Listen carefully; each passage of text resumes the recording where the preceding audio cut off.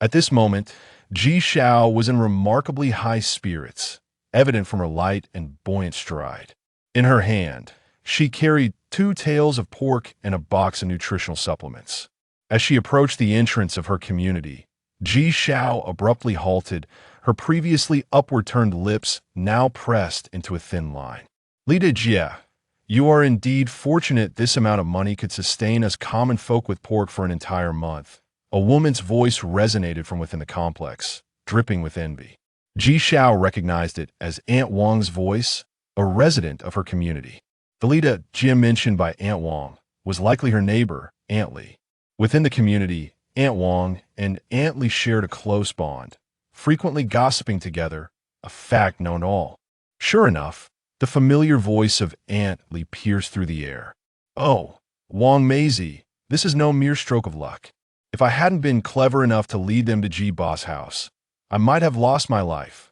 She spoke with a hint of lingering fear, yet an unmistakable pride shone through.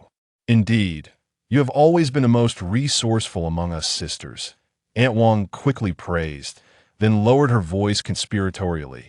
But weren't you worried about leading that group to Ji Boss house? Her inquiry stemmed not from concern for Jibo, but rather from pure curiosity. Worried? Antly replied, her eyes widening. What nonsense are you spouting? As if I would intentionally harm Themum. I, as such a malicious person? After a moment, she continued, moreover, Xiao Xiao is to be my future daughter-in-law. I wouldn't harm anyone, least of all her. Then why do you still? Aunt Wang was perplexed, but internally, she held a dismissive attitude. After all, Ji Xiao was merely a child bride to Aunt Li's family, and currently, no official acknowledgement had come from the Ji family. Unaware of Aunt Wang's thoughts, Aunt Li remarked, they've clearly expressed a need for someone knowledgeable about flowers and plants. With Ji Boss skills, if he manages to fulfill their requirements, it will only bring benefits, not detriments. In merely facilitating a significant business opportunity for Jibo. She sighed, I do not seek their gratitude, we are family. If I do not help, who will? In truth, Ji Xiao's features were not exceptionally beautiful, merely above average. However, her large, expressive eyes added a significant charm to her appearance. As Ji Xiao entered the community, she did not spare a glance at the 2 women instead. She quickened her pace towards home. The distant murmurs of this girl is becoming increasingly unruly, trailing behind her. At that moment, a singular thought consumed her. Her grandfather must not come to harm. If even a single hair were to be lost from his head, Aunt Li would not escape her wrath. Chapter 2. Driving ducks to the rack. As the words fell, the previously aloof girl's eyes suddenly brightened, and she leaped from the sofa, grasping Ji Xiao's hand with fervent hope. Can you truly heal it? In that moment, she resembled a genuine 14-year-old child. For some inexplicable reason, Ji Xiao felt that she was not as formidable as she initially seemed. However, she refrained from making any grand promises, shaking her head slightly. Give me a few days to try. Try?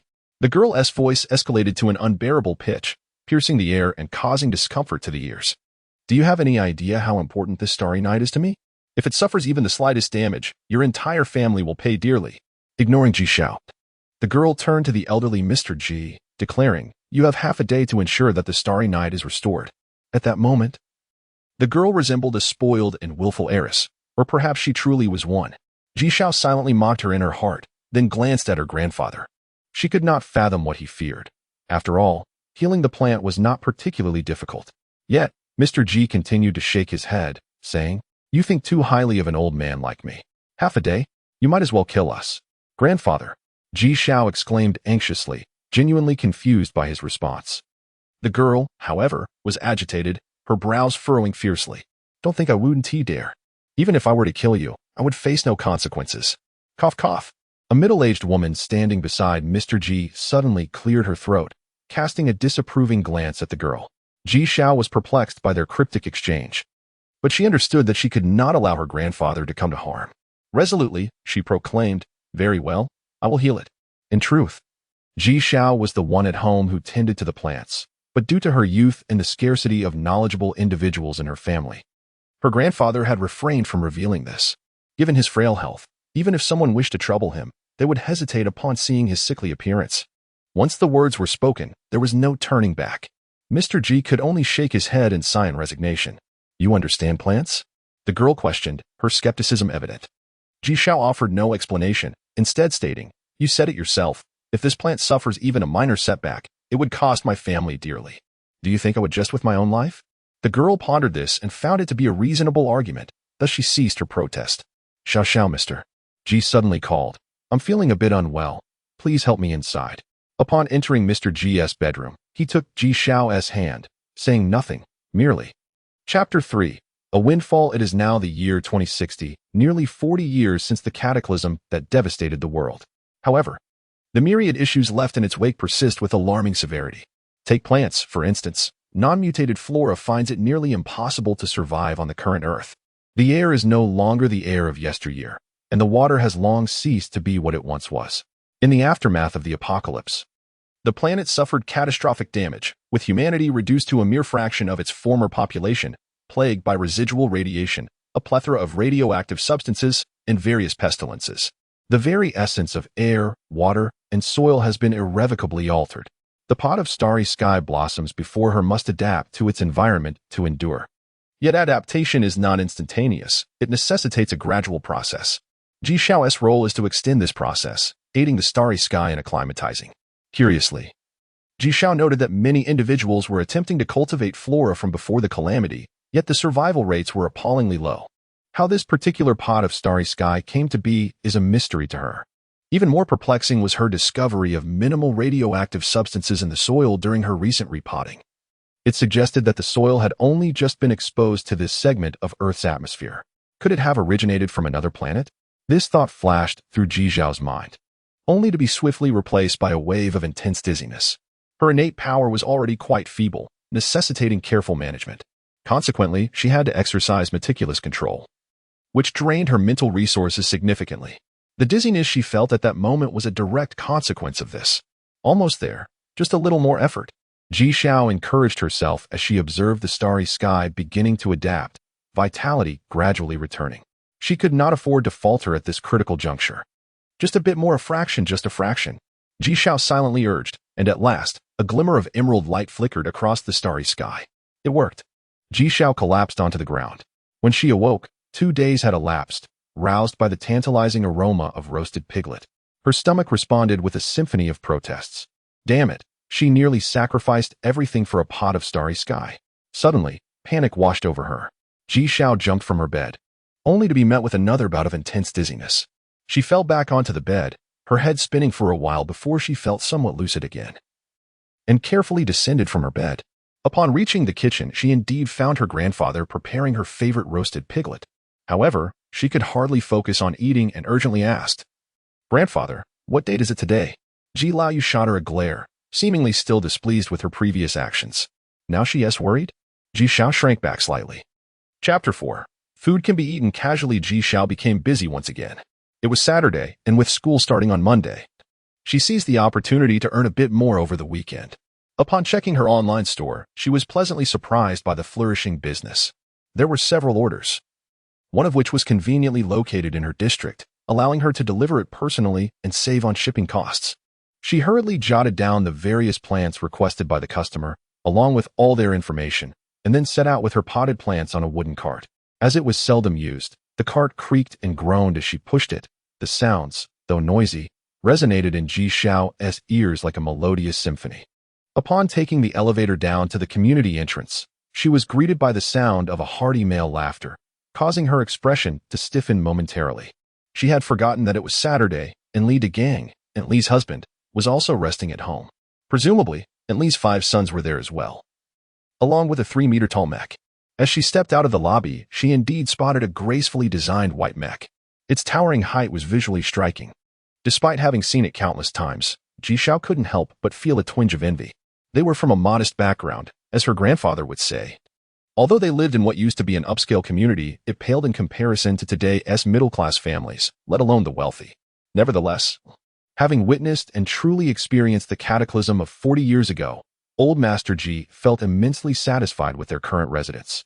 At the community entrance, Li Degang and his eldest son, Li Yingxiong, leaped down from the chest of the white mech, landing gracefully. Li Ying-xiong, filled with excitement, shouted ardently, "Mom, I did it.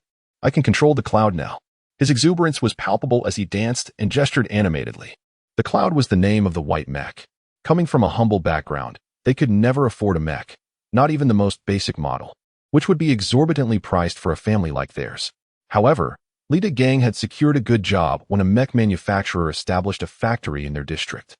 Being among the first batch of workers, he had completed 10 years by last year, earning the status of a senior employee, and thus received a basic mech as a reward. Since acquiring the mech, Aunt Li had become quite proud, frequently boasting about her keen judgment in choosing to marry Li Gang, who had once possessed nothing.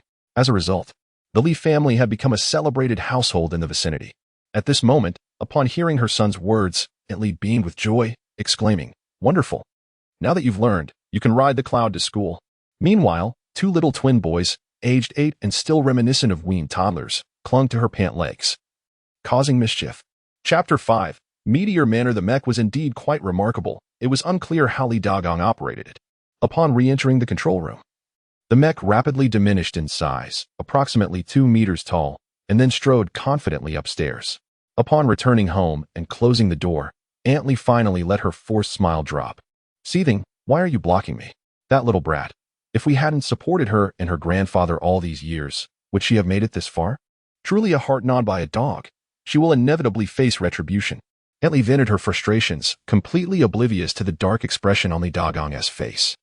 After a moment, he managed to twitch the corners of his mouth and asked, "Are you speaking of me?" Indeed, if anyone had a conscience gnawed by a dog, it would likely be Li Dagong himself. Aunt Li was momentarily speechless. "Are you still not satisfied with the embarrassment I've endured?"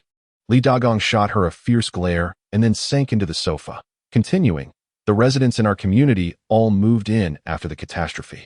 They are well aware of what transpired back then.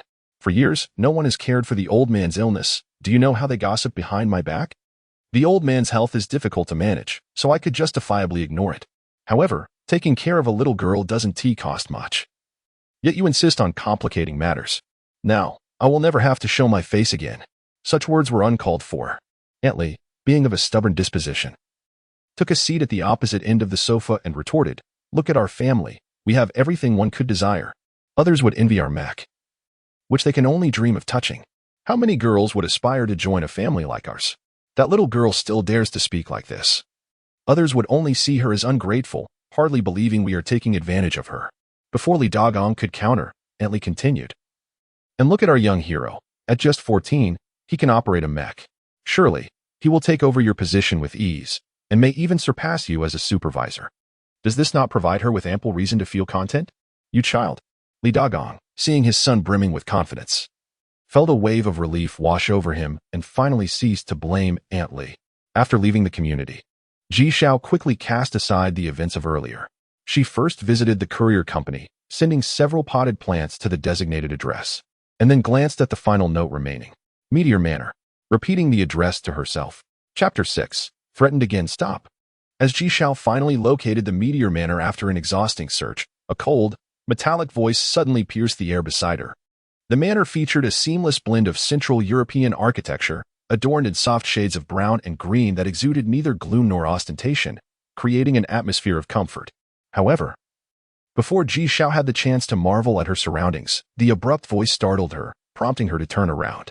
A towering, gray-black metallic mech stood ominously behind her. Its two pitch-black electronic eyes devoid of emotion, fixed intently upon her. Where did this come from? Ji Xiao mused, glancing back at the narrow alley she had traversed. It was a secluded path lined with lush green grass, leading back to the main road she had arrived from. Weeds, known for their tenacity, often survived even the harshest of calamities, so it was not surprising to see them flourish. Yet, the question lingered, how could such a vast expanse of grass conceal a 2-meter-tall robot? Lost in thought, Ji Xiao suddenly looked up at the sky, sighing as expected. Above the manor, robots occasionally soared, safeguarding its perimeters against any potential intruders. These robots, a variant of mechs, possess considerable intelligence, capable of engaging in simple conversations and discerning basic right from wrong, friend from foe. Warning, please vacate this area. Failure to comply will result in a judgment that you intend to trespass, and I will respond with laser fire. The frigid, metallic voice echoed ominously. sending a chill down Ji Xiao's spine. "Wait," Ji Xiao exclaimed, her tone tinged with urgency. "I'm here to deliver flowers. You might want to check with your master to see if he ordered a peace lily online." After a moment of silence, the metallic guardian lowered its weapon and gestured. "This way, please." Relieved, Ji Xiao felt the cold sweat on her brow finally trickle down her face, stinging her eyes. Following the robot's direction, she passed through the gate without hindrance and entered the manor. Before her lay a vast lake, surrounded by artificial hills and an array of exotic plants. 2 jade stone pathways extended from either side of the lake, leading into the depths of the estate. At that moment, a pale, elegantly featured female robot awaited her at the fork in the paths, smiling and nodding in greeting. "Hello, Mississippi." "Wait," the robot interjected calmly. "My master mentioned he is not very familiar with peace lilies and requires." Chapter 7. The world of warriors. To claim one is devoid of inferiority would be disingenuous. Ji Xiao raced along the sidewalk, her mind swirling with the day's extraordinary sights: the soaring mechs, the robotic sentinels, the humanoid servant automatons, and the vast, seemingly endless estates. This realm was entirely foreign to Ji Xiao, yet, thanks to the flamboyance of Antly, she had gleaned that the price of an ordinary transport mech hovered around 500,000, while a flying mech commanded several times that amount. Should it boast additional capabilities, such as combat, the cost would be astronomical. The gray-black robot she had seen today, capable of flight, guarding, and equipped with laser weaponry, represented a fortune. Its mere fingertip could very well equal her entire net worth, let alone the value of the estate itself. Yet, here she was, fretting over the mere sum of 600,000. As thoughts of 600,000 consumed her, Ji Xiao felt a surge of anxiety. Earlier that morning, she had perused the latest prices online, discovering that they had risen by an additional 20,000 since her last check. The prices were skyrocketing, and if she did not act swiftly, by the time she amassed the necessary 600,000, the price of that mech might have multiplied several times over. During the cataclysm, her grandfather had not directly encountered the ravages of war, yet the subsequent radiation, toxic substances, and plagues had gradually eroded his health. According to the doctors, this was due to an incomplete mutation. Survivors of the cataclysm had undergone varying degrees of mutation, emerging stronger and with formidable resistance. Some possessed immense strength, while others could leap 3 meters high, and still others developed peculiar abilities. Ultimately, those individuals became warriors, while the vast majority remained merely ordinary mutants. Their bodies enhanced for resilience, nothing more. Ji Xiao could not fathom why her grandfather's mutation had been incomplete. Yet she had to confront the harsh reality. Her grandfather's health was deteriorating, and she must labor tirelessly to earn money for medicine to sustain his life. Were it not for the elder's ailment, their family, reliant on the trade of flowers and plants, would have long since prospered. Evenings were perhaps her most leisurely time, free from the frantic pursuit of wealth, allowing her to engage in her true passion, training. The primordial energy she had utilized to treat the starry sky was a product of her own cultivation. The current professions could be broadly categorized into several types, the most popular being mech operators, and the most enigmatic being ancient. Chapter 8. The female bandit. As per usual, after a busy and fulfilling Sunday, Monday finally arrived, marking the day for Ji Xiao to attend school. Upon stepping outside, she encountered Li Yingxiong from next door, who seemed to be waiting for her. Upon seeing Ji Xiao emerge, he proudly patted his mech, Cloud, and exclaimed, "Xiao Xiao, would you like to ride in my mech to school?" Beside him stood 4 little ones: the second brother, Li Zhuangji, age 12, the third brother, Li Lingyun, age 10, and a pair of 8-year-old twins. All 4 of them gazed eagerly at the mech, wishing they could hop in immediately. The Li family's genes were neither particularly good nor bad. The 5 brothers possessed the most ordinary of appearances. In her childhood, Ji Xiao's greatest joy was chasing after her older brother, calling him brother, and even the second brother, Li Zhuangji, was her playmate. However, as she grew older and became more aware of Aunt Li's intentions, she deliberately distanced herself from the Li family. Nevertheless, deep down, she always regarded Li Yingxiong as her brother. It was only at this moment, witnessing the unabashed fervor in Li Yingxiong's eyes, that she realized it was not just Aunt Li who harbored such intentions. Li Yingxiong himself had similar thoughts towards her.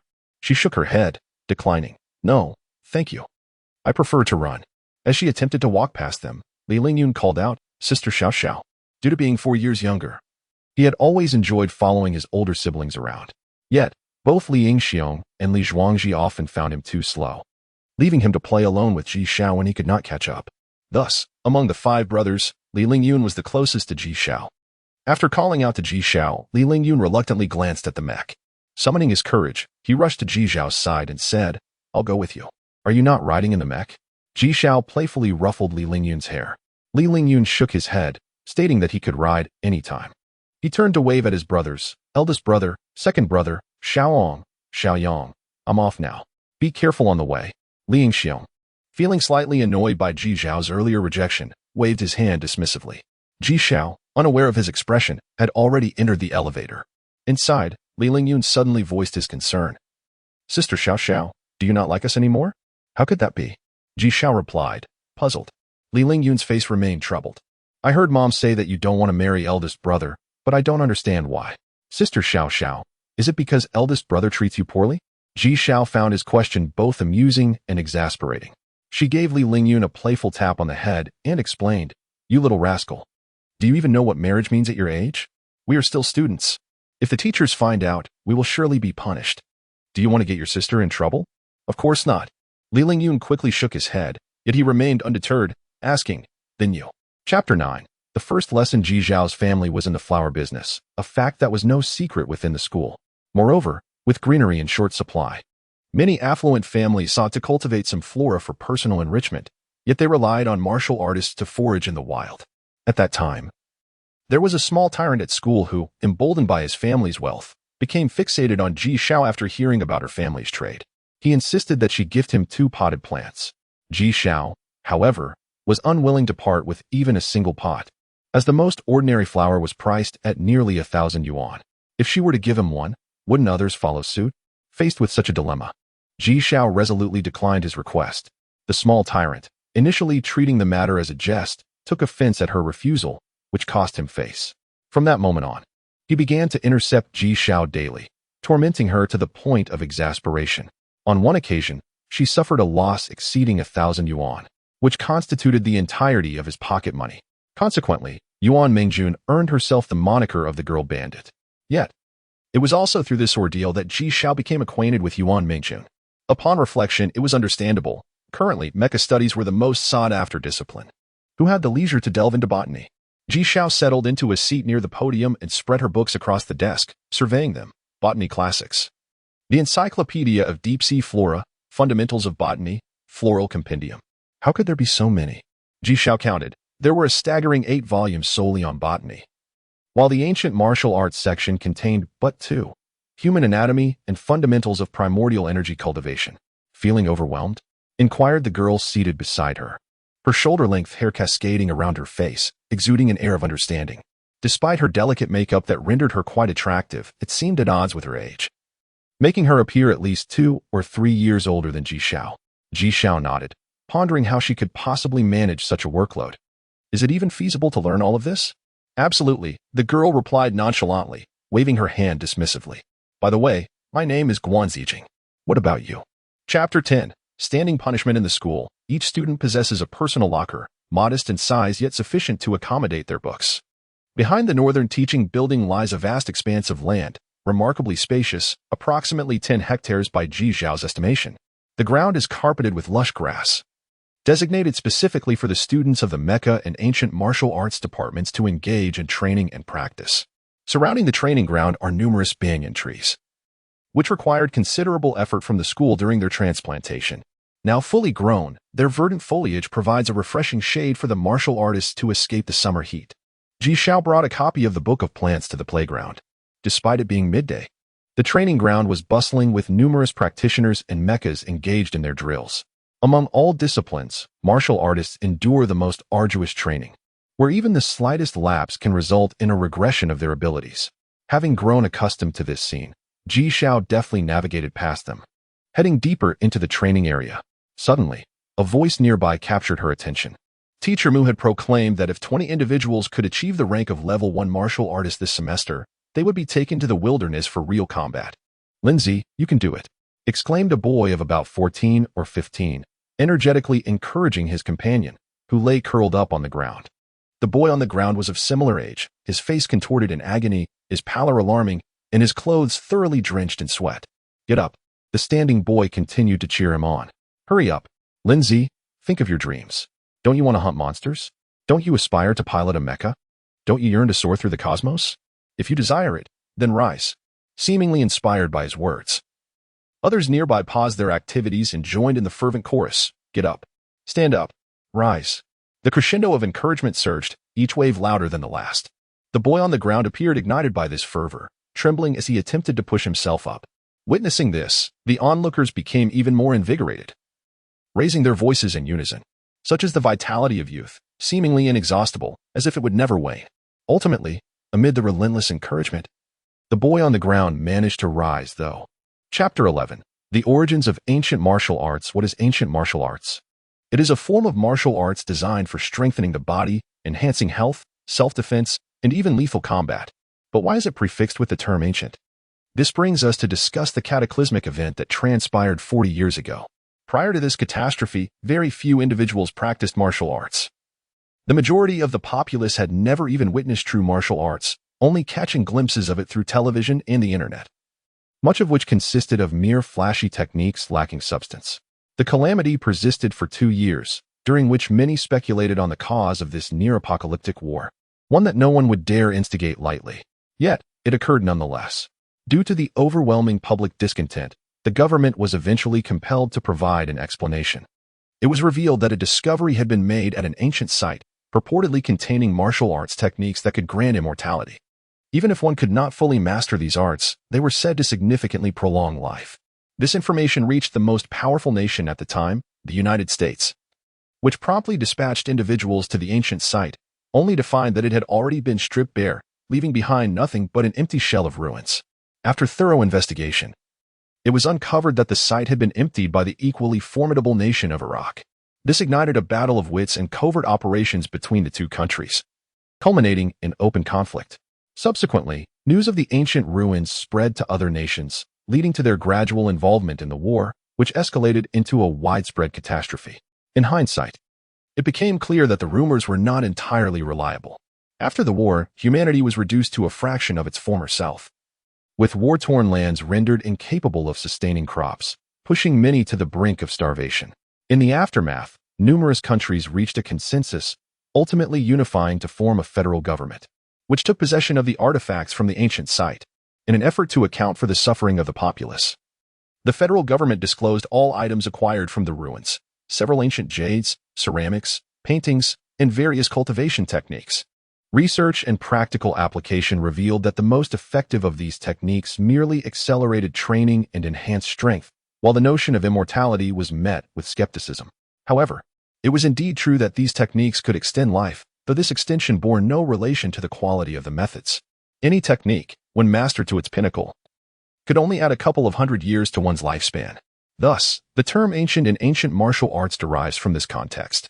Although Mu Chi was not significantly older than the students present, he spoke with great authority and clarity regarding the classification of martial artists' abilities. Mu Chi elaborated in detail, explaining that each level of martial artist exhibited distinct external manifestations. A first-level martial artist could project a thread of primordial energy, forming a glove of 1 centimeter in thickness around their hand. A second-level martial artist could manipulate this energy into various forms to attack adversaries. A third-level martial artist could levitate objects from a distance, while a fourth-level martial artist could momentarily. Chapter 12. Fragile Hearts. The two exchanged playful banter as they made their way outside the classroom. Most importantly, Jishao had been self-reliant since the age of 10, which was an aspect she admired deeply about herself. Upon hearing this, Jishao voiced her concerns, only to provoke a hearty laugh from Yuan Mengjun. You are truly foolish. Why didn't you come to me about this? Yuan Mengjun regarded Jishao as if she were a simpleton, but as she noticed Jishao's expression darken, she quickly realized the misunderstanding and added, Don't overthink it. Do I not know you well enough? I certainly would not lend you money. What do you mean by that? Jishao's demeanor softened slightly. Perhaps it was the impoverished who possessed the greatest pride, unable to accept help from others. Such assistance felt to her more like charity and pity. In truth, this mindset stemmed not from self-respect, but from feelings of inferiority. Yuan Mengjun spoke up. You remember the few girlfriends I've mentioned, right?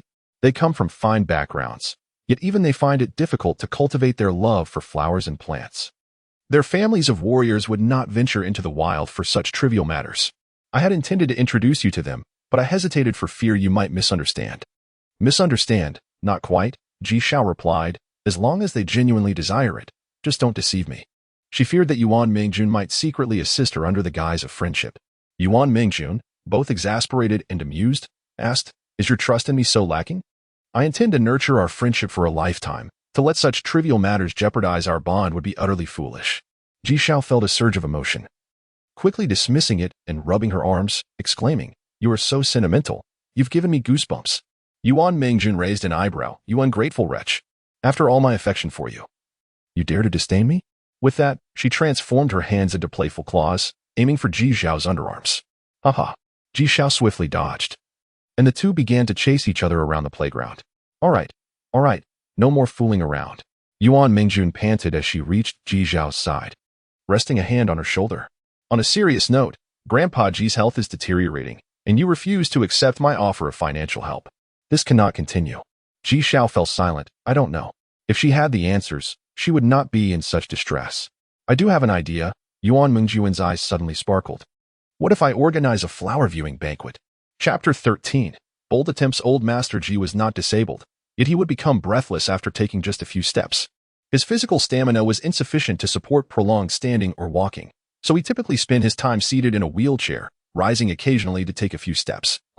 With a wheelchair readily available for him to rest when fatigued, Ji Xiao vividly recalled that 2 years prior, his grandfather was still capable of performing household chores and taking leisurely strolls around the neighborhood without issue. A year ago, however, he had begun to confine himself to the home, and this year, his range of movement had further diminished, leaving him reliant on his small wheelchair. It was time to accelerate. Ji Xiao clenched his fist in determination, bolstering his confidence. Everything is proceeding smoothly. After all, I am a genius, and everyone adores me. How could it not go well? He declared with a proud expression. Old Master Ji's eyes crinkled into a smile. Your audacity seems to be growing thicker by the day. You are utterly unashamed. Hee. Ji Xiao stuck out his tongue and pushed Old Master Ji into the living room before asking, Grandpa, have you taken your medicine today? Oh, that is true, Old Master Ji replied, not dwelling on the matter. Seemingly recalling something, he added, by the way, someone is coming to order flowers for office decoration, and they want our assistance in selecting a few pots. I recommended the money tree and the peace tree, and the payment has already been transferred to the account. Please find a time to deliver them. Once again, they were being asked to assist in selection, and the payment had already been made in advance, indicating that this was a client introduced by an acquaintance. Ji Xiao casually inquired, and Old Master Ji confirmed, yes, it was introduced by Boss Qin. Boss Qin was a long-standing client of their family, owning a factory that dealt in mecha parts. The mecha industry, apart from regular manufacturers, also involved modifications, leading to the emergence of the parts manufacturing sector. In today's market, anything related to mecha, provided it was of genuine quality, was guaranteed to be profitable, making Boss Qin one of the more renowned tycoons in the Southland district. His office and home were adorned with potted plants, all procured from the Ji family. For many years, aside from purchasing flowers for himself, Boss Qin had also referred numerous clients to them, thus earning a place as a benefactor of the Ji family. Upon hearing that it was a referral from Boss Qin, Ji Xiao took it to heart, resolutely deciding to deliver 2 exceptional pots. And do not overlook the newspaper office and the Ancient Martial Arts Society. Do not wait for them to call and remind you before you go. Old Master Ji advised further. Ji Xiao nodded affirmatively. Rest assured, I will not overlook anyone. They are all long-standing clients of ours. The newspaper office and the Ancient Martial Arts Society had also been loyal patrons of their family for quite some time. Chapter 14. The First Warrior, Part 1. Perhaps due to excessive nervousness, Ji Xiao's second attempt ended in failure once again. At this moment, Ji Xiao was drenched in sweat. Although harnessing her primal energy was not particularly taxing, the meticulous control required was profoundly draining. After merely 2 attempts with the seed, she felt a throbbing sensation in her head. Once more, Ji Xiao, undeterred, picked up another seed and began her experiment anew. This time, she exercised utmost caution, opting for a slower pace rather than rushing toward success. 10 minutes elapsed, and finally, a faint, imperceptible green sprout emerged from one end of the seed. Ji Xiao's heart soared with delight. Alas, in her exuberance, the seed shattered once more. Yet, Ji Xiao showed no signs of discouragement. Instead, she collapsed onto her bed, bursting into laughter. I did it. That fleeting green was unmistakably a sign of germination. which indicates that my approach is entirely feasible. Indeed, I am truly a genius. Ji Xiao mused with a sense of pride, and utterly exhausted, she gradually drifted into a deep slumber. It felt as though she had only just fallen asleep when dawn broke. Her biological alarm clock roused her at the appointed hour, her eyes still red-rimmed. However, the thought of last night's experiment reinvigorated her spirit. After meticulously planning her day, Ji Xiao swiftly leaped out of bed, washed her face, brushed her teeth, and tossed her soiled clothes into the ancient washing machine left by the previous owner. She then hurriedly grabbed 2 pots of plants and dashed out the door. All right. That is settled. Thank you, Boss Zhang. Half an hour later, Ji Xiao successfully delivered the money tree and the wealth tree to the designated client. To her surprise, the client, impressed by the flourishing condition of the plants, spontaneously ordered several more pots. Of course, Ji Xiao's persuasive skills played a significant role in this outcome. Well, for home use, let us go with aloe vera, asparagus fern, and lucky bamboo. This thought briefly flitted through her mind before Ji Xiao cast it aside, racing towards the school as she realized she was almost late. Ding ding. Just as the class bell rang, Ji Xiao burst into the ancient martial arts classroom. Indeed, it was Tuesday, and the ancient martial arts class was scheduled for the morning. As she rushed into the room, she nearly collided with another student. Ji Xiao could only silently apologize to the unfortunate soul in her heart. There was no choice. Yesterday, Mu Qi had made it abundantly clear that if she made one more mistake, she would no longer be permitted to attend ancient martial arts classes. Settling into her seat, Ji Xiao finally looked up at the classmate she had almost knocked over. It was then that she gasped in shock. What? How could it be him again? Ji Xiao lamented inwardly, wishing she could shrink beneath her desk. Indeed, that unfortunate individual was none other than the one who had hurriedly arrived for class. Chapter 15. The First Warrior, Part 2. 2 beams of light flashed by, and Cui Yuan afforded the raging bear no respite, unleashing another pair of lasers. The massive creature, still somewhat dazed, stumbled and failed to evade completely, ultimately sustaining a hit that left a charred hole on its hide. A collective gasp echoed among the students. How thick could its skin possibly be? Panting heavily like a bellows, the bear's eyes reddened with fury. It suddenly stomped the ground and charged towards the mech. The mech, capable of retreating swiftly and engaging in guerrilla tactics, inexplicably chose to confront the bear instead. A dazzling display of combat ensued, with the mech's movements epitomizing the union of strength and grace. Despite the intense atmosphere, each evasion, strike, and kick exuded a breathtaking beauty of power.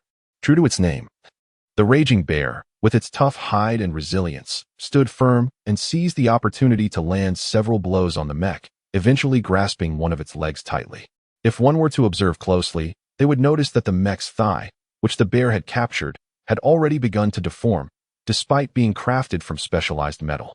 Gripping the mech's leg, the bear swung it as if it were a mere handkerchief, whirling it around its head before slamming it down into the ground with tremendous force. Oh no! Several timid students covered their eyes, fearing the catastrophic scene of destruction. Yet, that moment did not unfold.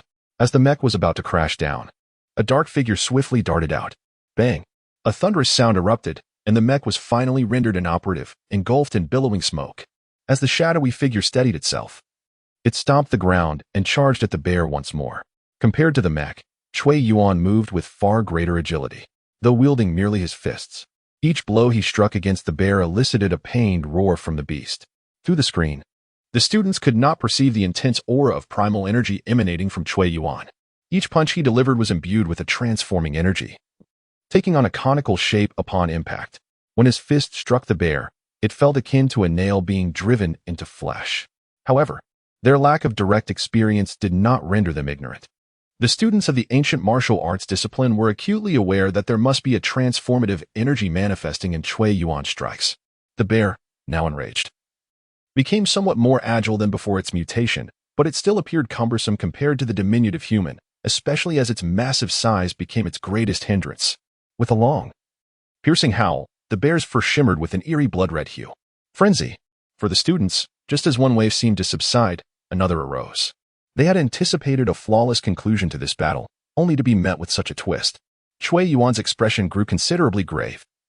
The bear's transformation into a frenzied state was still ongoing. Chapter 16. Casual chit-chat among close friends. The scene remains familiar. Yet the once proud silhouette clad in black has vanished, leaving only the lifeless form of the great bear sprawled upon the ground. The imagery gradually shifts, traversing a plain strewn with gravel, until a city emerges upon the screen. It appears to be merely a few kilometers distant. Cui Yuan had no choice but to confront the ferocious bear head-on in order to safeguard this city. Naturally, it is also for this very city that he has perished. Those who weep in hushed tones can no longer contain their sorrow, bursting into anguished cries. Cui Yuan, the foremost warrior of humanity, though not the mightiest among all warriors, has nonetheless been accorded the esteemed title of the premier martial artist. Following the Great Calamity, beasts adapted to their environment and exhibited superior survival capabilities, leading them to evolve more swiftly than humans. This savage bear was the first among the monstrosities to attain A-grade strength, using its formidable power to raise 3 human cities, leaving an incalculable number of victims in its wake. As humanity teetered on the brink of extinction, Cui Yuan stepped forth to confront the threat. Having prepared thoroughly for this battle, Cui Yuan had already made arrangements for all that would follow. According to his family, from the moment the bear first entered human sight, Cui Yuan had engaged in relentless training. The night before he sought the bear, he had just achieved a breakthrough to the 6th level. He is recognized as the first martial artist in human history to ascend to this level, although many have since surpassed him in strength. His revered status in the hearts of humanity remains unassailable. Xiao Xiao. A voice, tinged with tears, called out from behind Ji Xiao. Turning around, she found 2 friends, their faces streaked with tears, glaring at each other before bursting into laughter. Their spirits slightly lifted, yet the atmosphere remained subdued as they descended the stairs together. Xiao Xiao. I believe I understand Teacher Mu's intention, Yuan Meijun spoke softly. Ji Xiao nodded gently, though she had yet to fully grasp it. The literal meaning was clear to all. Teacher Mu was urging them to discover their own martial beliefs. However, Ji Xiao had not yet resolved whether she wished to be a warrior, let alone contemplate the matter of belief. Yet, a profound yearning surged within her, a fervent desire to become a martial artist, a longing she had never experienced so intensely before, causing her entire being to tremble. Chapter 17. First encounter. As the class concluded, it was already 5 in the afternoon. Ji Xiao had contemplated approaching Teacher Zhou with some inquiries the previous night, but with the experiment having been successful, such questions seemed redundant. Thus, she promptly made her way to the mecha department to await Yuan Meijun, though the dismissal time was uniform for all classes. The mecha department's students were not as swift in departing. Upon reaching the doorway of the classroom, Ji Xiao noticed that the students were still engaged in tidying up various mecha models. The instructor had yet to leave the podium, and Ji Xiao realized that the teacher at the mecha department, in both appearance and age, was comparable to Mu Qi, both appearing to be around 17 or 18 years old, boasting strikingly handsome features. However, compared to Mu Qi, the mecha instructor exuded a far more serious demeanor, his countenance resembling that of a scowling coal, as if the world owed him a great sum. As Ji Xiao observed him, he was in the midst of berating the students below, exclaiming, "Are you all imbeciles? I just taught you the essential points to be mindful of. And you've forgotten already? I have reiterated countless times that a mecha is our second life. You must cherish every component as you would your own life. Is this how you value it?" Ji Xiao rolled her eyes, finding his incessant nagging rather amusing. She couldn't help but wonder what it must be like for Meijun to attend classes under such a teacher. The mere thought brought a smile to her face. Straightening up, Ji Xiao adopted a serious demeanor and inquired, "Teacher, is there something you need?" Li Bo had initially noticed Ji Xiao lurking at the door. Judging by her age, it was evident she was a student from the institution, so he paid her little mind. Little did he know, this girl was audacious enough to smirk in a manner that made him question whether he had inadvertently made a fool of himself. Unable to contain his curiosity any longer, Li Bo spoke up. "You're not a student of the mecha department, are you?" he asked, his brow furrowed in evident displeasure. Ji Xiao nodded, replying, "I'm here to wait for a friend." Li Bo waved his hand dismissively, "Then stand aside and don't disrupt the class for the other students." "Class? It's clearly after school hours," Ji Xiao thought to herself, though she dared not voice her dissent, obediently stepping aside. Before long, the teacher exited the room, striding past Ji Xiao without a sideways glance.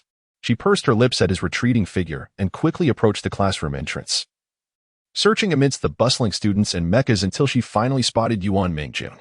"Meijun," Ji Xiao called out, waving her hand. Yuan Meijun looked up, her hands. Chapter 18. Never give up. It is not entirely her fault. This semester marked a division in her studies, exposing her to an overwhelming array of novel concepts that had previously eluded her grasp.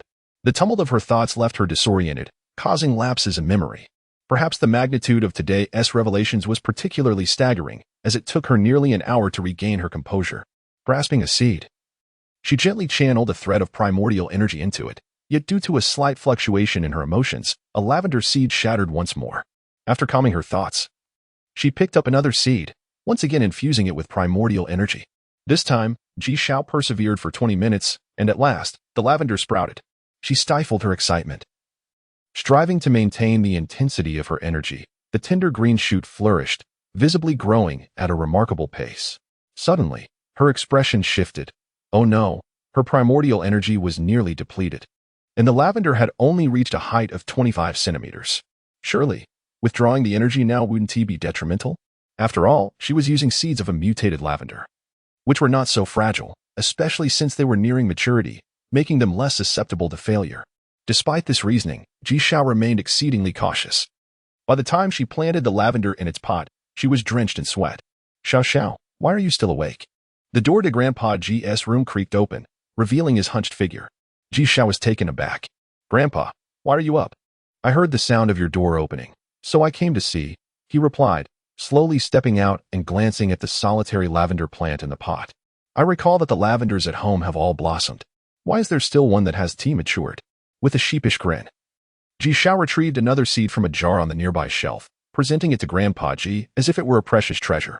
Grandpa, look closely. Feeling the remnants of primordial energy within her, Ji Xiao steadied herself and began to channel it. The energy coursed through her meridians to her palm, then flowed delicately into the seed. 1 minute, 2 minutes, 3 minutes. So engrossed was Ji Xiao in her task that she failed to notice the beads of sweat forming on Grandpa G's forehead, his pale complexion alarming. Yet, despite his discomfort, he did not interrupt Ji Xiao, steadfastly waiting for the surprise she would unveil. 5 minutes passed, and at last, a tender green shoot emerged from one end of the seed, just as Ji Xiao's primordial energy was entirely expended. Though her complexion mirrored his pallor, her expression radiated with exhilaration as she presented the seed to Grandpa Ji. Grandpa, look. Grandpa Ji was utterly astonished. Chapter 19. The White Spirit Manor. Ji Xiao was unsure how long she had been crying. It felt both fleeting and interminable. A hand resting gently on her shoulder eventually brought her tears to a halt. Lifting her gaze from her knees, she found a neatly folded white handkerchief before her. Rather than accepting it, she looked up at the person offering it, her eyes mirroring those of an abandoned child. It was Muchi. Ji Xiao stared at him, her mind a blank canvas, utterly oblivious to how Muchi had arrived in this moment, or even where she was. She still did not take the handkerchief he extended. Muchi, after retracting the handkerchief, placed it in his pocket and inquired, "How many days do you need?" After pondering briefly, Ji Xiao responded, "Just this week. I'll be able to attend classes normally next week." "All right, I will speak with Teacher Zhou," Muchi replied. It was then she noticed another figure standing not far behind him, a young teacher from the mecha department, akin in age to Muchi. Ji Xiao did not greet him. She merely nodded slightly and passed by.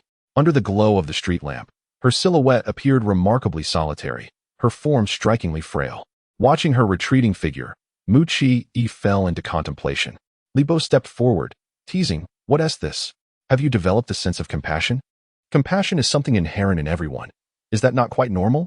Muchi shrugged, a stark contrast to his demeanor in the classroom. Li Bo nodded in agreement, recalling her earlier outburst that had nearly caused his mecha to malfunction. What on earth happened?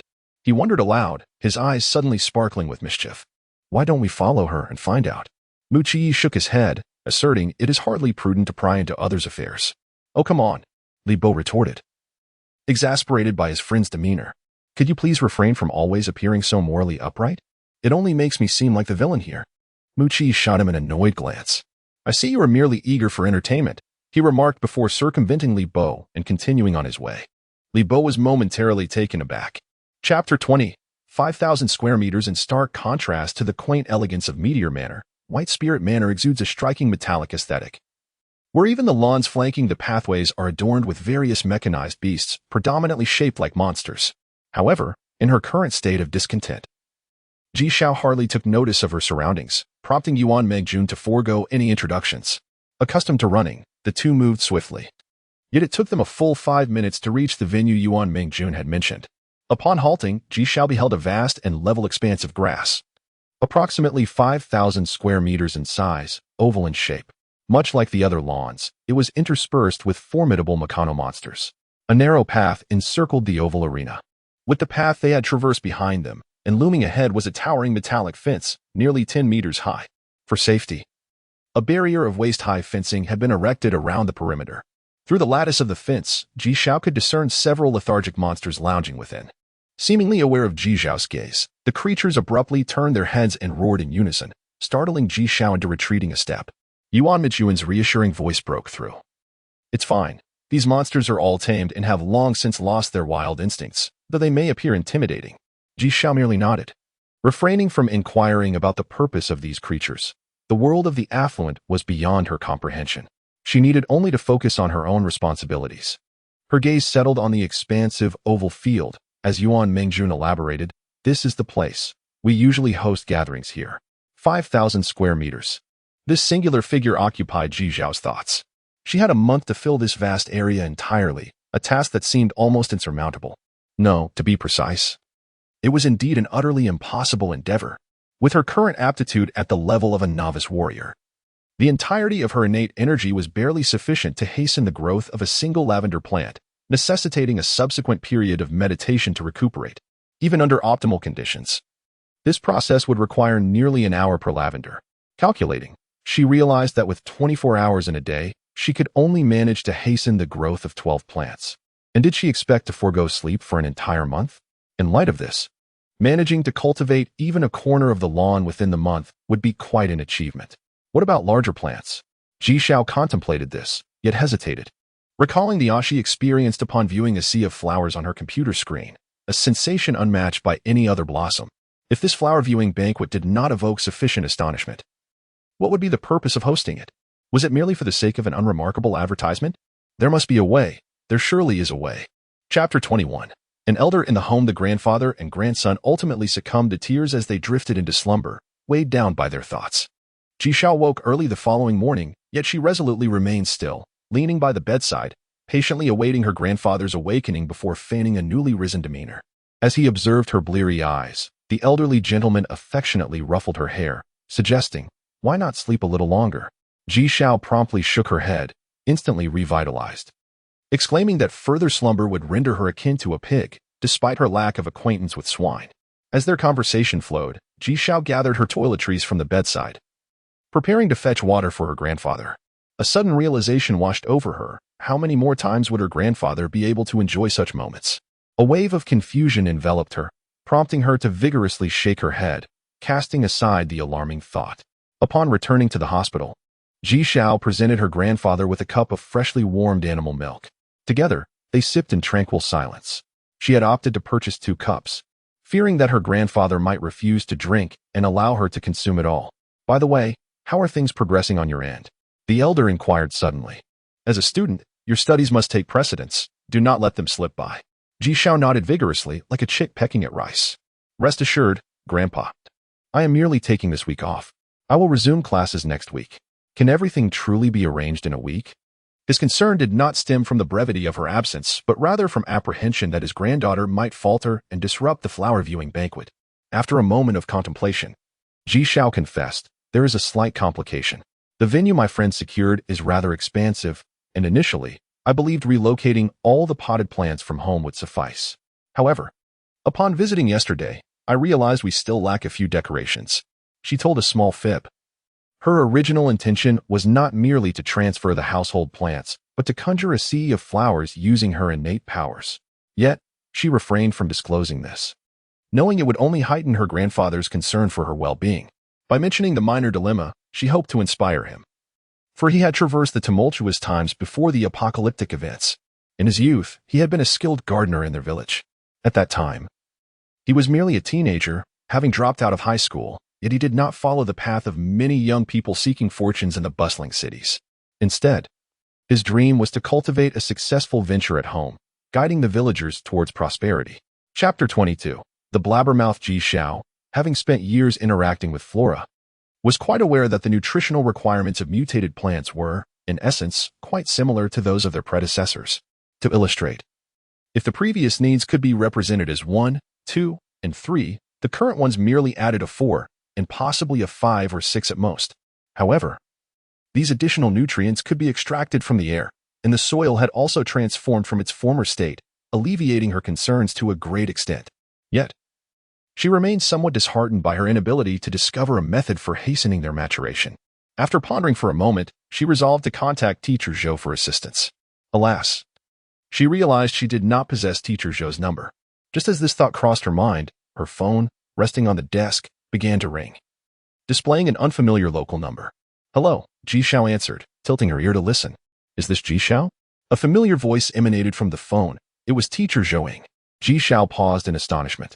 How peculiar that just as she contemplated calling Teacher Zhou, the teacher's call had come through first.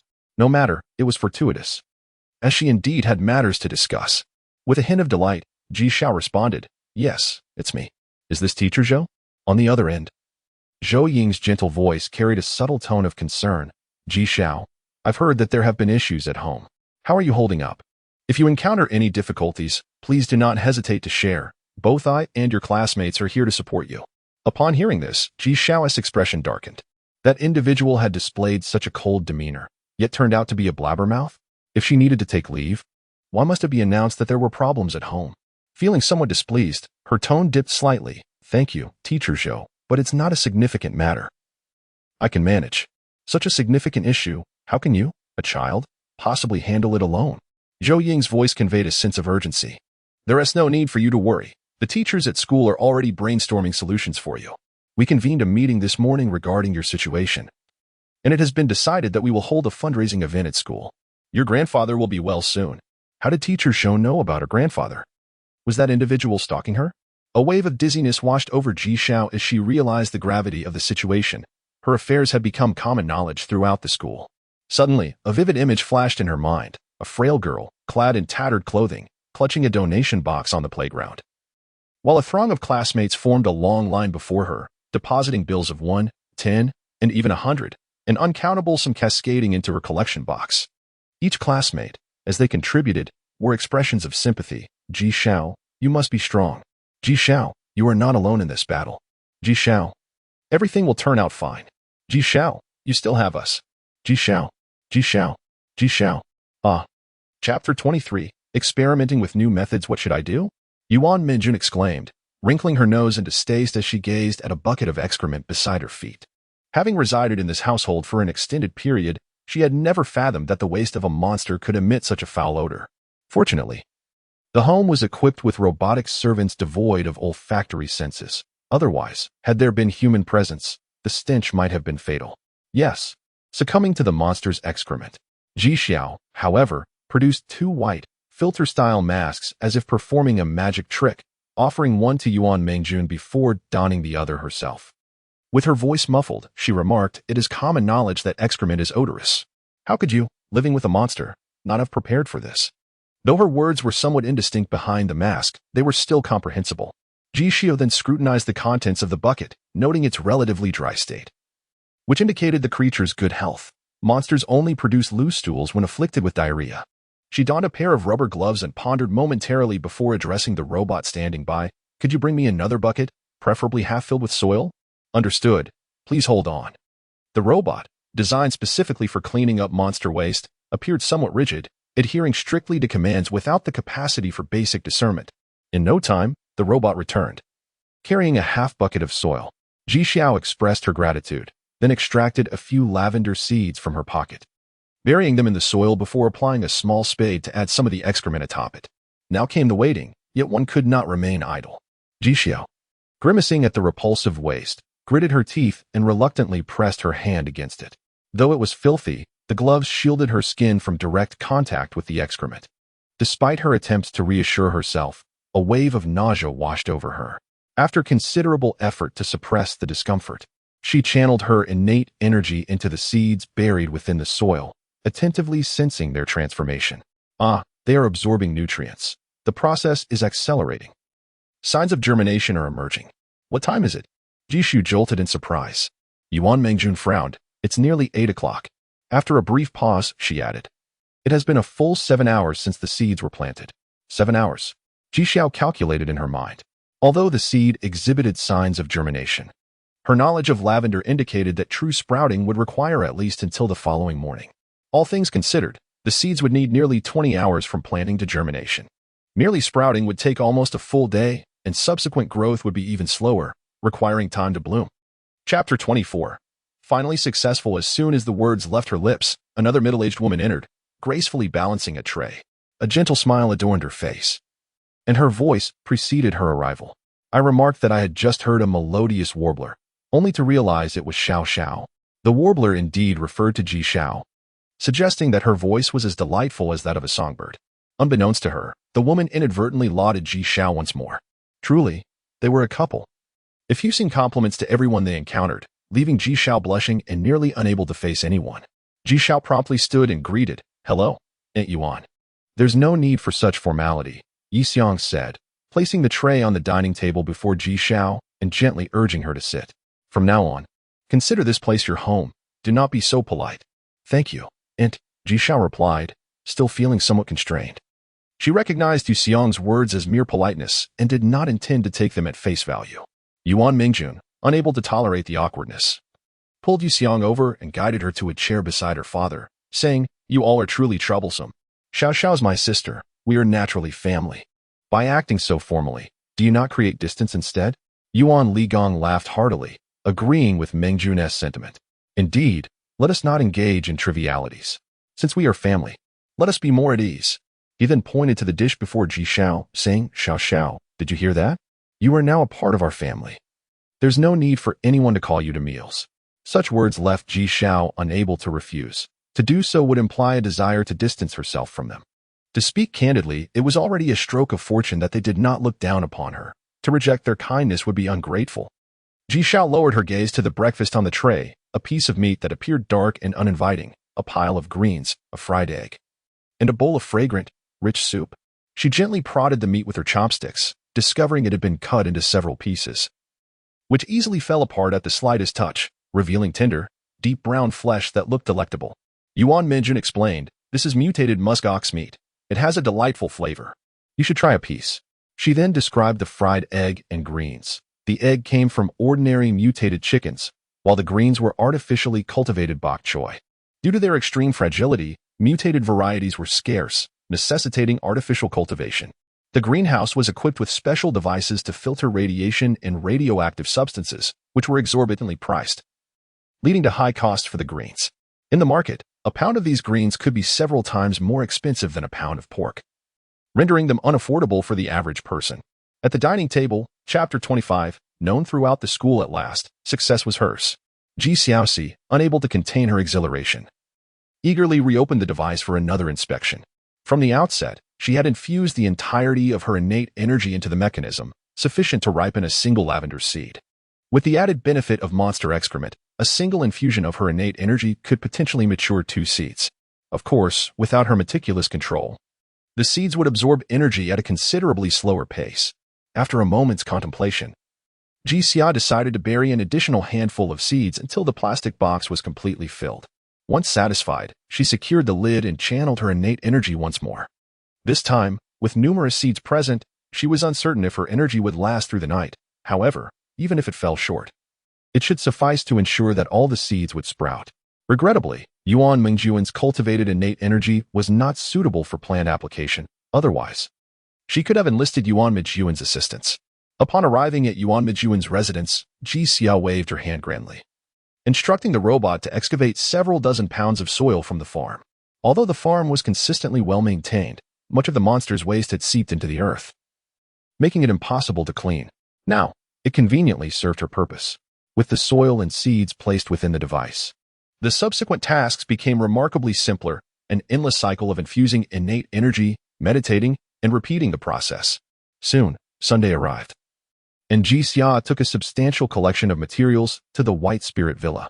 Unbeknownst to her, the compression devices had reached a count of 41, with lavender seeds scattered throughout all of them. As soon as she stepped through the school gates, Ji Xia sensed an unusual atmosphere. It was precisely the time for classes to commence, and the playground was bustling with students arriving for lessons. Yet, at that moment, they were all casting furtive glances in her direction. She was indeed the Ji Xia. Whispers faintly reached her ears, causing her breath to hitch. What did they mean by that Ji Xia? Was she not the only Ji Xia in the school? Then another voice rose above the rest, exclaiming, "It's her." The tone was inexplicably filled with awe, leaving Ji Xia momentarily perplexed by the emotions it conveyed. It was indeed her. The school had originally prepared to organize a fundraising event for her, but somehow, it had been cancelled. This was quite perplexing. Why would they cancel it? Shouldn't one seek help in times of difficulty? You wouldn't understand, came the response. They must be afraid of being ridiculed. Ridiculed? Were it not for people like you who revel in watching the drama unfold, where would the ridicule come from? The voices surrounding her were numerous, both male and female. Some filled with sympathy, others tinged with mockery, leaving Ji Xia unable to discern who had uttered which remark. Chapter 26, Little White Flower in the Morning. During teacher Zhou Ying's class, Ji Xiao was lost in thought, her mind adrift in the cosmos. Thankfully, due to Zhou Ying's amiable disposition, Ji Xiao was spared from being called out and punished. After class, Zhou Ying did not leave. Instead, she called Ji Xiao over. Expressing concern, "Are you still worried about your grandfather?" She assumed Ji Xiao's distraction stemmed from her grandfather's situation. Ji Xiao quickly shook her head, replying, "No, teacher Zhou. The matter regarding my grandfather will soon be resolved. I just feel a bit unwell." She intended to be forthright. But the memory of chastising someone for being a chatterbox made her hesitate. She feared admitting her own indiscretion would only prove her to be a hypocrite. Indeed, her concern was not about informing on anyone, but rather about whether she should attend the martial arts class in the afternoon. Nevertheless, Ji Xiao remained disobedient. The moment Zhou Ying departed, she hurriedly dragged Yuan Mingjun to the Bailing Manor. Upon arriving on the lawn and gazing at the flourishing lavender seedlings within the compressed growth devices, a profound sense of satisfaction blossomed within Ji Xiao. Soon, she would cultivate a sea of flowers. However, her brow soon furrowed as she surveyed the expansive lawn, a hint of worry crossing her features, clearly. The 41 devices still held insufficient seedlings. "Mingjun, could you do me a favor?" Ji Xiao suddenly asked Yuan Mingjun. Yuan Mingjun, engrossed in examining the seedlings in each device, turned with a broad grin and replied, "What are we to each other? Your matters are my matters, after all." Unable to suppress a smile, Ji Xiao conceded, "You're right. I'll be straightforward. I wish to borrow a robot." "Borrow a robot?" Yuan Mingjun inquired, puzzled. "What do you need a robot for?" "I may be residing here for the foreseeable future." Ji Xiao's expression turned troubled. She had yet to discuss this with Yuan Mingjun. While she had no doubts about her friend's support, she was uncertain how Uncle Yuan and Aunt Yuan would react. Yuan Mingjun, understanding the implications, beamed with delight. "Great. That way, I will have a companion. Leave it to me to take care of Grandpa Yuan. I'll place my little white flower at your home. And Grandpa Yuan will be just fine." "Little white flower?" Ji Xiao blinked in confusion. Yuan Mingjun chuckled, her cheeks flushing with embarrassment. "That's the robot my father gifted me. When I first saw it, all white and delicate, I named it Little White Flower." "Huh." Ji Xiao couldn't help but burst into laughter. Chapter 27, The First Monthly Examination in the Lush Yard of Yuan Mingjun's home. A lively scene unfolded as 7 or 8 sophisticated robots wielded tiny hoes, creating an amusing and peculiar sight. Yuan Mingjun was assisting nearby, yet she frequently shrieked for various reasons. "Ah, there's an earthworm, an ant. I've broken a root," and so forth. Nevertheless, her joy was palpable. Despite the incessant screams, she exuded an air of excitement. This was her inaugural experience in planting flowers, and she was on the verge of creating a breathtaking floral expanse. The thought of everyone being awestruck by this vibrant sea of blossoms filled her with exhilaration. Although this was not Yuan Mingjun's first encounter with lavender, having previously seen it at Ji Xiao's home, she had never envisioned how splendid it would appear when a solitary purple hue transformed into a vast ocean of violet. The robots had excavated nearly half of the holes on the lawn, while Yuan Mingjun diligently transplanted the lavender at a much slower pace. However, she was unfazed. The task of replanting was not overly challenging, and once the robots finished digging, they would lend a hand. Ji Xiao, on the other hand, did not assist. She was engaged in transplanting other flowers at the edge of a different patch of grass, having just moved the potted plants from her home. Ji Xiao's stipulation was that various flowers should be planted around the lavender area to prevent the scene from becoming too monotonous, ensuring that those who were not particularly fond of lavender would not be disappointed. Naturally, she refrained from mixing other flowers into the lavender sea, as that would disrupt the essence of ocean. Beneath the sun, Ji Xiao toiled vigorously, often taking breaks to visit the nearby lawn, where she would nourish the remaining lavender that had yet to mature. Following the order of planting, it was anticipated that all the lavender would be ready by the end of the month, allowing her a few days to rest. The flower appreciation banquet was scheduled for the 4th of next month. Time flew by in the midst of their busy endeavors. And as Ji Xiao finally found a moment to rest, it coincided with the month's end. The school had informed them yesterday that, starting this month, a monthly examination would be conducted at the end of each month. If a student failed to pass 3 consecutive exams, they would face expulsion. Determined to achieve commendable results the next day, Ji Xiao retired early for the night. The following day, Ji Xiao arrived at school on time. As she reached the entrance, she was intercepted by the anxious Yuan Mengjun, who had been waiting eagerly. "Xiao Xiao, come quickly," Yuan Mengjun exclaimed, pulling her toward the north teaching building. Perplexed, Ji Xiao ran alongside her and inquired, "What's the matter?" Yet, Yuan Mengjun remained silent, insisting, "You'll find out when we get there." Ultimately, Yuan Mengjun brought Ji Xiao to a shadow board in front of the north teaching building. "Look," she exclaimed, pointing to a name in the corner of the board. Chapter 28. The training room. The examination for the botanical arts was conducted on a computer, and Ji Xiao did not take long to complete it. After answering all the questions, she reviewed her answers and subsequently submitted her paper before leaving. Yuan Mengjun seemed to still be in the midst of her exam. Upon exiting the classroom, Ji Xiao could not find her. She had no intention of relying on Yuan Mengjun for any dishonest assistance and proceeded directly to the classroom for the ancient martial arts department. To her surprise, the classroom was empty. Typically bustling with students, it was now devoid of life. After searching for a while, Ji Xiao finally spotted a notice affixed to the wall by the entrance, instructing all examinees to report to the training room. Upon arriving at the training room, Ji Xiao found it filled with people, particularly in the hallway. She had to maneuver through the crowd. "Hey there, you must be Ji Xiao, right?" As soon as she stood at the entrance, a round-faced girl caught her attention. Though Ji Xiao did not recognize her, she nodded and replied, "Yes, I am. May I ask who you are?" The round-faced girl, who was not overweight but rather possessed a well-proportioned figure devoid of any excess flesh, smiled warmly. Perhaps due to her youth, the baby fat on her face had yet to fade, and she sported 2 charming dimples when she smiled. "Hello, my name is Ding Ling." Ji Xiao had never encountered such an enthusiastic classmate before, which brought her a sense of joy. She extended her hand, saying, "Nice to meet you." After a brief handshake, Ding Ling continued, "I am from the mecha department. I happened to see you when you came to our classroom looking for Yuan Mengjun last time." "You know Mengjun?" Ji Xiao expressed her astonishment. After all, the mecha department housed thousands of students, and many faces were unfamiliar, let alone their names. Ding Ling laughed heartily. "How could I not know her? Yuan Mengjun is one of the most formidable individuals in the mecha department. She often leaves others in tears during practice sessions, and many students are too intimidated to spar with her."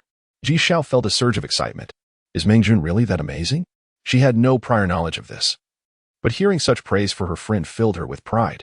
Wait a moment, Ji Xiao suddenly realized. Is your mecha department's exam taking place here as well? Ding Ling nodded. Yes, indeed. This time, both the mecha and ancient martial arts examinations involve simulated combat, so naturally, they are being held here. Did you not know? She appeared somewhat perplexed, wondering how Ji Xiao could have come to this location without any prior knowledge. Simulated combat? Ji Xiao was utterly bewildered. She had never encountered such a term before. Noticing her confusion, Ding Ling decided to clarify. It involves computer simulations that connect to a person's brainwaves, allowing one's consciousness to manifest within the computer where they engage in combat with a generated opponent.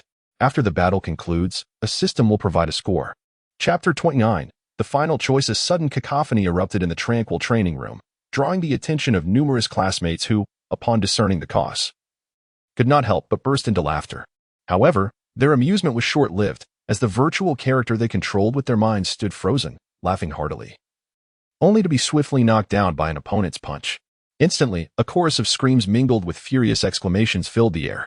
"Fool," Li Bo remarked, twitching his lips while suppressing a chuckle, yet the mirth in his voice diminished the intended reprimand.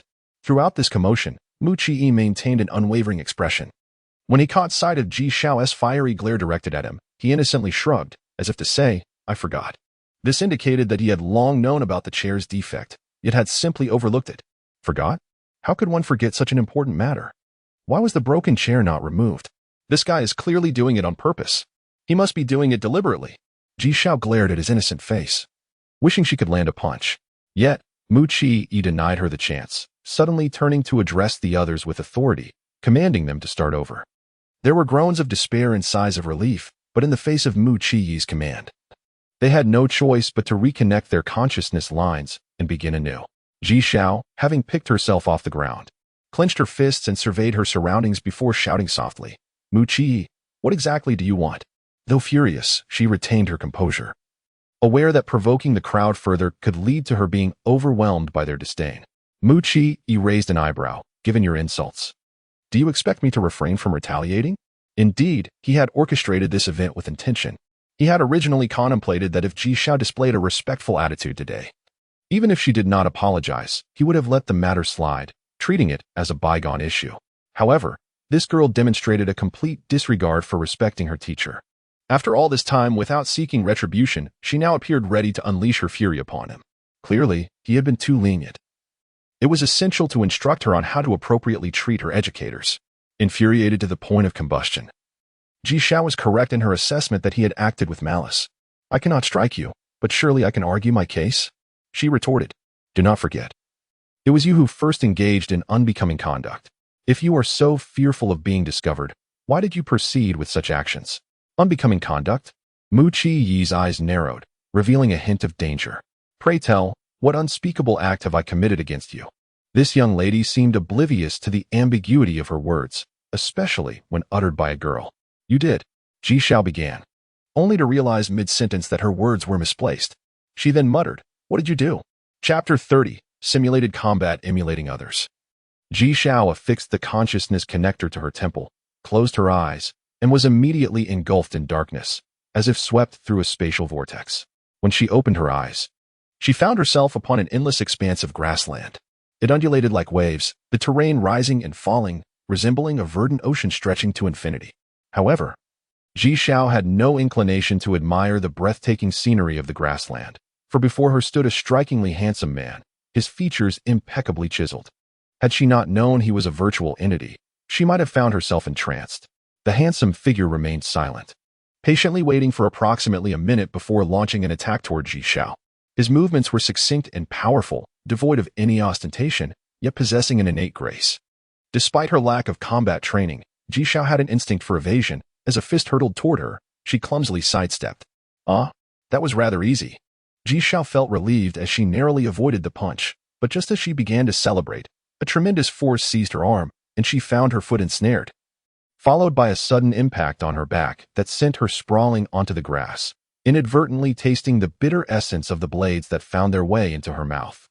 Ji Xiao braced herself for pain, yet after a considerable wait, no sensation of discomfort registered. Indeed, she felt nothing at all. It dawned on her that the virtual being's earlier strike had elicited no pain. Had the sensation of hurt been nullified? A smile illuminated her face, without pain. She felt emboldened. However, she could not remain a passive target. Although she lacked combat skills, she possessed primal energy. I wonder if primal energy can be utilized in this virtual realm? As these thoughts coursed through her mind, her rolling ceased, and she quickly rose to her feet, glancing toward the hill where the virtual entity was merely a few steps away. Suddenly, a scene from a video flashed in her mind, Cui Yuan battling the ferocious bear. Instinctively, she lifted her hand, channeling her primal energy to envelop her fist, and struck at the approaching virtual figure. The punch, lacking any semblance of precision, was effortlessly intercepted. Yet upon contact, the virtual being recoiled as if jolted by electricity. A conspicuous and deep crimson mark marred his palm. This moment presented an excellent opportunity for an offensive. But Ji Xiao found herself momentarily stunned by her own action, unable to follow through. The virtual being shook his arm, and at that instant, a surge of danger pierced Ji Xiao's consciousness, compelling her to gaze at him intently. Chapter 31. A footscore in the training room. All the students had departed, leaving only Mu Chi and Li Bo. At the far end of the room stood two mainframes, before which the two sat, scrutinizing the scores of all the students. The computer's grading system ranged from 0 to 10, encompassing three primary categories: strength assessment, skill assessment, and overall evaluation. An overall score of 6 was deemed passing. Strength and skill were measured against the standards of a level 1 warrior. For instance, if an individual's cultivation reached the level 1 warrior threshold and they effectively demonstrated corresponding abilities, they would receive a perfect score of 10. Skill, however, was far more intricate, involving techniques such as exertion techniques and evasion techniques. where achieving flawless execution of each technique according to the highest standards would also yield a score of 10. During this simulated combat examination, the majority of students failed to meet the skill criteria. Not due to a lack of knowledge, but rather the inevitable confusion that accompanies a first-time test. Muchi reviewed the final passing rate, which stood at an impressive 98%. However, he did not exhibit joy, as his initial estimate had been 99.9%, the point one attributable to Ji Xiao, who had scarcely attended any traditional martial arts classes. At that moment, Li Bo approached and inquired, "How are things on your end?" He leaned closer to the screen, then chuckled, "Not bad, the passing rate is quite high." Muchi shook his head, his expression inscrutable. "I adjusted the virtual parameters significantly. If the passing rate can't even reach this level, then I might as well resign." "True enough," Li Bo replied, propping himself up with one hand on the desk beside the computer, then casually taking a seat, swinging his legs in a relaxed manner. "My results aren't as favorable. These individuals are astonishingly foolish. I can hardly comprehend how they process information. Despite our numerous discussions about common issues, some still make mistakes." Muchi did not glance at him, continuing to peruse each student's scores as he remarked, "That's because you haven't taught them earnestly. If you could channel the enthusiasm you had when you first learned about mechas, I'm certain the passing rate would reach 100%. Li Bo's eyes sparkled with intrigue. "Oh, so, this is the impression I leave on you? But don't think that a few compliments will alter my perception of you. If it weren't for the fact that only a few acquaintances are here, I truly wouldn't want to see your lifeless face every day." "Indeed." Muchi nodded indifferently, resonating with the sentiment. "I too would prefer not to see you." Li Bo rolled his eyes, and a glimmer of mischief crossed his gaze as he resumed his playful demeanor. "Never mind, I want to hold a grudge against an old man." Unbeknownst to Ji Xiao, her attempts to speak softly were clearly overheard by Li Bo. Chapter 32, Training Reflexes on the day following the monthly examination, which was the 1st of October. The results were announced. Ji Xiao achieved an outstanding score in botany, a perfect mark that evoked admiration from her classmates, yet not a trace of jealousy. Her profound knowledge in botany was evident to all. During classes, her cognitive responses were invariably the swiftest, whenever a new concept was introduced by the teacher. While others were still digesting the information, she would already identify ambiguities and offer counterarguments. Moreover, unlike her peers, she did not need to exert herself to memorize. Once she grasped the concept, she swiftly applied it in practice. This interplay of theory and practice allowed her to wholly internalize the knowledge, often leading to new insights and revelations. However, her performance in ancient martial arts was far less commendable, barely scraping the passing mark. For someone who had excelled academically since childhood, this was nothing short of a disgrace. Nevertheless, Ji Xiao remained undeterred, as she had little understanding of combat. Merely obtaining any score felt like a stroke of luck. At that moment, Ji Xiao stood under the autumn sun, observing the students in the training ground, arranged neatly in two facing rows. From this day forth, all future teachings would take place here. At the forefront stood Muchi, his posture erect and expression grave. "It may be quite arduous," he declared, "but consider this. If you do not sweat now, you may bleed later, or worse, lose your life. Do you still find it burdensome?" Muchi nodded. "Good. So, it seems, no one will wish to withdraw now?" As he spoke, his gaze subtly shifted toward Ji Xiao amidst the crowd. "Never." The students shouted in unison. Ji Xiao, facing him, could see his expression and understood that his words were directed at her, prompting her to roll her eyes in exasperation. Ji Xiao stepped forward. No sooner had she completed her eye roll than her name was called, forcing her to take a few steps forward. Muchi pointed to the space before him. "You will practice with me." Ji Xiao's expression changed. Was he truly seeking to confront her openly? Previously, she had deemed him overly cunning for his covert tactics, yet now, confronted with his direct approach, she realized that this sensation was far worse, as she had no means to instill any hesitation in him. Before she could voice her dissent, another voice emerged from the crowd. "Teacher, why?" It belonged to a fairly attractive girl, her face flushed with indignation. The teacher's prowess is well known. Why does only Ji Xiao receive his individual guidance? The crux of her grievance lay in the fact that personal instruction signified intimate contact, and Ji Xiao was merely a slender girl. What justified this preferential treatment? Other students turned their gazes toward Muchi, then back to Ji Xiao, their eyes filled with curiosity. Was that the gossip? Chapter 33. Unyielding belief. It is unclear when Ji Xiao succumbed to slumber, but when she awoke, it was upon the frigid floor, a considerable lump adorning the back of her head. a testament to her exhaustion from yesterday's rigorous stances, ultimately leading her to collapse onto the ground. Despite the considerable swelling, she remained undisturbed in her sleep, illustrating the depths of her fatigue from the previous day. As she rose, Ji Xiao discovered her thighs to be achingly sore, not to mention her arms and waist. Indeed, her entire body protested in pain. After warming one cup in hot water, she grasped the other and, while sipping, made her way to school at a leisurely pace, though each step was punctuated by grimaces of discomfort. Today was Friday, with both the botany and ancient martial arts classes scheduled for the morning, allowing her to choose only one due to the overlap. In her former self, Ji Xiao would have unhesitatingly opted for botany. Yet the events of yesterday had ignited a fervent determination within her. She resolved to attend the ancient martial arts class, not merely for today, but in any future instances of overlapping classes, she would choose the martial arts. Upon her arrival at school, still ahead of the class commencement, she took to the training grounds for a warm-up run. For one accustomed to running regularly, 30 minutes merely sufficed as a prelude. At 9 o'clock, the students of the ancient martial arts department gathered punctually at the training field, but today the weather played a cruel jest as soon as they formed ranks. Rain began to pour, dark clouds converging ominously overhead, promising an intensifying downpour. Continuing the training from yesterday, Mu Qi appeared oblivious to the rain's intrusion. The students, reluctant to defy him, reluctantly spread out to practice. Ji Xiao today did not wait for Mu Qi to summon her. She proactively stepped forward, positioning herself 50 meters away, readying her stance. The torrential rain cascaded down, rendering their visages indistinct, obscuring any clear view of one another's faces. Mu Qi produced a handful of marbles in his left hand, while his right casually picked one to balance on his fingertip, the dim light revealing a faint bluish hue at his fingertip through the misty rain.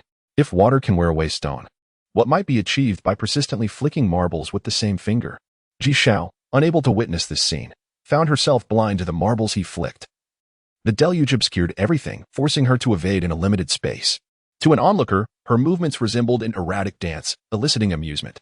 As the half-day wore on, Ji Xiao had evaded fewer marbles than the previous day, her body nearly numb from the pain, yet her eyes sparkled with an increasing brilliance. Her spirits soaring higher than ever. Perhaps moved by Ji Xiao's unwavering resolve, none of her peers voiced complaints or weariness throughout the morning. Though the discomfort of training in the rain was palpable, compared to Ji Xiao's ordeal, they felt as though they were in paradise.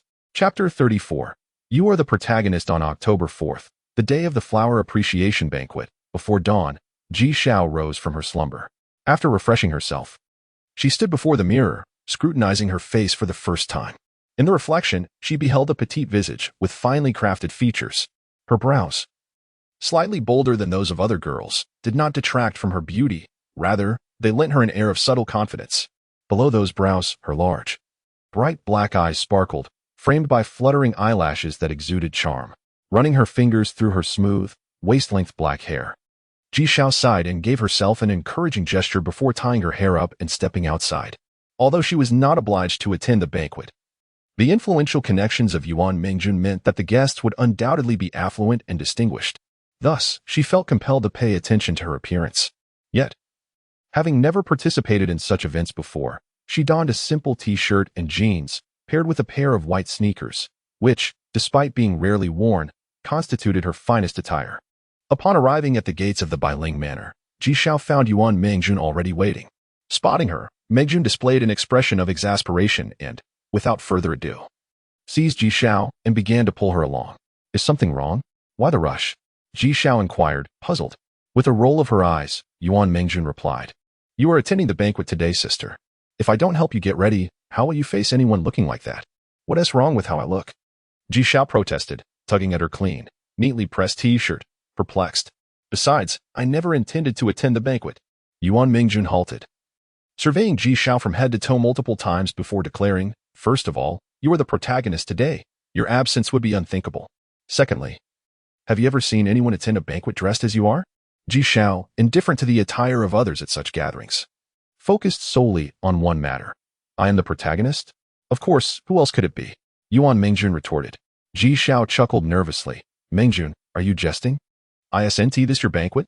How did I become the protagonist? Yet, she could see that Yuan Mingjun was not joking, prompting her to lament. Mingjun, just end me. I have no desire to attend this absurd banquet. Yuan Minjun recognized that Ji Zhao's insecurities were surfacing and adjusted Ji Zhao's attire with determination. Chapter 35. A gathering of guests as noon approached. Guests began to arrive at the Bailing Manor in a steady stream. After a couple of rainy days, the weather today was unexpectedly delightful, with the sky, long veiled in haze, revealing a soft azure hue. The manor's steward was on hand to greet the visitors, guiding them with the assistance of robots towards the venue. Unbeknownst to Ji Zhao, what was initially intended as a simple gathering among friends had been transformed into a grand banquet by Yuan Minjun's parents. It was not a deliberate decision influenced by the scenic floral displays. Rather, Yuan Li and Yi Xiang were both exceedingly busy individuals. Having left Yuan Mingjun and Ji Zhao to their own devices, they believed that since Ji Zhao's family was in the flower business, the event would inevitably be of a certain quality. The banquet was organized to showcase a newly developed mech from the company prior to its market launch, allowing any deficiencies to be addressed and simultaneously generating buzz for its debut. As guests continued to arrive, a chorus of exclamations filled the air. "What is that delightful fragrance? Is it lavender?" one attendee remarked, having recognized the scent from their own home. At the sound of the voice, the speaker turned to reveal a smile. It was Boss Qin. "I didn't expect to see you here," he said. Boss Qin, a middle-aged man, returned the smile. "General Liang, how have you been?" "Thanks to my younger brother, I'm still in good health," replied General Liang, who appeared slightly older than Boss Qin. Accompanying them was a shy young girl, around 14 or 15 years old, who watched the conversation with keen curiosity. Nearby stood a variety of individuals, including mature and independent women, professionally dressed managers and secretaries, as well as a few charming young ladies. Today's gathering was not solely a business banquet hosted by Yuan Li. Yuan Li's daughter had also invited young girls from the Nanlin district of similar age, resulting in many executives attending with their families. General Liang was among those who had brought his family, with the bashful girl beside him being his daughter, Liang Xijing. In that moment, several more guests approached along a path in the distance. Yang Xijing's eyes brightened, and she quickly tugged at her father's sleeve, engaged in lively conversation. General Liang suddenly realized, look at me, I can't help but babble when encountering old acquaintances. Shall we discuss this as we walk? Listening to you, brother." Boss Qin laughed heartily. General Liang then turned to his daughter, Liang Xijing. "Aren't you here to find your friends? Why linger by this old man's side? Go on." With a soft cheer, Liang Xijing dashed off. Similar scenes unfolded as the guests continued to enter Bailing Manor, with children playing exuberantly and adults mingling. Chapter 36. Guardians of Nanlin surrounding the vast lavender fields. Dozens of colossal sunshades had mysteriously emerged, beneath which were neatly arranged tables and chairs laden with an array of delectable dishes and refreshing beverages, tempting the appetite of onlookers. Yet, at that moment, no one seemed inclined to indulge in the culinary delights before them. Their attention was captivated by the rare and exquisite scenery. In the wake of the cataclysm, such floral expanses had become a rarity, particularly those cultivated by human hands. This was indeed the first such occurrence since the devastation. Among the gathered guests, a few individuals stood out distinctly. Dressed in casual attire, they lacked the polished demeanor typical of the other businessmen, yet exuded a remarkable composure amidst the assembly of executives. They represented the ultimate force of this realm, the martial artists and mecha engineers. If Ji Zhao were present, she would surely be astonished, for Mu Qi, Li Bo, and Han Yunqing were among this distinguished group. Both Mu Qi and Li Bo were prodigious youths, despite their powers remaining unexhibited. Their roles as instructors in the ancient martial arts and mecha disciplines at such a young age indicated their formidable abilities. One would expect such talented individuals to be exceedingly arrogant, yet, at this moment, they displayed profound respect towards an elderly gentleman among them. The elder, clad in green, appeared to be in his 50s, his countenance adorned with a genial smile that suggested a friendly disposition. Yi Zhanpeng, the principal of Nanlin School, was rumored to possess strength nearing that of a 6th-level martial artist, having previously vanquished a B-class beast known as the Azure Scale Python. Subsequently, he was recruited by the government to safeguard his homeland, now known as the Nanlin District. Each district had such a warrior as its protector. It was due to their presence that the beasts of the wild dared not encroach upon their territories, serving as guardians of their respective regions. At that moment, the individuals surrounding Yi Zhanping were predominantly martial artists and mecha engineers. Occasionally, a businessperson would approach to pay their respects before departing. Though these entrepreneurs wielded immense wealth and influence, they relied on the protection of the strong to navigate the complexities of contemporary society. Thus, They could ill afford to offend Yi Zhanping. Brother Mu, Han Yunxing remarked, standing beside Mu Qi with an air of mischief. What do you think about planting a field of flowers like this at our home? Before Mu Qi could respond, Li Bo interjected with a chuckle. Oh, since when did you two become a family? I was unaware. Han Yunxing huffed, casting a disdainful glance at Li Bo Xiaobai. If you remain silent, no one will think you're mute. Xiaobai was the nickname Han Yunxing had bestowed upon Li Bo. Just as Li Bo was about to protest, Han Yunxing continued, moreover. Just before we arrived, Uncle Mu suggested. Chapter 37. Shining brightly, the adage, a Buddha relies on gold adornments, and a person relies on attire holds true. Ji Xiao, once merely a frail young girl, though possessing innate beauty, resembled more of a neighborly little sister. Yet, under the expert guidance of Yuan Mengjun, she underwent a remarkable transformation, blossoming into a graceful and stunning maiden, clad in a delicate, knee-length yellow sundress. Cinched at the waist with a black ribbon that accentuated her slender figure, the skirt billowed softly, playfully adorned with sparse, fluffy embellishments. A crystal pendant graced her neck, complemented by a matching crystal bracelet adorning her wrist. Her lustrous, ebony hair cascaded down her back, enhancing her feminine allure, while on her feet rested a pair of white, chunky-heeled, round-toed shoes. This ensemble perfectly balanced femininity with the vivacity befitting her youth, a quintessential harmony. Even Ji Xiao, upon donning this attire, found herself momentarily speechless in astonishment. Yuan Mengjun, having a profound understanding of her, had meticulously chosen each piece, ensuring a flawless fit for both the clothing and the shoes. Upon arriving at the venue, Ji Xiao felt a twinge of self-consciousness under the gaze of so many onlookers. The unfamiliarity of her attire compounded by the sudden attention left her feeling uneasy. Yuan Mengjun grasped her hand tightly, fearful she might retreat, all the while greeting others with a warm smile as she led Ji Xiao towards Yi Zhanping. Beside Yi Zhanping, Han Yunxing instinctively cast a glance at Mu Qi, only to catch a fleeting glimpse of the profound whirlpool that momentarily engulfed his eyes. Grandfather! Yuan Mengjun exclaimed cheerfully upon reaching Yi Zhanping, then continued with an introduction. Grandfather, this is my friend Ji Xiao. Xiao, this is my grandfather. The latter part was directed towards Ji Xiao. Unbeknownst to Ji Xiao, Yi Zhanping held the esteemed position of principal, as he had never disclosed his identity in front of the students. Thus, she followed Yuan Mengjun's lead, greeting him with a cheerful, hello, grandfather. They then exchanged pleasantries with Yuan Ligong and Yi Xiang nearby. Yi Zhanping chuckled, Mengjun, I was just speaking with your parents about you. Why did you arrive so late? It's because Xiao has such pronounced dark circles, it's quite challenging to apply makeup. Yuan Mengjun, of course, would not divulge this detail. She feigned surprise. Were you just talking about me? I see. Were my parents speaking ill of me in front of you? Yi Zhanping laughed heartily. On the contrary, they were praising you, saying you've learned to endure hardships and understand perseverance, and they feel for you. Is that true? Yuan Mengjun asked, casting a playful glance at her parents, who immediately shook their heads in amusement. Yi Zhanping, lost in thought, shifted the conversation. My dear, tell your grandfather how you've cultivated this flower.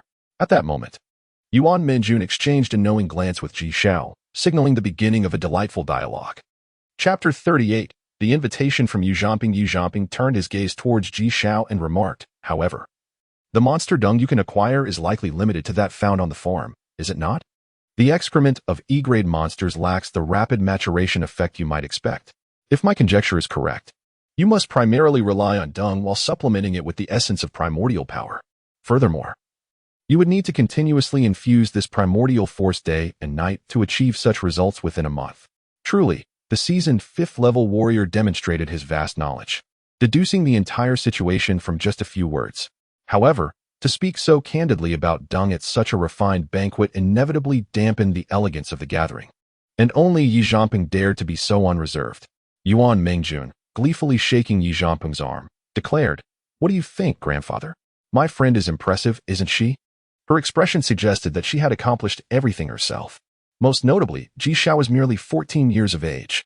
Ji Xiao inhaled deeply, his demeanor shifting to one of utmost seriousness. The assembly fell silent, all eyes fixated upon him, an air of tension enveloping the atmosphere. The confidence Ji Xiao had just managed to establish evaporated in an instant, and he gazed at Yi Zhanping, apprehensive and uncertain of what was to come. In a grave tone, Yi Zhanping inquired, Are you willing to serve the nation? At this pronouncement, murmurs of astonishment rippled through the crowd, leaving Ji Xiao momentarily stunned. Muchi and Li Bai exchanged incredulous glances, their expressions reflecting disbelief, soon replaced by bittersweet smiles. They had arrived a moment too late. Only Han Yunxing felt a weight lift from her heart. If Ji Xiao agreed, her worries would dissipate entirely. Yes, Ji Xiao nodded vigorously in affirmation. The matters Yi Zhangpeng was about to disclose pertained to national secrets, and the others, recognizing the gravity of the situation, refrained from intruding. Moreover, in the presence of a fifth-level warrior, even those with the intent to eavesdrop would find it impossible, once they had distanced themselves from the venue. Beyond earshot of the ongoing discussions, Yi Zhangpeng halted and turned to Ji Xiao, his emotions having settled. Yet, his countenance remained grave. You are well aware of the aftermath of the calamity. No one wishes to endure such a disaster again. Everyone is striving to master martial arts and piloting mechas, all in pursuit of becoming stronger. However, it is precisely this focus that has caused people to overlook the threats posed by mutations. Chapter 39. The transition of mechas. Liang Xijing, possessing a naturally reserved and bashful demeanor, bit her lip, hesitating for a considerable time before finally uttering, I would also like to. Ji Xiao smiled warmly, replying, no problem. Whenever you have some free time, I shall visit your home to assess the terrain. And then we can decide what flowers to plant. A flicker of joy sparkled in Liang Xijing's eyes as she eagerly nodded. All right. Just give me a call when you're free, and I will come to pick you up. Hey, that's not how it works. Yuan Mingjun interjected. You can't possibly think this is free, can you? Xiao Xiao works very hard on this. It would be rather inconsiderate to let her toil away without compensation. Ji Xiao cast a grateful glance at Yuan Mingjun. Given that they were newly acquainted friends, she felt it inappropriate to refuse. Yet broaching the subject of payment made her feel even more bashful. Just as she was fretting over it, Yuan Mingjun came to her aid. At this moment, her grandfather's illness required financial resources, and it was no time for pretenses. Lin Siki and her companion were not at all surprised. It would have been odd to expect no payment. Lin Siki instinctively inquired, Mingjun, how much did you spend on these flowers? A hint of embarrassment crossed Yuan Mingjun's face as she hurriedly responded, Xiao Xiao and I are good friends, so naturally, the price she offers is quite reasonable. Rest assured. Xiao Xiao is very kind. She wouldn't overcharge you. As she spoke, she took a sip of tea to calm her nerves, uncertain if her savings would suffice. Yuan Mingjun pondered internally, contemplating whether to seek assistance from her parents. Suddenly, Ji Xiao spoke up. By the way, Xijing, Siki, you both must still be students, right? In the Nanlin district, there is only one school, yet I have never encountered either of you there. Lin Siki understood her implication and smiled. I am self-studying mecha at home, and as for my cousin, she is pursuing a rather obscure major, so it's quite normal that you haven't seen her. Due to Liang Xijing's shy nature, she typically relied on others to facilitate conversations when interacting with outsiders. Obscure? Ji Xiao pondered the myriad of majors offered at the school but was left curious. What exactly is your major? Lin Siki chuckled softly. You may find yourselves collaborating often in the future. My cousin is studying geology. Geology encompasses various branches, including mineralogy, geography, soil science, volcanology, seismology, and more, with soil science being particularly relevant to Ji Xiao's studies in botany. Ji Xiao was taken aback and turned her gaze towards Liang Xijing. Geology? How could Xijing choose such an esoteric field? Her appearance seems quite unrelated to geology. Liang Xijing shyly admitted, I chose geology because I feared having to communicate with others. There are fewer individuals in this field, so. Chapter 40. Wealth acquired upon noticing the shift in Ji Xiao's expression. Yi Xiang cast a disapproving glance at Yuan Ligong before turning to Ji Xiao with a smile. Xiao Xiao, please do not take offense at your uncle's clumsiness. What we mean is, given how beautifully you have adorned our home, it would be unreasonable for us to take advantage of a child such as yourself, wouldn't it? Yi Xiang picked up the card from the table, containing a modest token of appreciation from her and her husband. It may not compare to the value of this splendid floral sea, but I kindly ask that you do not decline it, all right? Being a woman. Yi Xiang's thoughts were considerably more delicate, and she spoke with utmost caution, fearful of bruising the child's pride. Yuan Mingjun snatched the card from Yi Xiang's hand and placed it into Ji Xiao's palm, adding, Indeed, Xiao Xiao, we had agreed that we would certainly pay you, and the most we would ask is for you to give me a discount. She continued, as my mother mentioned earlier, the sum is quite modest, and in truth, you stand to gain the most from this arrangement. Despite the conversation reaching this point, Ji Xiao still felt a twinge of discomfort. Initially, she and Yuan Mingjun had indeed made such an agreement, but every piece of the elegant dress, jewelry, and shoes she wore had been purchased by Yuan Mingjun. How could she, who was genuinely regarded as a sister, accept money from her sibling? Not to mention, she had already been a burden to Yuan Mingjun during the past month. Ji Xiao pushed the card back towards them and spoke. Uncle Yuan, Aunt Yuan, as you mentioned, we are family now. If I were to plant some flowers for my own home, how could I possibly charge for it? After a brief pause, she glanced at her soft yellow dress and added, if we were to settle accounts so meticulously, it would be I who should pay Mingjun. Though her tone was gentle, her gaze was resolute. When it came to matters of principle, she would not yield. Yuan Ligong sighed and looked towards Yi Xiang, who was equally at a loss regarding Ji Xiao. She then turned to Yuan Mingjun and said, how about this? You are in urgent need of funds right now. So take this money to treat your grandfather's illness. With your evident talent showcased today, I am confident you will find it easy to earn money in the future.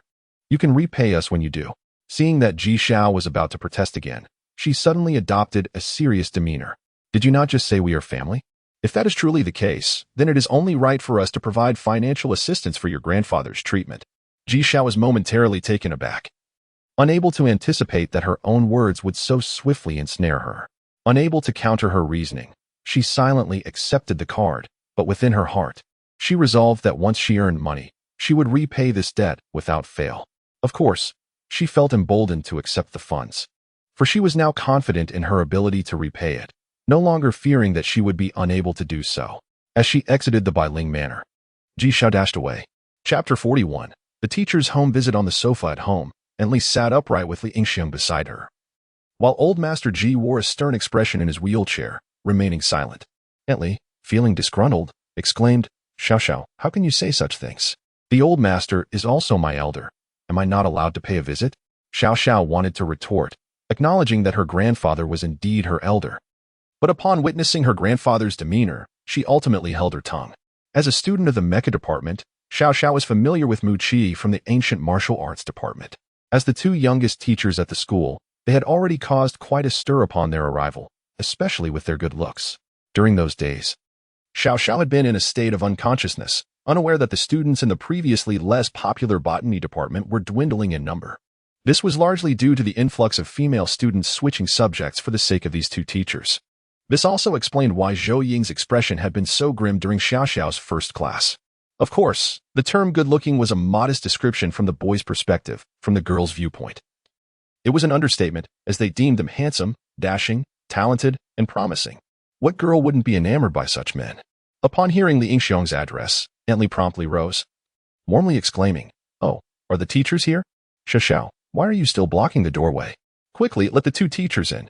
Xiao Xiao rolled her eyes but eventually stepped aside, allowing Mu Qi and Li Bai to enter. She then turned to her grandfather and said, Grandpa, these are Mr. Mu and Mr. Li from school. They've come specifically to check on you after hearing about your condition. Two towering figures, nearly as tall as the doorframe, entered one after the other, their faces adorned with warm smiles as they politely greeted, hello, Grandpa Ji. Although they were teachers, their ages were not significantly greater than Xiao Xiao's, making it appropriate for them to address him as Grandpa. However, they nearly caused Xiao Xiao's jaw to drop. She stared at Mu Qi in disbelief. This guy could actually smile? And why did he have the demeanor of a well-mannered child? Old Master Ji quickly rose, eyeing the two with suspicion. Were they truly teachers, given their youth? Nevertheless, he smiled and said, thank you for your concern, dear teachers. Please, come and take a seat. He then called out to Xiao Xiao, hurry and fetch my can of Tiguanyin for brewing. Upon hearing this, Xiao Xiao's mood soured instantly. The can of Tiguanyin was something her grandfather had saved. Chapter 42. The essence is not bad. Mu Qi shook his head, asserting that it was not futile, merely impossible to eradicate completely. The heart of the Earth Dragon possessed a formidable vitality. Had Grandpa Ji consumed it earlier, the robust life force of the Earth Dragon's heart could have suppressed the pathogens instantaneously. At the very least, it would have taken a decade for the heart's potency to gradually wane before he could recover. In other words, had he taken the Earth Dragon's heart 2 years prior, it could have extended his lifespan by a decade. However, that was no longer feasible, as Grandpa's vitality had reached its limits. As Mu Qi spoke, he noticed Ji Zhao's expression suddenly change. She glared at him resentfully before hastily checking her grandfather's condition. Strangely, Grandpa appeared remarkably calm, as if he had long since come to terms with life and death, or perhaps he had already anticipated this outcome. Noticing Ji Zhao's concerned gaze, he even smiled, reassuring her, "Worry not, I know my own body. Let Teacher Mu continue." Ji Zhao's eyes reddened. She thought she had concealed the truth well, unaware that her grandfather had known all along. After a brief silence, Muchi continued, "For this reason, even if the Earth Dragon's heart could suppress the pathogens, it cannot rejuvenate an aging body. In contrast, the resin from the ancient dragon's blood tree was different. The dragon's blood tree is one of the longest living plants on Earth, capable of existing for nearly 10 millennia before the cataclysm. Post-cataclysm, the mutated dragon's blood tree possesses even greater vitality. Even if a portion of its medicinal properties were used to suppress the pathogens, the remaining potency would suffice to grant Grandpa Ji an additional 20 years. Numbers provide a stark comparison. In the current predicament, where the Earth Dragon's heart was nearly ineffective, the ancient dragon's blood resin could still grant the elder an extra 20 years, illustrating the immense vitality it harbors. Upon realizing this, everyone present gasped in astonishment. Aunt Li was the first to inquire, "How much does this ancient dragon's blood tree cost?" As soon as she spoke, Muchi and Li Bo exchanged knowing smiles. Li Bo explained, "Auntie, this dragon's blood tree is something that cannot be purchased even with wealth. Even the resin we speak of is measured by the drop. To illustrate, one drop is worth 5 million in the market, and it is priceless." Everyone gasped once more.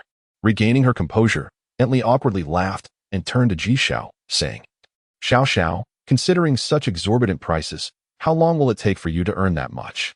As she spoke, her eyes discreetly darted towards Grandpa Ji. Her words intended for him. The implication was clear. "Look at this vast sum. How long will your granddaughter have to toil to afford it? Are you comfortable burdening her so?" She understood that Ji Xiao had been saving diligently for her grandfather's treatment. Though unaware of the exact amount, she knew that the profits from the floral business were substantial.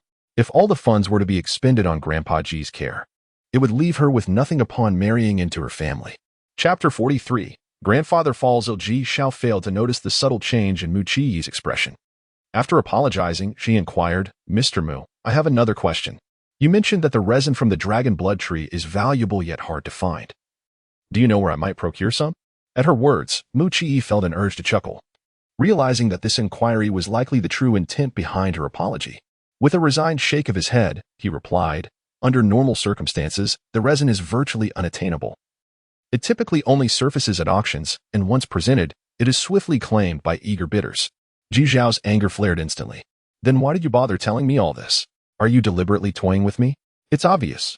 I lack both money and influence to even enter an auction house, let alone contend with others who would snatch it up the moment it appeared. What you've told me is no different than saying nothing at all." Mu Chi merely shrugged, "Because I have some." Ji Xiao was taken aback. "You truly have some?" He nodded, adding with a hint of sarcasm, "Clearly. You have nothing of value that I might wish to deceive you for." In an instant, Ji Zhao's expression transformed. Her sudden smile was reminiscent of a dramatic change in a Sichuan opera before a calamity, leaving one in awe. With a touch of flattery, she said, "Mr. Mu, you intend to assist me, don't you? Can you afford it?" Mu Chi regarded her coolly, a glimmer of amusement dancing in his eyes. "Moreover, I must inform you that, given your grandfather's condition, you will require at least 3 drops. Ji Xiao's countenance shifted dramatically, gasping, 3 drops? 15 million? Mu Chi remained noncommittal. Ji Xiao's expression fluctuated before she finally proposed, "Could you perhaps sell me just 1 drop for now? Today at Yuan Mingzhen's house, Yixiang provided me with exactly 5 million. If I didn't know better, I might think you were trying to swindle money from me." Of course, the 5 million from the Yuan family wasn't an excessive sum. Considering the rarity of plants, even a simple potted plant could cost nearly 1,000. The vast expanse, densely filled with greenery, was far more valuable. Surrounding that patch of grass were also various other blooms. However, when factoring in advertising costs, Ji Xiao indeed found herself in a rather advantageous position. This time, Mu Chi did not put Ji Xiao in a difficult position and straightforwardly said, "I will give it to you tomorrow at school." His unexpected candor almost led Ji Xiao to suspect ulterior motives. Yet, this enigmatic man concealed his true intentions so well that she could glean nothing from his expression after scrutinizing him for an extended period. Summoning great courage, Ji Xiao bit her lip, daring to trust Mu Chi. She handed him her card, reiterating, "You must remember to give it to me tomorrow. 5 million is still warm in my pocket, and I can't bear to part with it." Mu Chi, not one for pretense, accepted the card and departed. While Ji Xiao lingered behind, gazing after him with a wistful longing, as if bidding farewell to a beloved. Chapter 44. Dragon's blood resin. The old gentleman's health had been precarious, and he was particularly susceptible to stress. With Aunt Lee's harsh and unkind words, he was pushed to the brink, and a sudden surge of agitation might very well lead to his demise. At this critical juncture, although he still drew breath, it was faint, and his heartbeat grew increasingly weak. If Levi could not deliver the dragon's blood resin in a timely manner, the old gentleman would likely not endure for even an hour. Ji Xiao was momentarily taken aback. What could I possibly do? Muqi replied. Your immediate task is to sustain the old gentleman's life. But I am not a doctor, she protested, suddenly recalling their earlier decision to take him to the hospital. Muqi shook his head. The old gentleman's life hangs by a thread. There is no time for that. By the time we reach the hospital, Levi will have already delivered the resin. Realizing the urgency, Ji Xiao quickly urged, then tell me what I must do. The matter of her grandfather's life brooked no hesitation. Muqi instructed, recall how you hasten the growth of plants. Apply the same principles to the old gentleman. I witnessed your prowess at the banquet. Your primordial power harbors the essence of life. Though it may be feeble, it suffices to sustain his breath for the moment. This was the reason why many possessed primordial power, yet only she could induce plant ripening. While everyone absorbed the same essence, it transformed within them, resulting in distinct forms of primordial energy. Some were sharp, others sanguine, some cold, and others gentle. In essence, it was akin to one's genetic makeup, impossible to replicate. Even when similar primordial energies were encountered, they were never identical.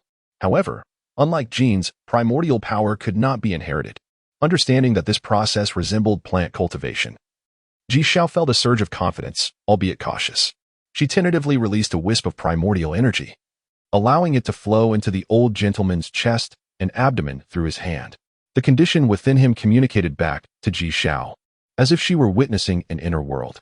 This sensation was entirely different from viewing a medical X-ray. Ji Xiao could distinctly feel her grandfather's frailty.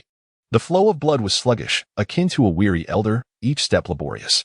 His heart and various organs resembled decaying machinery, struggling to function, as though they could cease at any moment. Having frequented hospitals over the years, Ji Xiao had accumulated a substantial collection of X-ray images of her grandfather. Coupled with her knowledge from the ancient martial arts department's studies on human anatomy, she possessed a basic understanding of the human body. It was not long before she identified the focal point for her intervention, the heart. With a deep breath, Ji Xiao even closed her eyes. Chapter 45. Dodo's Healthier Life. Today, Ji Xiao approached school with a buoyant step, nearly dancing on tiptoes while humming a cheerful tune. Upon awakening that morning, she immediately sensed a transformation in her grandfather. Though he still bore the marks of age, the heaviness and lethargy that once clouded his spirit had vanished entirely. It was as if a vitality had been restored. Ji Xiao noticed the clarity in her grandfather's gaze, bright and spirited, a stark contrast to the usual dullness. In that moment, she had administered the last 2 drops of dragon's blood resin given to her by Muqi, reflecting on the morning's events. A smile crept upon her lips, and she sighed contentedly. How wonderful it was! The air was fresh, the sunlight radiant, and even the passers-by appeared exceptionally amiable. This world was simply magnificent. Upon entering the school, Ji Xiao greeted both familiar and unfamiliar classmates with a smile, secretly delighting in their puzzled expressions. Finally, she settled into her seat in the botany classroom, retrieving her notes on the fundamentals of botany. She hummed an unfamiliar melody while reviewing her previous lessons. Before long, she sensed someone approaching her. Without raising her head, she cheerfully greeted, "Good morning." To her surprise, it was not her desk mate, Guan Zijing, but a male voice instead. Startled, she looked up and gasped, "Muqi, Mr. Mu, what brings you here?" Flustered, she realized she had become accustomed to calling him by his given name, a habit she needed to break, especially since he was now her benefactor. Muqi raised the notes in his hand and replied, "I'm here to attend class." Ji Xiao nearly toppled from her seat in disbelief, stammering, "Why, you're coming to be a student?" Oh heavens! How could she endure being classmates with this person? Would her days ever be peaceful again? A glimmer of amusement flickered in Muqi's eyes before he adopted a serious demeanor. "Indeed. Are you not welcoming me? Welcome? What a farce." Although she had apologized the day before and acknowledged his fundamentally good nature, his questionable character, garrulous, possessive, and cunning made her apprehensive. She had never bested him in their encounters. In a moment of desperation, Ji Xiao attempted to reason, "Mr. Mu, you are a teacher after all. Many students admire you. viewing you as a lofty figure. By coming here as a student, aren't you diminishing your own stature? I am but an ordinary person, Mu Qi shrugged nonchalantly. With a hint of exasperation, Ji Xiao rolled her eyes and pressed on. But teachers should. Chapter 46. Warm and cozy chats. The afternoon martial arts class was far removed from the merely verbal exercises of the morning botany lesson. It was a hands-on experience. Unsurprisingly, Ji Xiao found herself at the receiving end of considerable bullying, once again suffering the sting of being pelted with marbles, leaving her covered in welts. "Grandfather, is it ready yet?"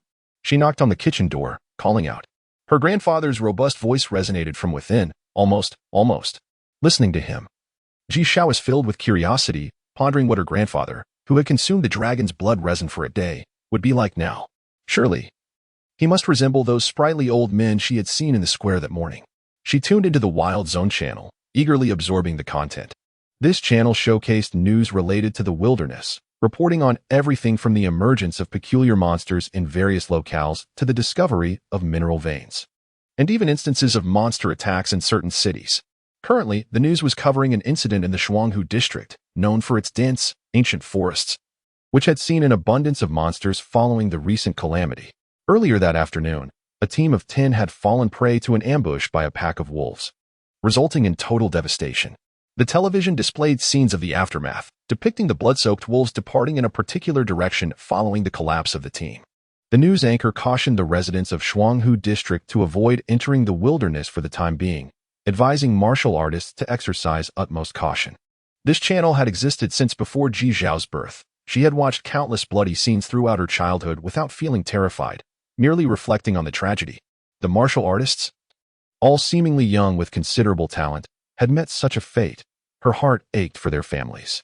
Lost in thought, the kitchen door suddenly swung open, revealing her grandfather's beaming face. "Xiao Xiao, it's time to eat." Ji Xiao was momentarily stunned. Then her joy surged, nearly propelling her off the ground. "Grandfather, you look younger." Though her grandfather still bore signs of age, after all, it had only been a day since he ingested the dragon's blood resin. There was a marked improvement in his vitality. The wrinkles on his face had significantly diminished, and his silver hair began to show hints of black, making him appear at least a decade younger. With a twinkle in his eye, he exclaimed, "In a couple of days, you will see just how much I have transformed." Chapter 47. Joining the research institute. After repeatedly assuring her grandfather that it would not be too arduous, Ji Xiao called Yu Zhamping the following day. To her confusion, Yu Zhamping instructed her to find him at the school's office. With a mind brimming with questions, Ji Xiao arrived at the office early in the morning, only to find it largely deserted as many teachers had yet to arrive. The door, however, stood ajar, indicating that someone was indeed present. After searching the space without success, her gaze fell upon a door at the far end, the principal's office. Surely not. Ji Xiao shook her head, recalling the scene from the day she first encountered Yu Zhamping. He had been seated at the center, akin to a star surrounded by admirers, with many martial artists showing him great respect. This suggested that Yu Zhamping was indeed a martial artist himself, and one of considerable strength. As for the principal of the school, they were notoriously elusive, rarely seen outside significant events where the vice principal presided. It was evident that anyone capable of managing such a large institution would possess considerable ability. And Yu Zhamping fit that criterion, though it did not provide complete assurance. After much hesitation, Ji Xiao remained undecided about whether to knock on the principal's door. But before she could make up her mind, the door opened on its own. "Xiao Xiao," the familiar face of Yu Zhamping appeared. Surprised, Ji Xiao exclaimed, "Grandfather, you are truly the principal of the school? Was that what you were pondering?" Yu Zhamping chuckled. "Come in quickly. You have a class to attend shortly." "Oh." Ji Xiao hurriedly stepped inside. Given her connection through Yuan Mingjun and the positive impression Yu Zhamping had left her, she felt little restraint in his presence. Yu Zhamping took a seat behind the desk and gestured for Ji Xiao to sit in the chair before him. "You mentioned over the phone that you were willing to join the research institute?" he inquired. Ji Xiao nodded. "Yes, my family is very supportive of my decision." "That's wonderful." Yu Zhamping smiled, then opened a drawer and presented her with a thick stack of documents. "Please review this carefully, especially the confidentiality clauses and compensation details. If you still agree after reading it, then you may sign." Taken aback, Ji Xiao quickly accepted the documents and began to scrutinize them. Soon, she looked up in astonishment and asked, "Grandfather, are you the head of the Nanlin Research Institute?" The signature at the end of the document unmistakably bore the name Yu Zhamping. Yu Zhamping shook his head, chuckling. I'm merely a figurehead. I know little about the workings of the Institute. In the future, should you choose to pursue any research, there is no need to inform me. Just proceed with your endeavors." At this point, he suddenly. Chapter 48. Practical sparring. Mu Chi altered his training methods for others, and as a result, Ji Xiao's approach to training transformed as well. Again, on the practice field, Mu Chi and Ji Xiao stood facing each other. Ji Xiao had been thrown countless times by Mu Chi. No matter how she struck, inevitably, she always found herself on the ground. Ji Xiao glanced at her classmates engaged in sparring, and suddenly, a spark ignited in her eyes. She lunged forward again, throwing a punch at Mu Chi. Just as Mu Chi raised his hand, she swiftly lifted her leg and aimed a kick at him. A glimmer of amusement flashed in Mu Chi's eyes as he effortlessly flipped his palm, catching Ji Xiao's ankle. His grip was powerful, a fact that Ji Xiao was all too familiar with, yet she intended to exploit this very strength. Thus, when he seized her ankle, she displayed no sign of panic. Rather, a cunning smile crept onto her lips, signifying her triumph. Leveraging Mu Chi's strength, Ji Xiao suddenly propelled her body horizontally into the air, swiftly delivering a kick to his chest. Thud. Mu Chi staggered back 2 steps, his grip instinctively loosening, causing Ji Xiao to crash heavily onto the ground. However, she exhibited no trace of disappointment, quickly rising to her feet, her face alight with pride. Mu Chi looked down at the dark footprint on his white t-shirt, a hint of helpless amusement flashing in his eyes. He raised his head and remarked, "Well done with that move, but it will only work against me." "Why?" Ji Xiao's smile faded, revealing her confusion. She believed her tactic was rather straightforward and easy to fall for. Mu Chi explained, "Having practiced with you for so long, I am well aware of your capabilities, which has led to a fixed impression of you in my mind, one that assumes you possess only those 2 moves. Hence, I became careless. However, against an adversary, they would be on high alert and certainly would not fall for your ploy." Ji Xiao nodded in understanding, then, with renewed confidence, declared, "Right now, my enemy is you. If I can make you falter, I have already won." Mu Chi chuckled, then adopted a serious expression. "Now, it's my turn." "What?" Before Ji Xiao could fully register his words, Mu Chi suddenly charged towards her with astonishing speed. A fist loomed larger before her eyes, prompting her to instinctively bend backward. However, he abruptly transformed his punch into a side strike, delivering a blow to her chest that sent her sprawling to the ground. Though her chest had been struck, it did not hurt. Mu Chi had controlled his strength perfectly. Yet, Ji Xiao felt a surge of indignation, quickly scrambling to her feet and exclaiming, "You sneaky attacker." Moreover, striking her chest? Wasn't that a bit too base? Ji Xiao rubbed her chest, her face flushed as if stained with blood. Mu Chi responded coolly. If an enemy, Chapter 49. Reporting to the Research Institute, Ji Xiao presented the work identification card given to her by Yi Zhongping before the robot. This card contained all her information. However, the robot did not inspect it. Instead, its electronic eyes scanned Ji Xiao's face, and she was subsequently granted access. It appeared that all her details, including her appearance, had already been entered into the Institute's database. Ji Xiao tucked the identification card away and approached the entrance for another scan. Standing upright, she noticed that the scanner had not yet activated when the door unexpectedly swung open, revealing a familiar figure. "Oh, Teacher Zhou," Ji Xiao exclaimed in surprise.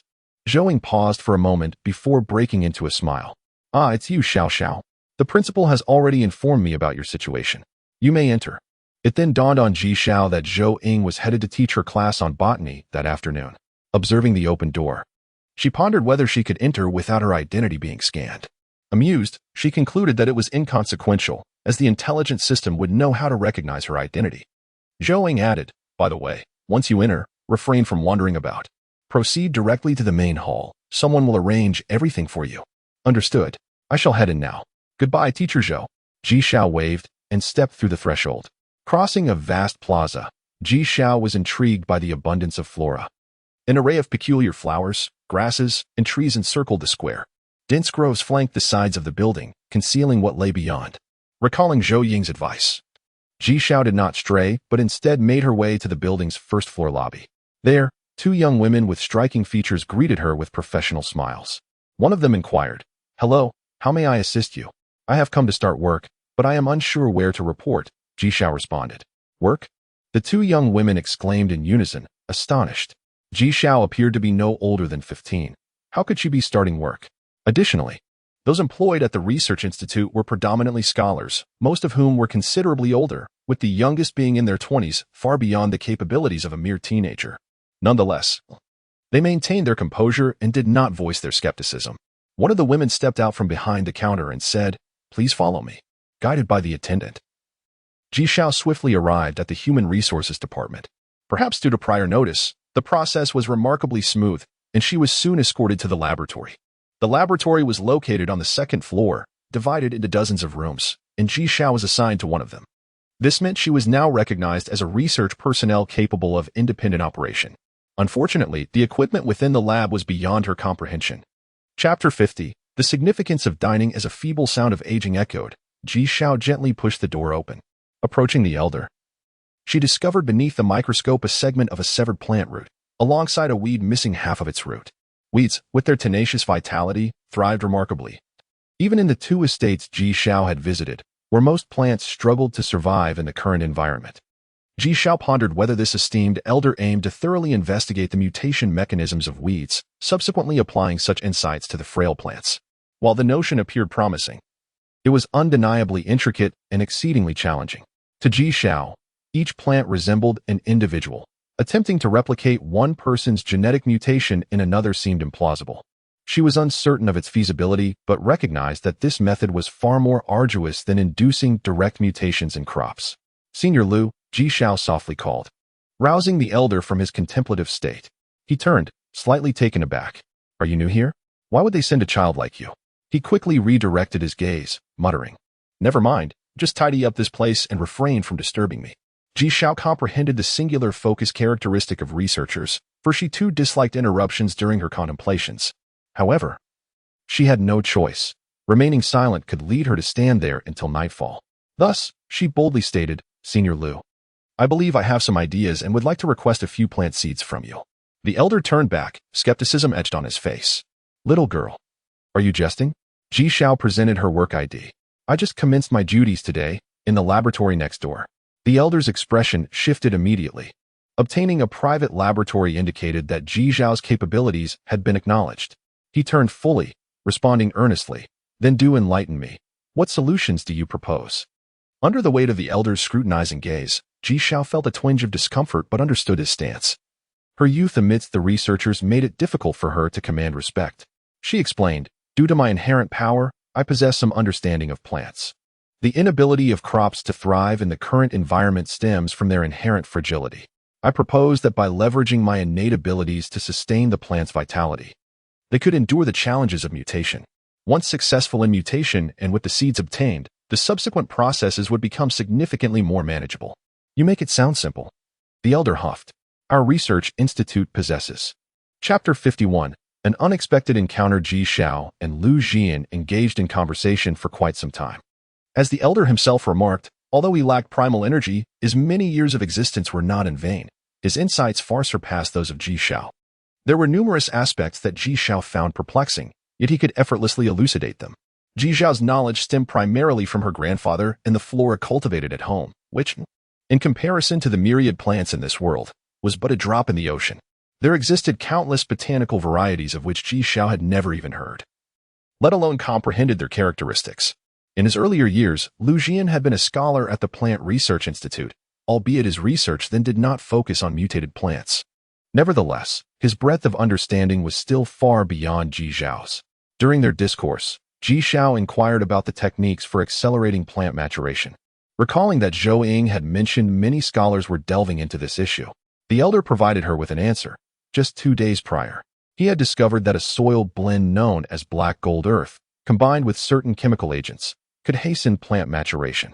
Regrettably, these chemicals were detrimental to health, and he was currently experimenting, hoping to reduce their potency to a level that would be bearable for the human body without compromising the efficacy of the maturation process. Of course, this matter was not urgent. After all, successfully cultivating crops was already a significant achievement, and the acceleration technique was merely an ancillary benefit. It was not until evening that Ji Xiao emerged from the elder's laboratory, laden with an assortment of bottles and jars, each containing various crop seeds. Upon returning to her own laboratory, she selected a single bottle of rice seeds to place in her backpack before concluding her day.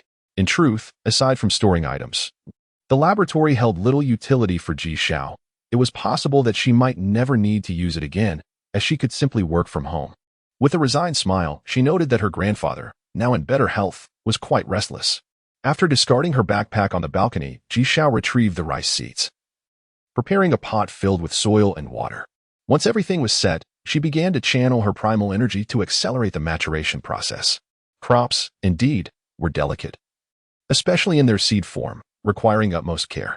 After successfully maturing 2 seeds, Ji Xiao was drenched in sweat, her primal energy entirely depleted. Gazing at the golden grains of rice, she beamed with satisfaction. Indeed, if she could mature a few more seeds, she would harvest mutated rice seeds, making her future endeavors considerably easier. Moreover, it would not be long before she could enjoy the white rice her grandfather often spoke of with fondness. Chapter 52. Mu Qiyi's humiliation upon hearing the words. A fleeting glimmer of surprise illuminated Mu Qiyi's eyes. An impish thought crossed his mind. What if I were to feign unavailability? Ji Xiao, disinclined to inconvenience others, found herself in a quandary. After a moment's contemplation, she suggested, "Would you mind escorting me out of the East District? It's merely a short distance." Dismissing the fear she had just experienced, Ji Xiao took hold of his hand and began to walk, chiding him. How can a grown man be so fussy? It's just a few steps. It won't take much of your time. As Ji Xiao led the way, she remained oblivious to the shift in Mu Qiyi's demeanor when she grasped his hand. His gaze darkened significantly. Her hand, cool and small, resembled that of a child. It was a hand that ought not to have been able to pull him along. Yet he found an unexpected pleasure in the moment, offering no resistance as he followed her. Indeed, at the instant Ji Xiao had asked him to accompany her, he felt an inexplicable joy. He could not comprehend the enchanting allure this girl possessed, which rendered him unable to divert his gaze from her, even if it meant doing nothing at all. Yet, she was still a child. What could he possibly do? Was it true, as the young girl had said, that she had already discerned his true nature, that of a deviant?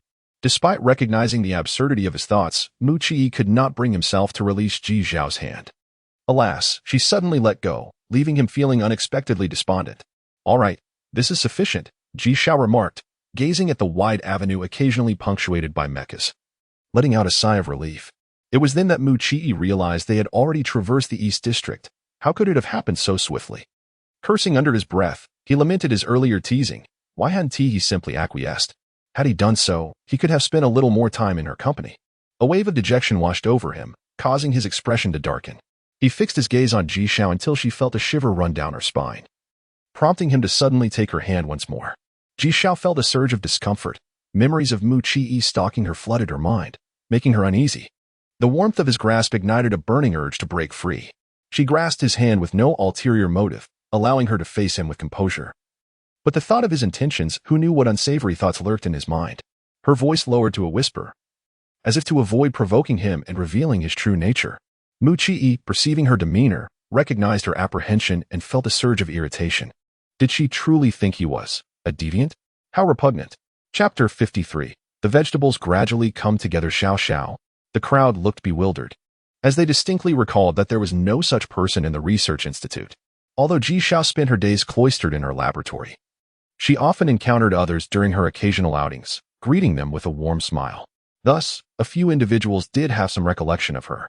Listening to the conversation from her room, Ji Xiao realized that she could no longer conceal her identity. However, she had no intention of hiding it, as she merely wished to surprise Lu Jian. As she opened the door, Ji Xiao greeted them with a polite smile. Hello, everyone.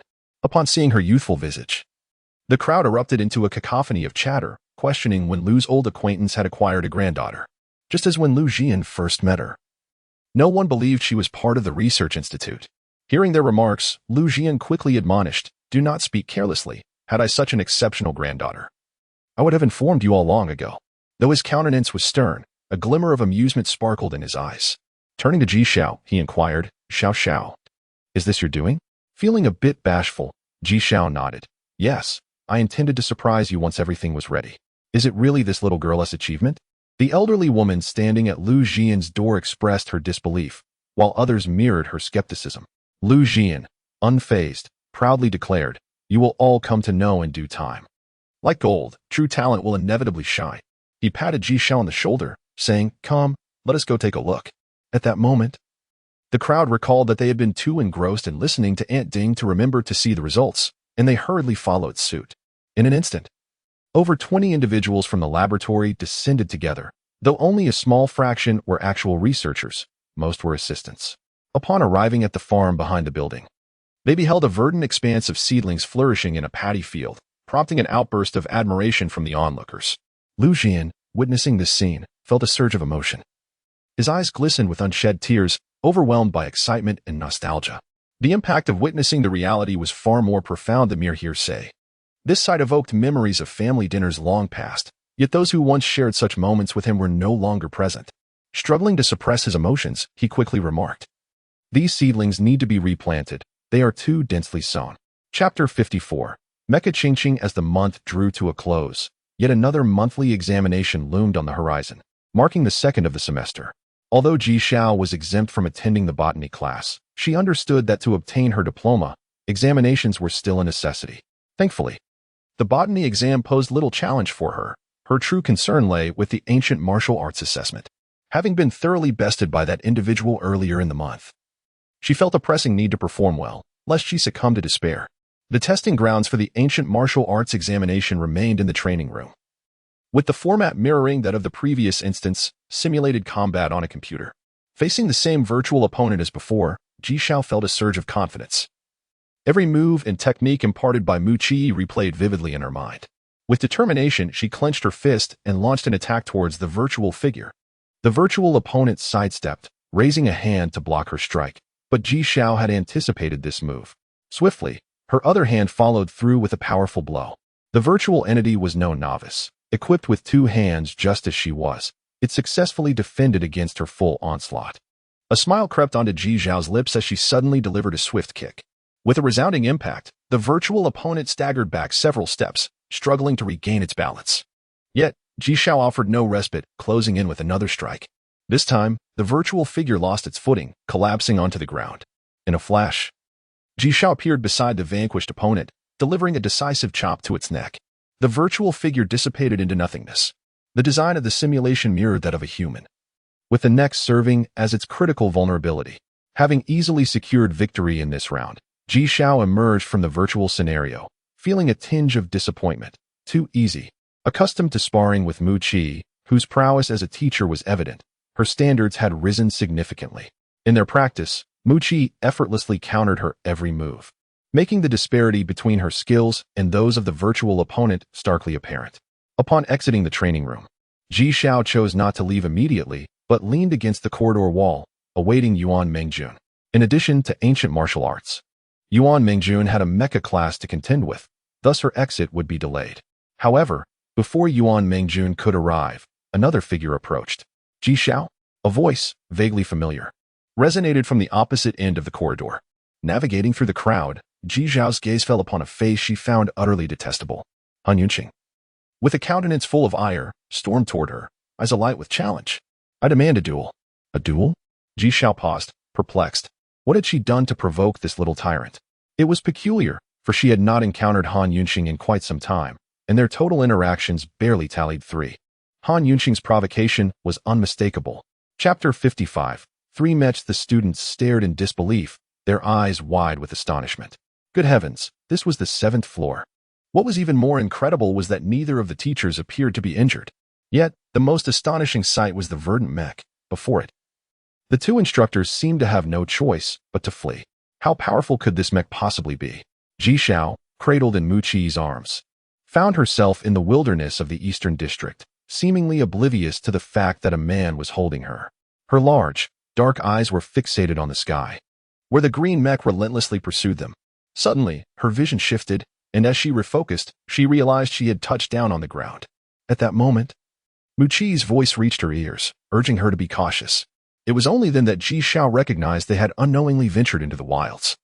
An arid landscape, dotted with sparse trees and wild grass. Once Mu Qi set Ji Xiao down, he ceased running and turned to face the mech descending from above. Taking a deep breath, the mech landed before Mu Qi but did not attack immediately. Instead, a woman's voice emerged, delicate and gentle, completely at odds with its exterior. "Qi, why do you obstruct me?" "Ching, Mu Qi replied calmly as he regarded the mech. "She is my student and also my friend." At this revelation, Ji Xiao froze momentarily, yet Qing appeared even more perplexed. "You grew up alongside Yunqing. By the measure of time, your bond with her should be stronger, should it not? This is not a matter of time, Muchi shook his head. Qingqing, your intelligence is advanced, but you will never comprehend the human realm. Many aspects cannot be quantified by mere numbers. Qingqing fell silent, pondering for a moment before responding.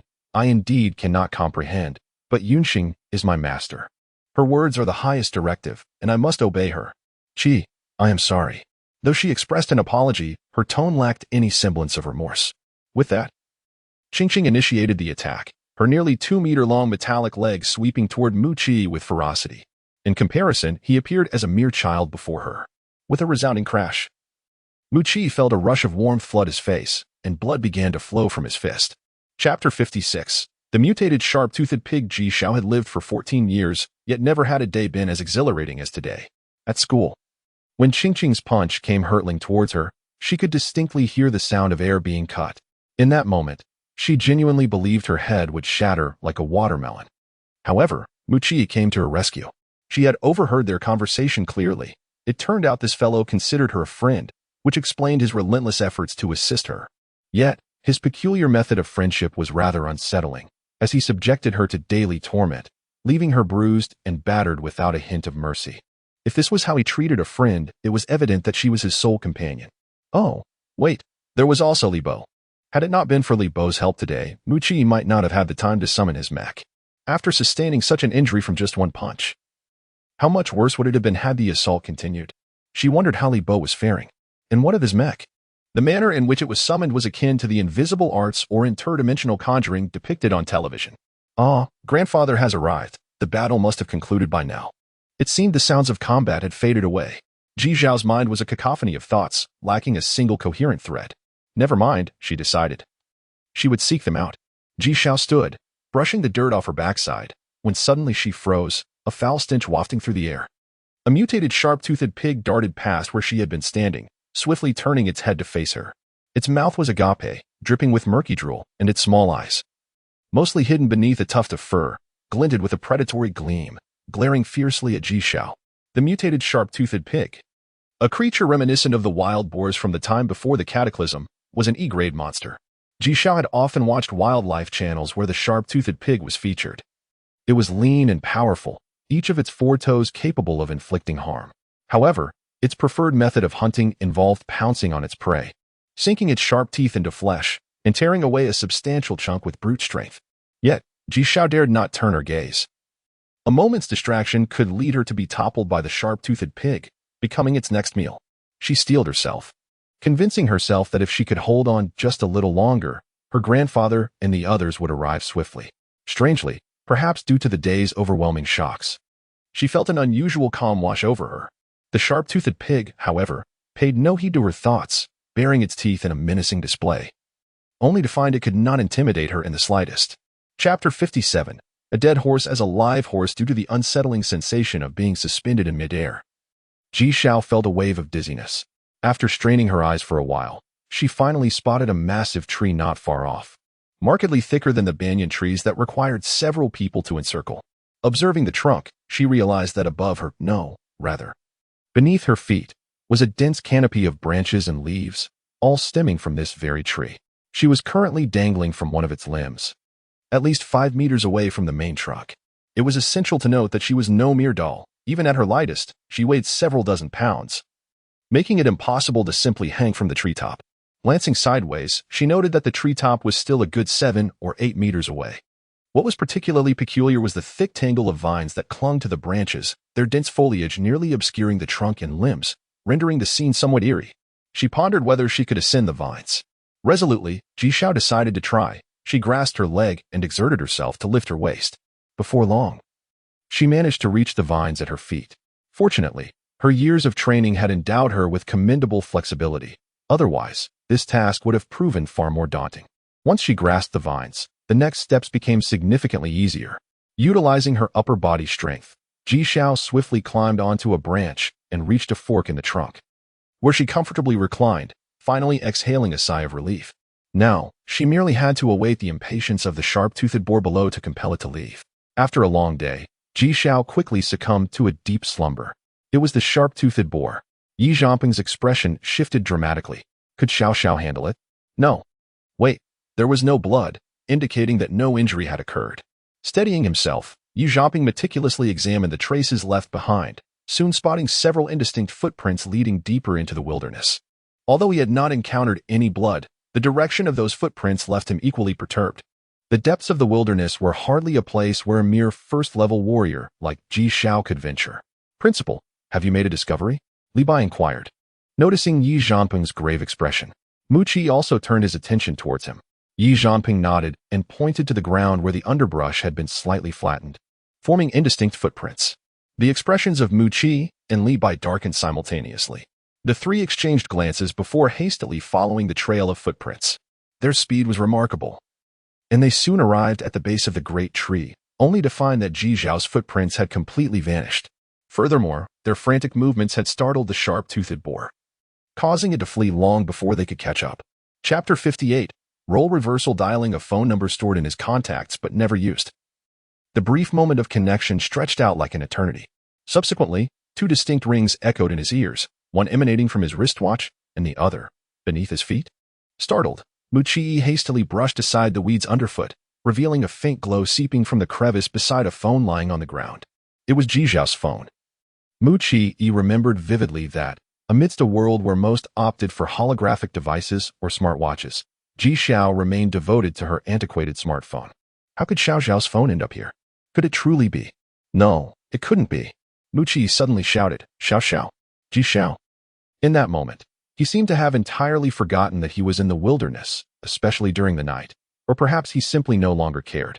His instincts screamed in alarm, prompting him to instinctively sidestep, only to witness a swarm of dense vines slithering towards him like snakes. Their rustling sound sending chills down his spine. Suddenly, darkness enveloped him as the light from Ji Zhao's phone extinguished. How ironic that it lost power at this critical moment.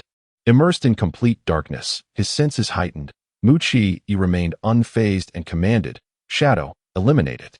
A gray mech materialized out of thin air, though it bore several dents. With its left arm severed halfway, despite its battered appearance, the Shadow's combat prowess remained formidable. Its intact right arm swept down, yanking at the vines on the ground, causing a cascade of them to fall from the tree. The vitality of the vine plants was remarkably resilient, although a significant portion had been torn away. It was not entirely crippled, merely severing some roots attached to the tree. The vines began to thrash about rapidly. But this time it was not the Shadow that provoked them. They seemed to act on their own volition, infuriated by the Shadow's presence. All the vines on the trunk surged towards it. No matter how swift the Shadow was, it could not sever every vine in an instant. And soon it was ensnared in a verdant cocoon. A muffled voice emanated from within the mech. "Qi, this creature is toxic." Mu Qi glanced at the green cocoon encasing him, urging, "Hurry and resolve this. We have matters to attend to." Although weakened and unable to act physically, his mind remained sharp. Observing the strength of the vines, he understood their capabilities. Chapter 59. Inextricable. By the time they delivered Mu Qi to the hospital, it was already late at night. His injuries were not extensive. Apart from some internal trauma, the most severe damage was to his right hand, where all 5 fingers had been fractured. The only piece of fortune was that there were no shattered bones, and with today's medical advancements, they could still be mended. Ji Xiao waited in the hospital corridor, glancing at the imposing mech. "Shadow, how did you ultimately fend off Qingqing?" she inquired. Shadow shook its head. "I did not repel her." "Pardon?" Ji Xiao was taken aback. "Then why did you spare me?" Though her knowledge of mechs was limited, she understood the fundamental principle that a mech obeys only its master. Once a command was given, it would fulfill its task unless rendered inoperative. "It was Yunqing who took her away," Shadow replied. This implied that while Ji Xiao was fleeing from the fanged boar, Han Yunqing had also entered the wilderness zone. Ji Xiao fell into silence, realizing that it was Han Yunqing who had ultimately chosen to spare her. Nevertheless, she felt no gratitude towards Yunqing. The girl resembled a spoiled princess from ancient times, regarding human life as expendable. Whenever someone crossed her, she would resort to violence. Since their acquaintance, Ji Xiao had nearly lost her life at Han Yunqing's hands twice. The first time, she understood the reason. This time, she could not fathom what had prompted Yunqing's actions. Contemplating this, Ji Xiao turned to Shadow. "Do you know why Han Yunqing attempted to kill me this time?" Shadow suddenly turned its head, its electronic eyes devoid of emotion yet expressing surprise. "You truly do not know?" While the fact that a mech could exhibit surprise was astonishing, Ji Xiao refrained from probing further. Han Yunqing had let her go this time, but who could say there would not be a next time? without clarity on the matter. She could not find peace in her slumber. She shook her head, indicating her genuine ignorance. After a moment of silence, Shadow spoke again. She has harbored feelings for Chi since childhood. To avoid disturbing others, Chi forbade her from coming to school. I surmise that today she unexpectedly arrived at the school and perhaps overheard something regarding you and Chi. This conclusion was drawn from Shadow's meticulous calculations, representing the most likely scenario. Ji Xiao listened, bewildered. What do you mean by my affairs with Chi? Do we have any matters between us? Shadow suddenly found itself at a loss for words. As Mu Chi's closest combat companion, it comprehended his feelings entirely. Coupled with Mu Chi's unusual behavior towards Ji Xiao and their dedicated practice sessions over the past month, it all pointed to one conclusion.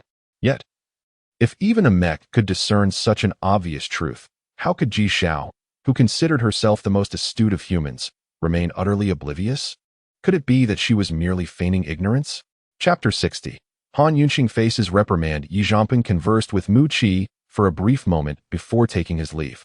Shortly thereafter, two figures, one tall and one petite, entered the room. Third uncle, Mu Chi, called out to the middle-aged man among them. This man bore a striking resemblance to Mu Chi, sharing the same tall and robust stature. Yet he exuded an air of maturity and authority that came with life's experiences. He was Mu Chi's third uncle, Mu Kuan. Accompanying Mu Kuan was Han Yunqing, who was temporarily residing in his household. The once playful and charming girl now stood with tears glistening in her eyes, her gaze a mixture of sorrow and guilt. Brother Mu, how's your injury? Han Yunqing asked apologetically. Mu Chi cast a casual glance her way. It's nothing serious. I'll recover in a few days. At his words, tears streamed down Han Yunqing's cheeks. I'm so sorry, Brother Mu. I didn't mean to. Her intention was merely to teach Ji Xiao a lesson. Never did she anticipate that matters would escalate to such a degree. Didn't we agree that it was nothing? Please, stop crying, Mu Chi said, feeling a twinge of compassion. He had always treated her like a sister, yet he had not foreseen that his indulgence would lead her to become so willful and unruly. Once Han Yunqing had quieted, he turned his attention to Mu Kuan, saying, Third uncle, is it the case that you before he could finish? It was evident that Mu Kuan comprehended his insinuation. Nodding solemnly, he replied, We received a call from them last night. What do you intend to do now? At first, Han Yunqing did not grasp their conversation. However, upon hearing that, she sprang up in alarm. Brother Mu, are you going to send me away? Yunqing. Mu Kuan's tone carried a hint of warning. Observing her discontented expression, he sighed. It is not our desire to send you away. But your actions this time were indeed excessive. The Han family holds significant power, yet even your family head would not dare to openly disregard the government. But I only acted against Ji Xiao. When did I ever disrespect the government? Unwilling to accept the truth, are you? Mu Kuan scoffed. Do you think that because you hail from a prestigious family, with both martial prowess and technology surpassing others, you can look down upon everyone else? You believe I am unaware that you refer to the inhabitants of Earth as natives? At this point, Mu Kuan appeared genuinely incensed. Have you ever considered that your ancestors, the venerable members of your clan, were all once inhabitants of Earth? To disdain the people of Earth is to show contempt for your own forebears. Chapter 61. Departure to the wilderness. Xiao Xiao, come here. In the lobby on the first floor, Lu Jian beckoned to Ji Xiao, who was approaching the entrance. Beside him sat a group of over 10 young men and women, appearing to be around 19 or 20 years old. At his call, they all turned their gazes toward Ji Xiao. As Ji Xiao reached Lu Jian, she greeted him, Grandpa Lu, with a beaming smile. Lu Jian took Ji Xiao's hand and said, Come, let Grandpa introduce you.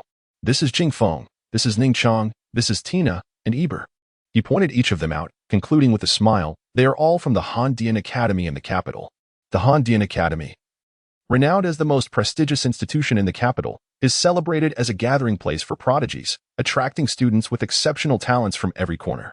Ji Xiao couldn't help but regard this group with newfound admiration. Gaining admission to Han Dian Academy was an achievement beyond that of students from other places. You must be Ji Xiao? The young man named Jing Feng said with a warm smile, his features strikingly handsome. We've heard about your reputation at our school, but we never anticipated that someone so young could successfully induce mutations in crops. It is truly astonishing. His tone was filled with admiration. Ji Xiao felt a bit bashful from the praise, yet she was astonished. The mutated crops had only been reported to the Research Institute less than a month ago. She hadn't expected the news to spread so swiftly, and she wondered if there might be any rewards from above. It was merely luck, a fortunate coincidence. Ji Xiao humbly replied, but then suddenly remembered something. Turning to Lu Jian, she asked Grandpa Lu. You called me earlier to say we would be going to the wilderness for training. Are we going with them? Earlier that morning, before leaving, she had received a call from Lu Jian, who only mentioned going to the wilderness and instructed her to prepare and hurry over, without providing any further details. She had assumed it was a trip with the people from the research institute. Yes, Lu Jian confirmed. Jing Feng and the others are here for the purpose of wilderness training. Everything is prepared, and you should accompany them to broaden your horizons.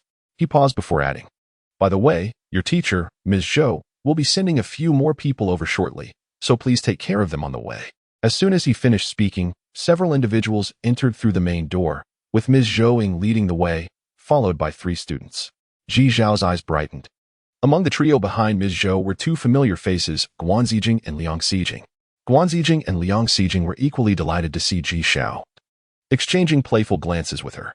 Ms. Zhou approached with the 3 students, offering introductions, after which Lu Jian provided a few final reminders to the group before they set off. The party of nearly 20 individuals boarded the large outdoor transportation mecha outside. It was Ji Zhao's first experience aboard such a mecha, and her curiosity piqued as she climbed up the ladder along the mecha's leg. Chapter 62. Preparing for battle. Of course, Loris and Ning Chong were absent, and Jing Feng paid them no mind. Once the group settled in the hall, he spoke directly, stating, our target this time is a location called Wani Township, situated 30 miles north of Jining County before the cataclysm. The journey spans nearly 500 kilometers. While it may not be far, we are entirely entering the monster-infested zone, so we must exercise utmost caution. All present, except for Ji Xiao and 3 other classmates from the same school, had encountered monsters before and were acutely aware of the perils ahead. Upon hearing Jing Feng's words, they nodded solemnly in agreement. Jing Feng's gaze fell upon Ji Xiao and her companions. Ji Xiao, you and your peers are students of the botany and geology departments. Therefore, you are to follow Tina's instructions throughout this journey. If she does not permit you to exit the mechas, you must not venture out. I understand. Ji Xiao and Guan Zijin replied, nodding in unison. They were already aware of Jing Feng's identity as the team leader for this expedition, with all matters under his purview. Jing Feng briefly outlined the arrangements for their undertaking before instructing Tina to take them to their resting quarters. The resting area was rather simple, with several girls sharing a space featuring an exceptionally large bed that could comfortably accommodate 10 people if they squeezed together. Tina remarked, all of us girls will rest here. While you may feel uncomfortable at first, this is the way it is in the wilderness. Simplicity is key. You will adapt in a couple of days. Ji Xiao nodded, not feeling any disdain. Suddenly, she asked, Tina, have you been to the wilderness before? Of course, Tina replied, sitting on the edge of the bed. We are about to graduate, so this time we do not have a teacher leading us. In previous excursions, we always had a teacher guiding us. However, the absence of a teacher necessitates greater caution, as we may not be able to handle any issues with our current capabilities. Did you always have a predetermined route for your previous wilderness trips? Guan Zijin inquired further. Tina smiled, not necessarily. The reason we have established a route this time is due to a specific task assigned to our botany department. Another task? Guan Zijin exclaimed in surprise. Tina pulled out a drawer from beneath the bed and retrieved a notebook. Opening it, she said, come take a look. This is our task for this expedition. After tapping a few times on the notebook, a window quickly appeared, causing several girls to gasp in astonishment. The window displayed a strikingly beautiful pale purple flower, its petals layered intricately, with a small cluster of golden stamens at its center. Tina explained, this flower is a newly discovered species, which we have named the golden purple cluster. When we obtained a specimen of the golden purple cluster, we aimed to cultivate it, but it withered shortly after, turning into a toxic purple sludge upon death. The assembly collectively drew a sharp breath, taken aback by the revelation. Chapter 63. The spotted leopard within the confines of the mech. Ji Xiao was entirely oblivious to the sounds and sights of the outside world. A mere fleeting glance had revealed to her the presence of no fewer than 20 spotted leopards. Previously, the Wilderness News had introduced these creatures, renowned for their incredible speed and agility, and their predilection for group hunts, characterized by their savage temperament. Throughout their journey, the mech had not paused, not due to a lack of encounters with monsters, but because solitary creatures of lesser strength dared not approach such a formidable machine. However, the spotted leopards were distinct. Their swiftness, combined with their ferocity, meant that should the mech attempt to flee, they would perceive it as a sign of human fear and would relentlessly pursue. Thus, the only recourse was to engage in battle. Only by vanquishing them could they ensure a safer passage ahead. "Fear not," Tina remarked, noting the tense expressions on her companions' faces. "They are all second-level warriors, and both Jing Feng and Ning Chong broke through to third-level warriors just half a year ago. Dealing with these E-level spotted leopards will be a mere trifle." Jing Feng's position as captain was unsurprising given his exceptional abilities. Yet, Ji Xiao was taken aback to discover that the seemingly glib Ning Chang possessed such remarkable talent. It was a testament to the adage that one should not judge a book by its cover. Guan Zijing furrowed her brow in surprise. "Ning Chong is also a third-level warrior?" Her tone carried a hint of disdain, suggesting that Ji Xiao was not alone in her lack of fondness for Ning Chong. Tina seemed aware of their thoughts and laughed heartily. "He is known as a notorious playboy at school, but his talent is undeniable. And he has a powerful family backing him. The girls who accompany him do so willingly. We cannot fault them for that, can we?" Ji Xiao had little interest in Ning Chang's affairs and shifted the topic. "Tina, shouldn't we be doing something?" "Indeed," Tina replied. "Shall we activate the surveillance video to see if they require assistance? Even if they do not, it could broaden their horizons." Guan Zijing chimed in, only to receive several eye rolls from Tina and her companions. One girl, Tianmi, spoke up. "Do you think monitoring the surveillance video doesn't consume energy? We are outdoors, and our energy reserves are already limited. We must conserve it wherever possible."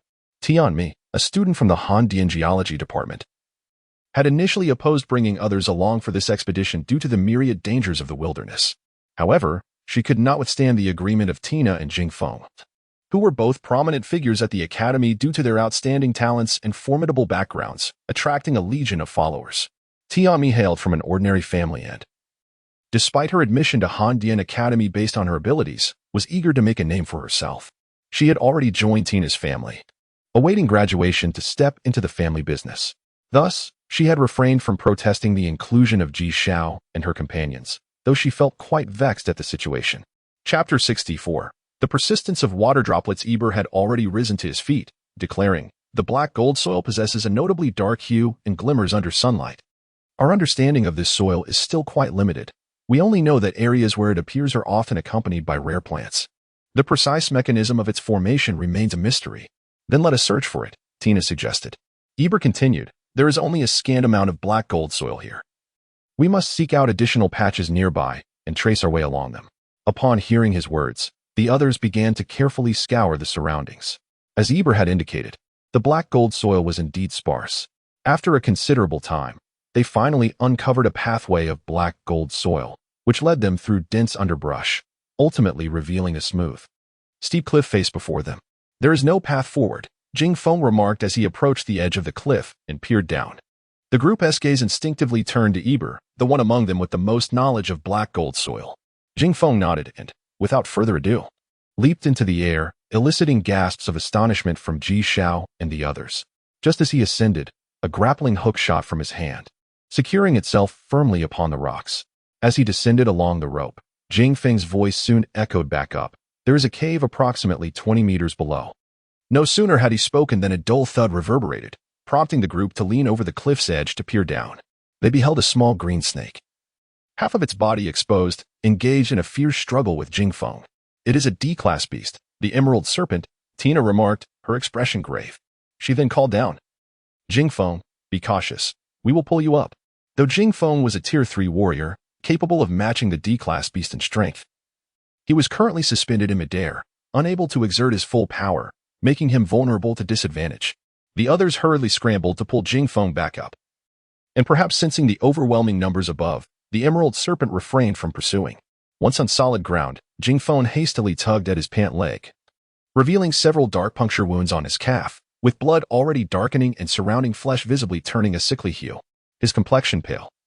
Jing Feng drew a dagger from his waist, swiftly slicing away the flesh surrounding the punctures. Despite the effort, he remained silent, drenched in sweat. At this moment, Tina had removed her backpack and swiftly retrieved a roll of bandages, binding Jing Feng's knee tightly before pulling out a vial of powder to sprinkle over his wounds. "It's futile," Jing Feng suddenly interjected. "The venom of the emerald serpent cannot be countered by any ordinary antidote." Tina paused her movements, her head remaining bowed. Yet her actions grew more forceful, eventually emptying an entire vial of the remedy over his injury. Chapter 65. Centipede Vine. Jing Feng's injuries were severe, preventing him from descending the cliff. He informed Ning Chong and the others, and soon, Ning Chong arrived in a field maneuvering mech. When inquired about Jing Feng's condition, he had already prepared a fabricated explanation, claiming he had been wounded by a green serpent. He swiftly excised a piece of flesh, and since the poison had not yet spread due to his quick actions, the extent of his affliction never aroused suspicion among the others. Subsequently, Jing Feng dispatched several mech engineers down the cliff. In this rugged terrain, mechs capable of free flight had a distinct advantage over lower-tier martial artists, and they quickly dispatched the green serpent. The group then lowered their grappling hooks and allowed Ning Chong to enter the cave for inspection before Tina led Ji Xiao and the others inside. The cave was damp, with a lingering stench reminiscent of the serpent, yet it was not large, revealing an empty expanse. Here it was. Eber looked down at the darkened soil beneath his feet, his face aglow with delight. Without his prompting, the others had already noticed that the ground within the cave was entirely black, shimmering faintly under the beam of their flashlights. Composed entirely of black gold soil. Look here. Tina crouched at the corner of the cave entrance, directing her flashlight toward a fissure where several tendrils faintly emerged. Upon witnessing this sight, the group experienced a sense of helplessness. The very thing they sought was nestled within the crevice, making extraction nearly impossible. Their frustration grew as they could barely discern the plant from the indistinct shadows of the tendrils. Tina channeled her primal energy to touch the tendrils, and as her essence coursed through them, she became increasingly astonished. The plant possessed only roots. How could there exist a plant with only roots and no stem or leaves? Suddenly, a realization struck her. Wait, this is not merely a root, this is the stem, devoid of leaves. After regaining her composure, she explained to the others that this was a plant resembling a centipede, with the body acting as the trunk and the legs as the roots. The roots clung tightly to the rock face, twisting and turning within the fissure, rendering them impossible to extract.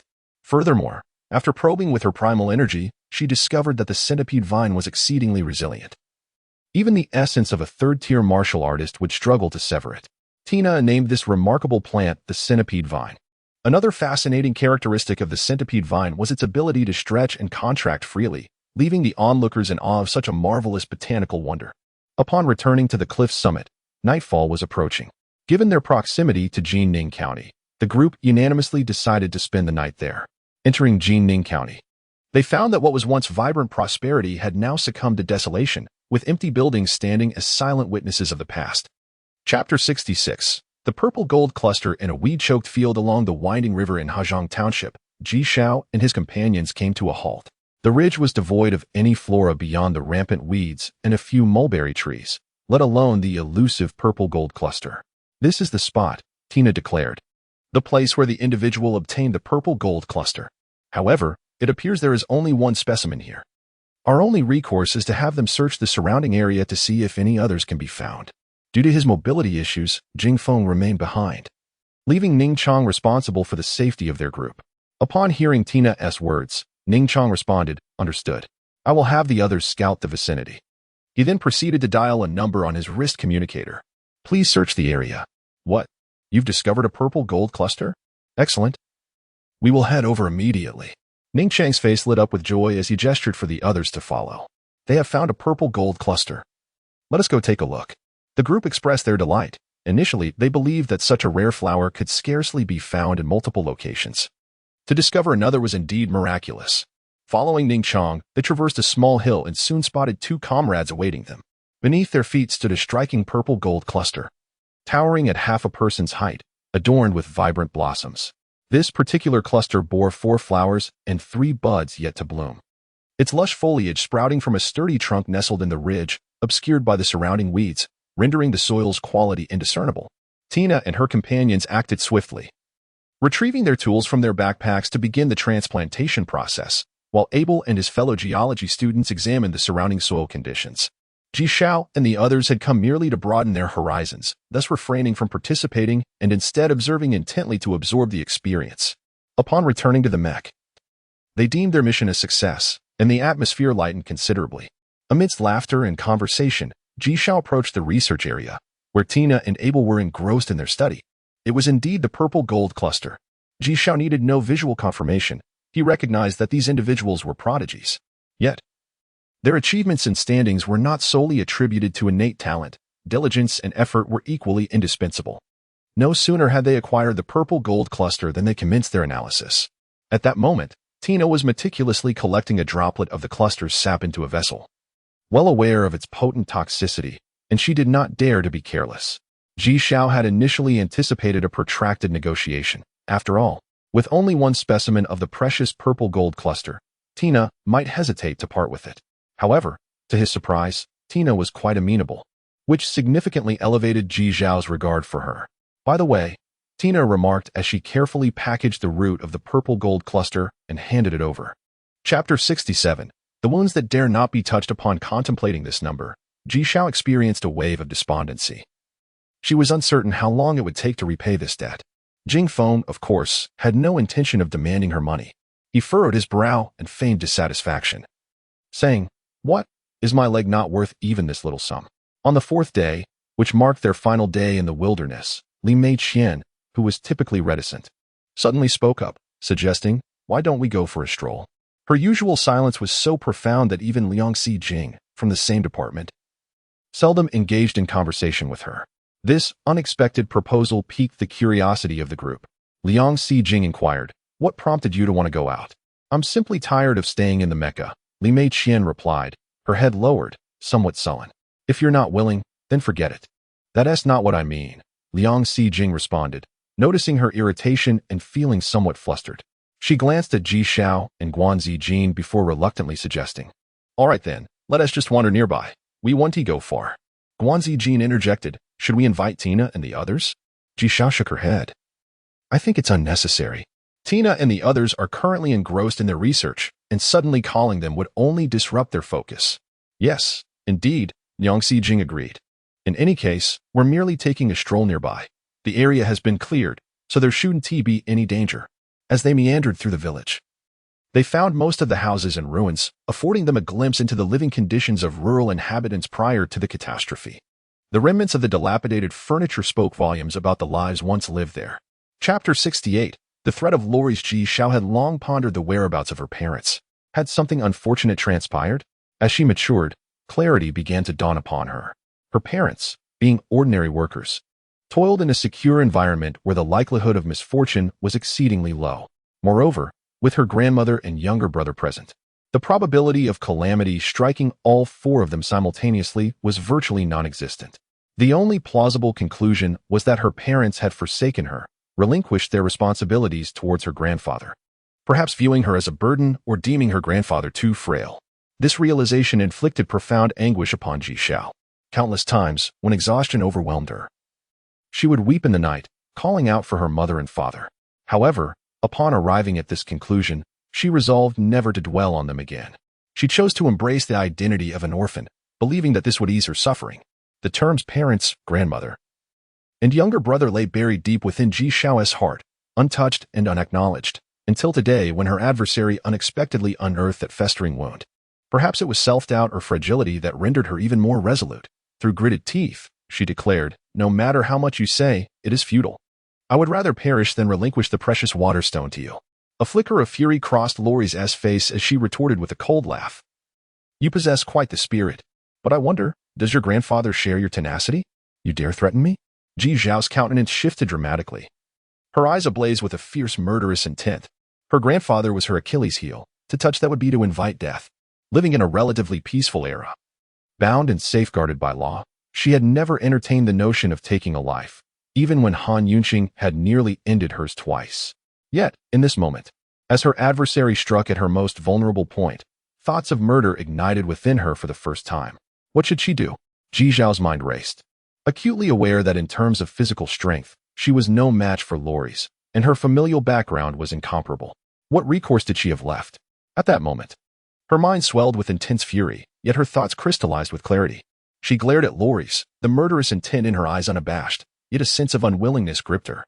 After a prolonged silence, she finally clenched her teeth and said, "Very well, I shall give it to you, but the waterstone is in my backpack."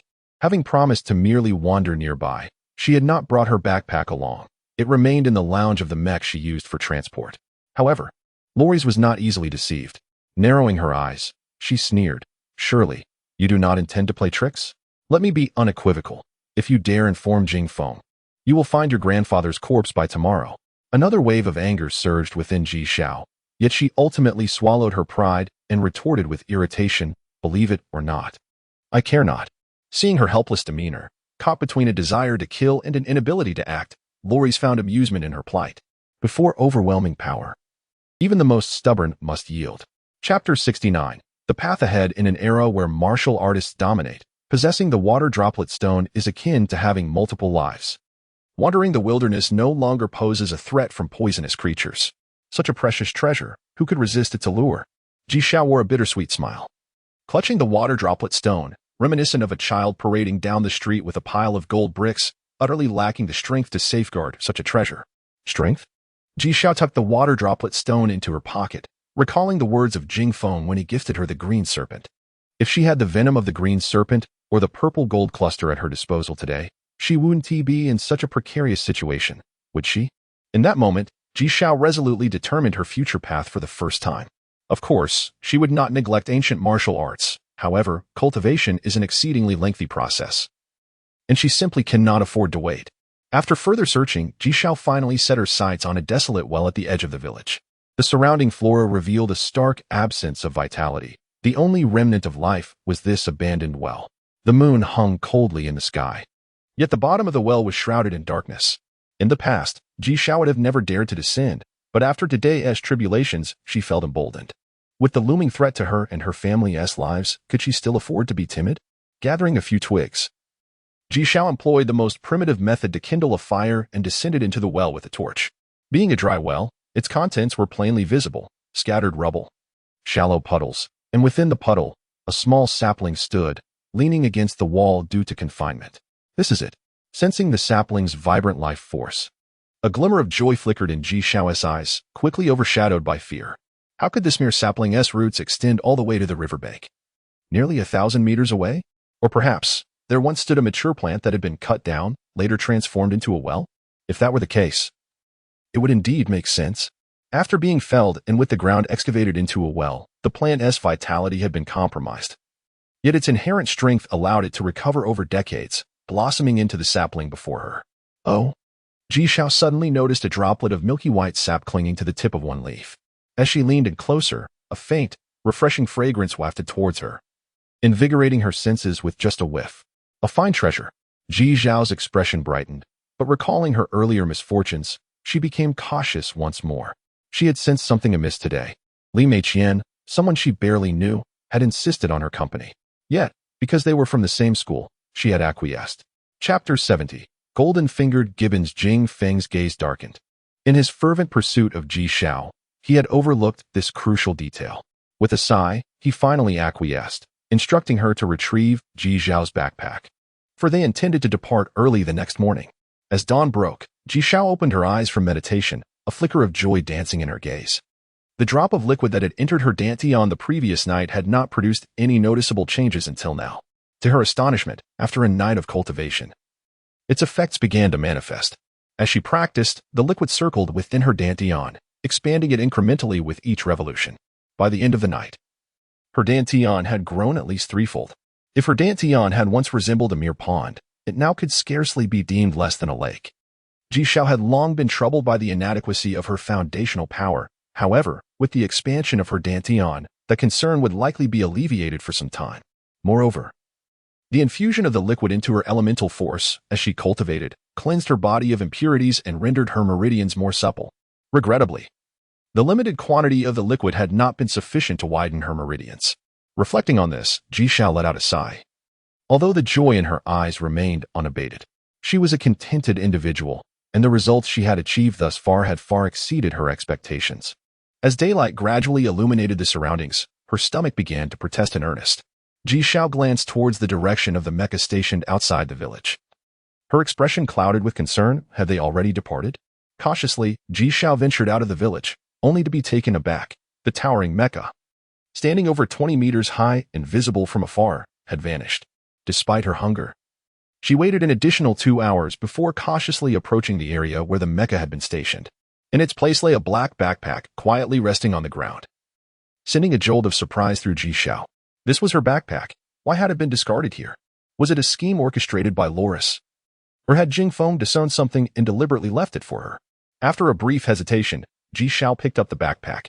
She was in dire need of its contents, whether for toxins or nutritional supplements, and she intended to concoct poisons, necessitating the backpack to carry her gathered materials. Opening the bag, she meticulously inspected its interior and exterior, discovering an additional month's supply of nutritional supplements.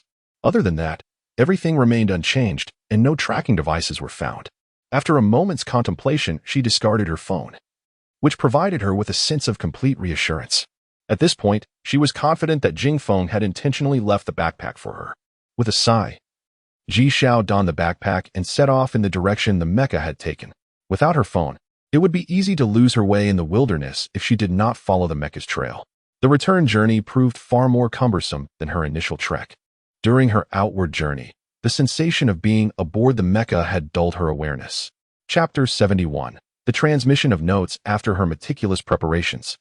The venom she named 3 siphons was finally completed, filling 3 bottles with nutrient solution, much to Ji Xiao's satisfaction. She was acutely aware of the properties of 3 siphons, possessing an extraordinarily potent corrosive capacity. In her estimation, even the primal force of a third-tier warrior could be dissolved within the span of merely 3 breaths. This indicated that from the moment one was contaminated with 3 siphons to complete dissolution, only 3 breaths were required, leaving no time for a plea for help, thus underscoring the terrifying nature of its toxicity. Despite having the resilience of water droplet stone, Ji Xiao did not dare to test it with her primal power. What? Ji Xiao has vanished? Have them wait there. I will be there shortly. Yu Zhamping hung up the call and hurried toward the research institute. Upon arrival, he found a large crowd silently gathered in the hall, no one speaking, the atmosphere heavy with tension. Lu Jian, who had called him, stood nearby, sighing repeatedly, his face a mask of concern. Jing Feng, enlighten me on the situation, Yu Zhamping inquired directly, approaching Jing Feng. With a face full of remorse, Jing Feng replied, Senior Yi, I apologize. He proceeded to recount the events, carefully omitting any mention of water droplet stone, instead relaying the accounts from Liang Xijing and the others. He could not disclose the matter concerning water droplet stone, as the perpetrator was among them, revealing it would alert the culprit, potentially endangering Ji Xiao. Is that so? Yi Zhamping's expression remained inscrutable, and he turned to Liang Xijing. Liang Xijing, please share your perspective. Liang Xijing lowered her brows, tinged with guilt as she spoke. Principal. The captain is correct. It was Mei Chun's suggestion to take a walk, and we all went out together. Who would have known that after a brief stroll, Xiao Xiao would suddenly disappear? We searched for her for quite some time, yet we could not find her. As she spoke, tears began to fall, her sorrow palpable as she watched Xiao Xiao flee, powerless to assist, while also having to shield the truth for the perpetrator.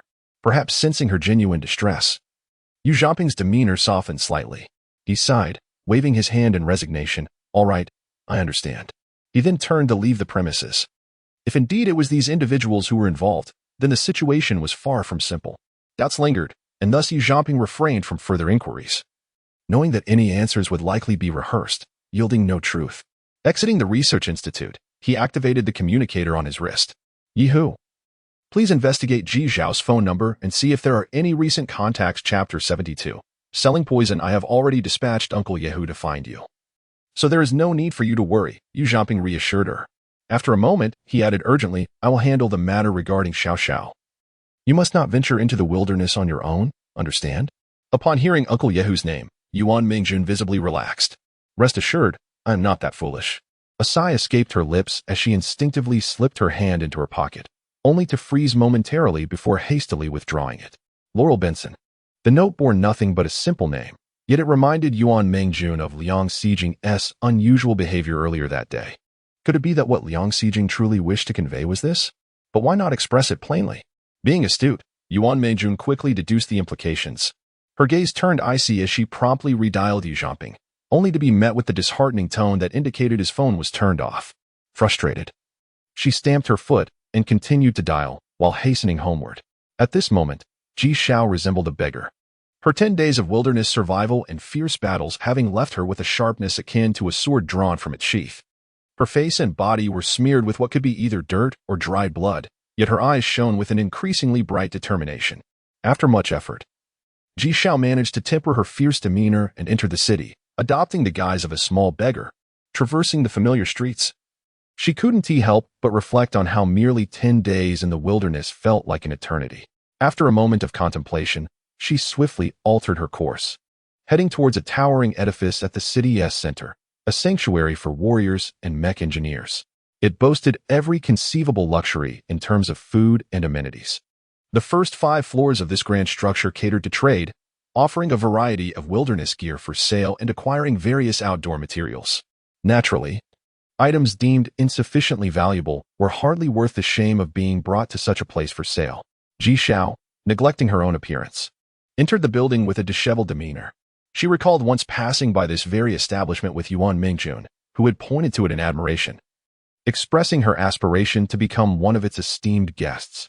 To be a guest here signified immense strength, having vanquished numerous formidable beasts. Being a guest was synonymous with power and prowess.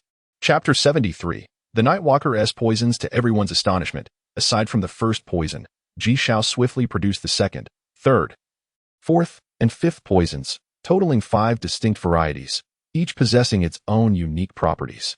What left the onlookers speechless was the fact that each poison had a 100% efficacy against D-class monsters, yet bore such unimaginative names. In contrast, Ji Xiao herself was equally taken aback, perhaps due to her limited understanding of the martial arts realm. She was utterly unprepared for this revelation. Chapter 74. The Flood Sweeps Away the Dragon King Temple. Second update. Ji Xiao was unaware that the murder case unfolding before her was not an isolated incident.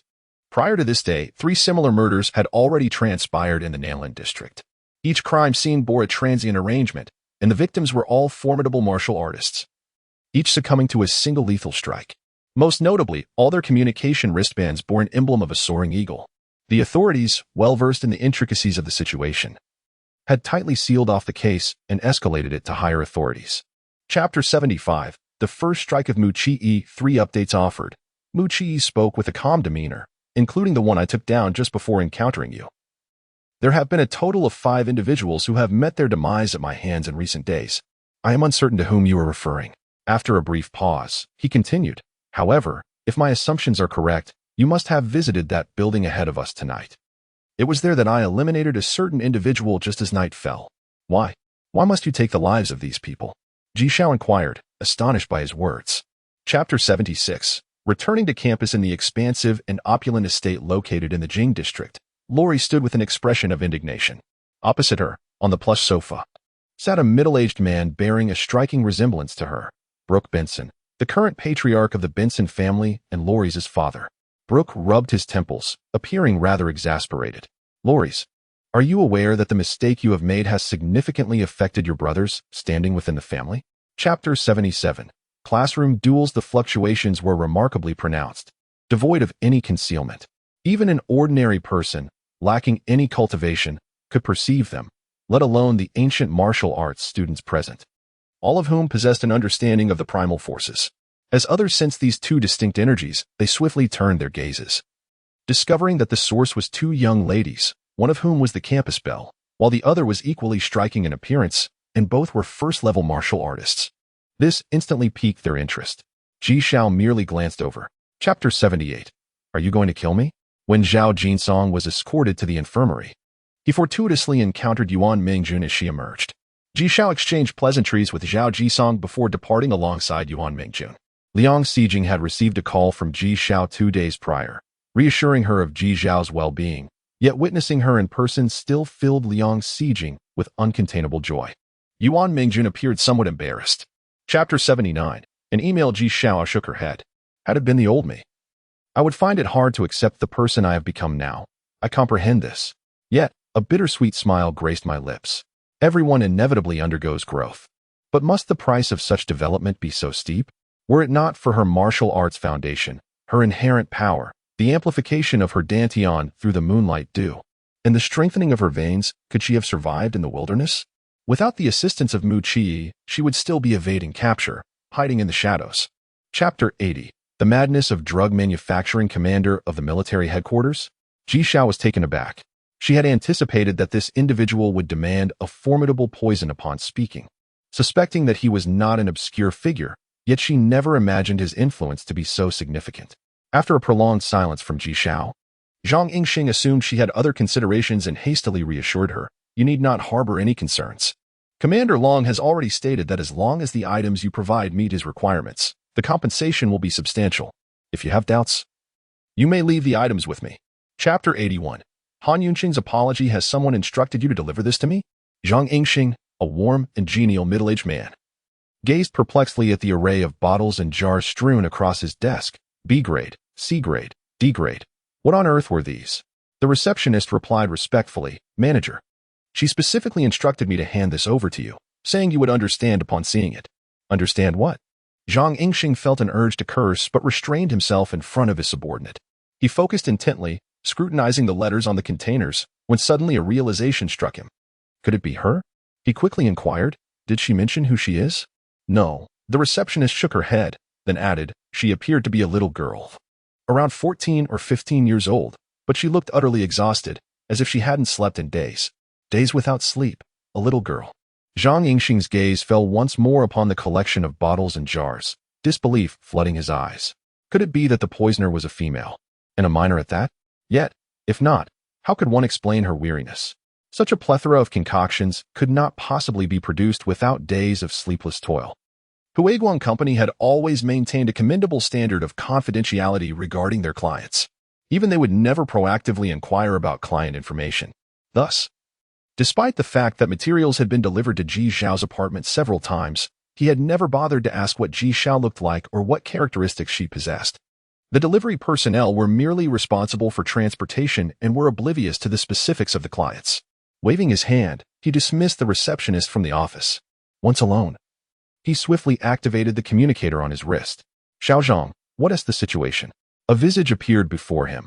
Another middle-aged man, handsome features, a slight smile, and calm eyes, exuding the warmth of a friendly neighbor. Zhang Yingxing promptly replied, Manager Xie, the matter you discussed with me last time has been resolved. Last time? Manager Xie furrowed his brow, pondering for a moment before a look of surprise crossed his face. Are you saying there is progress on what Commander Long requested? There is more than just progress. Zhang Yingxing indicated the desk before him. Manager Xie, do you see this? The goods have already arrived on my desk. As he spoke, his expression brimmed with delight. Manager Xie couldn't help but chuckle. So it was that person named Poison who did this? It seems you exerted considerable effort to accomplish this in such a short span. Had it not been for the promise of substantial benefits, who would work so hard? A hint of embarrassment crept onto Zhang Yingxing's face. To be honest, Manager Xie, I have only sent her one email asking for assistance. I truly didn't contribute anything. Instead, she worked tirelessly for days and even brought the items over today without mentioning any compensation. You are quite honest, Manager Xie laughed heartily, though admiration glimmered in his eyes. This was precisely what he appreciated about Zhang Yingxing, unlike others who sought to claim credit for themselves. Thus, he had always regarded Zhang Yingxing as a younger brother, showing him considerable care. After their laughter subsided, Manager Xie turned serious. All right, enough chit-chat. Next, you need to personally deliver the items to Commander Long. Zhang Yingxing's spirits soared at the prospect. If he could make a favorable impression on Commander Long, it would undoubtedly establish a connection for future interactions. He recognized that Manager Xie was intentionally looking out for him and expressed his gratitude. Thank you, Manager Xie. I promise to complete the task. As they ended the call, neither mentioned Ji Xiao. They both understood that any discussion of compensation would only be relevant after meeting Commander Long. Any words spoken now would be mere conjecture.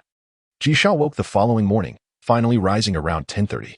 After consuming a bottle of nutritional supplement and tidying up her home, she stepped outside. As she approached the entrance of her community with bags of groceries in hand, she was abruptly called out to. Turning around, she frowned upon seeing the last person she wished to encounter, Han Yunqing. What are you doing here? She demanded. Are you following me? Ji Xiao's brows knitted tightly. Did you inquire about my grandfather? A wave of anxiety washed over her. This spoiled heiress was known for her lack of reason. She hoped her grandfather had not come to any harm. Seeing her anxious expression ignited Han Yunqing's irritation. I'm not a tiger. Why are you so afraid of me? But you are more fearsome than a tiger, Ji Xiao silently retorted. However, she felt a sense of relief. Judging by Han Yunqing's tone, her grandfather seemed unscathed. Do you need something from me? She asked. What did you say? Ji Xiao was momentarily taken aback, suspecting her ears had deceived her. Han Yunqing assumed Ji Xiao was deliberately toying with her and exclaimed, Don't be ungrateful. I've already apologized. What more do you want? So she truly was here to apologize. Ji Xiao scoffed. Is this your idea of an apology? She had never seen someone apologize with such an air of condescension. Did she expect Ji Xiao to be grateful for her mere acknowledgement of wrongdoing? Unaware of Han Yunxing's inner turmoil, Ji Xiao recognized from her expression that sincerity was lacking in this apology. She wondered what had compelled her to undertake an act she clearly resented. Nevertheless, if it wasn't genuine, what did it matter? She would undoubtedly find opportunities to trouble her again in the future. With this thought, Ji Xiao's lips curled into a sly smile, a glint of mischief in her eyes. Are you insisting that I accept your apology today? Is that even a question? Han Yunxing replied without hesitation. Ji Xiao's smile broadened, blossoming into a radiant grin. Then let me see your sincerity. If your intentions are genuine enough, I shall certainly accept. Chapter 82. The request of Long Qianyuan. At that moment, having exhausted her funds, Ji Xiao had no financial expectations from the medicine sent to the Sichuan region. Her sole intention was to contribute in some capacity. If the results proved satisfactory and the government offered compensation, she would accept it. Yet if not, it mattered little to her. Just then, Han Yunxing came to her, practically presenting herself for a reckoning. It would be foolish not to seize the opportunity. Han Yunxing was taken aback by Ji Xiao's cunning, her eyes momentarily ablaze with fury, yet ultimately restrained by the middle-aged woman behind her. The woman stepped forward, wearing a faint smile, and inquired, "What does Miss Ji desire?" Ji Xiao was astonished, despite the tension between them. This woman maintained her composure and even addressed her with respect, indicating she was no easy adversary. However, Ji Xiao remained undaunted. After a moment's contemplation, she replied, "If you wish to demonstrate your sincerity, it would be unseemly for me to dictate terms. You should assess what constitutes a genuine display of your commitment." She was not naive. Who could determine whether her proposed conditions would be deemed excessive or insufficient? Too much would surely provoke their ire, while too little would not serve her interests. Thus, she left them to their own devices. Once the two were dismissed, Ji Xiao's expression darkened.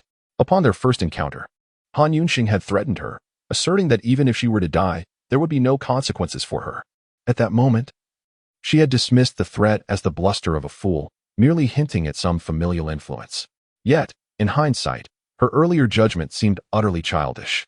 Han Yunxing's audacious actions in front of so many had even drawn the attention of Yi Zhanping. Although she had survived, it was still an attempted murder. Days had passed, and it was astonishing that Han Yunxing had faced no repercussions, merely needing to extend an apology. It was a sobering realization of the formidable power wielded by the noble families in the society. The audacity of attempting murder in broad daylight could be brushed aside so easily. Ji Xiao had every reason to believe that even had she perished, Han Yunxing would likely have escaped with minimal punishment. A desire rekindled within Ji Xiao, a yearning for power and influence.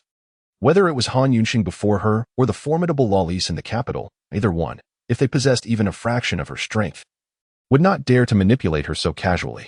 Thoughts of lawless brought to mind Mu Qi. She pondered what actions Mu Qi had taken against the Benson family to warrant their silence.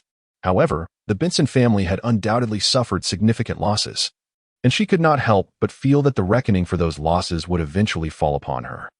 It was improbable that the Benson family would allow this affront to go unpunished. Retaliation was surely imminent. Whether Mu Qi could withstand their wrath was uncertain. But Ji Xiao knew she would not be able to cope. Strength was imperative. At this juncture, Ji Xiao had lost all inclination to prepare a meal. She tossed the vegetables aside and began her training, acknowledging that the skills and experiences needed to confront adversaries could only be acquired through practical engagement, a gradual process. During lunch, her grandfather remarked nostalgically that vegetables were more affordable now than in the past, predicting that soon they would once again enjoy cheap yet delicious meals as before the calamity. Ji Xiao had not concealed her research endeavors from him, so his words not only reflected a fondness for the past but also a sense of pride in having such a granddaughter. Yet, Ji Xiao felt a twinge of shame. She had indeed accomplished much, yet had also brought considerable trouble to her family, troubles so great that she feared to mention them to her grandfather. Suddenly, a notification chimed from her communication watch, interrupting her thoughts. It was an unfamiliar number. Stealing a glance at her grandfather, who was oblivious, she slipped outside. Little did she notice the silent sigh of her grandfather as he watched her retreating figure.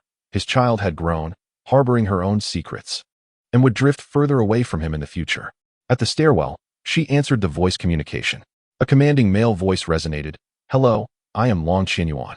Ji Xiao was taken aback, quickly responding, "Hello, Commander Long. You are the poison?" Long Qianyuan remarked, surprised by the youthful voice emanating from the phone. Ji Xiao realized she had inadvertently revealed her identity, yet recalled that she had not concealed it during her visit to the glorious building, rendering further pretense unnecessary. She nodded, affirming, "Yes, Commander Long, I am indeed poison." Manager Zhang spoke the truth. Long Qinyuan's tone softened slightly.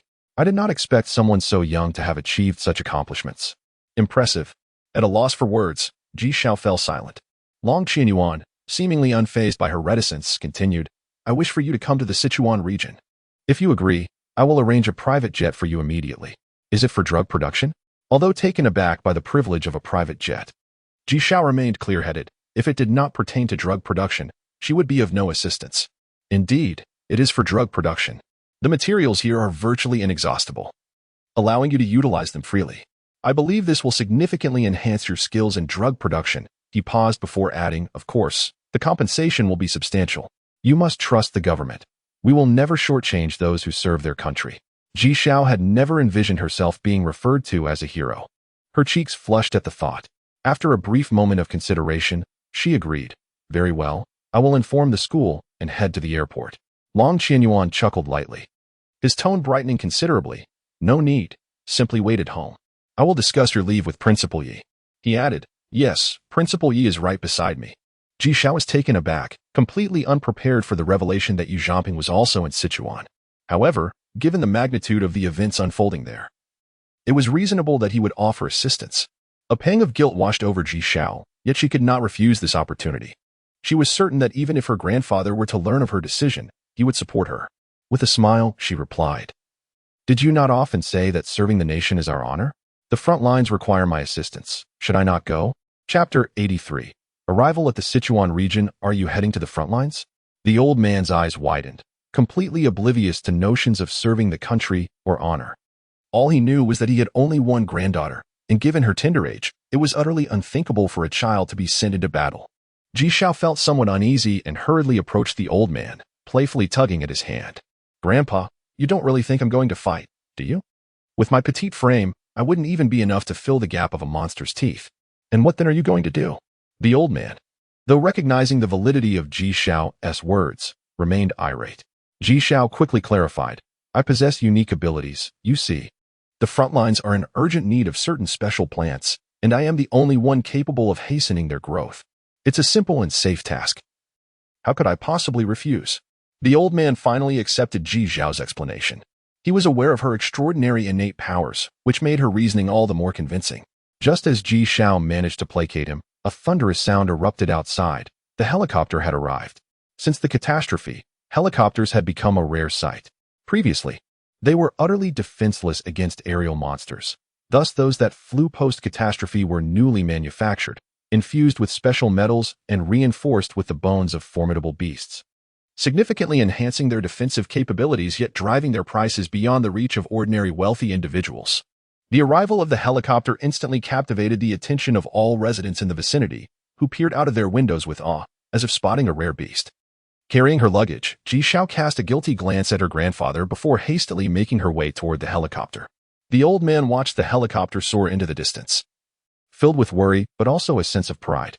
Before long, a crowd gathered at the entrance of their home, all there to visit the old man. But Ji Xiao could no longer see them. This was Ji Xiao's first experience of traveling by a private aircraft. Although there were no attendants besides the pilot, she still felt a sense of elation, as if the experience was surreal. "How long until we reach the Sichuan region?" Ji Xiao inquired. Her knowledge of monsters was limited, especially aerial ones, but she was familiar with the nearby districts. Typically, the journey from the Nanlin district to the Sichuan district would take 4 to 5 hours by commercial aircraft. The pilot, beaming with pride, responded, "We will arrive in just 1 hour." Ji Xiao marveled. She finally understood the difference between commercial and private flights. The journey continued in silence, and an hour later, they hovered above the Sichuan region. Through the window, Ji Xiao could see the sprawling landscape below, towering buildings and lush greenery, far more appealing than the Nanlin district. Yet, the streets were eerily devoid of pedestrians, save for the occasional swift passage of mechs, evoking a sense of desolation. The private helicopter glided a little longer before landing at the northern edge of the city, where the flow of people increased, all exuding an air of formidable prowess. Military green mechs occasionally paraded down the street, inducing an inexplicable tension within Ji Xiao. War has always been accompanied by separation and death.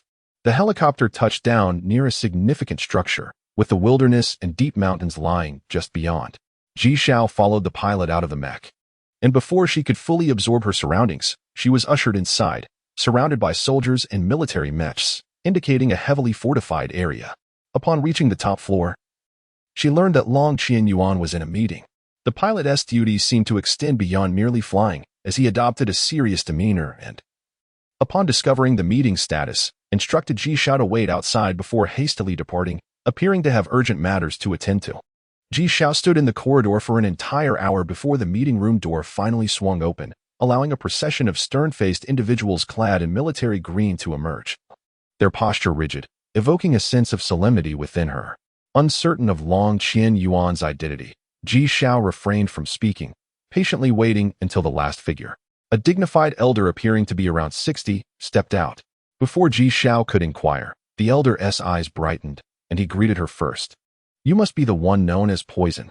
Ji Xiao quickly saluted, albeit not perfectly. "Commander Long, good day." In this place, it seemed only Long Qianyuan could deduce her identity. Long Qianyuan nodded and said, "Follow me." He guided Ji Xiao down the stairs and soon arrived at a large warehouse adjacent to the building. Pushing open the warehouse doors, Long Qianyuan stated, "Time is of the essence. Let us not dilly-dally. I require you to concoct poison, preferably one capable of harming A-class monsters. All the materials are here. If you need anything else, seek out Xiaoyuan." Xiaoyuan was the pilot who had escorted Ji Xiao earlier. Understood. Ji Xiao noted Long Qianyuan's urgency and, despite her many uncertainties, refrained from asking further questions.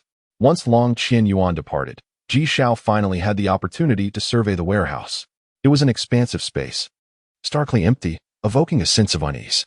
Despite the air conditioning, the scent of blood was pervasive, with monstrous materials piled high, lacking any semblance of organization. Ji Xiao did not immediately seek out Xiaoyuan. Instead, she reached out with her innate power to identify usable materials. However, her abilities could not extend too far from her body, making the task time-consuming. She busied herself until evening, managing to find only a fraction of what she needed. Ultimately, it was Xiaoyuan who arrived to prompt her to cease her efforts, leading her to a nearby hotel where she would temporarily stay. Seizing the opportunity, Ji Xiao posed her questions. "What about plant materials?" Xiaoyuan paused, scratching his head, seemingly at a loss. "I don't think anyone has ever collected those. But if you need them, I'll have them keep an eye out." Ji Xiao nodded and inquired further, "By the way, where do the warriors and mech engineers reside? Have they surrendered all the materials they possess?" Given that warriors and mech engineers frequently traverse the wilderness, they often collected useful plants and minerals. If they were not required to hand them over, they likely possessed some valuable items. Xiaoyuan chuckled at her question. "How could that be? It's a miracle they come to help at all. Expecting them to relinquish their hard-earned possessions is far-fetched." Chapter 84. The Man in Black after bidding farewell to Xiaoyuan. Ji Xiao opened the computer in her room and began browsing. She had already formed a vague plan regarding the materials at hand, though a few were still missing. The Huiguang Company also had branches in the Sichuan region. As long as she placed an order online, she believed the items would arrive swiftly. Meanwhile, in a secluded valley, several remarkably poised men and women were conversing in hushed tones. Beside them, a few mechs stood still, resembling loyal sentinels guarding their masters. "We should withdraw. Once the beast horde arrives, we would be mere fodder. Staying here is far too perilous," spoke a girl who appeared to be around 18 or 19. Her voice laced with faint concern. The group seemed to be of similar age, exuding an aura of youthful vitality. Another young man turned to the two who appeared to be leading the group, saying, "A phone, a Chong, speak up. According to past patterns, we should expect a wave of beasts tonight, and our time is running short." It was already evening, yet the winter sky seemed to wear a gray veil, casting a somber atmosphere that suggested an impending storm. Among the group, the one referred to as a Chong was none other than Ning Chong, whom Ji Xiao recognized. Even in the face of danger, he maintained his usual flamboyance, devoid of any trace of worry. "We came here to witness the beast horde. Why should we retreat?" he exclaimed, nudging his companion Jing Feng. "Come on, don't tell me you want to back out too." A look of disdain crossed his face, as if challenging Jing Feng not to disappoint him. Jing Feng and Ning Chong had always been rivals in school, competing fiercely. Yet their shared excellence had forged a camaraderie between them. Jing Feng pondered for a moment as his companions looked expectantly at him. Just as he was about to speak, a faint sound of footsteps echoed from behind the hill. While the others failed to notice, Jing Feng and Ning Chang exchanged a serious glance, rising to their feet. Moments later, a shadowy figure appeared on the hillside.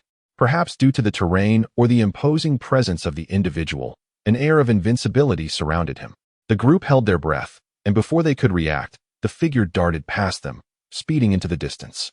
His pace was astonishing, leaving behind faint afterimages as he moved with an ethereal grace, as if such speed came effortlessly to him. They exchanged glances, and Jing Feng and Ning Chang's expression sharpened, a surge of combat enthusiasm igniting within them. They locked eyes, silently reaching a mutual decision. I want to force anyone to stay if you wish to withdraw. But I refuse to back down, Jing Feng declared, already shouldering his backpack. Ning Chang scoffed, look at your lack of ambition. You claim to be top students of Handian Academy. Do you not fear being ridiculed for your cowardice? His words caused the others to visibly bristle. Without hesitation, Tina leapt onto her sky-blue mech, while the others shot Ning Chang a glare before either strapping on their own packs or following Tina onto their mechs. The group set off, quickly pursuing the direction taken by the mysterious figure. After some time, someone tentatively broke the silence. Did you all see that person clearly? Speak your mind, Ning Chang replied impatiently. The individual appeared quite young, but judging by his speed, he likely possesses strength surpassing ours, another member observed, glancing at Ning Chang. A Chang, how does your speed compare to his? Ning Chang's expression turned contemplative, slightly inferior. Tina's voice chimed in from her mech. That person moved with such ease. He must have been holding back. Preliminary estimates suggest he is on the verge of being a level 4 warrior, or perhaps he already is. But he seems younger than us, someone pointed out. The group fell into silence. Handian Academy, known for its exceptional faculty, produced many prodigies, and as high-achieving students themselves, they had always held a sense of superiority. However, witnessing such a figure reminded them that there were indeed greater talents beyond their own. After a prolonged silence, Tina spoke again. Even if he is a level 4 warrior, it is reckless to venture alone into the wilderness, especially with a beast horde imminent. There have been casualties even among level 5 experts in previous waves, let alone level 4. Jing Feng shook his head. He does not seem like the type to act recklessly. As they conversed, darkness enveloped the surroundings, heightening their vigilance. Soon, they heard roars of beasts and sounds of battle emanating from the nearby valley, sending a shiver down their spines. Without needing further discussion, they dashed towards the source of the commotion. Upon nearing the valley, they witnessed a colossal creature collapse, sending a cloud of dust into the air. Amidst the swirling dust, the familiar shadow stood there. It was indeed the figure they had been discussing. It's a level C savage storm tiger, someone exclaimed in shock.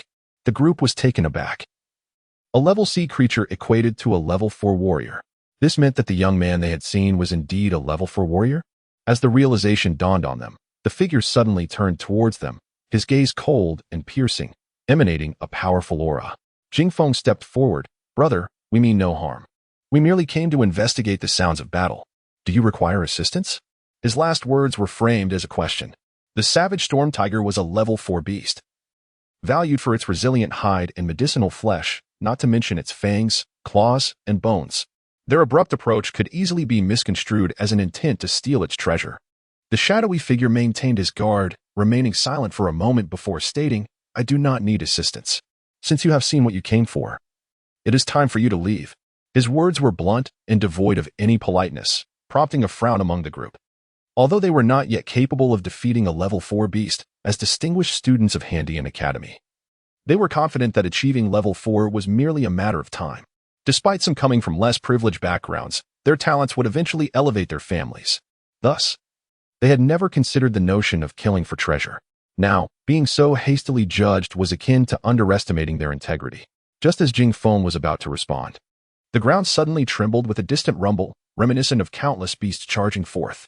Chapter 85, The Lightning Python. The expressions of the group changed dramatically. The beast tide had finally arrived. Jing Feng shouted, Run west. After a moment's hesitation, he turned to the man in black and said, Brother, you must understand the peril of the beast tide. Individual strength is utterly insignificant in the face of such a threat. Will you join us? The man in black did not hesitate long and replied, All right. The group moved laterally, but the horde of beasts quickly pursued them. Perhaps it was due to their extraordinary vision or the scent of the living, but soon a small squad of monsters broke away from the main force, heading straight for Jing Feng and his companions. Leading the charge was a sea-level beast, the lightning python, its body adorned with a kaleidoscope of colors that sent chills down one's spine at a mere glance. After running for an hour, the group finally stopped. Despite the presence of the fourth-level warrior, the sounds of combat were too loud, attracting more beasts. They ran a bit longer to create distance. At this point, the roars of the horde were only faintly audible, allowing them to pause and turn to face the small contingent led by the lightning python. The man in black, being the strongest, naturally chose the lightning python as his opponent. The python, thick as a barrel and approximately 20 meters long, possessed triangular eyes that gleamed with a chilling light. Despite its massive size, its speed was unimpeded, twisting and turning with remarkable agility, while its colossal tail moved with astonishing finesse, quickly putting the man in black at a disadvantage. This was not to say that the man in black lacked strength. Rather, the lightning python's agility, combined with the venom carried by serpentine beasts, rendered him cautious and hesitant to unleash his full combat prowess. Although at a disadvantage, the man in black showed no signs of panic. As the giant tail swept towards him, he advanced instead of retreating, tightening his fists and meeting the attack head-on. With a thunderous crash, akin to a shockwave, the primal force did not explode outward but rather surged inward from the tail, followed by a series of muffled thuds. The lightning python let out a pained roar, sensing that this man's aura was slightly weaker than its own, yet it was astonished by his formidable strength. Amidst fear, a murderous intent blossomed within the python. It flicked its forked tongue and suddenly spewed a stream of venom toward the man in black, simultaneously moving its head and tail to corner him. Just as the venom seemed poised to strike, the man in black executed a swift roll, landing outside the python's reach, and kicked out, causing the venom to splash onto the python itself. Meanwhile, Jingfeng faced a swarm of giant man-eating ants, the largest among them the size of a fist, their sheer numbers causing an unsettling sensation. Jingfeng stood amidst them, having narrowly escaped several life-threatening situations. Holding several fire grenades in his hand, special explosives crafted after the cataclysm, designed to detonate upon impact, he struck the ground with force. Though not particularly powerful, their true purpose was to ignite, as many beasts retained an innate fear of fire, making these grenades essential for venturing into the wilderness. Bang, bang, bang. As Jingfeng struck down, a series of muffled explosions erupted, illuminating the surroundings with bright red flames. While the grenades were not immensely powerful, they sufficed to drive away the majority of the man-eating ants, leaving only a few that were unperturbed by fire, which Jingfeng easily dispatched. With a sigh of relief, he turned to look for his companions, and his gaze fell upon the massive python writhing on the ground, with the familiar figure of the man in black standing nearby. Slightly breathless, a grave expression crossed Jingfeng's face. Even amongst sea-level beasts, the lightning python was a formidable opponent, and its venom posed a threat that would overwhelm an ordinary fourth-level warrior. Yet, the man in black had not only dealt with the python, but did so in a time comparable to Jingfeng's own battle with the ants. However, this was not the time for conversation. The two exchanged glances and soon rejoined the fight alongside their companions. Half an hour later, all the pursuing beasts had been eliminated. The mecha sustained varying degrees of damage, easily visible on their exteriors, unlike human injuries, which could be internal and invisible to the eye. Mecha operators not only controlled their machines, but were also skilled in repairing them, and thus they busied themselves with repairs. The others sat in meditation, no one speaking, until another half hour passed, marking nearly 3 hours since the onset of the beast tide. The thunderous roars of beasts and explosive sounds echoed from afar, emanating from the direction of the Sichuan region, where flames painted a portion of the sky crimson. Despite the passage of time, it was evident that the beast tide in the Sichuan region had only just begun. The man in black gazed into the distance towards Sichuan, his expression inscrutable, revealing nothing of his thoughts. Jingfeng glanced at him before turning to the others and declared, "Prepare to move towards the Sichuan region." Upon his command, the group swiftly sprang into action. Their journey to Sichuan was intended to witness the beast tide firsthand, both as a trial and to contribute their efforts. Thus, no one opposed Jingfeng's words. Just as Jingfeng was about to inquire about the man in black's intentions, the latter spoke up. "I will accompany you." "Good," Jingfeng replied, a flicker of relief in his eyes. The man in black, despite his seemingly aloof demeanor, proved to be neither cold-hearted nor selfish. Jingfeng had heard many tales of warriors who, while enjoying the benefits of national resources, contributed nothing in return, solely seeking personal gain. Such parasites were regrettably numerous. Yet, the state was not particularly stringent on this matter. turning a blind eye to these freeloaders as long as their actions did not cross certain lines. There were no punitive measures in place. The group hastened towards the Sichuan region when Ning Chong suddenly asked, "Hey, brother, what do we call you?" The man in black glanced at Ning Chong, noting his curiosity yet lack of hostility. After a moment's thought, he replied, "Muchi." Little did Ji Xiao know that on her first day in the Sichuan region, Muchi would also arrive there. However, Muchi was not following Ji Xiao. He had his own motives. Ning Chong casually exclaimed, "Chi, judging by your age, you must still be a student, right? Which school do you attend?" Indeed, his curiosity was piqued. Muchi was young, yet possessed remarkable strength, leaving Ning Chong baffled as to which institution could produce such an outstanding student. Chapter 86. The Black Sea. The night stretched on interminably. The sounds of battle outside the city rendered sleep nearly impossible for its inhabitants. On one hand, they were concerned for the safety of the warriors, while on the other, they feared the beast horde might breach their defenses and invade the city. Yet, Ji Xiao had retired early, not out of indifference, but because she had been informed by Xiao Yuan that the materials she required would arrive by morning. This meant that she would soon immerse herself in the art of poison making. Reluctantly, she stuffed cotton into her ears to force herself to sleep. When morning broke, the roars of beasts and the cacophony of conflict had ceased. After washing up and enjoying a brief breakfast, Ji Xiao's phone rang. The materials had been delivered to her hotel room.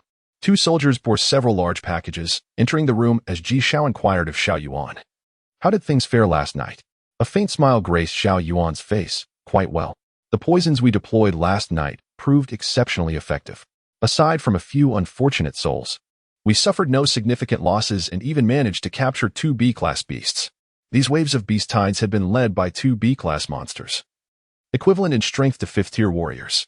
The ability to incapacitate 2 such beasts without incurring any casualties was undoubtedly a boon for the warriors on the battlefield."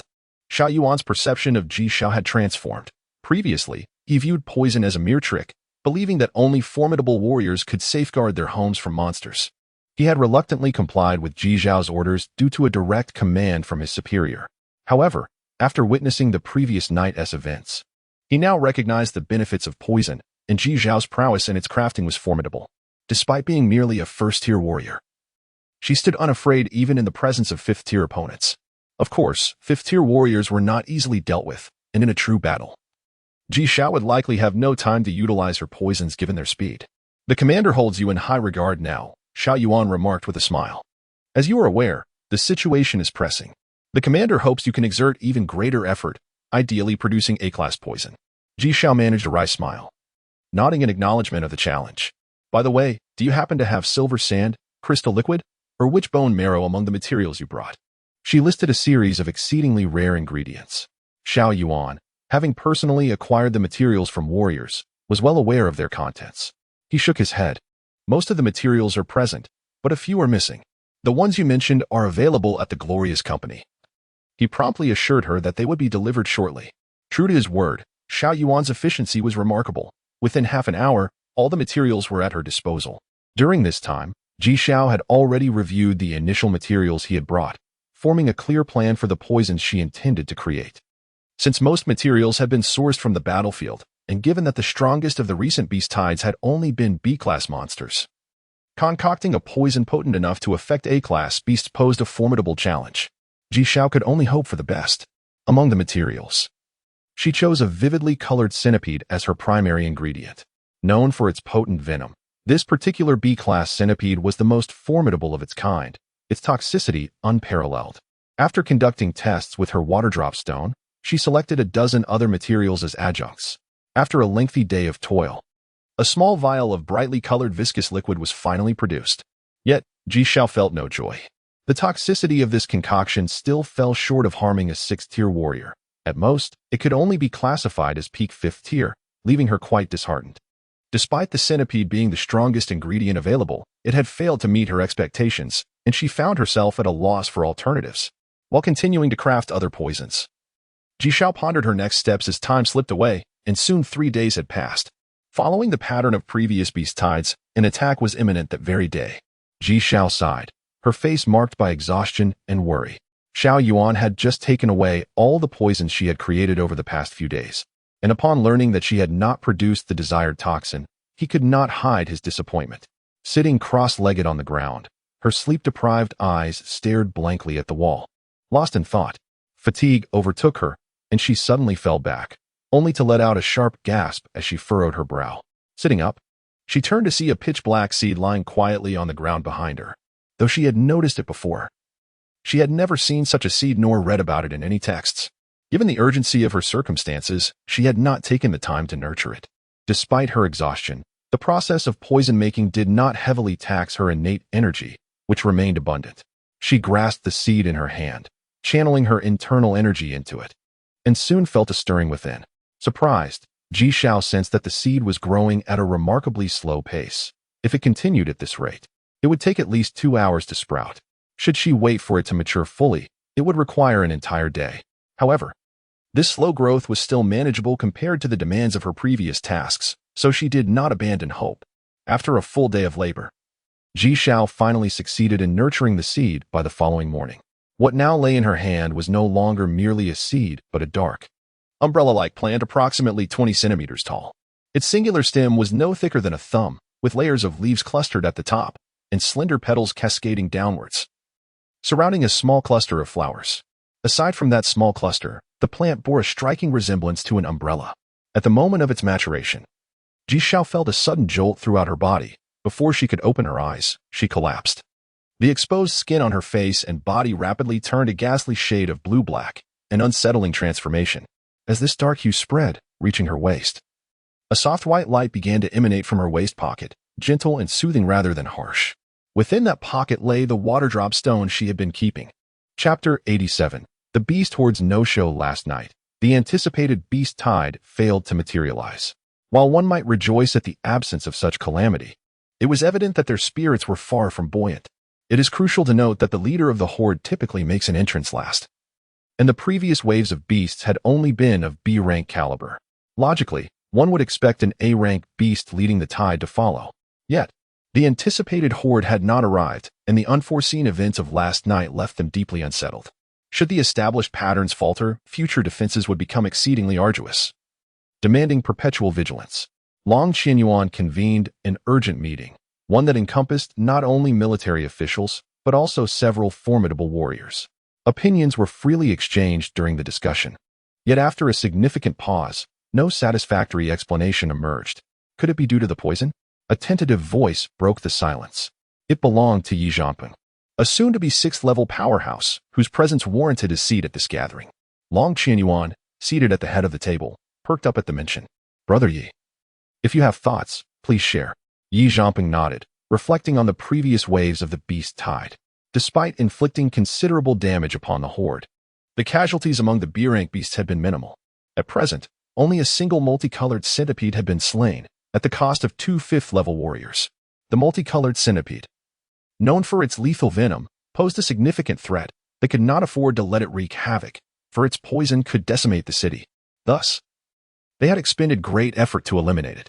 As for the other B-rank beasts, although they had sustained injuries, the toll taken on their forces was staggering, with numerous warriors wounded, some even losing limbs, making the cost of their victories seem disproportionate. In contrast, Yi Zhanping noted, the last wave of beasts had resulted in negligible losses on their part, with the horde suffering the demise of 2 B-rank creatures. Beasts possess intelligence. They must have been intimidated, reluctant to sacrifice themselves foolishly. Thus, it followed that this current beast tide was either at an end, or they were simply gathering strength for one final assault. His words sent a wave of alarm across the room. However, due to daytime classes and evening training in the wild, he had not enjoyed a full night's rest for many days, and his complexion betrayed his exhaustion. What on earth is happening? Ning Chong inquired as dawn's light began to break, having waited anxiously throughout the night. The group exchanged bewildered glances, perplexed by the situation. Qi. Ning Chong turned to Mu Qi. What are your thoughts? After a moment of silence, Mu Qi's expression sharpened as he stood up. I must take my leave. The others were taken aback, and Ning Chong also rose, asking, what is the matter? Perhaps the beast tide will arrive shortly? The group regarded Mu Qi with surprise. Though taciturn, his strength earned him their respect. Mu Qi shook his head. I doubt it. Beasts are highly intelligent. For them, night is more suitable for action. Their instincts are sharper, while humans often rely on sight, accustomed to discerning their surroundings visually. Even warriors of notable strength find it difficult to alter ingrained habits. Before anyone could respond, Muchi continued, "The next wave of beasts should be the final one. Be cautious." With that simple admonition, he turned to leave. Watching his retreating figure, Ning Chong shook his head with a smile. "I never expected Qi to be so warm-hearted beneath that cool exterior. To warn them to be careful is quite surprising." "Did you not hear his words?" Jing Feng interjected. Ning Chong's expression shifted as he realized which remark Jing Feng was referencing. Tina added, "Qi is correct. The last wave resulted in 2 B-rank beasts perishing. And we suffered minimal losses. The beasts will either refrain from attacking, or if they do, it will surely be their final assault." Yet, the timing remained uncertain, which troubled Ning Chong. Jing Feng gazed at the lightning sky and declared, "Regardless of when the next wave may strike, we must ensure we are well rested first. Let us go." Ji Xiao was unaware of the beast's absence that night, as she had been preoccupied with hastening the maturation of the black seeds and had succumbed to unconsciousness by morning, only awakening in the late hours of the night. In her dazed state, she recalled the chilling sensation that had permeated her being before she fell asleep, as if an icy breath of energy had entered her body through her source power, jolting her awake and banishing her sleepiness. She inspected herself thoroughly, finding no injuries, and her source power fully restored. Aside from a slight fatigue, she was in excellent condition. Relieved, Ji Xiao nonetheless felt a twinge of apprehension regarding the pitch-black plant before her, urging caution as she rummaged for the droplet stone in her pocket. To her dismay, her pocket was empty. Shocked, she searched frantically, concluding that the droplet stone was indeed missing. Had someone taken it while she was unconscious?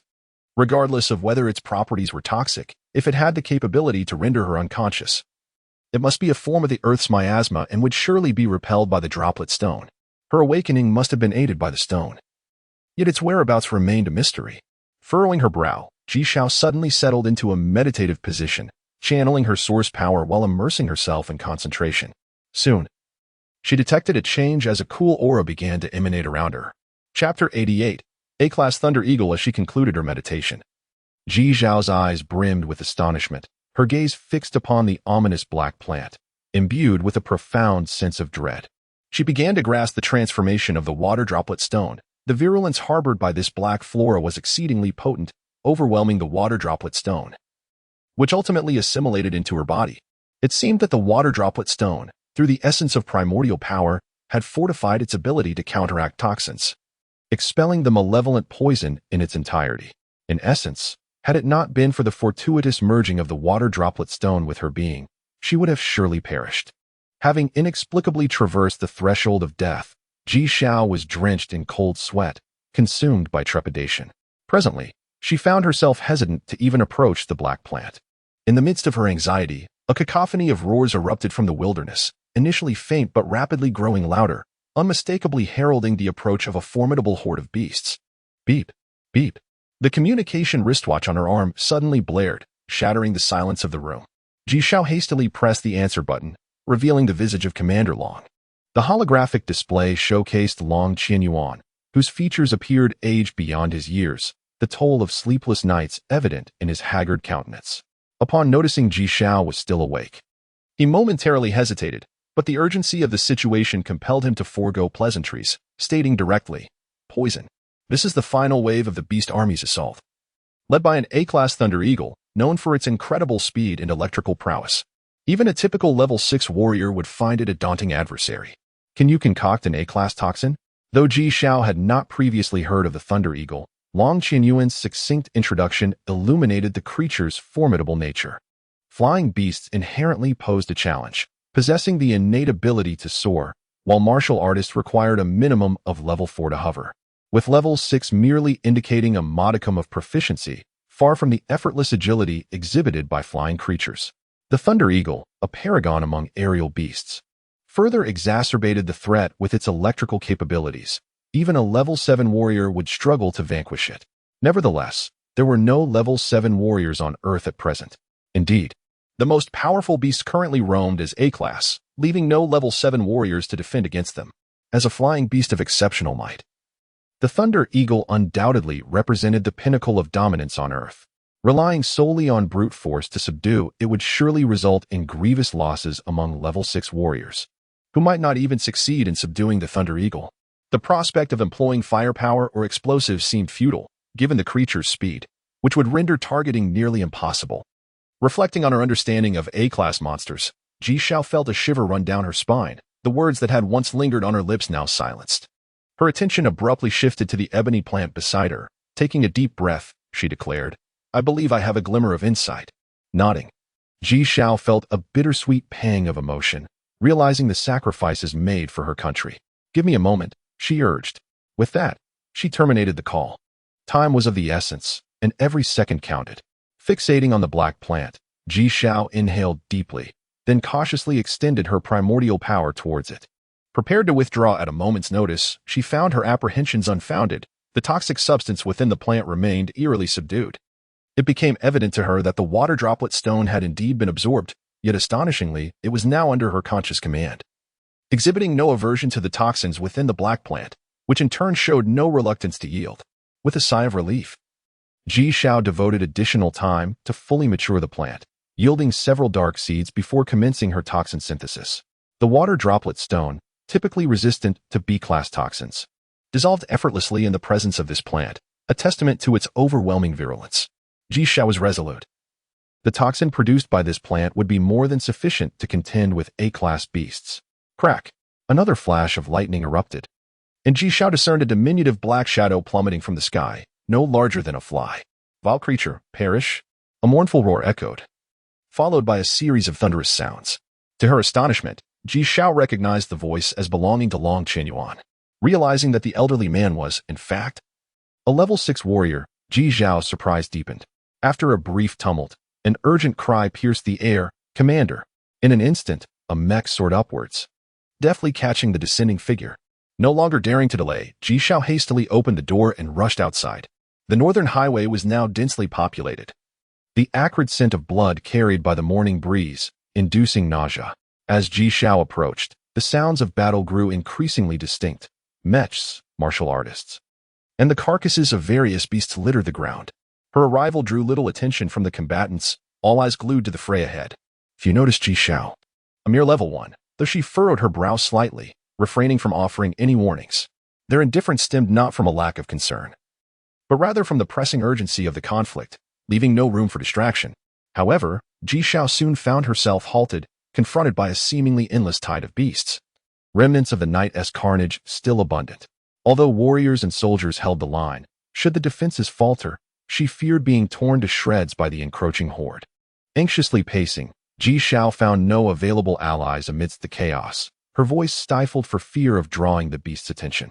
Suddenly, a familiar figure caught her eye, and her heart leapt. She eagerly leapt up and waved her arms vigorously. The individual, upon noticing her, appeared even more animated, whispering to a companion before sprinting toward her. It was none other than Xiao Yuan. Without waiting for him to speak, Ji Xiao swiftly produced an ornate porcelain vial, delicately placing it into his hands. Xiao Yuan grasped the vial tightly, trembling uncontrollably, emotion glistening in his eyes. He suddenly grew solemn and turned to Ji Xiao, uttering a heartfelt, "Thank you." With that, he dashed off into the distance, swiftly vanishing from her line of sight amidst the throng of combatants and mechs. Ji Xiao finally exhaled, surveying the tumultuous battlefield and recognizing her inability to assist. Without further ado, she retreated from the fray. Chapter 89. Encounter with Loris. The recent wave of beast tides was brief, commencing at dawn and dissipating before daylight. However, the subsequent cleanup took a full month. Naturally, Ji Xiao was not involved in the cleanup. After receiving news of the death of the Thunder Hawk the following day, she ventured into the wilderness. The recent beast tides had significantly diminished the strength of the monsters, leaving the wilderness considerably more desolate. Hence, she sought to explore the area for rare materials. Many shared her intentions, and upon entering the wilderness, she frequently encountered other warriors and mecha engineers. However, upon noticing Ji Xiao's meager level, they could only shake their heads in dismay, lamenting her youthful audacity and disregard for danger. Indeed, the wilderness was sparse.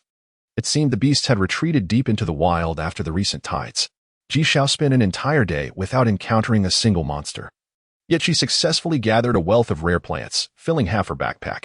As night fell, she carelessly climbed a tree branch to rest, simultaneously extracting a black seed to hasten its maturation. The sap of this black seed could kill a thunder hawk, a fact that did not surprise Ji Xiao, after all. What was a mere object against something that could almost withstand the test of time? Thus, she had resolved to produce more of this poison from the black seeds to keep as a trump card. The black plant, akin to the night sky, was aptly named Night by Ji Xiao, while the poison derived from it was termed Nightshade. Now, as she crafted Nightshade, Ji Xiao was already quite proficient. Albeit the maturation process took considerable time, allowing her only occasional moments to dedicate to it. While she was engrossed in hastening the seed, faint voices floated through the air, accompanied by the sound of footsteps drawing closer. Soon, a male voice emerged. "Of course I miss you, darling. My heart is entirely yours." As the words approached Ji Xiao's perch, she felt the tree tremble, as if forcefully pushed. A man and a woman had intertwined beneath the tree, their heavy breaths and peculiar moans painting a blush-inducing tableau. Ji Xiao's face flushed crimson, yet her eyes glimmered with cold light. Lori's. The female voice was unmistakably Lori's. Initially uncertain, Ji Xiao's suspicions were confirmed upon hearing Ning Chang's voice, solidifying her recognition of Lori's. The corners of her mouth twitched.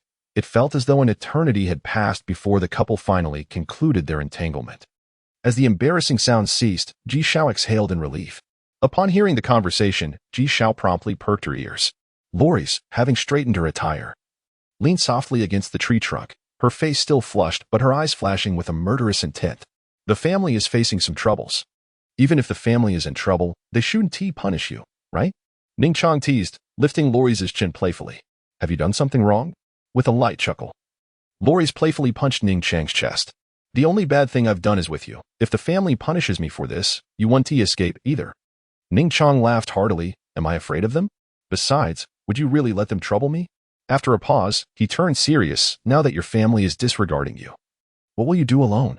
Are you feeling sorry for me? Lori's cooed, her delicate fingers tracing circles on Ning Chang's chest. Of course I feel sorry for you. You are my woman. If I don't feel sorry for you, who will? Ning Chang's demeanor shifted abruptly to silence. Even Ji Xiao, still green in matters of the heart, sensed something amiss. A glint of depth flickered in Lori's eyes, and she suddenly laughed, delivering a playful punch to Ning Chang. Silly. I'm just teasing you. I never intended to marry off so soon. Are you daring to fool me? Ning Chang feigned outrage, tightening his grip on Lori's chin, growling. Watch how I punish you. Another round of blush-inducing moans followed. Ji Xiao rolled her eyes in exasperation, glaring at the night sky, visibly distressed. Observing closely, one could see her lips moving, seemingly cursing something. After a prolonged moment, the couple finally departed, and Ji Xiao realized she was burning with embarrassment. Though still a minor, she was not entirely naive, having frequently encountered similar advertisements online. Yet, witnessing such intimate moments for the first time left her utterly flustered. Suddenly, a thought struck Ji Xiao. Since Ning Chang and Lori's were here, could it be that Jing Feng was nearby as well? Last time, Jing Feng had generously left her backpack behind, filled with nutritional supplements, enabling her survival in the wilderness and allowing her to concoct poison that earned her a substantial sum. Regardless, she ought to express her gratitude to him in person. Moreover, she wished to gain more insight into the Benson family to which Lori's belonged. With this in mind, Ji Xiao hurriedly packed her belongings and descended from the branches, pursuing the direction in which Ning Chang and Lori's had departed. In a small valley, a group of 7 or 8 people surrounded a flickering campfire, most either meditating or asleep, with one individual maintaining vigilance as he patrolled the area, scanning the surroundings. Ji Xiao quickly spotted Jing Feng meditating to one side, with Tina, a familiar face, seated beside him. However, due to the patrolling figure, Ji Xiao found it impossible to approach. Afraid to disturb Lori's, she was momentarily at a standstill. After a moment's contemplation, an idea sparked in her mind. She nearly forgot her specialty, poison. With newfound determination, Ji Xiao's gaze shifted to Lori's, who was sleeping against Ning Chang, her eyes flashing with intent. Such an opportunity was too precious to squander. Resolute, she swiftly opened her backpack, retrieving a plant known as dreamflower, whose pollen could induce drowsiness. However, its potency was limited. The stronger the target, the less effective the pollen. Thus, dreamflower had limited applicability. She refrained from using the pollen directly, knowing that it would prove ineffective against seasoned warriors like those present. Instead, she added other ingredients to enhance its efficacy. Chapter 90. A few more days after a winding journey, they arrived at the windward point. The breeze carried pollen that danced gracefully towards the group, inhaling it through their nostrils as they breathed. Moments later, observing the patrolman collapse, Ji Xiao cautiously approached Jing Feng and gently nudged him awake. Shoo! As Jing Feng seemed ready to speak, Ji Xiao quickly gestured for silence. Upon recognizing her, Jing Feng's expression brightened, and he nodded subtly. Ji Xiao then moved to Loris, placing the pre-prepared rosemary beneath her nose. The pollen alone would rouse her instantly, but with the addition of rosemary, it would be a more challenging endeavor. Indeed. As Ji Xiao dragged Loris some distance away, she showed no signs of awakening. Witnessing her actions, Jing Feng's gaze darkened, as if he grasped the situation, and he refrained from intervening. The person who forced you to leave last time was Loris? He inquired. Yes. Ji Xiao, unafraid to reveal Loris's presence before Jing Feng, had no intention of hiding the truth. It was not born from trust. Rather, if she were to harm Loris in front of Jing Feng, he would become an accomplice. If Jing Feng genuinely wished to assist her, he would never betray her. Conversely, if he were a deceiver, the claim of owing her a life would be mere pretense, and he would surely stop her if she attempted to harm Loris. Thus, regardless of the perspective, her actions before Jing Feng posed no risk. Ji Xiao shrugged, neither confirming nor denying, and then inquired, do your previous words still hold validity? Of course, Jing Feng replied, his expression shifting to one of seriousness. Ji Xiao nodded. Very well, I do not require your assistance. All I ask is for you to share your knowledge of the Benson family, and we will consider our debt settled. You intend to take action against the Benson family? Jing Feng's complexion altered. Ji Xiao felt a pang of bitterness in her heart, yet her demeanor remained earnest. Since Loris is aware of my capabilities, her family must also be informed. Now that they are in turmoil, they lack the time to trouble me.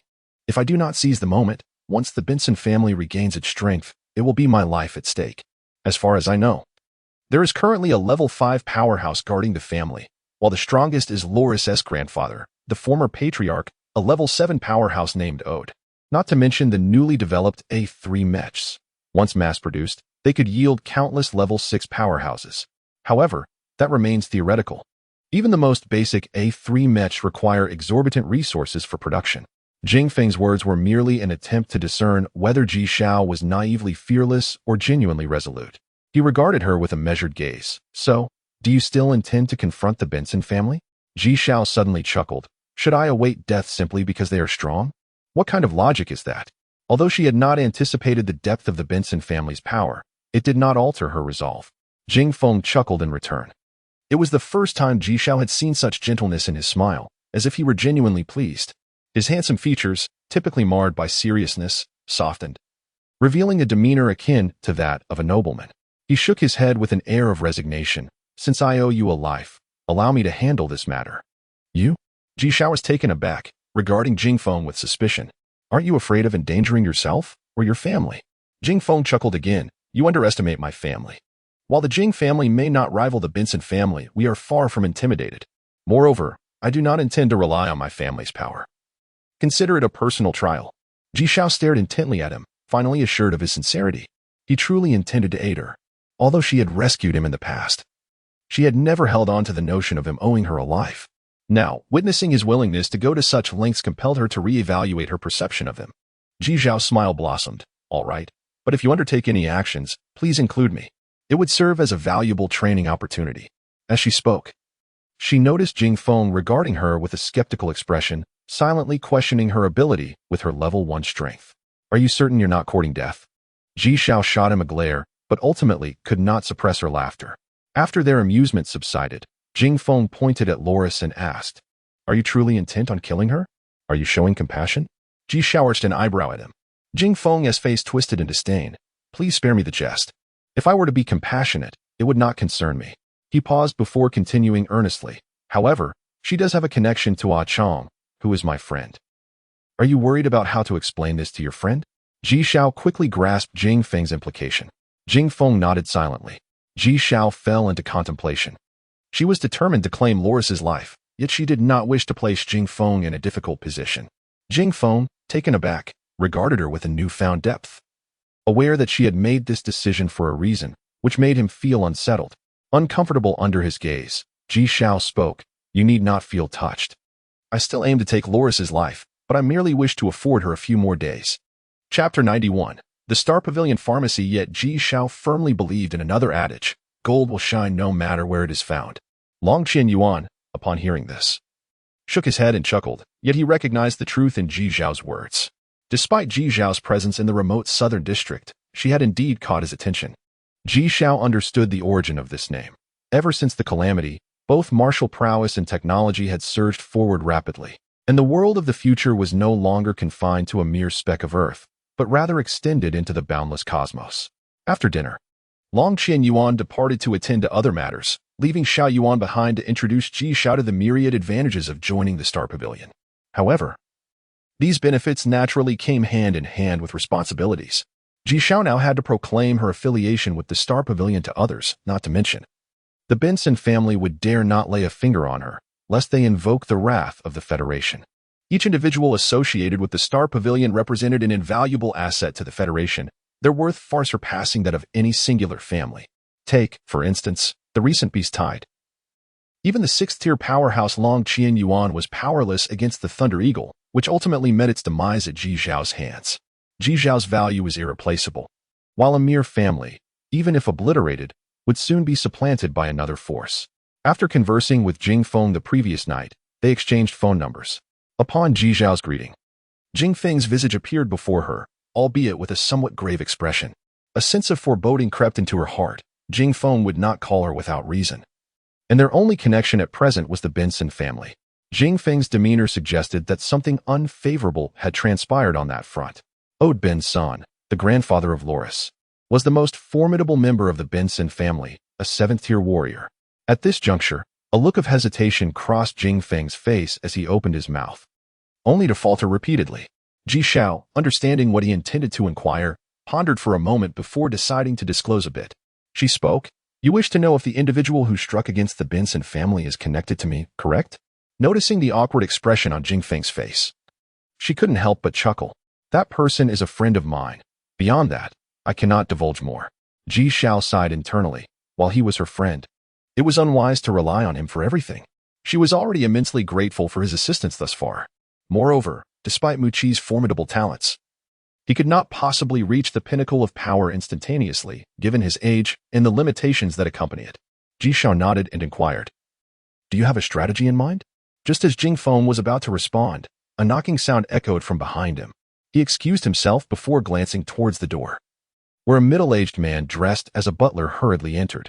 Jing Feng must have pressed the silent button on his wristwatch, for Ji Zhao could not hear their exchange. She merely observed the man say something, after which Jing Feng's expression shifted dramatically.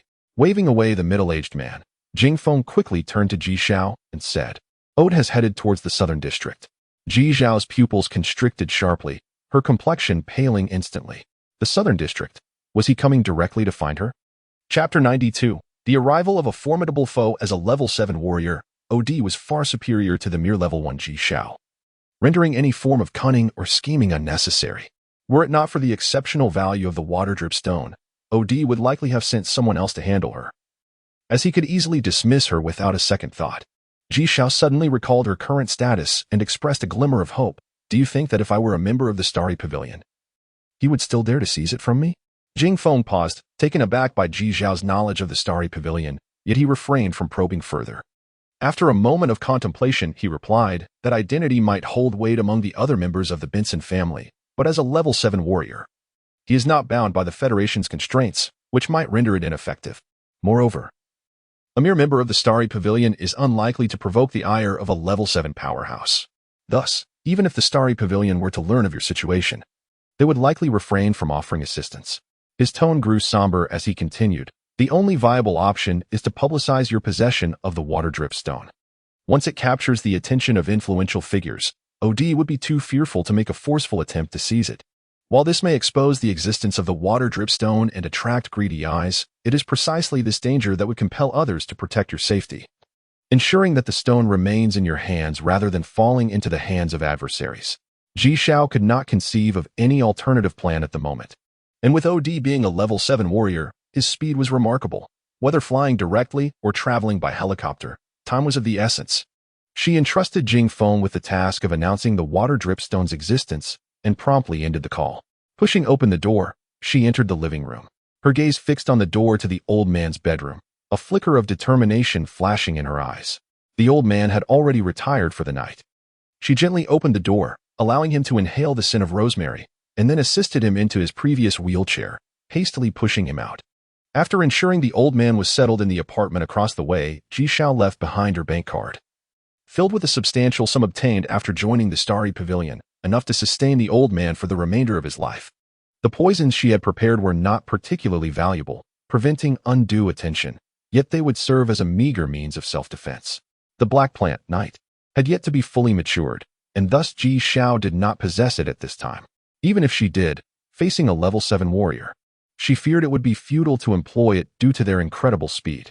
However, to be on the safe side, Ji Xiao set about hastening the maturity of night. After 2 days of intermittent encouragement, it was nearly ready. As the familiar sound of a helicopter echoed outside the complex, night finally blossomed. When Odi and Laris ascended to Ji Xiao's balcony, she was calmly transplanting night into a pot. Upon seeing them, particularly Laris, Ji Xiao's countenance darkened. There was no pretense. Her disdain for the woman before her was palpable. In the presence of a level 7 warrior, any act of disguise would be futile. Their resolute will could not be swayed by external distractions, as they remained steadfast in pursuit of their objectives. Laris, noticing Ji Xiao's lack of surprise, remarked to her grandfather, "Grandpa, it seems she anticipated our arrival." O.D. Benson, her grandfather, appeared to be in his 50s, full of vigor, with only faint lines marking his face. Had it not been for a slight air of age, one would hardly recognize him as an elder. O.D.'s demeanor was calm as he addressed Ji Xiao. "Young lady, being astute, you should comprehend my intentions. Surrender the item, and I shall overlook past grievances." This was the confidence of a powerful warrior. There was no need for subterfuge when addressing a young girl. He spoke directly to the point. Ji Xiao paused, choosing silence as she placed the final handful of soil into the pot, gently watered it, and then set the potted plant on the coffee table before finally turning her attention to O.D. and Laris. "As guests, why not come in and sit for a while?" she asked, her expression inscrutable. Laris scoffed. "Ji Xiao, I suggest you refrain from any tricks. Before a level 7 warrior, all schemes are in vain." Proud of the prowess of level 7 warriors, she anticipated a reaction of fear from Ji Xiao, yet to her surprise, Ji Xiao remained unfazed. Seeing their lack of courtesy, Ji Xiao shrugged indifferently and seated herself on the sofa, pouring herself a cup of tea. "Laris, I am merely a common citizen, and by age, I am still a minor. Do you truly believe it wise to send a level 7 warrior against a mere child like me? Are you not concerned about tarnishing his reputation? Indeed, should word of this affair spread, O.D. would find it difficult to show his face again." "What a clever tongue you possess." O.D. scoffed, stepping forward and taking a seat on another sofa. "Young lady, you need not provoke me. At my level, I act according to my whims, regardless of whether you are of age or still a child. If I take a disliking to you, I shall not hesitate to eliminate you." As he spoke, his gaze bore into Ji Xiao, a threat of danger emanating from him, revealing his impatience to engage with someone so young. "Now speak. Where is the item? This is your final opportunity." Ji Xiao fell silent, for not only was it impossible for her to surrender the water-drip stone, even if she wished to, it had already fused with her very being. Laris, however, lacked O.D.'s patience and interjected, "Grandpa, this girl is quite defiant. Why not capture Ji Chabing and see how resolute she remains?" Ji Chabing was Ji Xiao's grandfather. Upon hearing this, O.D. cast a dispassionate glance at Laris, causing her to stiffen, retracting her neck in fear of reprimand. O.D. had a notorious temper. He rarely erupted in anger, but when provoked, he would resort to violence without hesitation. Many in the clan had felt the sting of his wrath, and even younger members were not spared, which rendered Laris quite wary of him. Seeing Laris' sudden silence, O.D. turned his attention back to Ji Xiao. "It appears you have no intention of complying." In an instant, he struck with lightning speed, his claw reaching for Ji Xiao's arm. Ji Xiao's pupils constricted. Before she could react, an overwhelming force gripped her arm, and she could almost hear the ominous crack of bones, as though they were being crushed. Chapter 93. An arm for an arm. Upon witnessing Ji Xiao's resolute expression, Ud scoffed softly, acknowledging her tenacity. Yet, unbeknownst to her, in the realm where the strong devour the weak, the most spirited often meet their demise the quickest. Ji Xiao's visage turned as pale as parchment, whether from pain, fear, or indignation was uncertain. Her body trembled uncontrollably, yet she remained silent. As a 7th-tier warrior, her determination was unwavering. Any words or actions she took would be futile in altering Odd's resolve, leaving her no choice but to remain mute. Observing her silence, Odd addressed Laris directly. instructing her to incapacitate Ji Xiao, allowing her to retain a semblance of life. The method of incapacitation mattered little to him. Loris, taken aback by Odd's directive to take action, paused momentarily before her eyes gleamed with excitement. Was this a test from her grandfather? She approached Ji Xiao with a mischievous grin, saying, Ji Xiao, I lack my grandfather's experience. If I falter, I hope you can forgive me. Noticing Ji Xiao's continued silence and a deepening frown, she added, I am merely advising you. We are not merciless. If you surrender the item, your life will be spared. Why persist in your stubbornness? Ji Xiao resolutely shut her eyes. She could never relinquish the water droplet stone, and even if she divulged its presence within her body, Odd's nature suggested he would not relent. She feared he might seize her for experimentation, attempting to extract the stone's powers. At this moment, she could only hope that Jingfeng would act swiftly lest she lose her life before news could spread. Loris, growing increasingly frustrated by Ji Xiao's obstinacy, finally seized her by the neck, feeling the frail structure yield in her grip. Ji Xiao's face twisted in terror as Loris softly asked, Have you decided what to say? Ji Xiao's eyes, now bloodshot, bore into Loris with defiance, resentment, and a profound hatred resembling a vengeful specter. As her breath weakened, just before losing consciousness, Loris released her grip. Ji Xiao coughed violently, still reeling from the assault, when Loris's fist struck her chest, forcing forth a torrent of blood as her body convulsed. Curling up like a shrimp, acknowledging Ji Xiao's critical state, Loris, perhaps realizing the gravity of her actions, granted her a moment to breathe. Once Ji Xiao regained some composure, Loris remarked, I recall you are a warrior as well. Tell me, if I were to destroy your Dantian, could you still consider yourself a warrior? Ji Xiao's pupils dilated in disbelief as she gazed at Loris. The Dantian is the foundation of every warrior. Without it, one would be akin to a soulless husk. Finally shaken, Ji Xiao reluctantly raised her enscathed left hand, pointing to the lone potted plant on the coffee table. It is inside that, she rasped. Before closing her eyes, surrendering to despair, Loris's expression brightened, for she had no doubt Ji Xiao spoke the truth. She understood well the Dantian's significance. Its loss would be a devastating blow to Ji Xiao. Turning to Odd, she watched as he swiftly grasped the entire plant with an almost magnetic force, the soil spilling forth unnoticed, before he crushed the dark plant into a pulp. At that moment, none noticed the brilliance igniting in Ji Xiao's eyes, a light more radiant than the stars. All the suffering endured was for this very moment, to lower their defenses. Ji Xiao had not anticipated Odd would shatter the plant. She had expected a lengthy dialogue, but now it seemed unnecessary. As the plant crumbled, a chilling aura wafted through the air. Odd, keenly aware as a seventh-tier warrior, sensed the shift. Observing his hand, now discolored, he swiftly severed his arm with a decisive motion, blood cascading like rain. The gruesome scene left Ji Xiao and Loris splattered in crimson, the atmosphere morbidly reminiscent of hell. Loris was momentarily stunned by the unfolding events, unable to process the chaos. Odd's gaze, sharp as a blade, turned towards Ji Xiao, filled with murderous intent. Do you dare deceive me? With only his left hand remaining. Odd seized Ji Xiao by the neck, lifting her effortlessly. Ji Xiao's neck, still bruised from Loris's earlier grip, found itself once more ensnared. Odd's strength far surpassed Loris's, especially as he had no intention of sparing Ji Xiao's life. Just as he prepared to crush her neck, a piercing sound resonated from his severed arm. With his keen perception, Odd easily discerned the words Yun Kong displayed on the wristwatch. Frowning, he discarded Ji Xiao and retrieved the watch.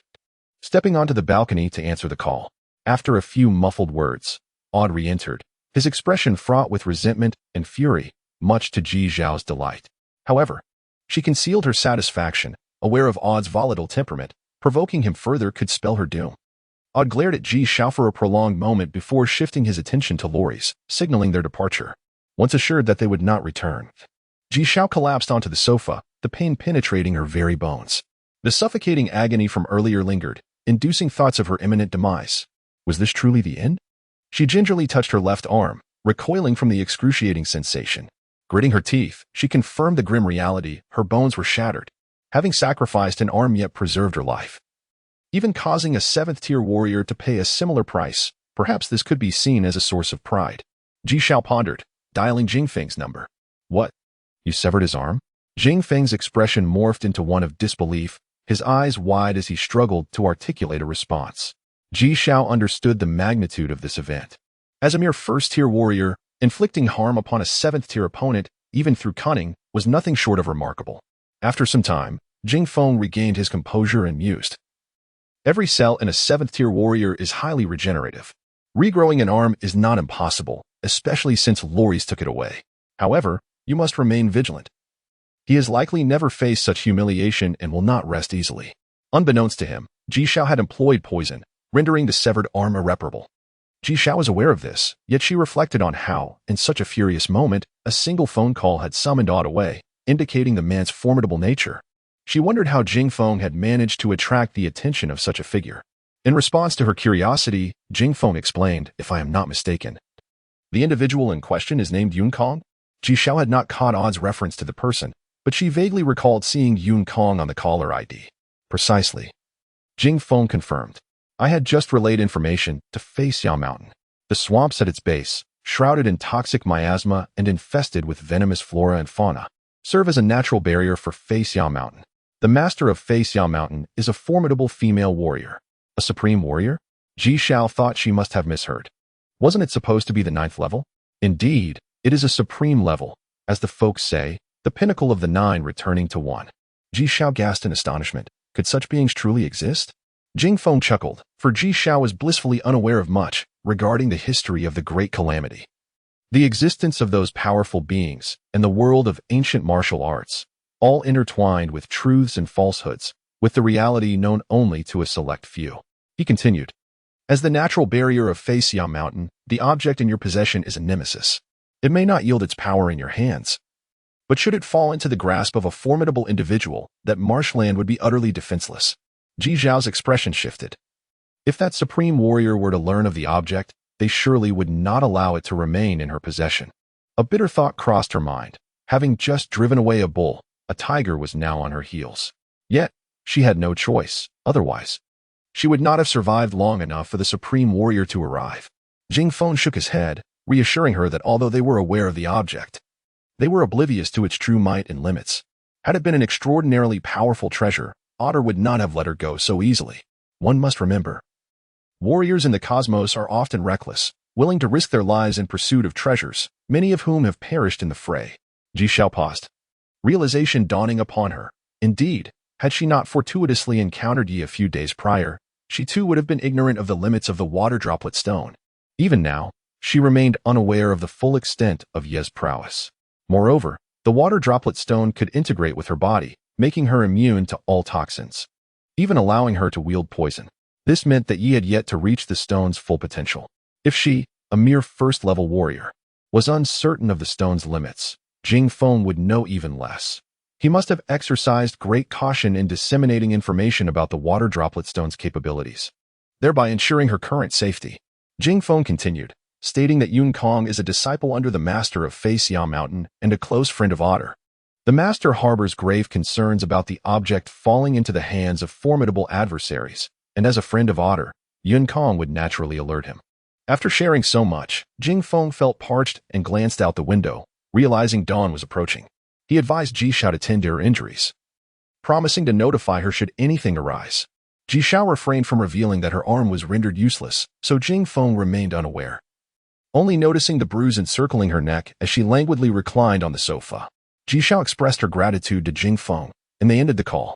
She gazed at her seemingly lifeless right arm, a glint of cold determination in her eyes. On the surface, it appeared as though she and Otter had exchanged limbs, leaving neither at a loss.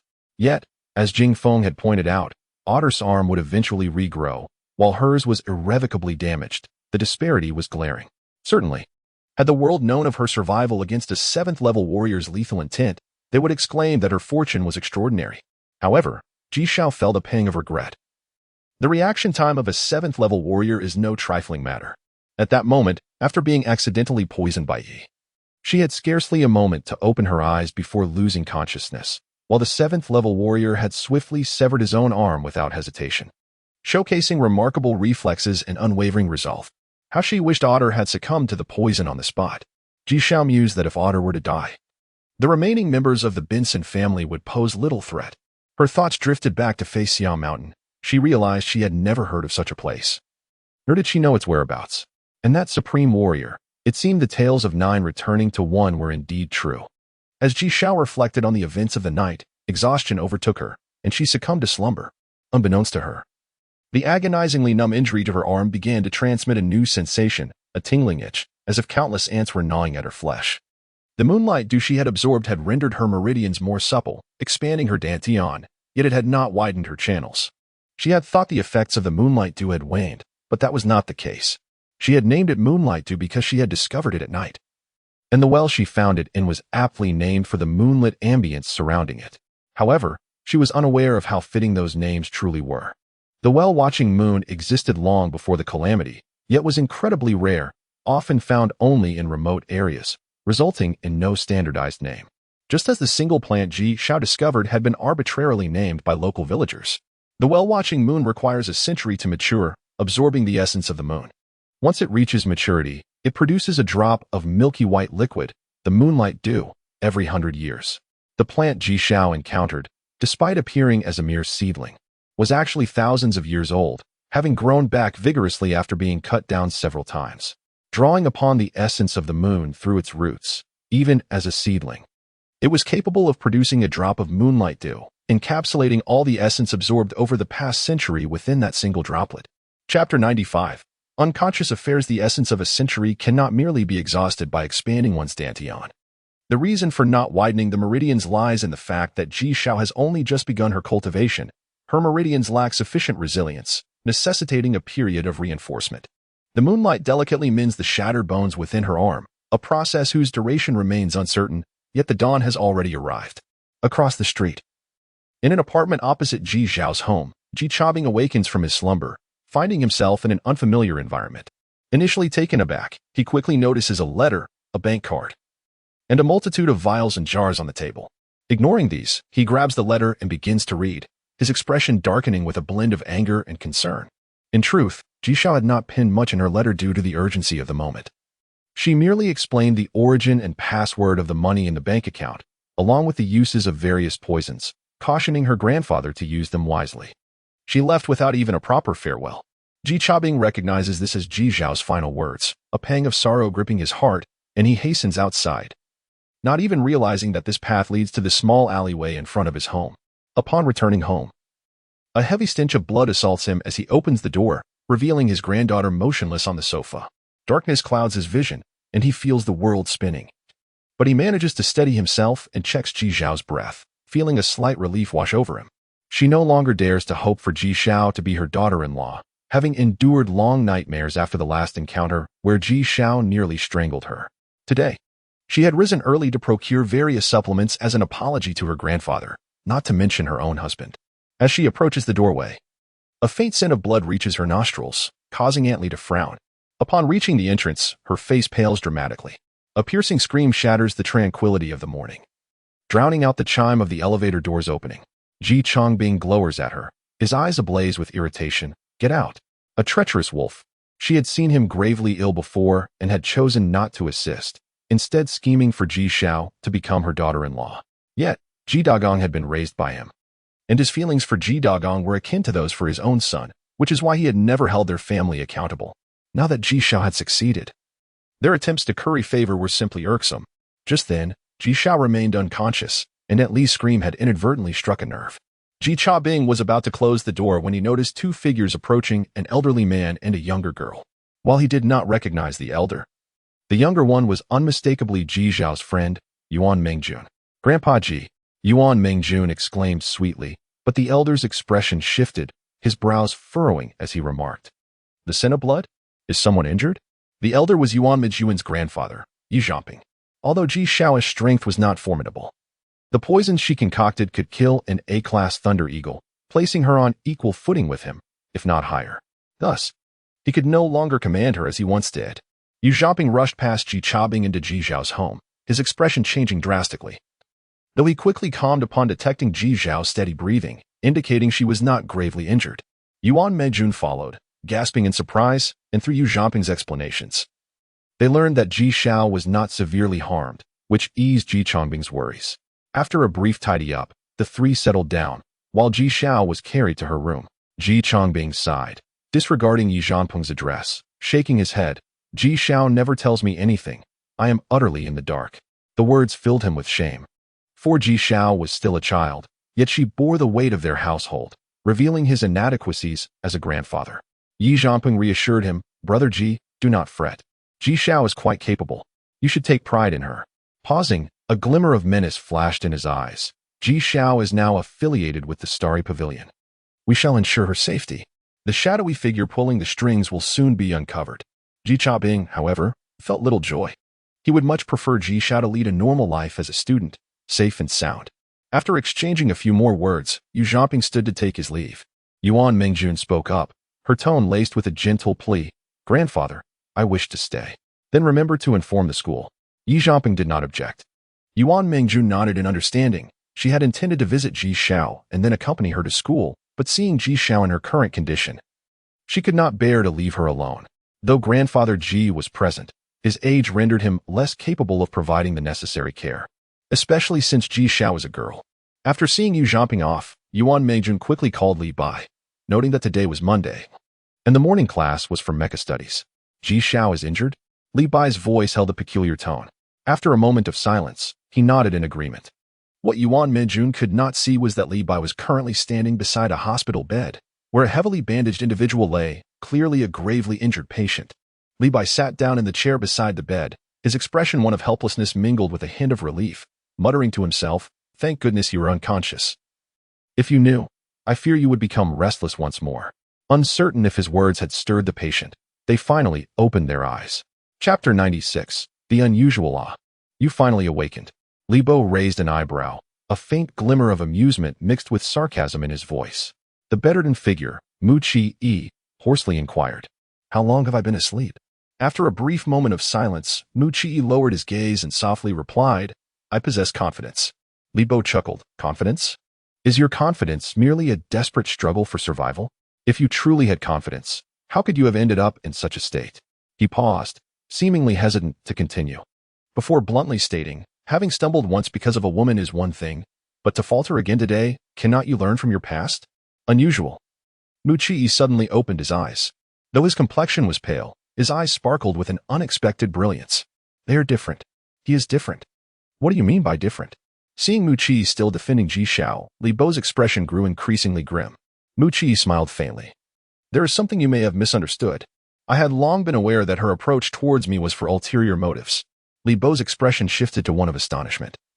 "Then why did you allow yourself to be ensnared by her?" His tone was calm, yet it exuded a palpable confidence. Li Bo's demeanor softened slightly, but he remained discontent. "All right, let's set that woman aside for now. But what about the present? For the sake of that little girl. Your family has been completely expelled from the ancestral grounds. Do you not feel any remorse?" "I engage in what brings me joy. Why should I regret?" Mu Chi raised an eyebrow, observing his friend's fury with a sense of warmth. He chuckled and added, "Xiaobai, you need not worry about my affairs. After all these years, when have you ever seen me undertake something without assurance?" This statement seemed to strike a chord with Li Bo, who fell silent for a considerable time before finally saying, "Very well, I shall tentatively trust you. However, do take care not to lose your life while your strength is yet to improve." Indeed. Enveloped like a rice dumpling, Mu Chi managed a difficult nod. As Li Bo prepared to leave, he added, "Xiaobai, please attend my classes for the next month." Li Bo's expression shifted dramatically. "A month? How could you possibly remain bedridden for that long? You'll be well in a week at most. Surely, you are not contemplating another expedition into the wilderness?" Mu Chi suddenly grinned mischievously. "I sense that I am quite close to reaching the 4th level." Li Bo's eyes widened in disbelief as he scrutinized Mu Chi, finally concluding that he was not jesting. Each time Mu Chi made a breakthrough, Li Bo found himself lagging behind. And now, Mu Chi was on the verge of yet another advancement while he himself showed no signs of progress. In high spirits, Mu Chi watched as Li Bo stomped away in frustration. After a moment of contemplation, he summoned Gray Shadow. As Gray Shadow appeared at the bedside, he inquired, "Gray Shadow, what is the situation in the Sichuan region?" "All is well." Gray Shadow stood at the bedside, speaking in a dry tone. "I infiltrated the military district system and found that they have not dispatched any 7th level warriors. One 6th level warrior has perished, and the military district's commander, Long Chen Yuan, is gravely injured." Mu Chi frowned upon hearing this. With the speed and talent of Thunder Eagle, it was inconceivable that such minimal losses could have been incurred. Did Thunder Eagle flee? Otherwise, how could everything be considered well? Gray Shadow shook his head. "No, it was due to a poison known as nightshade. A poison capable of killing an A-class monster? Muchi's expression suddenly turned grave. In the aftermath of the calamity, many varieties of poison emerged, some of which were quite potent, yet they were generally difficult for humans to utilize, as a single misstep could lead to self-infliction. Thus, while various toxins were often encountered in the wild, those suitable for human use were exceedingly rare. Regrettably, even within the military district's archives, no information could be found regarding the creator of this poison. This suggested that either the toxin was entirely natural or the individual responsible for its creation held significant importance, rendering their details classified within the military archives, thus eluding Gray Shadow's investigation. The Benson family was an adversary that Muchi sought to confront. Having previously dealt them a significant blow, his current lack of strength made further progress exceedingly challenging. Nevertheless, this did not hinder him from monitoring the Benson family's subsequent reactions. Gray Shadow fell silent. Though he was a machine, he still cared for his master's safety. With Muchi currently incapacitated, he hesitated to relay further information, fearing that his master would leap from the bed in a fit of fury. Yet, he was bound to obey his master's commands, putting him in a difficult position. Meeting his master's inquisitive gaze, Gray Shadow ultimately spoke. He arrived in the southern Lin district last night. Seated on the edge of Ji Zhao's bed, Yuan Mingjun sighed wearily, her demeanor listless. Perhaps due to the presence of 2 private jets last night, visitors to Ji Zhao's home today were ceaseless.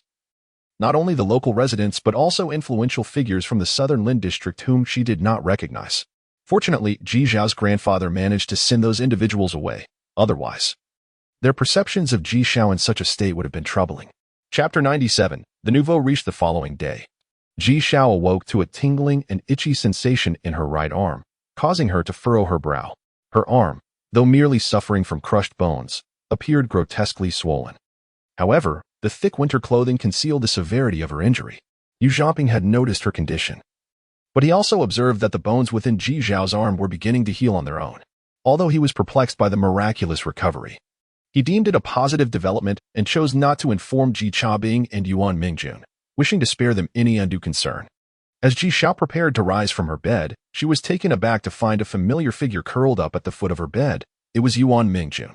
The absence of a blanket on the floor indicated she had not intended to sleep there. It was likely that she had accidentally rolled off the edge. In such frigid weather, it was surprising that she was still sleeping so soundly. Ji Zhao felt a mixture of amusement and warmth. But her injury prevented her from assisting her friend, so she resorted to waking her. Breakfast consisted of several cups of beast milk and a large bowl of tenderly stewed beast meat. As Ji Zhao attempted to scoop the meat with her left hand, Ji Zhaoping finally noticed something amiss. Reluctantly, Ji Zhao found herself explaining her situation once more. It was unclear whether Ji Zhaoping believed her. His brow remained tightly furrowed, and although he had initially shown a fleeting expression of joy upon seeing Ji Zhao wake, it quickly vanished, replaced by a stern demeanor. At this, Yuan Mingjun turned her gaze toward Ji Zhao. The bruise encircling Ji Zhao's neck had yet to fade, and feigning ignorance would surely not suffice. Lowering her gaze, Ji Zhao explained, "It is a foe I inadvertently provoked in the Sichuan region. This individual, envious of my rapport with Commander Long, sought to trouble me." "Is that truly the case?" Ji Chongbing replied, clearly skeptical. "If this enemy is from Sichuan, why not confront you there? Why pursue you all the way to Namlin? That seems excessive." Ji Zhao nodded confidently. "It is indeed true. Who would pay me any heed? A mere first-level warrior with nothing to my name." She paused before adding, "With Commander Long in Sichuan, that person dares not act against me. Otherwise, why would they come to my home?"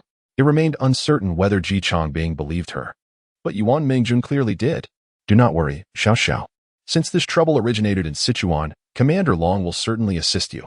After all, he was the one who sent you on this journey. It would be unreasonable for him to disregard your safety. Even if he does not intervene, the Xingqian Pavilion will surely stand by you." With a powerful grandfather in the martial world, Yuan Mingjun possessed a deeper understanding of its intricacies than most. She had long been aware of the existence of the Xingqian Pavilion. Ji Zhao had heard Jing Feng's words and held little hope for the pavilion. Yet she refrained from contradicting her friend, wishing to ease her grandfather's worries. After breakfast, Ji Zhao continued to rest.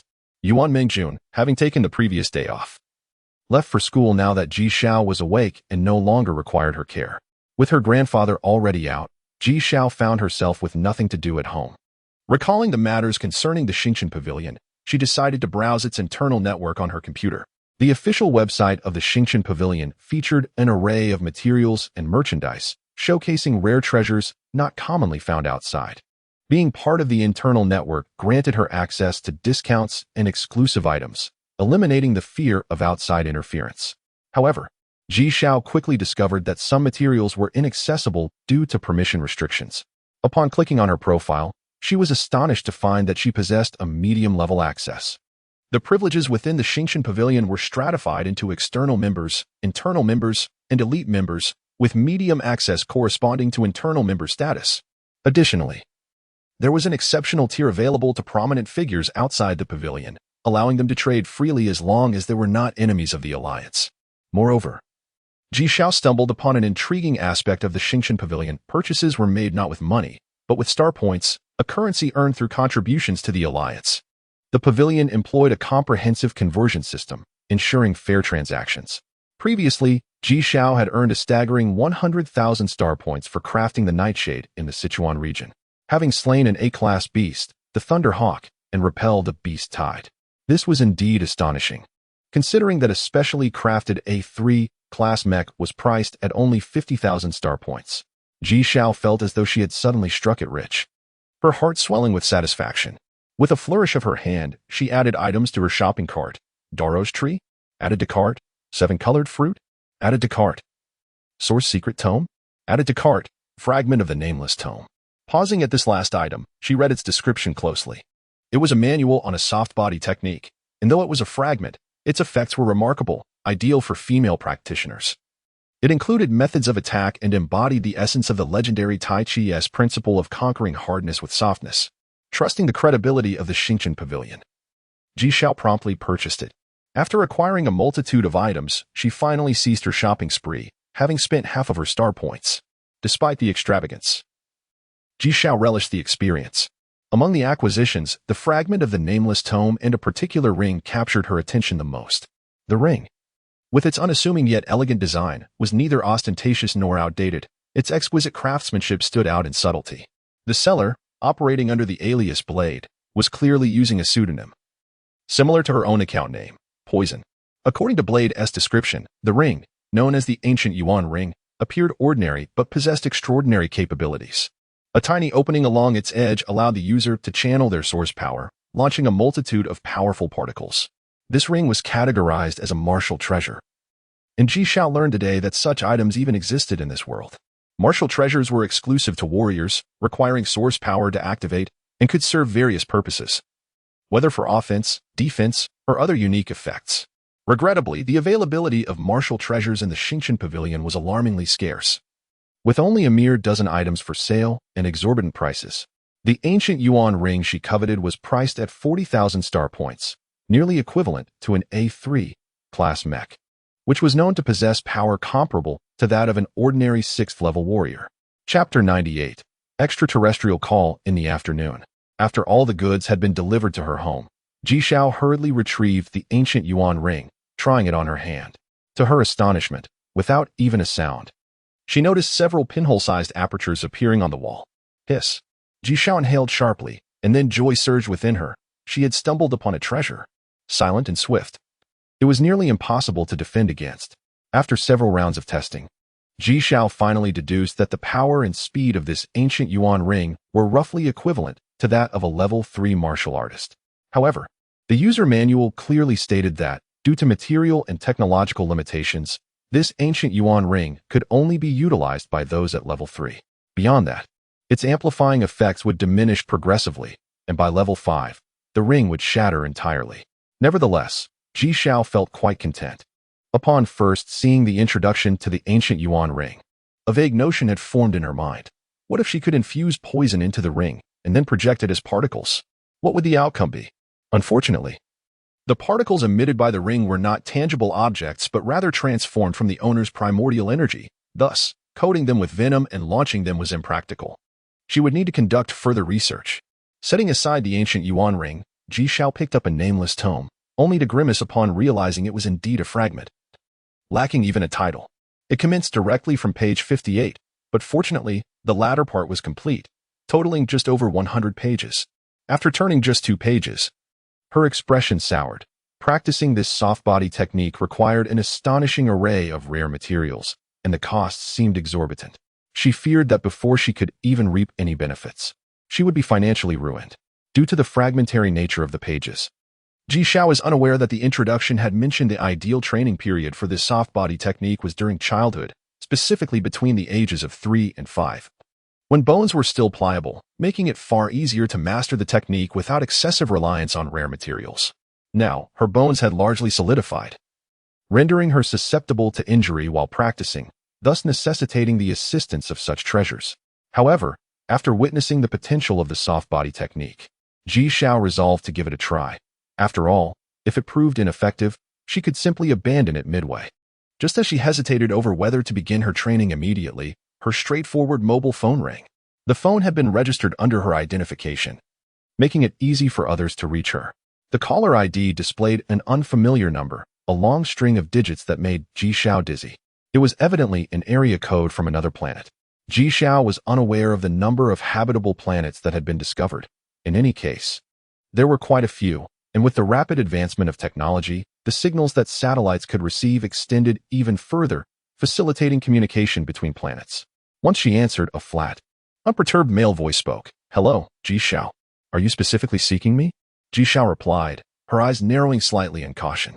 "Who are you?" The male voice maintained its monotonous tone. "You do not need to know who I am. I simply wish to ask if the item in your possession is for sale." After a brief pause, he added, "Do not feign ignorance. I saved your life the night before last. I am well aware that you possess that item." "You mean the water droplet stone?" Ji Xiao responded calmly, though a tempest of emotions roiled within her. She recognized the voice. It belonged to Yun Kong, the one who had intervened at a critical moment to save her from Odd. So, they had indeed come seeking her. Yun Kong sounded slightly surprised. "So it is called the water droplet stone, a rather ordinary name." After a moment of jest, he continued, "Regardless of its name, I intend to acquire it. Just tell me. Will you sell it?" Ji Xiao fell silent, unsure whether to refuse. If she did, would he, like Odd, attempt to seize it by force? After a moment's contemplation, she replied, "What if I say I want to sell?" There was no hint of provocation in her tone. She merely sought to understand the potential repercussions of her refusal. "Ha!"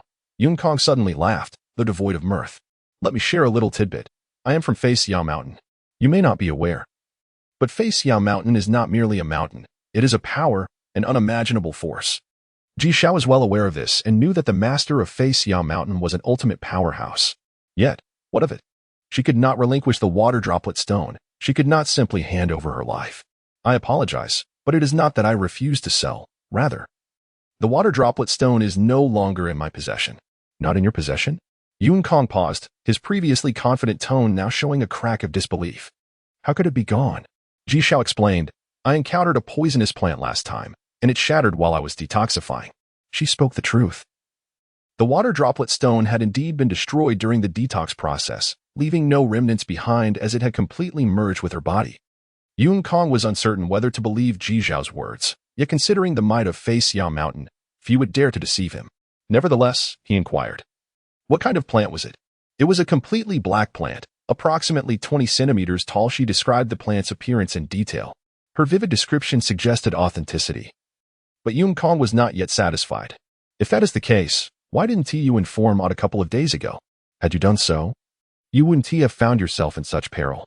Ji Xiao let out a bitter laugh. "Senior, my enmity with the Benson family extends beyond the water droplet stone. Though I believe I have not wronged him, they attribute all matters to me, and even if I had informed him, I would still face death." It seemed that Ji Xiao truly spoke without deceit. Yun Kong remained skeptical. Her replies felt too seamless, too perfect, and something seemed amiss. Moreover, that black plant. Even he had never heard of it. How could Ji Xiao have encountered it? Yet, after the cataclysm, many unfamiliar plants had indeed emerged on Earth, a result of mutations. Thus, it was still plausible. Yun Kong pondered for some time, yet found no resolution and stated, "You had best not be deceiving me. For if I discover that you have," he then let out a cold snort. After hanging up, Ji Xiao was drenched in cold sweat. On another planet amidst the vast galaxy, humanity was sparse, with only a few towns scattered across an endless expanse of desert, forest, and marsh.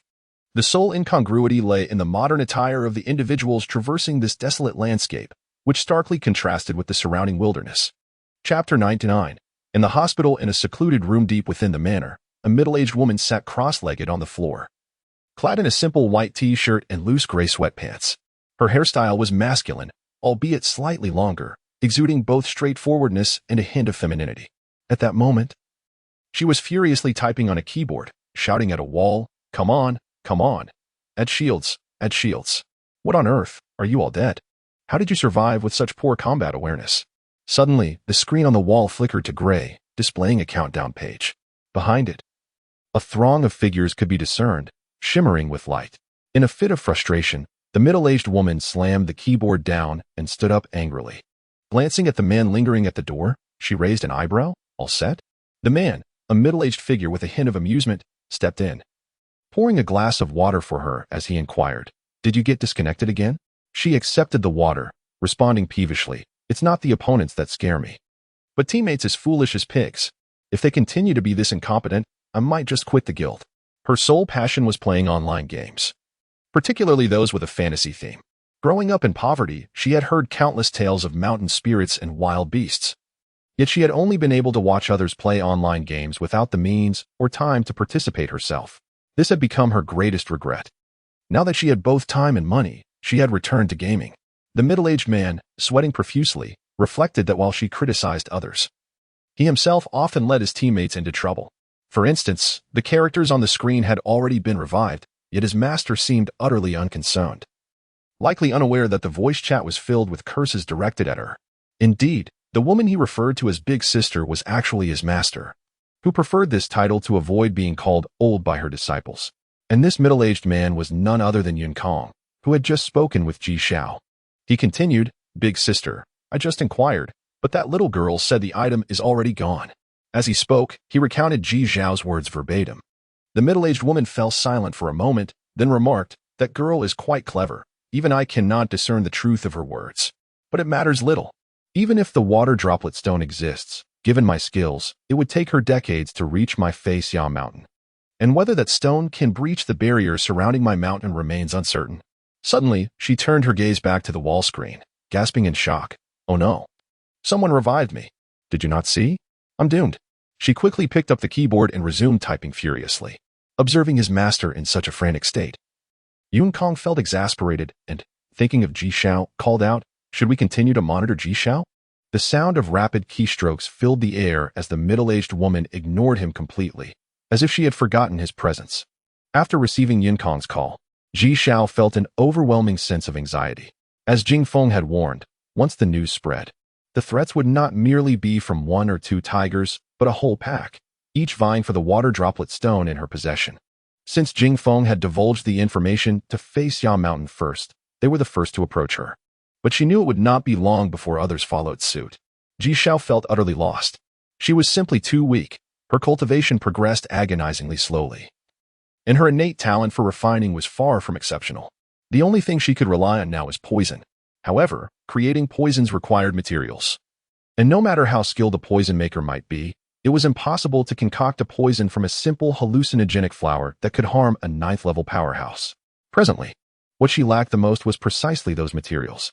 In the apothecary, disciples were referred to as apothecaries, but Ji Xiao knew little about medicine. Calling her a poison master might be more fitting. Yet, only a few knew of this identity. Yu Zhanping and Long Qianyuan were obvious, as they would never withhold good resources from her. As for Jingfeng, their relationship was not yet close enough for such exchanges. Thus, the only option left was thinking of Mu Qi. Ji Xiao's eyes lit up. It had been a while since they last contacted each other, and it was time to inquire how he dealt with the Benson family. Ji Xiao dialed Mu Qi's number, and after a brief silence, a familiar voice came through. "Gray Shadow. Gray Shadow, where's Mu Qi?" Ji Xiao inadvertently called out Mu Qi's name. She had grown accustomed to it due to his initial poor impression. Gray Shadow glanced at the person who had been in a coma since emerging from the emergency room and replied, "In the hospital." Ji Xiao. Perhaps she thought Mu Qi was too weak. Laying had been too lethargic to use lightning and had simply struck Mu Qi with his wings.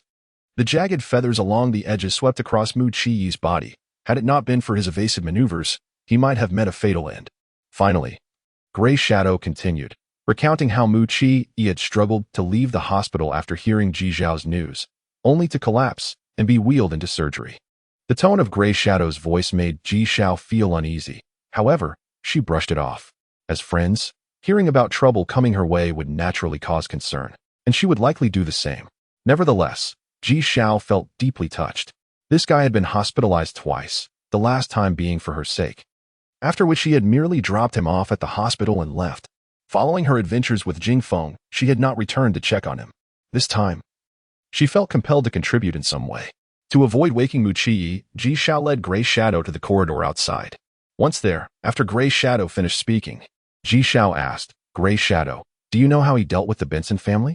Gray Shadow hesitated for a moment, but recalling that Mu Qi had not instructed him to keep secrets from Ji Xiao, he replied, "Through networks and family power." Used family power? Ji Xiao was taken aback. This was a considerable debt of gratitude. Gray Shadow replied dryly, "Not exactly. He merely leveraged a bit of it to eliminate a mining team from the Benson family on Rich Star." Eliminated? A team? Ji Xiao's expression changed again. A mining team could not consist of just a few people, could it? Chapter 100. The dull-witted Ji Xiao in this moment. Ji Xiao realized that she had never truly understood Mu Qi. She had never heard of the Mu family on Earth. His mecha made a distinct entrance unlike any other, and he had become a teacher at such a young age. He dared to venture into areas ravaged by beast tides, spoke of killing without hesitation, and single-handedly challenged the Benson family, leaving them with significant losses. It was not that she thought Mu Qi was excessively ruthless. Rather, he seemed foreign to her. Previously, she had merely regarded him as an obsessive stalker, a blabbermouth, and had never taken the time to truly understand him. Ji Xiao's expression grew complex as she turned to Hui Ying. "In your eyes, what kind of person is Mu Qi?" Hui Ying was taken aback by Ji Xiao's sudden inquiry. After a brief silence, he replied, "A fool." "He's not foolish," Hui Ying shook his head. "He simply often engages in foolish acts." "Such as?" Ji Xiao's curiosity was thoroughly piqued, momentarily forgetting the threat posed by Yun Kong. Hui Ying's electronic eyes suddenly fixed on Ji Xiao, imparting an enigmatic look. "You? Me?" Ji Xiao had yet to comprehend his meaning when Hui Ying abruptly stood and entered the hospital room. Following him, she discovered that Mu Qi had already regained consciousness. She couldn't help but glance at Hui Ying, wondering if he had some telepathic connection with Mu Qi. Mu Qi also spotted Ji Xiao and was momentarily taken aback. Hadn't she been sought out by Odor? How had nothing happened? But no news was good news, and he felt a sense of relief. Yet, recalling how he had fainted again upon hearing that Odor had come looking for her, he realized Ji Xiao would undoubtedly question Hui Ying about it. He suddenly felt a twinge of embarrassment and glanced at Hui Ying, silently asking if he had divulged everything. Hui Ying nodded, and a flush of crimson crept across Mu Qi's pale face. His gaze became furtive, avoiding Ji Xiao's, leaving her utterly baffled. Ji Xiao raised an eyebrow. "What, is there something I cannot know?" Seeing her unperturbed demeanor, Mu Qi cast a skeptical glance at Hui Ying, who wore an unusually helpless expression, shrugging his shoulders. "It's not my fault. Your little girl is simply too dull-witted." Mu Qi exhaled softly but felt somewhat disheartened. It appeared that his little girl was still too young, not yet at the age of budding affection. As if sensing his thoughts, Hui Ying interjected.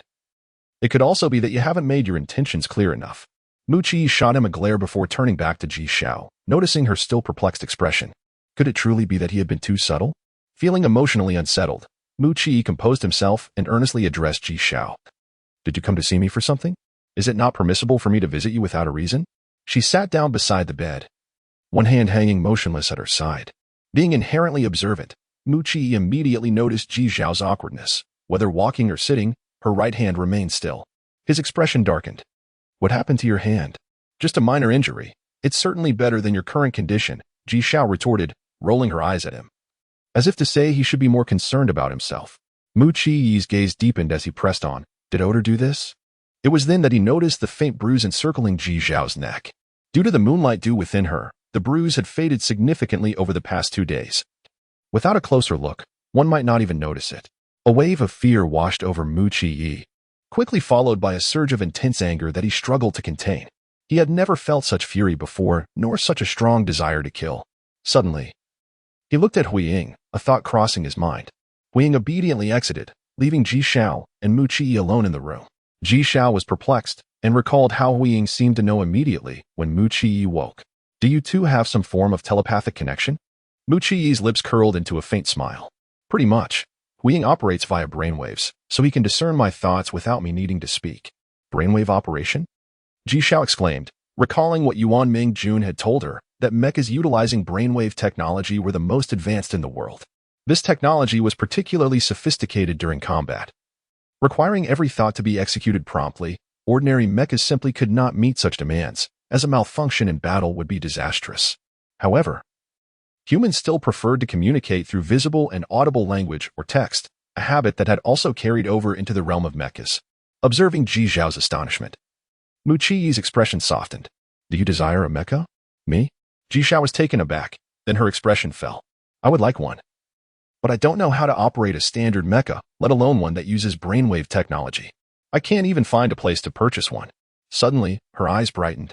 Wait, are you offering to sell Huiying to me? Her words were evidently jest, yet Mu Qi nodded earnestly.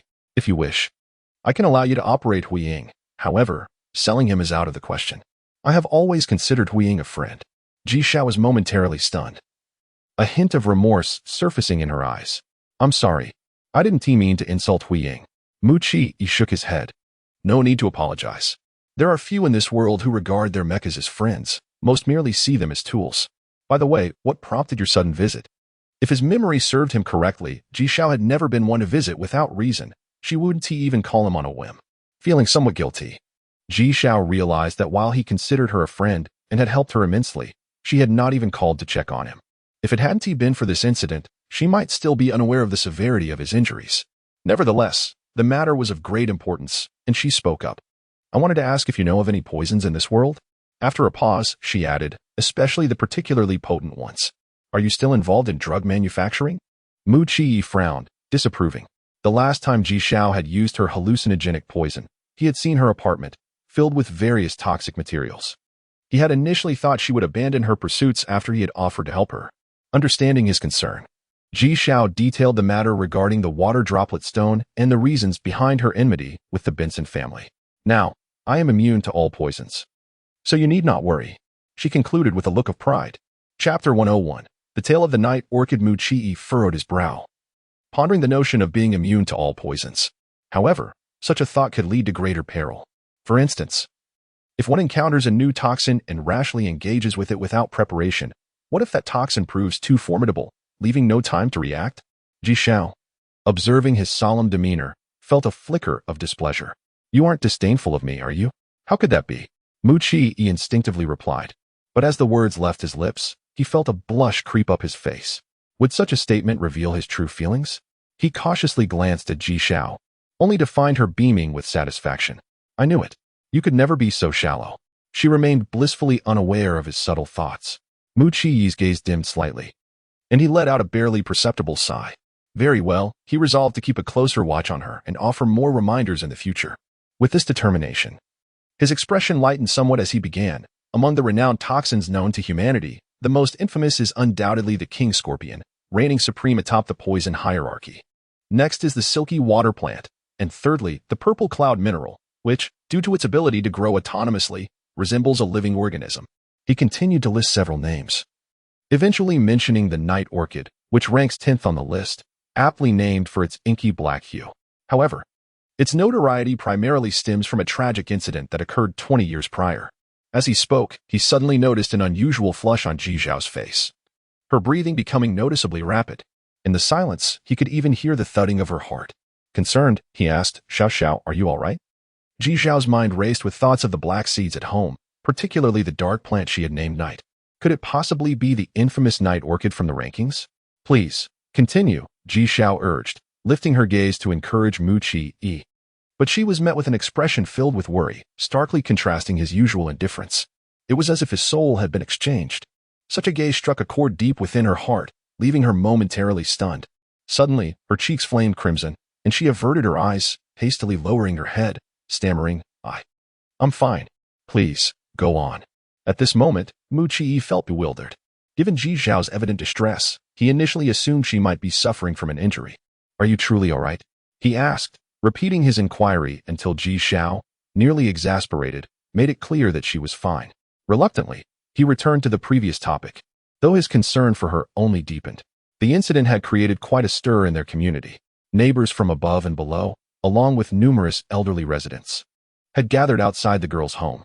The girl pleaded desperately, but her father remained unyielding. Only when he saw the boy on the brink of death did the neighbors forcibly intervene, pulling the father away.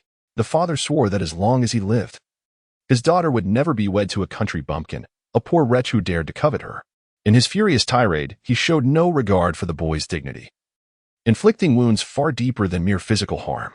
The boy's pride was shattered, a scar that would forever haunt him. In the aftermath of the calamity, the boy and girl lost all contact. When he finally sought her out 20 years later, he had become a formidable 8th-level warrior, while the girl had 2 children nearly the same age as they once were. As for the father who had once humiliated the boy, he had perished long before the calamity struck. Yet the boy remained resolute in his desire to marry the now middle-aged woman, believing that only through this union could he cleanse himself of the humiliation he had endured. Perhaps it was love that drove him. Who could say for certain? But the girl could never acquiesce. She had 2 children and a husband who treated her well. Though life had its minor frictions, overall, she found happiness. How could she abandon all that? When the boy arrived, a mighty 8th-level warrior, he drew attention, and many gathered to observe. He reveled in the spectacle, seeing in those watching the same faces that once laughed at him. He welcomed the crowd into the girl's home, eager to flaunt his strength. The final scene was tragically gruesome. The girl's family of 4, along with the onlookers, including the boy himself, all succumbed to poison, their final expressions frozen in a haunting tableau. How could an 8th-level warrior? Ji Xiao murmured, astonished. She had not anticipated the night orchid's venom to be so lethal, capable of ensnaring even the mightiest. She recalled the events of a few days prior, when Ode, a 7th-level warrior, managed to react in time to save his life. How could an 8th-level warrior have fallen? Mu Qi sighed.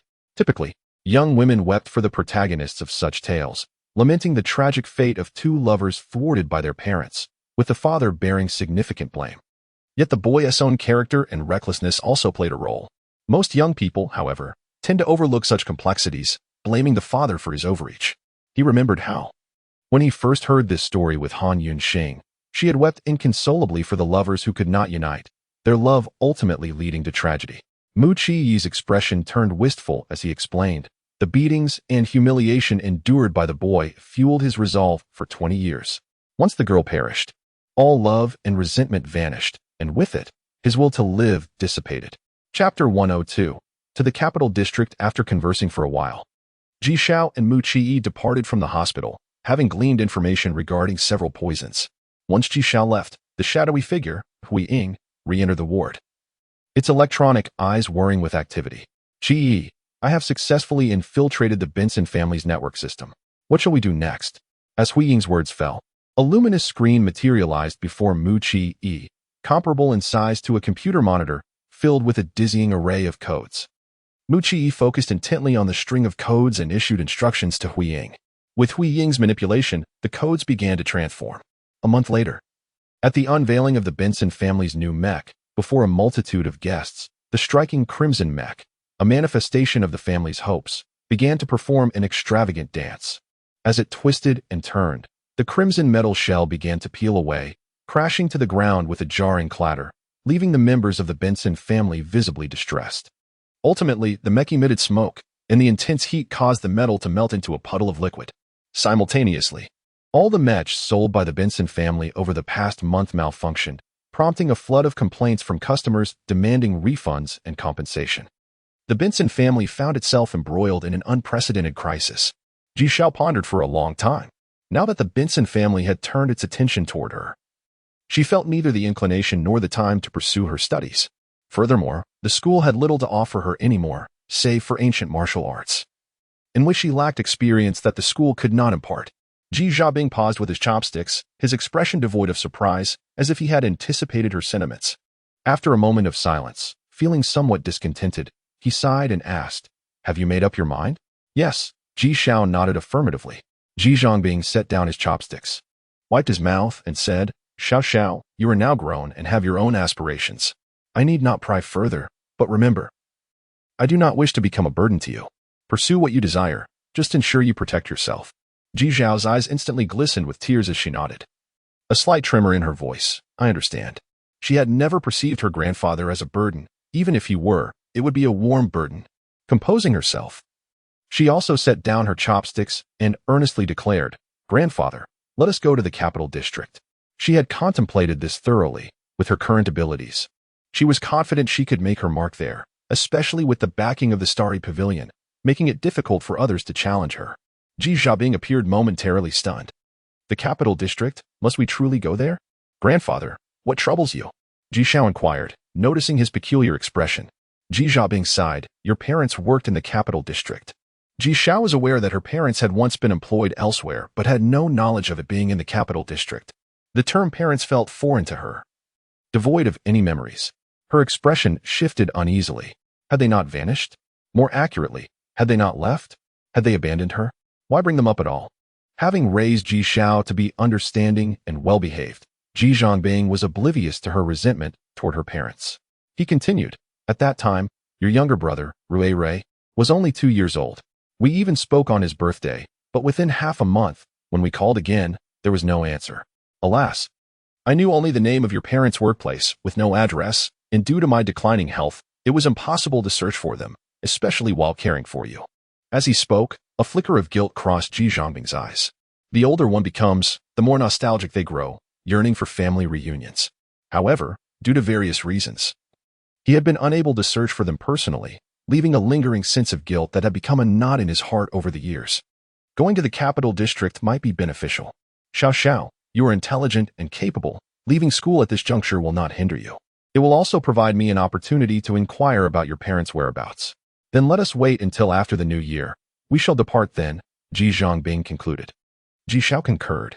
Even if they were to leave, it was only right to bid farewell to her friends. When Liang Xijing and Lin Siki learned of Ji Xiao's plans to go to the capital district, they were taken aback, soon insisting they wished to accompany her, leaving Ji Xiao both amused and exasperated. "I am serious," Lin Siki exclaimed animatedly. "I've longed to escape my family, but I was uncertain where to go. Now that you are going, my father will certainly agree." At that moment, they were seated in an ice drink parlor. Despite the chill of winter, the icy beverages were still in high demand, with most of the seating occupied. Liang Xijing reverted to her formerly shy demeanor, her cheeks flushed from the cold, murmuring, "I never considered leaving my family before, although my father once suggested I study in the capital district, but I declined." "Then what has changed?" Ji Xiao inquired, puzzled. Lin Siki laughed heartily. "It is obvious that your cousin is worried about you. You are just a girl, accompanied by an elder, venturing into an unfamiliar place without a single ally to assist you."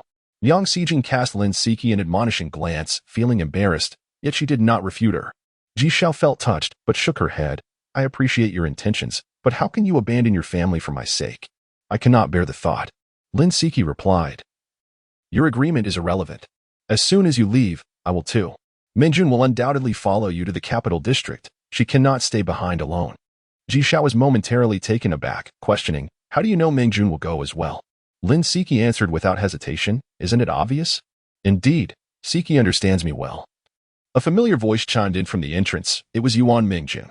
The group waved eagerly, and as Mingjun approached, Lin Siki immediately asked, "Why are you so late?" They had agreed on a time to meet, and given Mingjun's pace, she should have arrived first. Yuan Mingjun chuckled, "I was just discussing this with my father. You won't believe it. The moment I mentioned the capital district, he was overjoyed, almost eager to send me off immediately." Chapter 103, High-Level Agreement. Ji Xiao was taken aback. "Are you truly going?" This was an unusual scenario. Shouldn't she be informing her friends of her departure, only for them to plead with her to stay, offering heartfelt farewells? Yuan Mingjun chuckled. "I've longed to leave Nanlin District. Being under my father's strict supervision here is far worse than venturing out on my own." As she spoke, a glimmer of longing shone in her eyes. "Once I leave, it will be as if the sky is high for the birds to soar and the sea vast for the fish to leap." Seeing that her friends had seemingly made up their minds, Ji Xiao ceased her attempts to dissuade them, feeling a surge of gratitude within her. No matter what, she vowed never to let down these dear friends. Noticing Ji Xiao's emotional expression, Yuan Mingjun waved her hand with a smile. "Oh, please don't look so sentimental. Even if we don't accompany you this time, we will certainly go in the future." Lin Siki added, "Indeed. Any martial artist worth their salt will eventually head to the capital district. It is the sole city with a cosmic ship docking port. Anyone aspiring to venture into the universe must pass through there." Ji Xiao believed that once other life planets were discovered, no one would resist the allure of exploring the cosmos. Yuan Mingjun nodded thoughtfully before shaking her head. But do you know the backgrounds of Teacher Mu and Teacher Li? Her expression turned conspiratorial, piquing everyone's curiosity. The group leaned in, eager for the revelation. Satisfied with their anticipation, Yuan Mingjun turned to Ji Xiao. Do you recall the conversation we had about Han Yunxing? I later had my father investigate, but he found nothing. It was only after consulting my grandfather that I discovered she, along with Teacher Mu and Teacher Li, hails from another planet. This revelation was unexpected yet not entirely surprising. Ji Xiao had speculated about Mu Qiyi's origins before, but the Mu family was not a name she recognized in the capital district. Hearing Yuan Mingjun mention them now did not evoke astonishment. Lin Siki, who had not attended school, remained silent due to her lack of knowledge about such matters. Nyong sighing. However, interjected, but what does that have to do with our journey to the capital district? Yuan Mingjun raised an eyebrow, countering. Have you never wondered why they came to our school? This was indeed a thought-provoking point. Rumor had it that the developmental levels of other planets far surpassed that of Earth, whether due to harsh living conditions or the abundance of resources on other planets. Their advancements in technology and martial arts were significantly superior, observing Mu Qi and Li Bai, who were only 3 years their senior yet possessed the strength to teach them. It was evident that such prowess would be rare even among the most renowned academies on Earth. So why, then, would they choose to teach on Earth? Yuan Mingjun glanced around to ensure no one was eavesdropping before whispering, Did you know that a year ago, another life planet was discovered? Ji Xiao and her companions were immediately taken aback. The discovery of a new life planet signified a wealth of untapped resources, leading various factions to engage in fierce competition. To prevent chaos, the federal government had negotiated with several major powers to dispatch teams to explore this new planet, with the requirement that they provide comprehensive evaluations. The team demonstrating the most thorough assessment would ultimately gain control over the planet. Crucially, the oldest member of these teams could not exceed the age of 25. Thus, the challenge would not solely test martial prowess, but also talent and comprehensive skills. The federal government had put considerable effort into this agreement, especially given that it had only been 40 years since the last catastrophe. Most factions were relatively new and lacked resources, making them reluctant to accept such terms. Consequently, the federal government consented to allow these factions to recruit talent from Earth, with the stipulation that only students could be chosen, because they were students. The resources invested by the government were minimal, making it less regrettable should they be poached. Mu Qi and Li Bai were among those sent for this purpose, while Han Yunxing was merely tagging along. Yuan Mingjun nodded. They must have already recruited quite a few individuals, and soon enough. Many will be sent to the capital district for unified training. Ji Xiao felt a sudden pang of melancholy at the thought of Mu Qi leaving soon. After chatting for a while longer, the group dispersed, and Ji Xiao found herself walking alone along familiar streets, contemplating whether to call Mu Qi to confirm the news. However, she hesitated, realizing that Mu Qi's departure had no direct bearing on her life. Yet, considering their friendship, it seemed natural to show concern. In the midst of her contemplation, a voice suddenly called out to her. Turning towards the sound, she spotted a strikingly attractive pair, a man and a woman, walking side by side.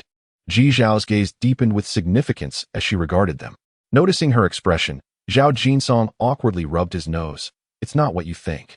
What is there to explain? Interjected Xiang Qing impatiently, addressing Ji Xiao. Ji Xiao, you got lucky last time and won a match. Let's duel again today. Her tone was laced with hostility, leaving Ji Xiao bewildered. Why would I want to fight you? Is this about revenge? But you were the one who provoked me first. Xiang Qing wore a pink and white knee-length down coat, paired with matching flat knee-high boots, her hair cascading down her shoulders and dancing in the breeze. Despite her striking appearance, her demeanor was anything but friendly. Are you genuinely oblivious, or just pretending to be? Ji Xiao remained perplexed, wondering if there was indeed a hidden reason. Xiang Qing, seeing Ji Xiao's innocent expression, felt her temper rise. Zhao Jinsong quickly intervened. Ji Xiao, don't you realize you become the enemy of half the girls in school? Ji Xiao's expression shifted in disbelief. What nonsense is this? I haven't wronged any of them. Initially speechless, she eventually huffed. If they want to come at me, so be it. Who is afraid? Why were so many people looking to pick a fight with her? Zhao Jinsong's eyes lit up. Shall we go to the Ancient Martial Arts Society then? Ji Xiao blinked in surprise. But you're not even a girl. Why are you so eager to join in? Could it be that he was also interested in Mu Qi? This line of thought was too much for Ji Xiao to bear. Before Zhao Jinsong could respond, Xiang Qing interjected. He wants to find someone to spar with, while I want to challenge you. So, are you in, or not? Ji Xiao found herself at a loss for words. Could she refuse? Clearly, that was impossible. Ultimately, Ji Xiao accompanied the two to the Ancient Martial Arts Society. Chapter 104. The Sprouting Potato. An hour later, Ji Xiaowang gazed at the two individuals supporting each other and waved her hands, feigning innocence as she remarked, "Are you satisfied now? Do not bask in your triumph." Xiang Qing glared at Ji Xiao. Yet her expression was marred by a conspicuous bruise at the corner of her mouth, causing her to grimace in pain as she spoke. Ji Xiao conceded that her actions were deliberate. She had intentionally thrown a punch at Xiang Qing's face, believing that if it did not inflict pain, they would perceive her as an easy target. Thus, she had encouraged both of them to strike simultaneously, showing no mercy. Now, it was Xiang Qing and Zhao Jisong who stood dumbfounded. After a moment of silence, Zhao Jisong blurted out, "Are you also heading to Kanglan Star?" Ji Zhao's eyes sparkled momentarily. Yuan Mingjun had mentioned that Mu Qi and Li Bo had recruited numerous individuals who would depart together. Zhao Jinsong's words led her to wonder whether he was among those gathered by Mu Qi, and if their destination was indeed Kanglan Star. Noticing Ji Xiao's prolonged silence, Zhao Jinsong could not help but smile wryly. "It seems you are indeed a remarkable talent in botanical studies. How could such a person escape Mu Laoshir's attention?" Xiang Qing, however, blinked in disbelief. "If you were truly recruited, why have we never heard Mu Laoshir mention it?" This suggested that Xiang Qing might also be one of Mu Qi's recruits. Ji Zhao's eyes flickered as she inquired, "When are you departing?" "You do not know?" Zhao Jinsong glanced at Ji Xiao and then at Xiang Qing, pondering if, as Xiang Qing suggested, Ji Xiao had not been recruited after all. Xiang Qing relaxed her expression and regained her composure. "We will leave after the new year, and we will reside with Mu Laoshir's family." The mere thought that Ji Xiao would not accompany them alleviated some of her pain. Her family was not affluent, merely average. Yet her beauty had granted her a relatively smooth journey in life. Her aspirations were lofty, beyond becoming a formidable warrior. She yearned to marry a man of exceptional merit and lineage. Mu Qi was the first man to capture her attention, though calling him a man seemed an understatement. He was more of a young lad in his prime. Yet, in terms of character, strength, and charisma, he embodied the qualities she desired. She was not one of those girls who merely swooned over his looks. The man she sought would be unparalleled in appearance, prowess, and heritage. Regrettably, she had never caught Mu Qi's eye. While he exhibited patience towards his students, he always maintained a certain distance, displaying genuine emotions only in Ji Zhao's presence. Upon hearing Xiang Qing's words, Ji Xiao felt a pang of discomfort and wrinkled her petite nose. "Congratulations, then." With that, she turned to leave. Ji Xiao had always been aware of the many admirers Mu Qi had within the school, though she had never understood what those girls found so appealing. Perhaps it was the first encounter, where she witnessed Mu Qi alongside her most despised rival, Han Yunqing. Or maybe it was the poor impression he had left on her thereafter. She had never truly sought to understand him. As for his appearance, Ji Xiao had never paid it much mind. She had too many matters demanding her attention to concern herself with such trivialities. After hearing Xiang Qing's comments today, she felt an inexplicable discomfort, though she could not pinpoint its source. "This potato has just been served. Why not give it a taste?" Ji Chaobing remarked as he observed Ji Xiao lost in thought, clutching her bowl. It was then that Ji Xiao noticed one of the dishes was braised potatoes. A fleeting image crossed her mind, lifting her spirits. She had long endured the urge for vengeance, and the time had come to act. It is widely known that sprouted potatoes can be highly toxic. Ji Xiao had prepared a sprouted potato seed, grinding it into a fine powder, which she now carried. However, Li Meiqian was merely an ordinary citizen, and her sudden demise would undoubtedly provoke societal upheaval. This compelled Ji Xiao to bide her time, orchestrating the illusion of an accidental death. Upon reaching the vicinity of Li Meiqian's apartment, Ji Xiao, clad in black, adeptly scaled the building. Residing on the 10th floor, the occupants felt secure enough to leave the balcony door ajar, allowing Ji Xiao easy access inside. By now, it was late at night, and the majority of the residents were deep in slumber. Ji Xiao made her way to the kitchen, fully aware that, given Li Meiqian's circumstances, it was highly probable that she had purchased the newly harvested potatoes. Indeed, she discovered a half-eaten potato in the fridge, staring blankly at the ceiling. She felt a sense of bewilderment, uncertain of her next steps. Initially, she had believed that informing Lei Alisai about Ji Zhao's unique abilities would secure her a position of privilege, especially given Lei Alisai's formidable family. She never anticipated Ji Xiao would survive and return for retribution. After her last call to Lei Alisai, which had yielded no concern for her well-being, she realized she was doomed. No one would come to her aid. After much contemplation, She finally devised a plan for her own salvation. Is the operation underway? She wondered. If it had commenced, perhaps she would be safe here. Chapter 105. Li Meiqian's back up just as this thought crossed her mind. The bedroom door was abruptly flung open. Bathed in moonlight, she could distinctly perceive the silhouette of a dark figure at the threshold. Li Meiqian was taken aback. Hastily sitting up in bed, just as she was about to scream, the familiar voice that had instilled fear in her echoed ominously. Your mother is sleeping next door, isn't she? The figure approached her bedside, fixing a steady gaze on the looming shadow before her, and coolly stated, Tell me, if your mother discovers me, what do you think I will do? Either retreat or silence her permanently. Since Ji Xiao had dared to come today, she had no intention of leaving empty-handed. Li Meiqian, being astute, quickly grasped this reality. Suppressing her panic, she replied, Ji Xiao, we are classmates after all. You seem to be fine. Can you not spare me? Ji Xiao chuckled at her words. Spare you? Who would spare me? Not to mention, the reason she was unharmed was largely due to Mu Qi's assistance. And she had paid a hefty price herself. Had it not been for an early warning from Jing Feng, allowing her to send her grandfather away in advance, he too would have been implicated. Even so, she had already sacrificed an arm. Of course, her arm had healed, but it was purely by luck.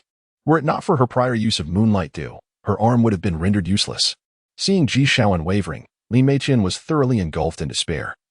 Both anxious and furious, she relied solely on her mother for support, who was right next door, and she dared not speak loudly.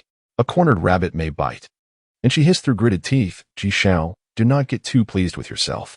Even if I were to die, you wouldn't live long either. Soon. You'll join me in the grave. Is that so? Ji Xiao's brow twitched, uncertain whether Li Meiqian was merely making threats or had genuinely taken some drastic measure.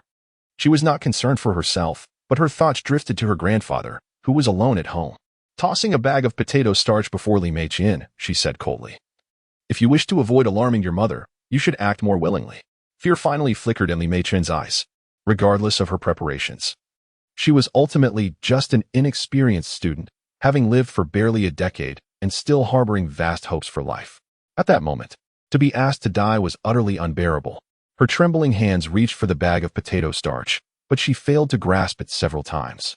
Ji Xiao, growing impatient, took a couple of steps toward the door. Li Meiqian gasped, hastily pleading, No, don't harm my mother. I'll eat it. Is this poison?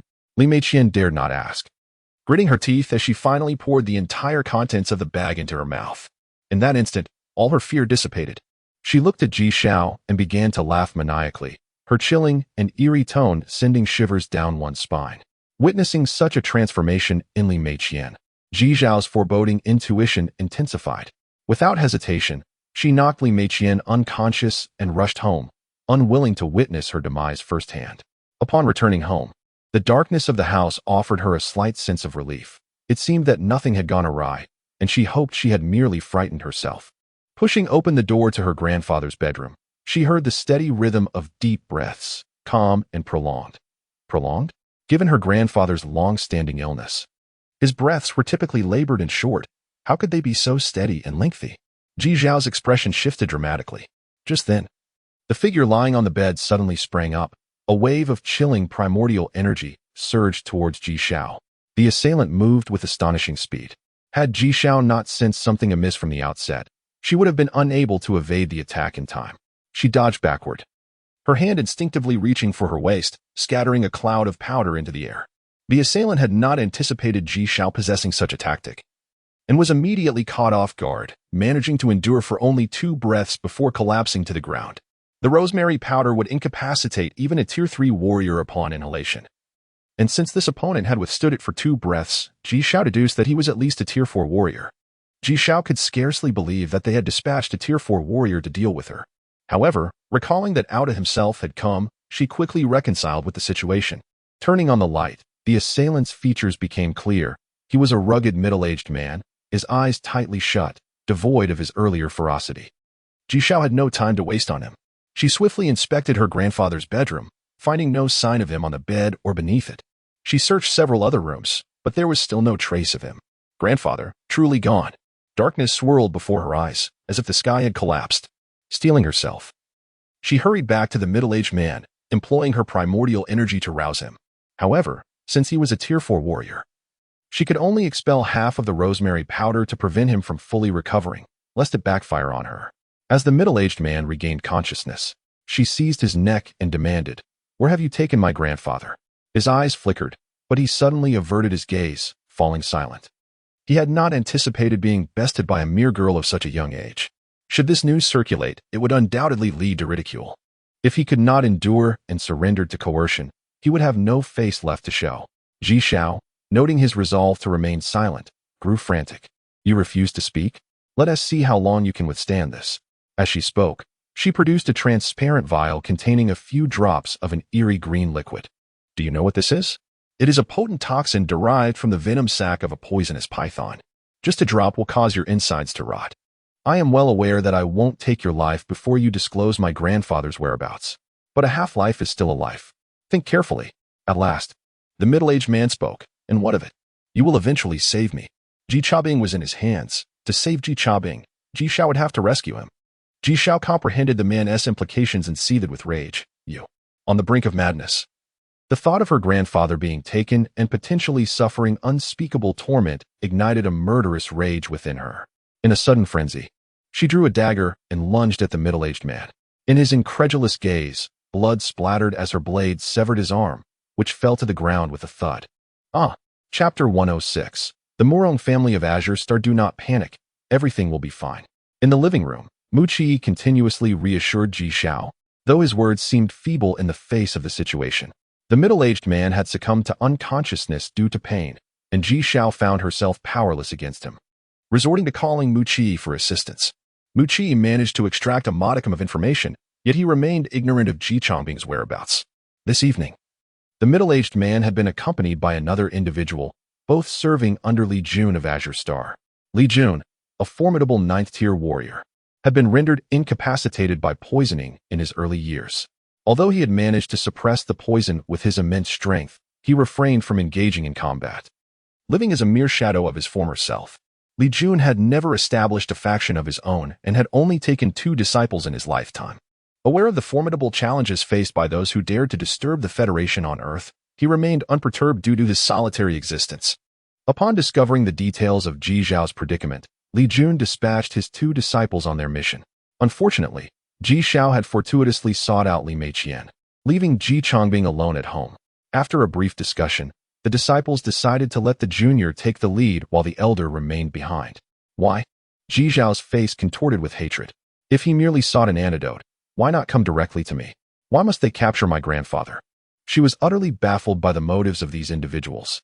A simple agreement could have sufficed, and given the adversary's overwhelming strength, she might have even offered to provide the antidote without demands. Why, then, resort to such tactics? She sank deeper into the sofa, a picture of confusion and helplessness. Mu Qi gently patted her back. "You mentioned that the informant to Li Jun was likely Li Meiqian. If your suspicion holds true, she must have said something to make them believe you would not readily offer the antidote." Ji Xiao's expression shifted to one of fury as she gritted her teeth. Li Meiqian. Had it not been for her demise, she would never have so easily relinquished her life. Suddenly, a thought struck her, and her eyes gleamed with hope. "You said he only desires an antidote. If I manage to fulfill that requirement, he should not harm my grandfather, right?" Mu Qi's gaze flickered momentarily before he shook his head. "If you successfully provide him with the antidote, his demands will only escalate. Such a rare antidote capable of neutralizing numerous toxins would entice anyone." Ji Xiao's eyes dimmed at his words. If the water-dripping stone were still in her possession, she would not hesitate to offer it, provided her grandfather remained safe. However, the reality was that she could no longer procure it. Noticing the despondency in her eyes, Mu Qi felt a weight in his chest. He instinctively asked, "Xiao Xiao, do you trust me?" Ji Xiao stared at him, her eyes devoid of understanding. Mu Qi suddenly broke into a gentle smile, warm yet understated. "I have yet to tell you where I am from, have I?" A spark of realization ignited in Ji Xiao's mind. "Azure Star?" Zhao Jisong mentioned that after the new year, they would accompany you to Azure Star. Mu Qi nodded with a smile. "My family resides on Azure Star. Dealing with Li Jun would be a mere trifle." "Is that true?" Ji Xiao finally glimpsed a ray of hope. Mu Qi maintained his silence, exuding an air of confidence that made Ji Xiao feel reassured. However, unbeknownst to her, Mu Qi was already treading a precarious path within his family, where a single misstep could lead to ruin. "What's the situation?" A small helicopter hovered over a desolate expanse, where a middle-aged man stood outside, speaking on the phone. "I fear the matter may be exposed, Master." "Exposed?" The aged voice rose sharply. "Investigations reveal that the girl is merely a first-tier warrior, and the old man is an ordinary citizen. How could this possibly fail?" Concern seeped into his tone. "Understood." The middle-aged man sighed, turning to glance at the still unconscious elder in the helicopter, a glint of coldness flashing in his eyes. "If anything were to befall my senior brother, you will pay with your life." The helicopter took off, swiftly heading towards the capital district, where they would board a spacecraft. The journey proceeded remarkably smoothly. Upon learning that Ji Chabing was also in their grasp, Ji Chabing complied without resistance, passing through several checkpoints without raising suspicion. Thus, the two had boarded the spacecraft bound for Azure Star. Shortly after takeoff, Ji Xiao received a call from Li Jun, instructing her to come to Azure Star. After hanging up, Ji Xiao turned to Mu Qi, who offered a gentle smile. "Just trust me." With that, he departed from her home. Once outside the community, Mu Qi's expression turned grave as he pressed a few buttons on his wristwatch. Before long, a young man who bore a resemblance to Mu Qi appeared before him. "Big brother." A flicker of warmth appeared in Mu Qi's eyes. This individual was Mu Qi's eldest cousin, Mu Yuani. Before Mu Yuani could utter a word, another young man burst into the scene, exclaiming joyfully, "Fifth brother, you finally decided to get in touch with us. How was your time on Earth?" His features mirrored those of Mu Qi to some extent, but his demeanor was exuberant, akin to a carefree child. He was Mu Kuan's son, Mu Dingyi, the fourth among his brothers. Fourth brother. Upon seeing him, Mu Qi displayed an expression of resignation. Mu Yuani pushed Mu Dingyi's head aside, exasperated. "Go away. Do you think fifth brother is like you, always thinking about leisure?" Turning back to Mu Qi, he added, "Fifth brother, I know you well. You wouldn't call us for no reason, would you?" A teasing glint shone in his eyes. Mu Qi, unperturbed, nodded in agreement. "Elder brother, I have a favor to ask of you." "Go ahead," Mu Yuani replied readily. Mu Qi recounted the events surrounding Ji Changbing's abduction by Li Jun, emphasizing, "Ensure the old man's safety at all costs." Chapter 107. New Year's Eve. Mu Yuan's brow had already furrowed in concern. "Is your friend truly that close to you?" He sighed. "As your elder brother, I will naturally assist you in this matter. However, once our family learns of it, you may find yourself in quite a predicament. There's no need to worry. They'll only scold me a little," Mu Qi replied nonchalantly. He found it perplexing that his fifth brother, typically not one to invite trouble, had managed to attract two formidable enemies within a mere 6 months on Earth. What procedure? Mu Yuan was momentarily taken aback, unable to follow Mu Qi's sudden shift in thought. Ji Xiao remained unaware of the sacrifices Mu Qi had made to rescue Ji Changbing. Currently, she was tidying her home, having decided to leave behind Li Juan's dismembered apprentice. After consulting with Mu Qi, anything that could be discarded was tossed aside, while the remaining items were meticulously packed. With school now on break, Mu Qi had taken a group of students, all now first-level warriors, to the wilderness for training, while she immersed herself in her own cultivation. Half a month before the new year, Ji Xiao finally saw Ji Changbing, albeit only through a wristwatch communication device. Ji Changbing was residing comfortably with the Mu family, alleviating her worries. Good news came in succession. That evening, Jing Feng called to inform her about the Benson family. Recently, at the unveiling of their latest mecha, it had performed a flamboyant dance, only for the customers to report that the mechas were unresponsive and demanded refunds. The Benson family faced significant losses, likely dealing a severe blow to their vitality. Following this series of events, another individual challenged Outa for a duel. Scheduled for the end of January on Huansher Star, Jing Feng explicitly stated that this was the utmost he could achieve. If this person failed to eliminate Outa, he would be powerless to intervene. Ji Xiao was left in a state of shock. She had never anticipated that Jing Feng could engage a 7th-level powerhouse to confront Outa. Given that Outa was himself a 7th-level expert, and anyone bold enough to challenge him would undoubtedly possess considerable strength. For the sake of a verbal promise, Jing Feng had gone to such lengths, and Ji Xiao felt a deep sense of satisfaction, knowing she would not demand more. Regardless of whether that individual could defeat Outa, Jing Feng had repaid his debt to her. In previous years, Ji Xiao had always spent New Year's Eve with her grandfather. But this year marked the first time she would be alone, leaving her feeling particularly desolate. She remained cooped up at home, afraid to step outside lest memories overwhelm her. Yet, before evening fell, a phone call summoned her to the Bailing Manor, where she joined Yuan Mengjun and her family for an early dinner. Shortly after, Yuan Mengjun eagerly pulled her outside. At the food street, Liang Xijing and Lin Siki were already waiting, and the four of them began to stroll together. Yuan Mengjun and Lin Siki, both restless souls, soon dashed ahead, while Liang Xijing accompanied Ji Xiao at a slower pace. By the way, Xiao Xiao, I recall your birthday is in January, isn't it? Liang Xijing remarked, her eyes flickering with thought as she contemplated how to celebrate Ji Xiao's birthday. Yet she changed the subject. Have you packed your things? There's not much to pack, just a few clothes. 2 suitcases will suffice, Ji Xiao replied, her spirits low. In the past, every New Year's Eve, she would push her grandfather to the food street, indulging in the lively atmosphere, even if she could hardly eat anything. She would often coax her grandfather into buying this and that, only to take a few bites before declaring it unpalatable and offering the rest to him. Understanding her grandfather's health since childhood, she had always hoped to one day cure his illness. However, while her grandfather's ailment had been treated, she had not yet had the chance to allow him to enjoy some peace before calamity struck. Yang Xijing, observing Ji Xiao lost in her thoughts, felt a pang of sympathy. Suddenly, she tugged Ji Xiao forward. Xiao Xiao, hurry. There are fireworks ahead. Boom, boom. From afar, brilliant fireworks erupted in the night sky, capturing the attention of all. Yuan Mengjun turned around and called out, "What are you two dawdling for? Hurry up." As they approached, Lin Siki exclaimed excitedly, "Let's buy some fireworks to set off ourselves." The group moved swiftly, soon locating a shop where they procured several large bundles of fireworks. Except for Liang Xijing. The other 3 had trained in martial arts, so carrying the bundles posed no hindrance to their speed. They quickly arrived at a spacious square. At this moment, the People's Square was teeming with people, kindly elderly individuals with smiles that lit up their faces, middle-aged adults shedding their burdens and relishing the moment, and children frolicking and laughing. This was the essence of New Year's Eve. Numerous individuals were already igniting fireworks, and amidst the cacophony, conversation required shouting. Yuan Mengjun placed a large bundle of fireworks on the ground, her excitement palpable. "Quick, who wants to light them?" With great enthusiasm, Lin Siki stepped forward, producing a lighter she had prepared in advance. "I'll do it." However, as she struck the flame, she quickly retreated, waiting for what seemed like an eternity without the fireworks igniting, leaving her blushing with embarrassment. "Need a hand?" A familiar voice interjected, cutting through the clamor of the crowd. His tone remarkably clear amidst the din. Chapter 108.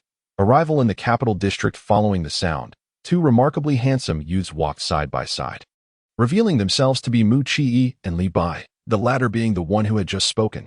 Ji Xiao glanced at Mu Qi, the vibrant fireworks casting a shadow over his face, deepening the mystery in his gaze. At that moment, Mu Qi also turned to look at her, their eyes locking for a brief instant, causing Ji Xiao's heart to race. She hurriedly averted her gaze. Yuan Mengjun and others were oblivious to Ji Xiao's flushed cheeks, excitedly offering a lighter to help. Ji Xiao's attention was fixated on the fireworks shooting into the sky, yet she felt an undeniable discomfort. Acutely aware of the intense gaze directed at her by Mu Qi, desperate to escape that unsettling stare, she quickly responded and dashed toward a nearby shop at the edge of the square.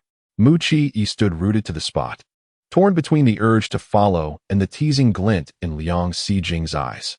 Unable to contain herself any longer, Liang Xijing burst into laughter, playfully pushing Mu Qi, urging him not to dawdle and to go after her.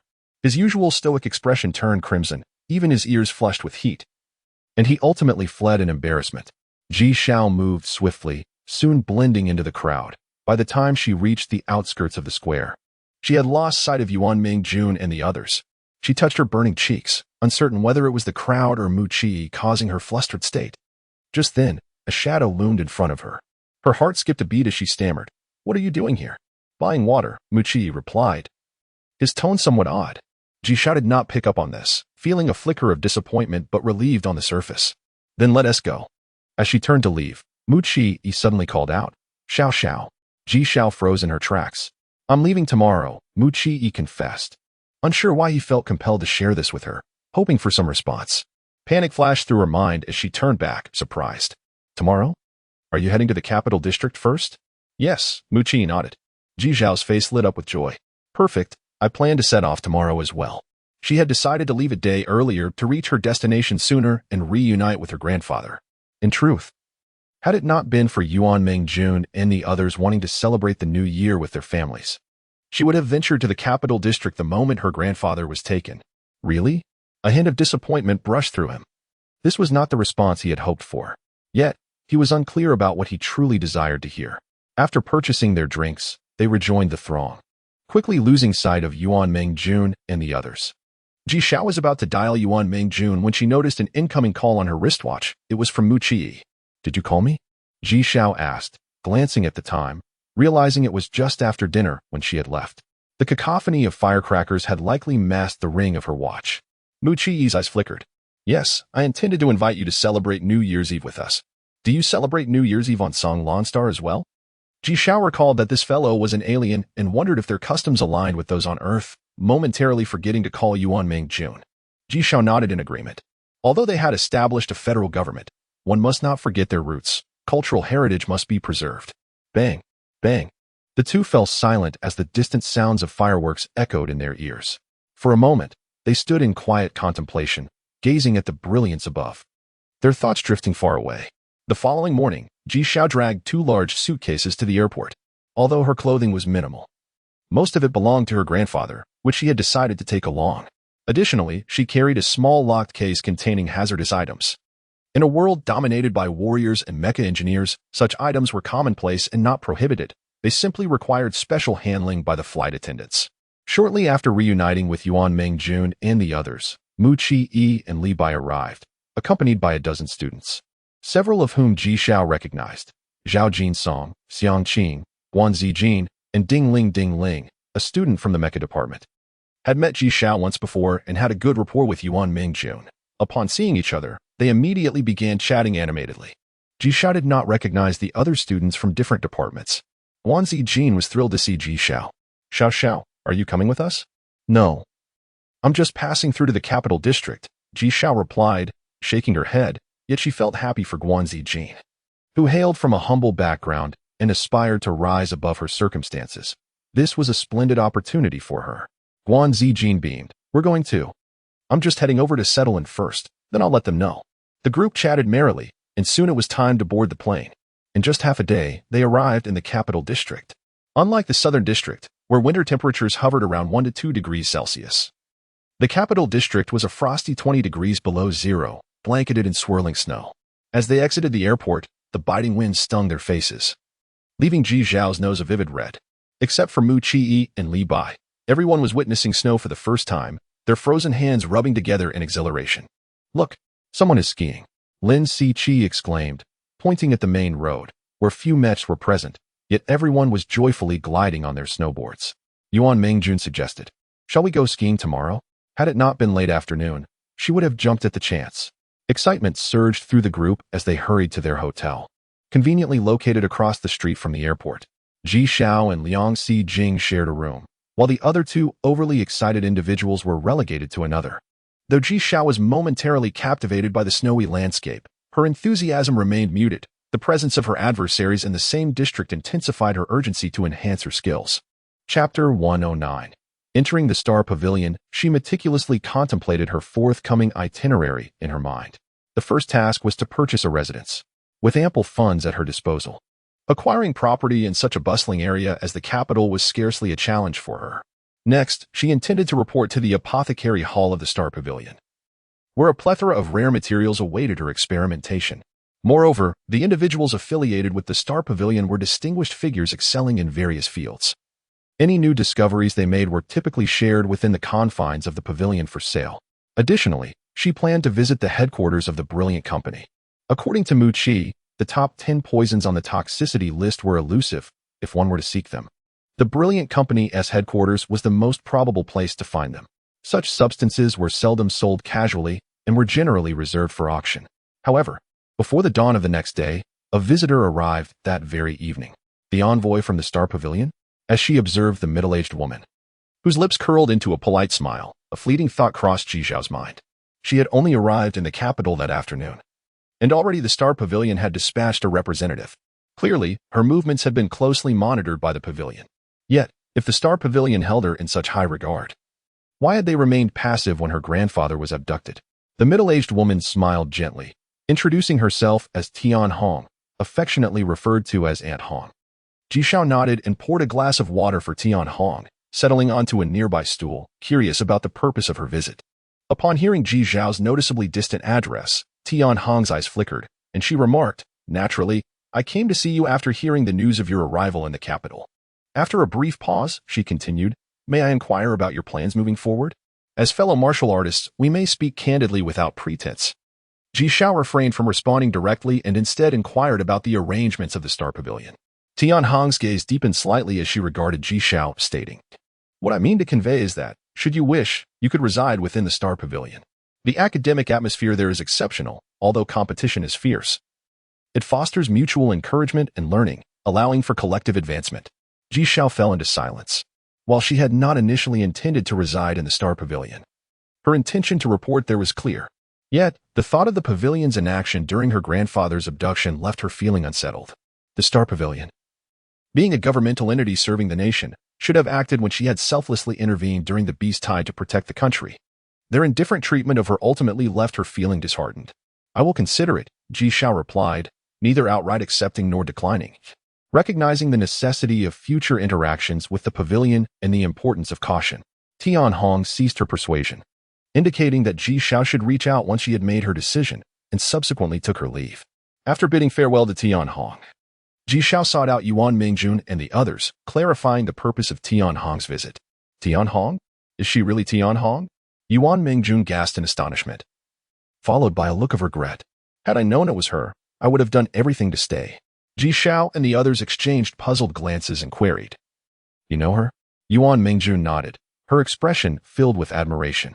I've heard my grandfather mention her. She gained fame 10 years ago for battling a double S-grade beast for 2 days and nights while terraforming a life planet, ultimately slaying it. Due to her formidable strength and her willingness to mentor juniors, she is known as Madame Tian Hong, the mention of the double S-grade beast, which possesses strength comparable to an 8th-level martial artist, sent a shiver through the group. Such a creature, with immense destructive power and intelligence on par with humans, was exceedingly difficult to defeat alone. Yuan Mingjun lamented, if only I had known she was Madame Tian Hong, I would have insisted on becoming her disciple. Unfortunately, Tian Hong had already departed. Lin Siki also expressed her regret. Although she was a mecha engineer, encountering such a legendary figure would have been a remarkable experience. Aside from Yuan Mingjun, the other two were unaware of Ji Xiao's additional identity, but it was no longer necessary to conceal it. Ji Xiao recounted her experiences with the Star Pavilion, eliciting envious and jealous gazes from her companions. Yuan Mingjun promptly exclaimed, what are you hesitating for? Go. Even a few casual pointers from someone like her would be immeasurably beneficial. I see you wish to cultivate a good relationship between Xiao Xiao and Madame Tian Hong for your own introductions, Lin Siki remarked without hesitation. Yuan Mingjun blushed, but did not deny it. Instead, she looked at Ji Xiao with hopeful anticipation. Ji Xiao sighed silently, if I reside in the Star Pavilion. What will you do? Are you worried we won't find a place to stay? Yuan Mingjun waved her hand dismissively. Her family and those of Liang Xijing were influential enough. Even if they lacked significant weight in the capital, finding accommodation would be effortless. Suddenly, Liang Xijing suggested, let us rent an apartment, this way. Xiao Xiao will have a place to stay whenever she wants to come out. The others were momentarily taken aback, but soon brightened with excitement, agreeing that this arrangement would afford them more freedom than living in accommodations dictated by their families. After deliberating, they decided against skiing the following day. 3 of them set out to find a place to stay, while Ji Xiao made her way to the Star Pavilion. The Star Pavilion was located in the muddy bay of the capital, an area that had once been a vast shallow water before the cataclysm. Following the establishment of the federal government and the expansion of the capital, that shallow area vanished, yet its name remained unchanged. The Star Pavilion resembled a research institute. There were no instructors, and individuals were expected to navigate their own paths. Any uncertainties could be resolved through the official website. However, the Star Pavilion did conduct assessments once a year, which were quite straightforward. They simply reviewed the historical star points listed on the website, which reflected income not including expenditures. Should one's income fail to meet a certain threshold for 3 consecutive years, they would be removed from the ranks. Upon arriving at Muddy Bay, Ji Xiao contacted Tian Hong and then entered through the grand entrance. Before her lay a vast lake, surrounded by lush greenery and a cluster of solitary houses. Reminiscent of a tranquil rural town, Ji Xiao immediately grew fond of this place. Tian Hong guided Ji Xiao in arranging her accommodation, greeting others along the way. Noticing Tian Hong accompanied by a stranger, many expressed curiosity, while some regarded Ji Xiao with subtle hostility. Aunt Hong, another newcomer? As they paused in front of one of the residences, A handsome young man emerged from the adjacent house, scrutinizing Ji Xiao with a somewhat unfriendly gaze. Tian Hong replied coolly, "Yes, she is also from the apothecary hall. You two should become better acquainted."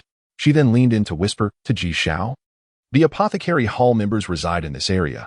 His name is Wang Jin, and he may be your greatest rival within the Star Pavilion." Ji Xiao's eyes flickered with intrigue as she cast a meaningful glance at Tian Hong. Was she attempting to stir up animosity against herself? Chapter 110, the ninth on the poison list. Is she coming? Within one of the chambers of the Starry Pavilion, a man's voice emanated softly from Tian Hong's wristwatch.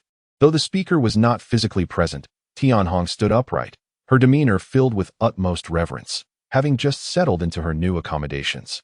The voice instructed, "Just keep a close watch." It hinted at a desire to end the call. Tian Hong quickly interjected, "She seems somewhat displeased with us." The voice expressed surprise. "Displeased?" Tian Hong explained. "It might be due to her grandfather's influence." A chuckle escaped the man. "Ah, she is still quite young at heart."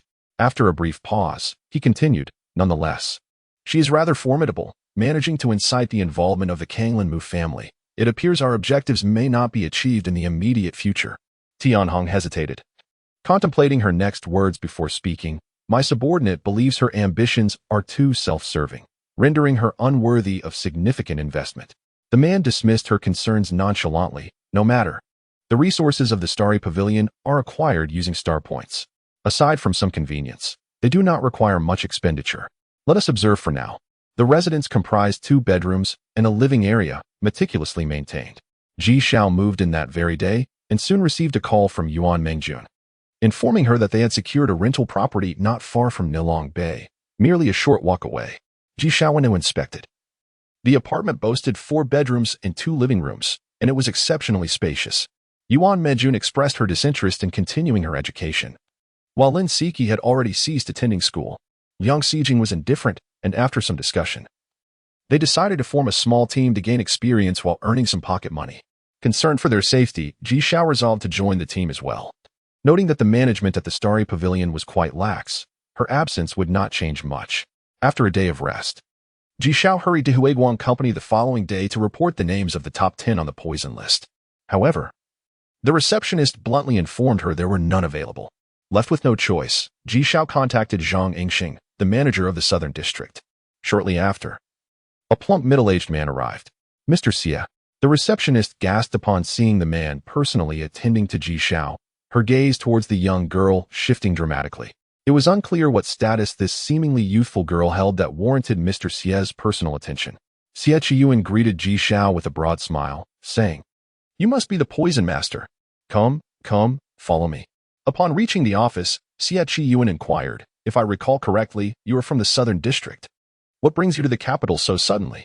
"I intend to develop in the Jing District." Ji Xiao found Xie Qiyuan's warm demeanor perplexing. Although she was aware of her rising status, she never expected the CEO of Huiguang Company to greet her personally. Seeing her discomfort, Xie Qiyuan laughed. "You need not feel uneasy. Although you may not know me, I have known of you for quite some time. When Commander Long sought you out, I heard Xiao Zhang mention your name. Truly, a young hero indeed. I believe you are still underage, correct?" He mused, appearing quite impressed. Ji Xiao felt increasingly ill at ease under his praise, fidgeting in her seat. Xie Qiyuan, noticing her discomfort, asked, "What is it that you seek this time? Speak freely. Consider it a gift from your uncle." "Uncle," she thought, rolling her eyes inwardly. To spare Xie Qiyuan from further idle chatter, she directly stated, "I wish to inquire if your esteemed company has any of the poisons from the top 10 on the poison list." Upon hearing this, Xie Qiyuan's expression shifted, and Ji Xiao stifled a laugh, realizing that he had just offered her a gift, and asking for such items might feel like slicing away at his own flesh. However, Xie Qiyuan, ever the astute businessman, quickly regained his composure and cautiously asked, "May I inquire if you require these substances for pharmaceutical purposes?" "I wish to experiment," Ji Xiao replied candidly, knowing that Huiguang Company was already aware of her identity. Xie Qiyuan's expression flickered again. "Experiment? Those are life-threatening substances. Are you truly willing to gamble with your life for research?" He struggled to find the right words for Ji Xiao, knowing the value of such rare materials and the lives sacrificed to obtain them. Yet, observing Ji Xiao's resolute demeanor, he pondered for a moment before speaking. "As for the top 10 poisons, my company has only managed to collect 2 types. We initially intended to reserve them for our next auction, But if you are interested, I can certainly sell them to you. However, the price. He trailed off, revealing his hesitance. Even as the CEO, he could not simply give away such items. Ji Zhao's eyes sparkled with interest. What are the two types, and what is the cost? Seeing Ji Zhao's first display of emotion, Xie Qiyuan shook his head inwardly. The second-ranked Rong Salao and the ninth-ranked Qianjijin. The previous auction prices were 200 billion and 120 billion, respectively. Ji Zhao gasped in disbelief. She had anticipated a steep cost, but had not expected such exorbitance. Previously, when using the night orchid to create poison, Long Qinyu had given her 10 billion, which she thought was a substantial amount. However, with an additional 1 million star points, she felt adequately compensated. Could it not be a little cheaper? After all, that is the auction price. Xie Qiyuan suddenly posed a question. How confident are you? Ji Zhao shook her head. I need to see them first. She was uncertain if the water droplet stone would be effective against such formidable poisons. If not, she might even lose her own life. Xie Qiyuan, displaying his practicality, instructed someone to deliver the items to the office. Soon, 2 pure jade boxes were brought in, feeling icy to the touch. Xie Qiyuan's expression grew serious. Ordinary people would never dare to handle such deadly substances. He recalled that acquiring these 2 items had cost more than 3 lives. Ji Zhao's expression shifted upon seeing them. Xie Qiyuan did not open the jade boxes, gesturing for Ji Zhao to do so herself. She understood his concerns, knowing he was merely an ordinary person without any cultivation. With utmost caution, she opened one of the jade boxes, and a sweet fragrance wafted out, entirely non-toxic. Otherwise, the death toll would have been far greater. Yet, this enticing aroma could easily tempt one to touch it, and once ensnared, death would be imminent.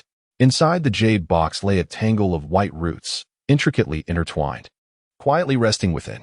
Qianjijin. Ji Zhao's expression turned grave as she extended a thread of her original power into the roots, proceeding with extreme caution. Prepared to withdraw at a moment's notice, even to sever her own wrist if necessary. After what felt like an eternity, she finally exhaled in relief. Xie Qiyuan had been closely observing her actions and expressions, feeling a tightening in his chest as he witnessed her relaxation. Could she truly handle it? He was acutely aware of the formidable nature of Qianjijin. Unlike typical poisons that harm through their sap, Qianjijin was deadly upon mere contact. Although Ji Zhao had not touched it with her hands, she had undoubtedly employed her original power. The fact that she remained unscathed was astonishing. In that moment, Ji Zhao's significance in his eyes began to shift. Chapter 111. Qianqianjie. As Ji Xiaoyan opened another jade box, she remained vigilant, just as Xie Qiyan had advised. She was gambling with her very life. Yet, what alternative did she have? With formidable foes surrounding her, the absence of effort could lead to her silent demise at any moment. As the jade box creaked open, a sudden wave of intense palpitations washed over her. Before she could discern the contents within, Ji Xiaoyan quickly snapped the box shut.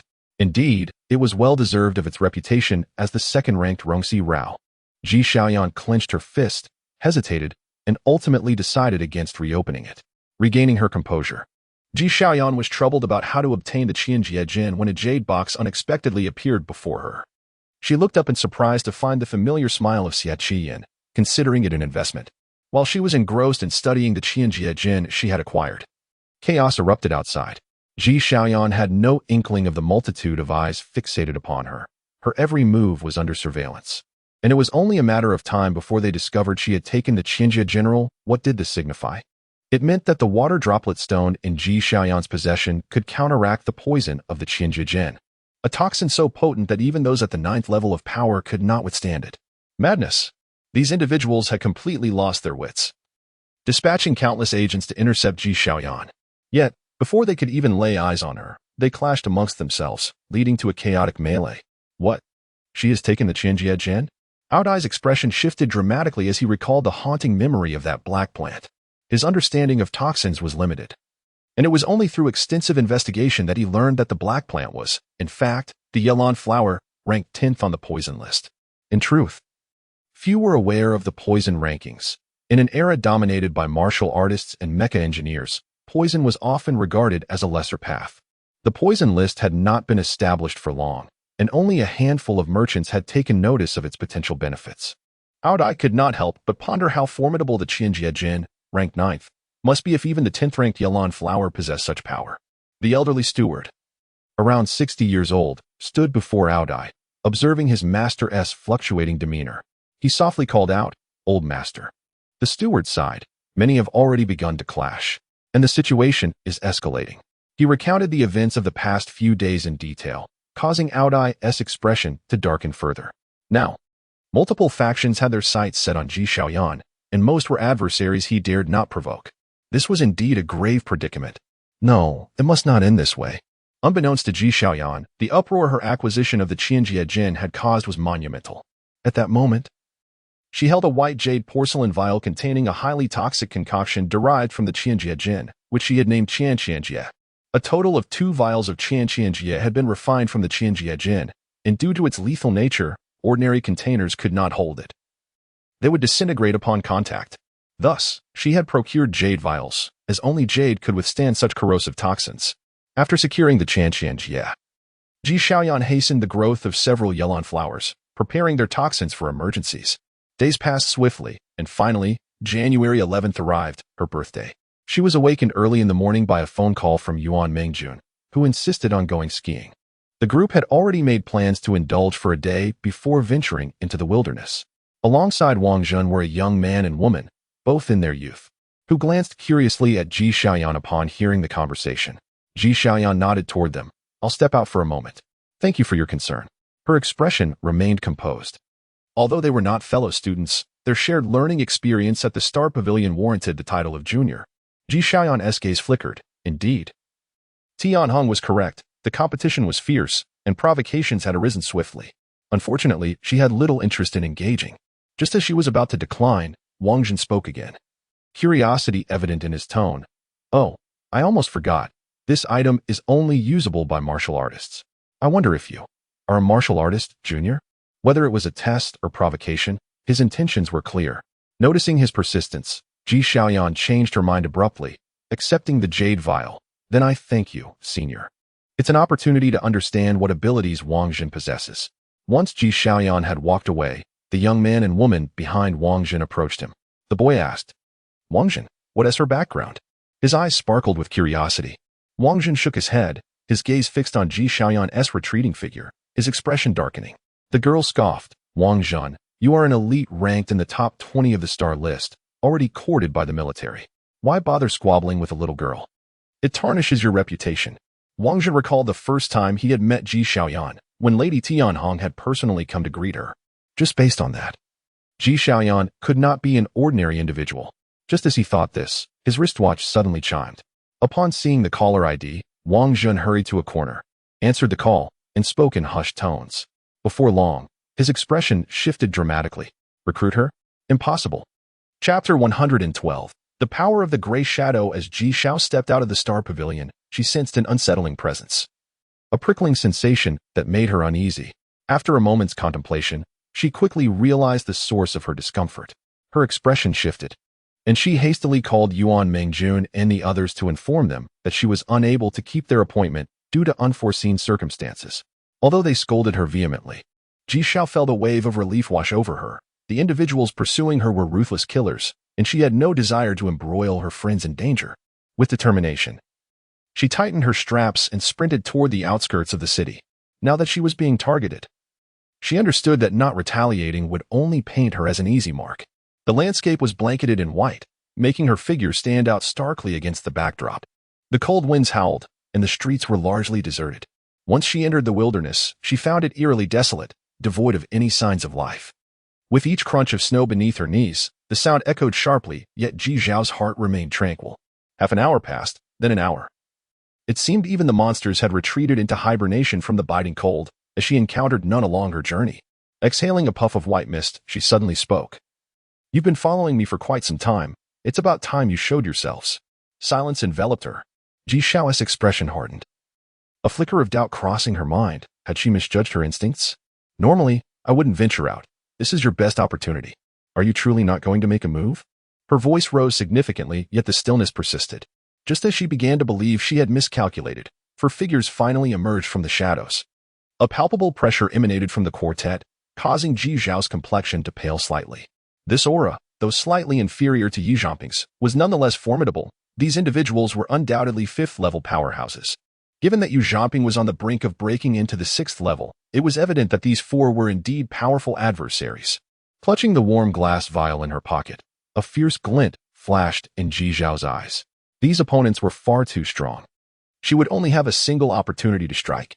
The 4 seemed to sense her intent, their eyes flashing with apprehension. After a tense standoff, they understood that evasion was futile and simultaneously lunged at Ji Zhao, launching lethal strikes without hesitation, which left her perplexed. Had they not intended to come at her with overwhelming force? In a fleeting moment, Ji Zhao comprehended their identities, the Benson family. Only they could harbor such animosity towards her. This revelation raced through her mind as they charged, and she raised her hand, the glass vial exploding with a resounding crack. The thick, dark liquid was whipped into the air by the chilling wind. Just then, a cold gust seemed to approach from behind, causing Ji Zhao's hair to stand on end. Instinctively, she attempted to evade, but before she could react, a sharp pain surged through her back. In a daze, she glimpsed the 4 figures retreating swiftly, their expressions reflecting a mix of relief and disbelief. She had been outmaneuvered. It was uncertain whether to feel pride or to lament her misfortune. Such powerful beings had underestimated her, employing schemes against a mere girl. Rolling in the snow, Ji Zhao found herself buried beneath the white blanket. Struggling to lift her head, she noticed that the spot where she had just stood remained occupied by a figure. 5 individuals. What a cunning plan. She had indeed been naive. However, they would find that taking her life was no simple task. A fierce light flickered in Ji Zhao's eyes as she saw them approaching. She quickly composed herself, and when she raised her gaze again, her eyes simmered with defiance. "Hand over what you took," the middle-aged man who had first attacked her declared, his tone laced with chilling threats. Ji Zhao scoffed, daring him to come and take it himself. The man hesitated. Even the old master had suffered grievous injuries. Having lost an arm in a previous encounter, he had expended considerable effort to regain his strength. If he fell victim to her, he lacked the old master's formidable prowess. This girl showed no fear of poison. Perhaps she was lethal herself, and he dared not approach. With a cold chuckle, the middle-aged man declared, "Then you shall perish." He raised his hand, unleashing a surge of primal energy directed at Ji Zhao. At that moment, an unusual glint flickered in her eyes as she lifted her finger adorned with an ancient ring. In an instant, a barrage of particles shot forth from the ring, catching the 4 unawares as they collapsed, their exposed skin rapidly turning an alarming shade of bluish-purple. Ji Zhao extended her hand from another pocket, noting that her skin mirrored the hue of those around her. Channeling her primal energy, the bluish tint swiftly receded to her fingertips, vanishing into nothingness. After a brief respite, she discarded an empty vial from her pocket. She had long devised a method to infuse the poison into her ancient ring, enabling her to unleash it in a potent spray, significantly amplifying the ring's power. Even if the particles lacked the strength to kill, the poison could still claim lives. Today, she had finally succeeded. The ancient ring operated through primal energy. She merely needed to absorb the poison within herself and channel it into the ring for it to work. Since her constitution had already been altered by the relentless trials, the toxins would pose no threat to her. Lying in the snow, the howling blizzard engulfed half her body. Dazed, she struggled to rise, only to stumble and collapse once more. Xiao Xiao, a strong arm suddenly wrapped around her waist. At the same time, dozens of figures leapt from all directions, their expressions menacing and their strength formidable. "Gray Shadow," she whispered softly. In an instant, an unassuming gray mech appeared, its chest opening as Mu Qi gently lifted Ji Zhao inside, sealing the compartment behind them. With a series of mechanical whirs, the gray shadow's exterior transformed rapidly, revealing its concealed fangs and sharp claws. Its arms extended, morphing into 2 nearly 2-meter-long blades adorned with vicious spikes. The mech's back split open, forming 2 slender wings that flapped as it soared into the sky. Just as it prepared to ascend, the surrounding figures rushed forward, only to witness the gray mantis pivoting and diving towards them.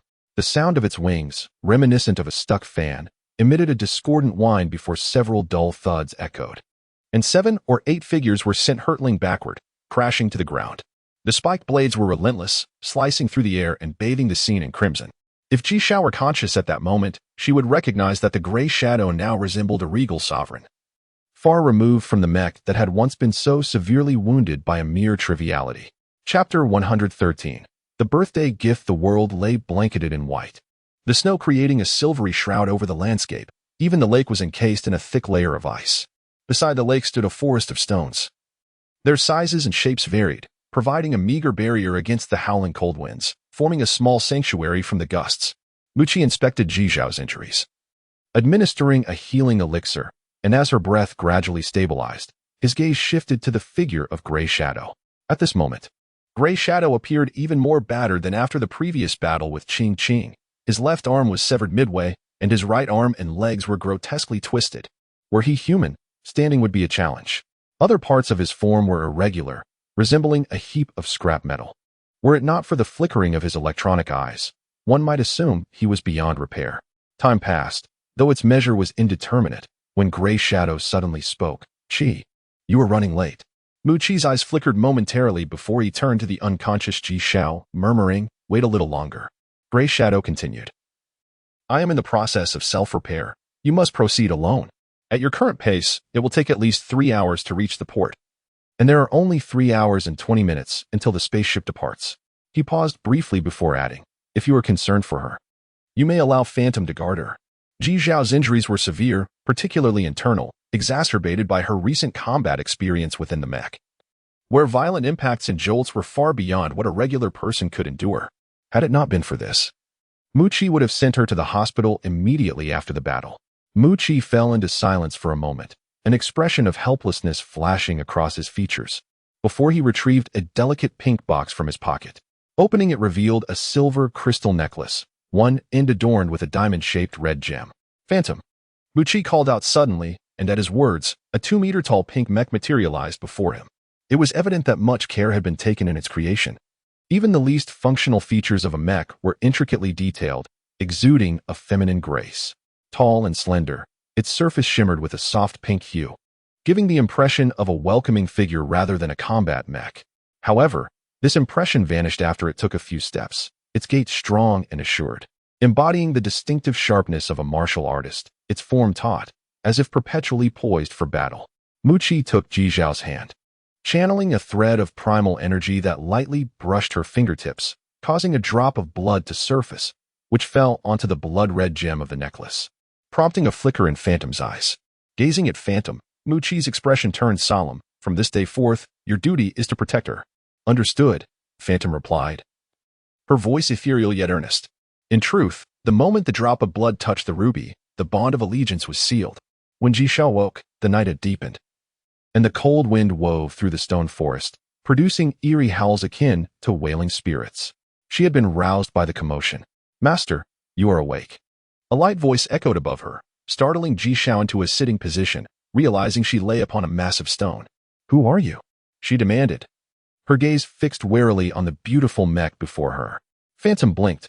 "I am your mech, master." Pausing, as if sensing Ji Xiao's confusion, she elaborated, "My name is Phantom. Born 3 days ago, a birthday gift from Qi Qi." "A birthday gift?" Ji Xiao blinked, recalling a voice she had faintly heard before losing consciousness. Her expression shifting as she hastily inquired, "What about him?" After the blood bond, Phantom was linked to Ji Xiao's essence and understood whom she referred to, replying, "He has already departed. By my calculations, he should now be aboard a spaceship heading to Azure Star." "So he left today?" Ji Xiao pondered, her mind racing. Had he stayed only to present her with a birthday gift? Her cheeks flushed at the thought, but soon paled as she realized, he has already gone. Ji Xiao lost herself in contemplation, recalling the events of the day. The Benson family had already plotted against her, disregarding the warnings from Fei Xiao Mountain to send assassins after her. Why? After much deliberation, she turned to Phantom and shared her current predicament. Phantom's eyes flickered rapidly as if calculating, before stating, "The treasure remains unattained. Their murderous intent suggests they no longer desire it." "Desire it no longer?" Ji Xiao was taken aback. Why would they lose interest? What transpired that caused Odell to suddenly change his mind? Phantom responded, "There is a saying among humans, better to destroy that which cannot be acquired, and therein lies the rationale. While it is not a secret that you possess the antidote treasure, its true efficacy remains unknown, leaving many in anticipation. However, by claiming the 1,000-knot root, you signal that your treasure, the 1,000-knot root, is beyond their reach. As a result, those observing would naturally become restless. Such a treasure would entice even 9th-level warriors, yet Odell was merely a 7th-level warrior. How could he compete for it? Faced with certain failure, he would rather obliterate it. Furthermore, if fortune favored Ji Xiao and she carried the treasure with her, it might fall into the hands of the Benson family. Even if she could not safeguard such a treasure, it could be offered to a more formidable warrior. Thus, the inability to possess it bore no repercussions. Ji Shao finally grasped the rationale behind the Benson family's abrupt shift in attitude, marveling at Phantom's formidable analytical skills. Do all Mets possess such abilities? She inquired with curiosity. Phantom shook her head. No. Currently, less than 20% of Mets possess analytical capabilities, and fewer than 10 are at my level. Ji Zhao's eyes widened in astonishment, feeling as if a great fortune had unexpectedly fallen into her lap. Wait, how could she own such a powerful mech? And why would he be willing to gift it to me? Chapter 104. The Trimmer of the Star Pavilion. In truth, given the advanced nature of the Phantom, it often operates autonomously, relying on its own intelligence to accomplish numerous tasks. However, as a combat mech, the unpredictable nature of battle necessitates human control. For no matter how rapid the mech's computational abilities, they cannot rival human instinct and thought. Therefore, it is preferable for a human to manage it during combat. She did not take a moment to rest. Instead, she accessed the Star Pavilion's official website, where the rights and responsibilities of its members were outlined. Members of the Star Pavilion are categorized into external members, internal members, and elite members, with their status determined by star points.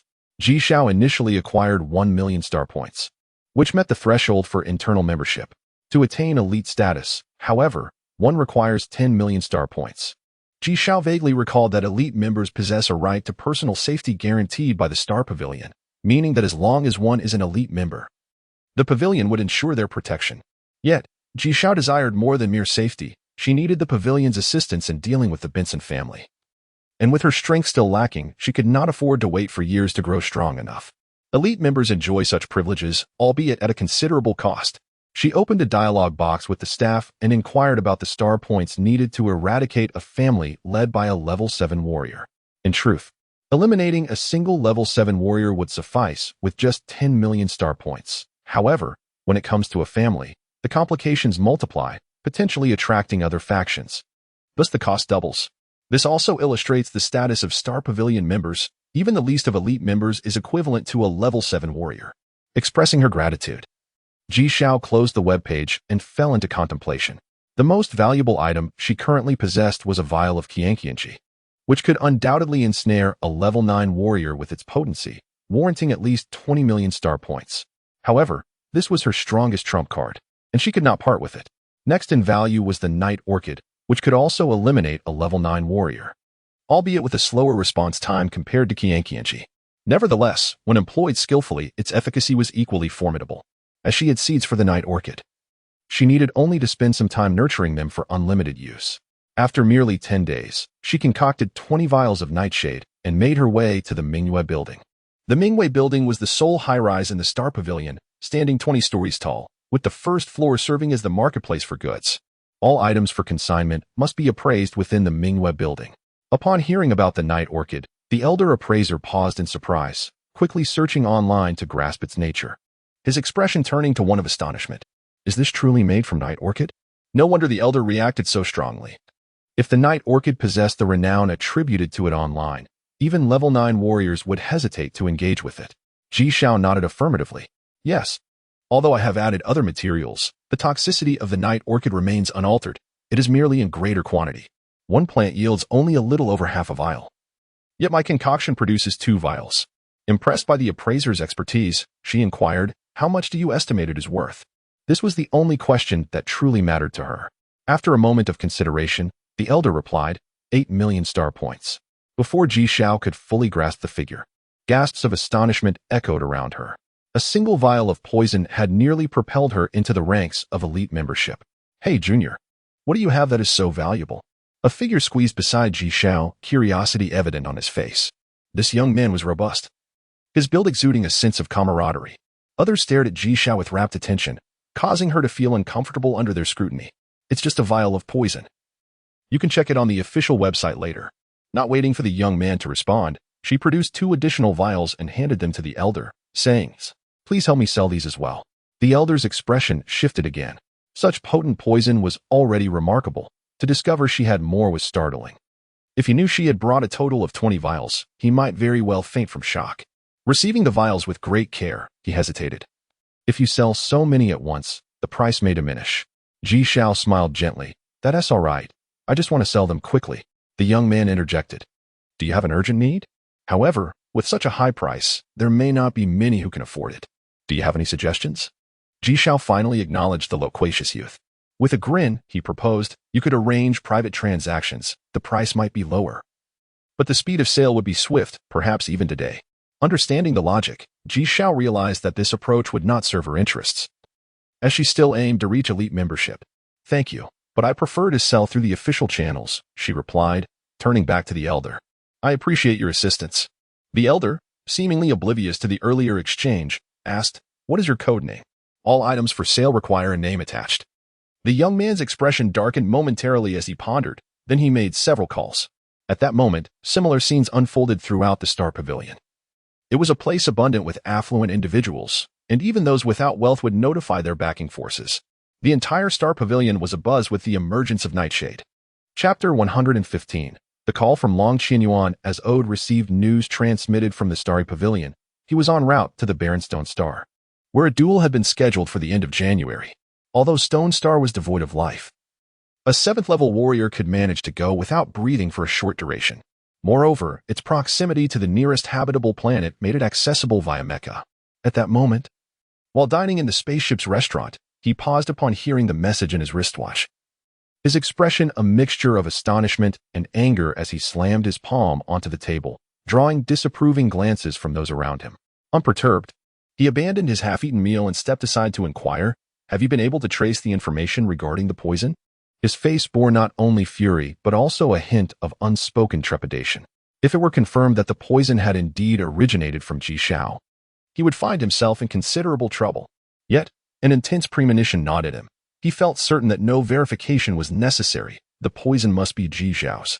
For the coincidence was too remarkable. It was a rare and potent toxin, and how many could possibly achieve such an effect? The Benson family had connections within the Starry Pavilion, albeit only with peripheral members. However, he was aware that once one ascended to elite status, they acquired a coveted privilege. The pavilion could resolve any trouble, provided one could afford the price. What did Jishao desire most at this moment? It was evident that she sought revenge, and he had wronged her gravely. Should she gain access to that privilege, he would undoubtedly be her first target. With a grim countenance, he issued a series of commands into the phone. The speed at which Nightshade sold out was astonishing. Within an hour of its listing on the official website, it was entirely gone. However, Jishao had departed the Mingyue Tower and left the Starry Pavilion, blissfully unaware of this. At present, she was dining at a restaurant with Yuan Mingjun and a few others. On her previous birthday, she had intended to prepare various poisons for her friend's protection but had not met them, hence she had not distributed them. Today, she had come to rectify that. The meal had concluded and been cleared away, leaving only a few drinks and an array of bottles and jars on the table. Due to the multitude of items, Jishao had not bothered to label them by name, opting instead for a simple indication of their effects. Xiao, Liang Xijing said, glancing at the items on the table with concern, are you truly all right? Earlier, during the meal, Jishao had informed them that she was temporarily unable to join their excursions into the wilds, as so many eyes were upon her, making it difficult for her to ensure her own safety without endangering her friends. Jishao nodded and replied with a smile, you need not worry about me. Staying at the Starry Pavilion is far safer than venturing out with you. In this world, few dared to cause trouble at the pavilion. Pausing for a moment, Jishao expressed her concern. I find myself more worried about you. With me gone, will you three manage on your own? Yang Xijing possesses no combat skills, and the other two are merely novices. The training room resembled a gym from the era before the calamity, albeit with different training content. One focused on fitness, while the other revolved around ancient martial arts and mecha operation.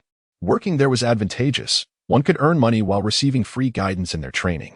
Jishao forced herself to relax and turned to Liang Xijing. What about you? Liang Xijing smiled shyly.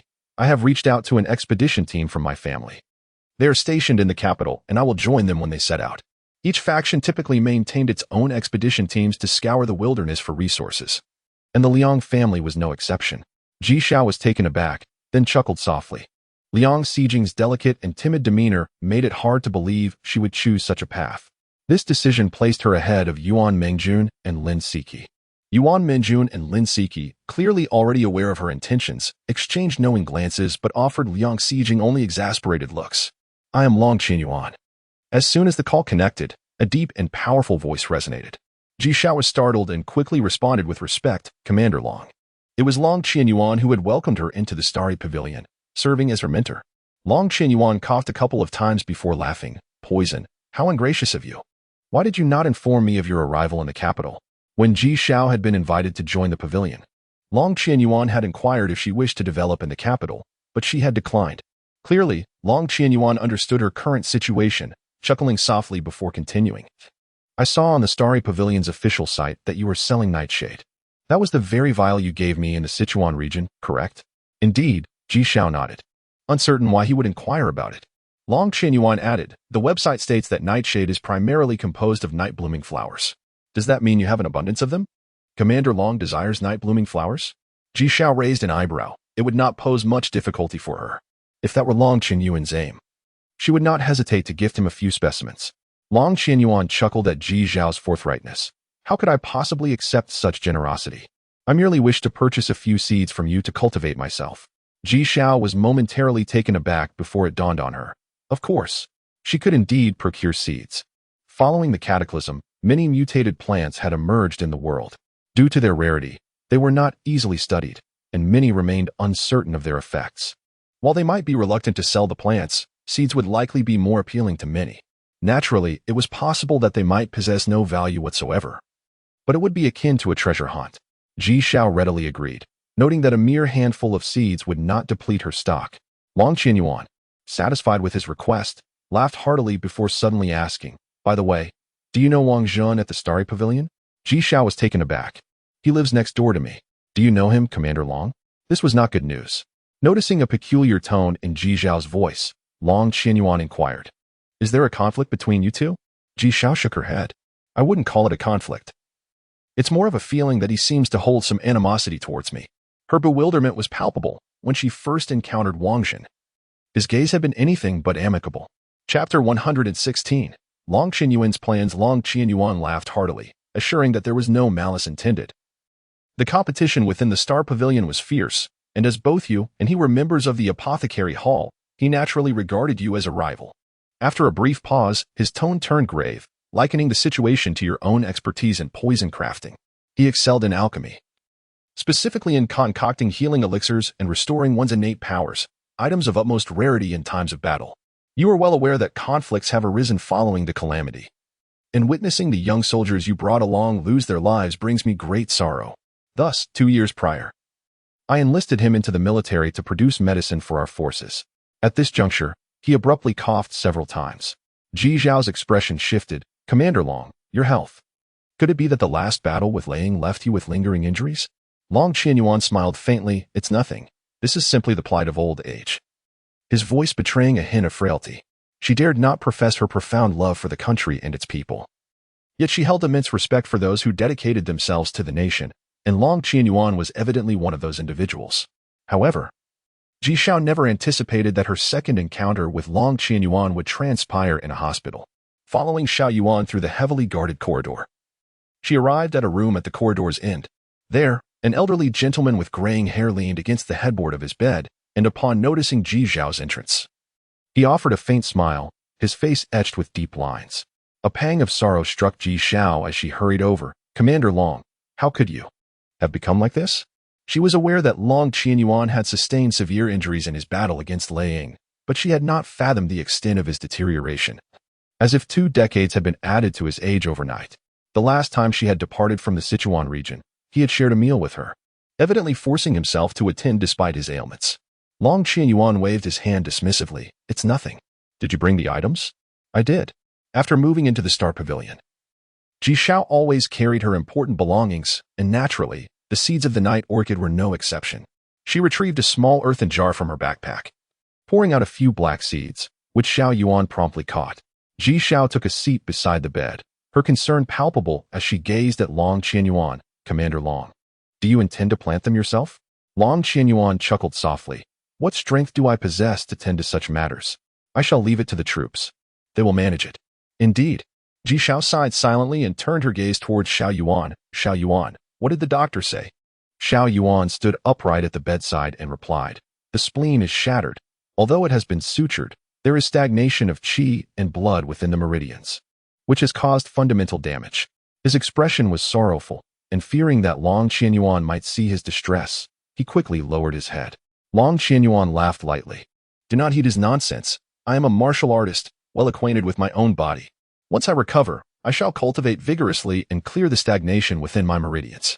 Yet, Ji Xiao, also a martial artist, was acutely aware of the severity of such injuries. The stagnation of qi and blood within the meridians was exceedingly challenging to resolve. And the elder's meridians were particularly fragile. Any exertion could lead to their rupture, rendering the situation nearly insurmountable. She suddenly recalled Moonlight Dew, which possessed properties of flexibility and expansion for the meridians. She wondered if it might be effective for Long Qianyuan's condition. Restless, Ji Xiao could no longer remain seated and exchanged a few more words with Long Qianyuan before hastily taking her leave. Once she departed, Long Qianyuan's smile faded, his eyes reflecting a mixture of resignation and confusion, ultimately culminating in a deep sigh. Xiao Yuan sneaked a glance at Long Qianyuan, who was gazing out the window, and quickly lowered his head again. Commander, she cares deeply for you. Indeed, she is a good child. Long Qianyuan sighed once more. Xiao Yuan displayed a look of confusion. If you spoke up, I believe she would agree, but why do you remain silent? Long Qianyuan shook his head. Xiao Yuan, your understanding is still lacking. In today's world, the 5 major forces, Yaguang Holy Palace, Evergreen Sect, Mina Telecommunications, the federal government, and Tiandi Pavilion, along with countless noble families, flourish. Except for our federal government, which is burdened by the encroaching monsters of the wilderness. We have seen countless talents perish and now display signs of exhaustion. Take, for instance, the recent discovery of a new life planet. Our federal government was unable to compete with the other 4 forces, fearing that it might fall into their hands. The strong grow stronger, and we can only negotiate, letting some lesser beings vie for it. Xiao Yuan's expression darkened, yet he recognized the truth in Long Qianyuan's words. However, this did not conflict with her joining the military. Long Qianyuan snorted. You still do not comprehend. She is merely 15 years old, with limitless potential. Yet, if she is branded with the military's label, she becomes a government asset, which would not only stifle her growth but, if the Yaoguang Holy Palace learns of this, given their narrow-mindedness, what do you think they would do? If they cannot possess it, they would rather destroy it. Xiao Yuan's eyes widened in alarm, a wave of apprehension washing over him. Ji Xiao was a citizen of the Federation, but who among them was not?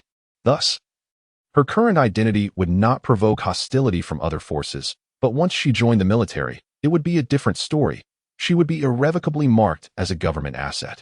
As if recalling something, Xiao Yuan suddenly spoke urgently. A few days ago, I overheard Deputy Commander Jing mention that he instructed Wang Jin to recruit poisons. What do you think about this? Long Qianyuan's countenance shifted, and he pondered before saying, Call him and inform him that I have already made arrangements regarding the poisons, and he should refrain from any actions. Ji Xiao's eyes widened in shock, nearly choking with disbelief.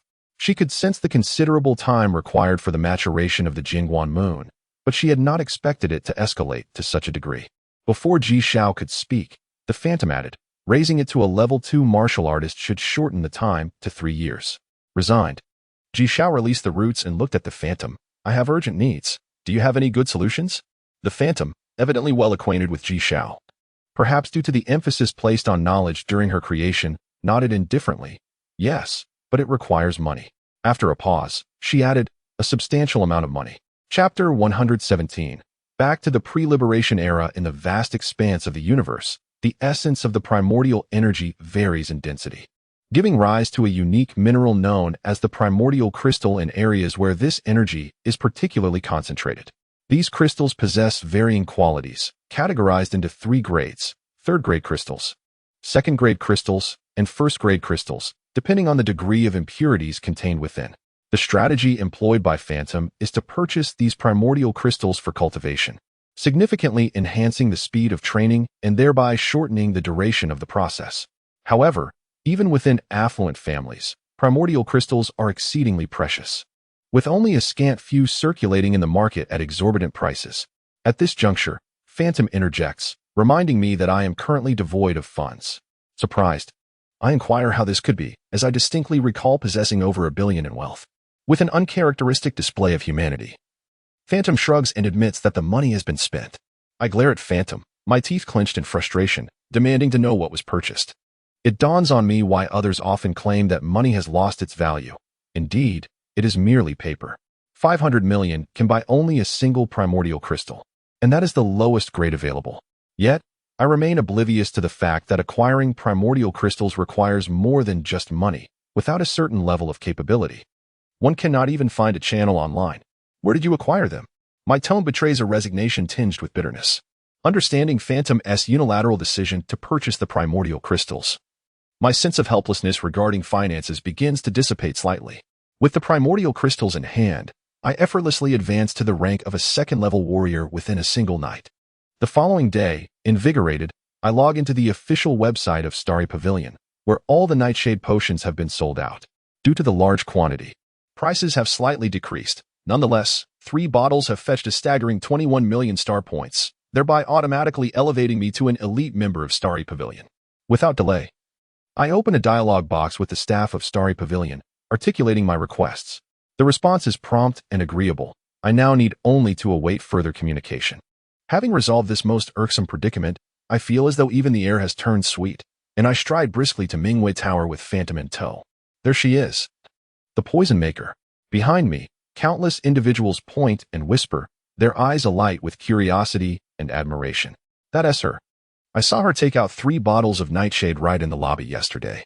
I wonder where she procured such an abundance? If she could produce it without limits, wouldn't she be rich beyond measure? Dream on. Even if she possesses that ability, a surplus would only drive the prices down. Yet, she has gained fame. With her talents, she is sure to break into the top 10 soon. Indeed, she could earn a drop of Monet water every month. Their tone drips with envy. Yet I remain unaware of the true worth of Monet water. As I step into the lobby, I sense the weight of public attention. Yet I remain oblivious to the high regard in which I am held. Spotting the elderly gentleman who attended to me yesterday, I approach him with a smile. Ah, back for more treasures, are we? His eyes brighten with anticipation upon seeing me.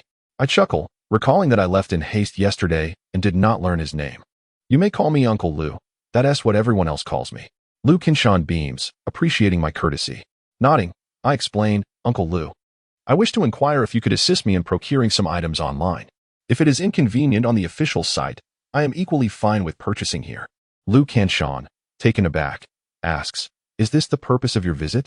Upon my nod, his expression shifts to mild disappointment, but he inquires, what exactly do you wish to acquire? The official site will not suffice, but I can certainly arrange a sign here in the lobby. My eyes gleam at the prospect of a sign. It would ensure that anyone entering would take notice, and those with goods would be compelled to present them. I eagerly agree. Yes, let us put up a sign. Thank you, Uncle Lou. I then relay the items and requirements for procurement. Liu Qinshan chuckles, as if recalling a memory, and adds, however, you just signed a transaction agreement with the higher-ups, correct? Do you still have star points remaining? I pause, suddenly realizing that I had requested Starry Pavilion to handle matters with the Benson family, resulting in the deduction of 20 million star points, leaving me with just over 1 million. Shaking my head in resignation, I assure him, it's all right, there is still a little left, which should suffice for now. I can address any shortages later. My concern for the star points is minimal. Liu Qinshan's eyes glimmer as he nods with a smile. Having settled the procurement of seeds, I leisurely make my way toward the elevator with Phantom. She has previously mentioned that my current capabilities are limited, and my only asset is poison. Yet, the effectiveness of poison relies on accurate delivery. For instance, during my encounter with the assassins dispatched by the Benson family, my poison was easily evaded. Had it not been for the ancient Yuan ring, I might have lost my life. However, that was mere fortune. Those adversaries had relaxed their guard after inflicting serious injury upon me, and such luck may not always be guaranteed. Moreover, the cultivation of ancient martial arts is a lengthy endeavor. My sole recourse is to master the control of mechas. Once I become proficient in operating Phantom, I can compensate for this shortcoming. On the 18th floor, I use my star points to open a training room, commencing my journey into understanding and controlling the mechas. Thanks to my mental control, I possess a far superior starting point compared to most. I need not memorize every command on the control panel, but rather focus on familiarizing myself with the sensations of high-speed movement, striving to make the mecha an extension of my own body. Chapter 118. Abundance and simplicity, though seemingly straightforward. The challenge of adaptation proved to be quite formidable. Within the confines of the Phantom, which oscillated erratically, Ji Xiao felt as though her very organs had been jostled from their rightful places. Ultimately, she was expelled from her corporeal form, and the phantom remarked, "This merely reflects 1/10 of my power." Ji Xiao, rendered speechless, gazed up at the ceiling. No, the ceiling above her, feeling as though she were in a state worse than death. After lying on the floor for what felt like an eternity, her legs trembling, she staggered out of the training room. The hall outside had amassed a considerable number of onlookers, all of whom turned their attention towards her upon her emergence. With a pallid countenance, Ji Xiao leaned against the doorframe and scanned the crowd, before making her way unsteadily towards the elevator. Perhaps due to her dizziness, as she approached, she exuded an ethereal grace akin to a celestial being descending from the heavens. Accompanying her were 2 women and 3 men, one of whom was a familiar face, the loquacious young man she had encountered in the lobby the previous day. As the 6 of them advanced, the others seemed to grasp the situation, falling into an eerie silence that enveloped the hall. "May we converse?" inquired the angelic woman at the forefront.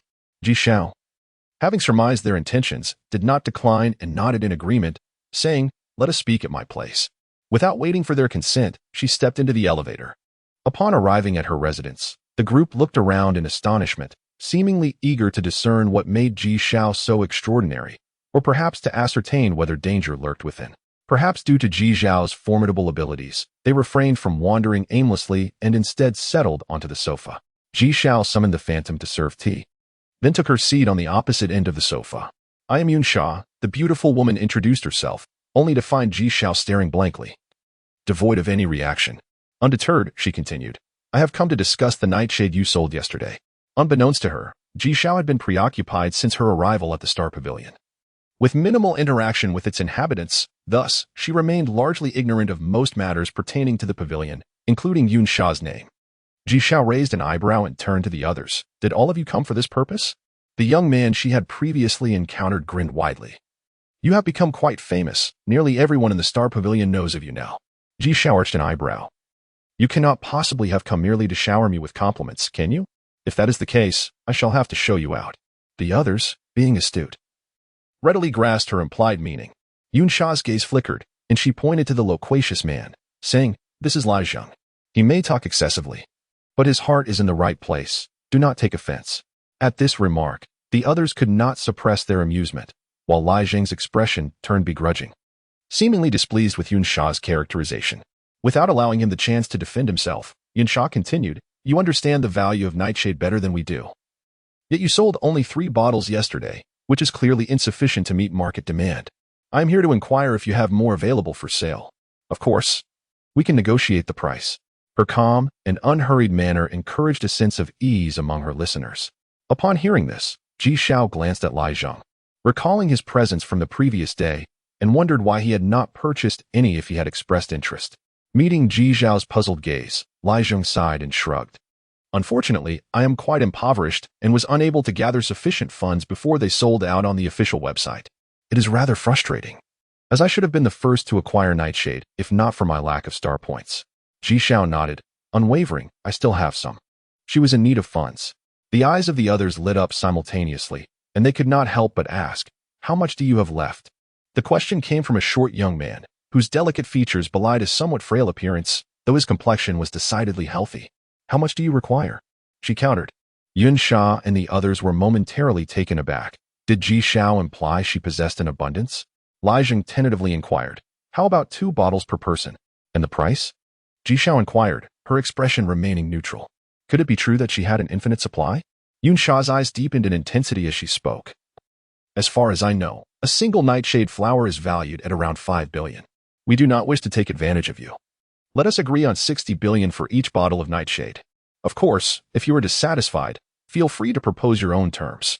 Given that the nightshade flower was inherently toxic, Ji Xiao's willingness to expend effort in transforming it into nightshade for sale, while maintaining its quality, suggested the possibility of a greater yield. In other words, one nightshade flower could not possibly yield just 1 bottle. Thus, given that a nightshade flower was priced at 50 billion, her offer of 60 billion per bottle was exceedingly generous. Observing her eagerness, the others exchanged glances, bewildered by her urgency. However, her willingness to negotiate prompted their own readiness, and they promptly inquired for her bank details to transfer the funds. Once the transaction was complete, Ji Xiao was about to bid them farewell when Yun Sha interjected. Oh, and there is one more matter I wish to discuss with you. Ji Xiao raised an eyebrow. Having just concluded a business deal, she was reluctant to dismiss them. So she patiently listened. Yun Sha, sensing Ji Xiao's growing impatience, smiled gently before adopting a serious tone. I wonder if you might be interested in joining a certain faction? Such as? Ji Xiao was unaware of the factions in question. Thus far, she had only encountered the Star Pavilion and the Benson family, remaining largely ignorant of others. After all, half a year ago, she had been a destitute individual, toiling away for a mere 800,000, struggling to afford even medicine for her injuries. Before Yun Sha could elaborate, Lai Jing interjected, for instance, the military, various families, or corporations. He paused briefly before reiterating the benefits of joining a faction. If you were to align yourself with a particular family, given your current abilities, I believe any request you make would be readily fulfilled. You could simply earn money by providing a bit of toxin when needed. Chapter 119. Enemies all around. Given Ji Xiao's current capabilities, amassing wealth is a trivial pursuit. However, the allure of having someone to fulfill her requests is undeniably tempting. She finds herself overwhelmed with an array of responsibilities, acquiring seeds, hastening growth, concocting poisons, mastering ancient martial arts, and piloting mechas, not to mention the multitude of troubles that await her. In truth, those troubles have already sought her out. After her encounter with the assassins dispatched by the Benson family, she was left unconscious, only to be rescued by Mu Chi-e, who subsequently drove the assailants away. As she contemplated her situation, Ji Xiao felt the weight of her obligations pressing down on her. Noticing Ji Xiao's apparent interest, Lai Zheng exchanged glances with his companions. Sensing an opportunity, he pressed on. Why not consider joining the military? Alternatively, you could align yourself with my Lai family. While our influence may not rival that of the military, we do enjoy a modicum of renown in the capital. Suddenly, a petite boy coughed twice, casting a disapproving look at Lai Zheng. Lai Zi, that's rather inconsiderate. Didn't we agree to let the poison itself choose? The nickname Lai Zi had long become second nature to Lai Zheng, who merely raised an eyebrow and chuckled. Indeed, I was merely introducing myself. I never insisted that the poison must join my family. You might as well change your name to Rascal, the small girl seated beside Yun Sha remarked with a scrunched nose. Clearly displeased. As tensions rose among the group, Ji Xiao interjected, Wait, this must be your true purpose for visiting today, right? The group exchanged glances. And the small girl stuck out her tongue, sheepishly replying, Well, not entirely. Both matters are of great importance. Ji Xiao raised an eyebrow, directing her gaze toward Yun Sha. Yun Sha, may I inquire if you all have joined other factions? Yun Sha smiled faintly. We each have our own families, but we have all aligned with the military. Regardless of whether you choose a family or the military, we would be delighted. Let me ponder this, Ji Xiao replied thoughtfully. Such decisions could not be made in haste. And her companions expressed their understanding before bidding her farewell. Once they departed, Phantom approached, his tone devoid of emotion. Are you considering joining a faction? Ji Xiao nodded and asked, Do you have any recommendations? Phantom shook his head. I merely wish to inform you that the families of those individuals are not reliable. Why is that? Ji Xiao inquired, puzzled. Allow me to show you something. Phantom's eyes suddenly gleamed, and a diminutive three-dimensional projection materialized in a corner of the living room. The scene depicted a snowy landscape where a girl wobbled precariously, on the verge of falling. Just then, a young man clad in black reached out to catch her. Mu Chi, Ji Xiao murmured, instantly recognizing the moment before her unconsciousness. As he caught her, numerous figures emerged from the surrounding hills and woods. They appeared as ordinary passers-by but were, in fact, assassins nurtured by prestigious families. For the first time, Phantom revealed its ferocious fangs, blood-splattered, staining even the falling snow crimson. After more than half an hour, the assailants were either injured, dead, or fleeing, and Phantom, battered, plummeted from the sky. Ji Xiao's heart raced. Although she had anticipated a relatively favorable outcome, she could not suppress her concern for Phantom. When did her feelings towards Phantom evolve beyond mere machinery? Phantom ceased the projection and turned to Ji Xiao.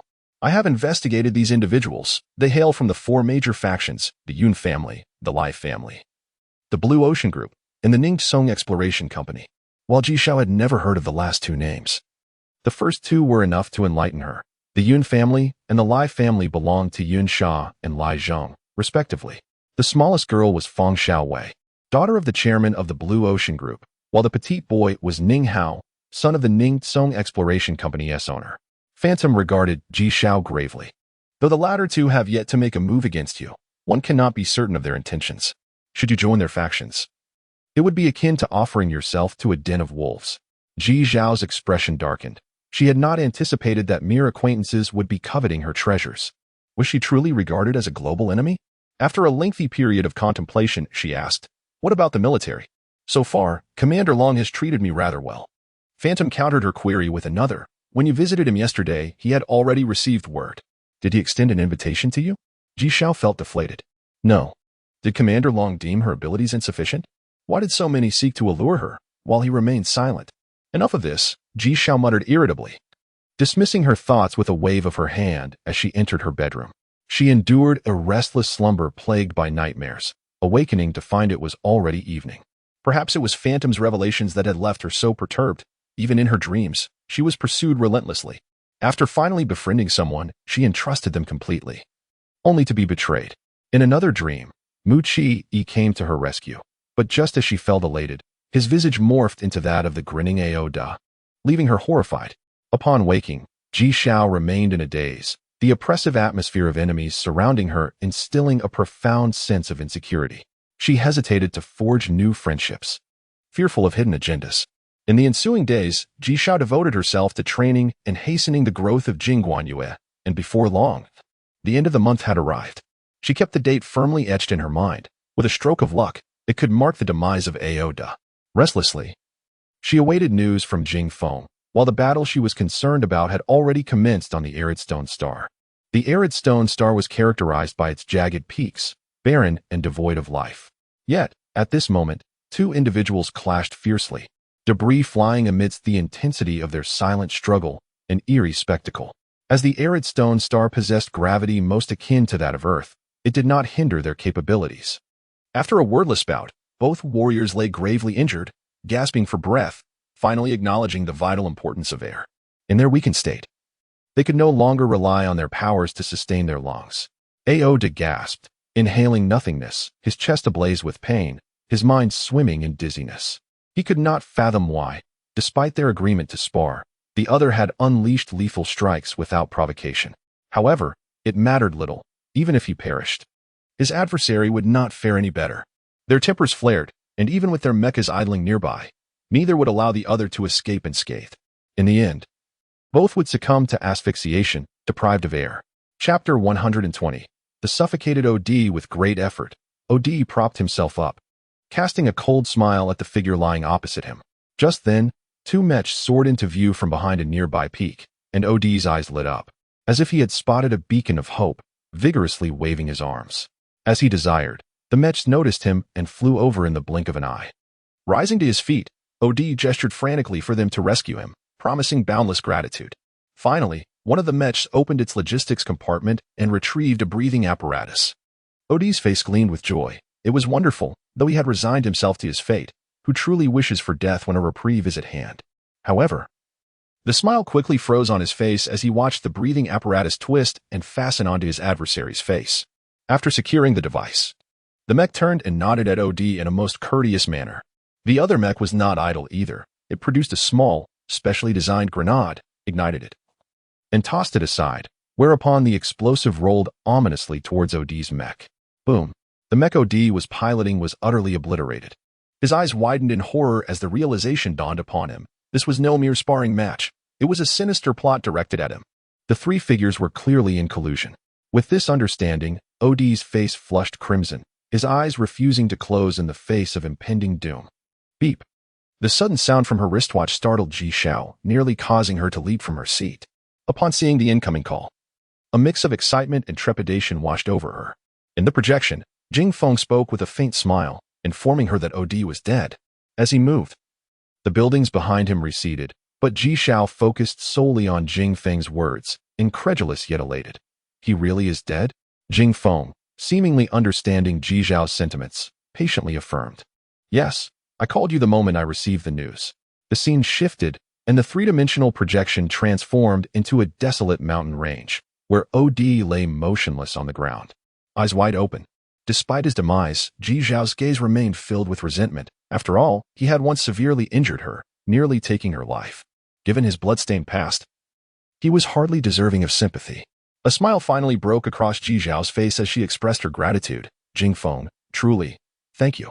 The scene shifted once more, and Jing Feng reappeared in the projection, chuckling softly. I merely repaid a favor. In my eyes, my life is worth far more than his. Still joking, Ji Zhao laughed. Then noticed the familiar structures behind Jing Feng, exclaiming in surprise, Hey, doesn't it look like the starry pavilion behind you? Jing Feng glanced back, nodding, Indeed. I am at the starry pavilion. How did you know? Ji Zhao rolled her eyes, then pushed open the door, aiming the camera at the Mingyue Tower, playfully asking, How about this building? Do you recognize it? Jing Feng's expression shifted from confusion to astonishment. This is the Mingyue Tower. How did you end up here? As he spoke, he scrutinized Ji Zhao in the direction of Mingyue Tower, promptly changing his course. Before long, Jing Feng spotted Ji Zhao, and the two exchanged wide-eyed stares, bursting into laughter. It was their first reunion since parting ways in the Sichuan region months ago, and with shared topics of interest, their conversation flowed effortlessly. Jing Feng, also an elite member of the Starry Pavilion and having joined around the same age as Ji Zhao, had spent 5 years there. Due to the pavilion's loose management, he had primarily been focused on his studies until recently, when he began to explore the wilderness as graduation approached. Naturally, a few seeds of opportunity had fallen into Ji Zhao's hands as well. You've left me quite astonished, Jing Feng remarked, his eyes filled with mild admiration. I remember the first time I met you last year. You were still so inexperienced. In just half a year, you've transformed into an elite of the Starry Pavilion. Ji Zhao smiled, replying, I owe you my thanks. If you hadn't guided me down this path, I wouldn't have achieved what I have today. But it seems you were more driven by necessity, as if pursued by a rabid dog, forcing you to hasten your pace to achieve your current success, Jing Feng mused, a flicker of guilt crossing his expression. If only he had been stricter, if only he had been more vigilant, perhaps the news would not have leaked, and the situation with the Benson family could have been avoided. Noticing his somber demeanor, Ji Zhao swiftly changed the subject. By the way, which hall are you in at the Starry Pavilion? Wubo Hall, Jing Feng replied. Wubo Hall? Ji Zhao exclaimed, surprised. She had assumed he would be in the ancient martial arts hall given his impressive strength and talent. Jing Feng chuckled, his gaze suddenly fixating on Ji Zhao's finger. Momentarily stunned, Ji Zhao, sensing his unusual expression, followed his gaze and smiled. This is the only piece of Wubao I've ever encountered. Since you understand these, why not help me take a look? She removed the ancient elemental ring from her finger and handed it to him. Jing Feng accepted the ring, his expression turning complex as he sighed. Was this fate? He had originally intended to sell the ring, wishing to be rid of it. Yet it had found its way into Ji Zhao's hands. Regaining his composure, he smiled. The capabilities of this ring are limited by its materials. It has reached its maximum potential. Even a Wubao master could not enhance its effectiveness significantly. Returning the ancient elemental ring to Ji Zhao, he found himself at a loss for words and decided to take his leave. Just as he reached the door, a figure entered from outside. Glancing at Jing Feng with surprise, Dao Feng? What brings you here? Dao Feng. Ji Zhao blinked in confusion. Wasn't that the name inscribed on the ancient elemental ring when she purchased it? Tian Hong. Jing Feng acknowledged the newcomer with a nod before departing. Tian Hong, puzzled, shook her head and disregarded him, walking in with a smile. Poison, I have news regarding your situation. Ji Zhao, still reeling from her earlier interaction with Jing Feng, perked up. Is it about the Benson family? Tian Hong settled onto the sofa, speaking. All assets of the Benson family have changed hands. As of today, the Benson family no longer exists. Ji Zhao is not one to revel in bloodshed. Her only enemies from the Benson family were Odi and Laolis. Hence, she had no desire to eradicate them entirely, only seeking their lives in the destruction of the Benson family's enterprises. Chapter 121. The backing of the Benson family. At this point, Tian Hong's smile abruptly faded, and her expression turned somewhat grim. However, the Benson family had transferred a substantial amount of funds ahead of time, and several of their talented descendants, including Loris, had also been relocated. Ji Zhao's expression shifted. The money had been siphoned away, and the people had vanished, leaving behind little more than a hollow shell. What was the use of destroying such an empty shell? As long as they possessed wealth and personnel, they could swiftly rise again. She found it hard to believe that the Starry Pavilion could be so inept in its operations. What had gone awry? As if reading her thoughts, Tian Hong remarked, on the day prior to your application submission, the very day you sold Nightshade, the Benson family received word and began their transfer. In other words, it was Ji Zhao herself who leaked the information. After all, The Starry Pavilion's official website is not exclusively for its members. Outsiders can view it as well. A fire seemed to smolder in Ji Zhao's chest. Yet she struggled to find an outlet for her frustration. After all her efforts, all she had worked for culminated in this moment. Only to have the adversary slip away due to her own misstep.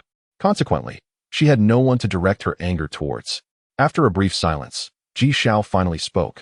Even if they have relocated, they remain members of the Benson family. This should still fall within the scope of our agreement, correct? Indeed, Tianhong replied without hesitation, however. You may not be aware of their new location. They have gone to the Imperial Star, and all the funds have been transferred under Habel's name. After a pause, she added, Habel is Loris's brother, designated as the next patriarch of the Benson family, and a named disciple of the Lord of the Yaoguang Sanctuary. Ji Zhao had never heard of the Imperial Star or the Yaoguang Sanctuary, her face reflecting confusion. Tianhong sighed in exasperation. Currently, among the 5 great human factions, the Yaoguang Sanctuary ranks first. Moreover, among all discovered life-bearing planets, the Imperial Star is the largest and serves as the headquarters of the Yaoguang Sanctuary. With this explanation, Ji Zhao comprehended the situation entirely. She was aware of the numerous factions among humans but had never encountered or even heard of them. The mere thought that the Benson family had such powerful backing made her restless. Even if she were willing to let bygones be bygones, the other party might not reciprocate. Furthermore, she was not a particularly magnanimous person. After nearly being killed by them, it was unrealistic to expect her to overlook it. They were saints, not her. Just as she was about to speak, Tianhong interjected with a tone of counsel, Poison, I do not endorse your continued aggression against them. Even if you were to kill Loris, what would it achieve? The Starry Pavilion belongs to the federal government. Habel would not dare to retaliate against us. But he would certainly hold you accountable. Of course, you may not fear Habel, but do not forget that he has the Yaoguang Sanctuary backing him. They will not take lightly to anyone who dares to provoke them on their turf. Indeed, Ji Zhao had already encountered such formidable beings. A mere disagreement could cost one their life, let alone meddling with such a colossal entity. She sighed deeply and nodded. I understand. Let it be as it is. One day, I shall personally take Loris's life. Tianhong exhaled in relief, having spent considerable effort to dissuade Ji Zhao from her course of action. By the way, regarding the starry points for Ode, someone has already made the payment, and since the matter is not fully concluded, according to regulations, a portion of the starry points must be refunded to you. I have calculated it. You only need to pay 5 million points for the last incident, and I will refund you 15 million. Although the Starry Pavilion's prices were steep, their integrity was commendable. They would refund what was due and would not deceive. A fact Ji Zhao still trusted. Was it Blade who made the payment for Ode? She inquired, as soon as Tianhong mentioned Blade's name. Ji Zhao had suspected as much but lacked certainty. Tianhong nodded, confirming Ji Zhao's conjecture. Yes, it was him. Then, with a smile, she asked, was he acting on your behalf? Ji Zhao nodded in affirmation. Tianhong, however, found it odd. If Ji Zhao had already entrusted Blade, why seek them out? Was it a matter of double insurance? Nevertheless, she deemed this trivial and continued, there's one more thing to inform you about. Tonight at midnight, the monthly ranking of Starry Points income will be published on the official website.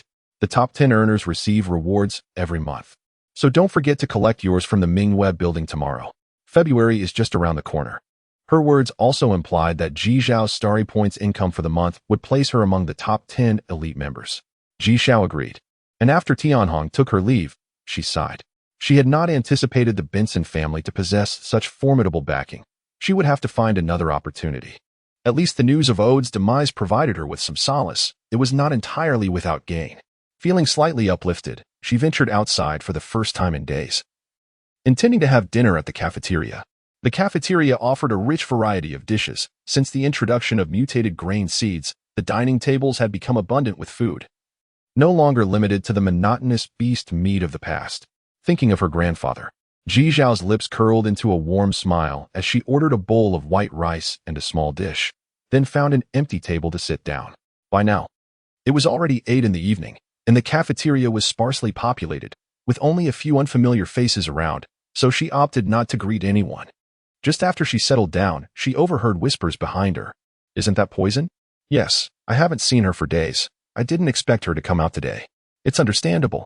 So many people are looking for her. I would avoid it too. After a pause, another voice added, do you think we should go and introduce ourselves?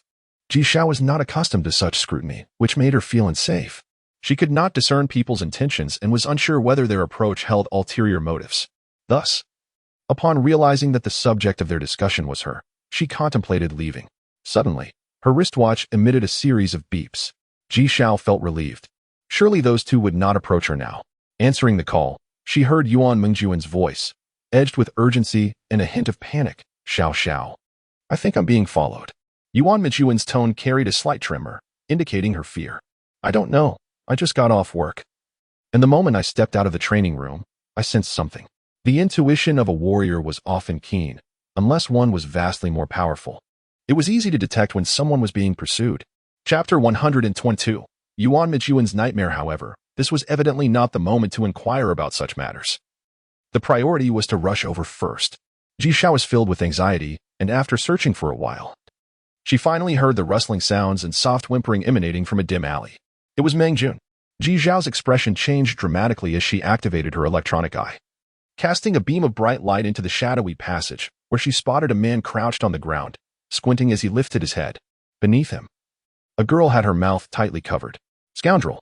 In an instant, Ji Xiao felt a rush of blood to her head, her mind blank as she instinctively dashed forward, raising her foot to kick the man off the girl. Xiao Xiao. As the hand that covered her mouth was removed, Yuan Mingjun immediately burst into tears. Ji Xiao glanced down, noticing Mingjun's clothing had been pushed up to her chest and her trousers. It's all right. It's all right. Ji Xiao helped Mingjun adjust her clothes, gently patting her back while casting a murderous glare at the man who had been kicked aside, her eyes sharp with palpable intent to kill. Having finally calmed Mingjun, Ji Xiao approached the man lying nearby. The kick was no mere jest. The man remained unconscious. But even if he were to awaken, he wouldn't be able to escape, as his internal organs had been displaced. Whether he could stand again remained uncertain. Beast. Ji Xiao clenched her fists and struck down hard onto the man's head. What's wrong? Lin Siki's voice was still lively. Ji Xiao was taken aback. You're not working the same shift as Mingjun? Lin Siki chuckled. I switched shifts days ago. Why are you calling me at this hour just to ask about that? Unbeknownst to her, Mingjun had been in distress. Her tone remained lighthearted. It seemed that when Mingjun was being followed, she had only reached out to Lin Siki. However, Mingjun was a first-tier warrior. Even if her skills were lacking, she still possessed some strength. This suggested that her pursuer must be at least a second-tier or even third-tier warrior. Have you seen this person? As Ji Xiao spoke, she sent Lin Siki a photo of the man. The Phantom had an automatic memory function, thus it recorded everything that transpired at that moment. The photo sent to Lin Siki showed the man looking up at the mecha. After a brief silence, Lin Siki hesitantly remarked, I think I've seen him before, but I can't be sure. Hold on, let me ask my colleagues. There weren't many people working at the training facility in the evening, as those dedicated enough to train at night were quite rare. Therefore, only a few remained on duty. Lin Siki took a while before finally inquiring and learned that the man was Fang Xian, the young master of the Fang family, a distinguished guest at our training facility. Are you looking for him?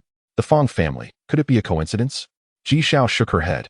Ask your colleagues and provide me with all information related to Fang Xian. From the start of the call, her tone had been cold and stern, prompting Lin Siki to sense something amiss, her voice laced with concern. Xiao Xiao, is something wrong? In truth, it was merely a fleeting affair. It could hardly be termed an ex-girlfriend. Yet, this did not hinder Ji Xiao from grasping her intent, and she thanked Lin Siki before hanging up.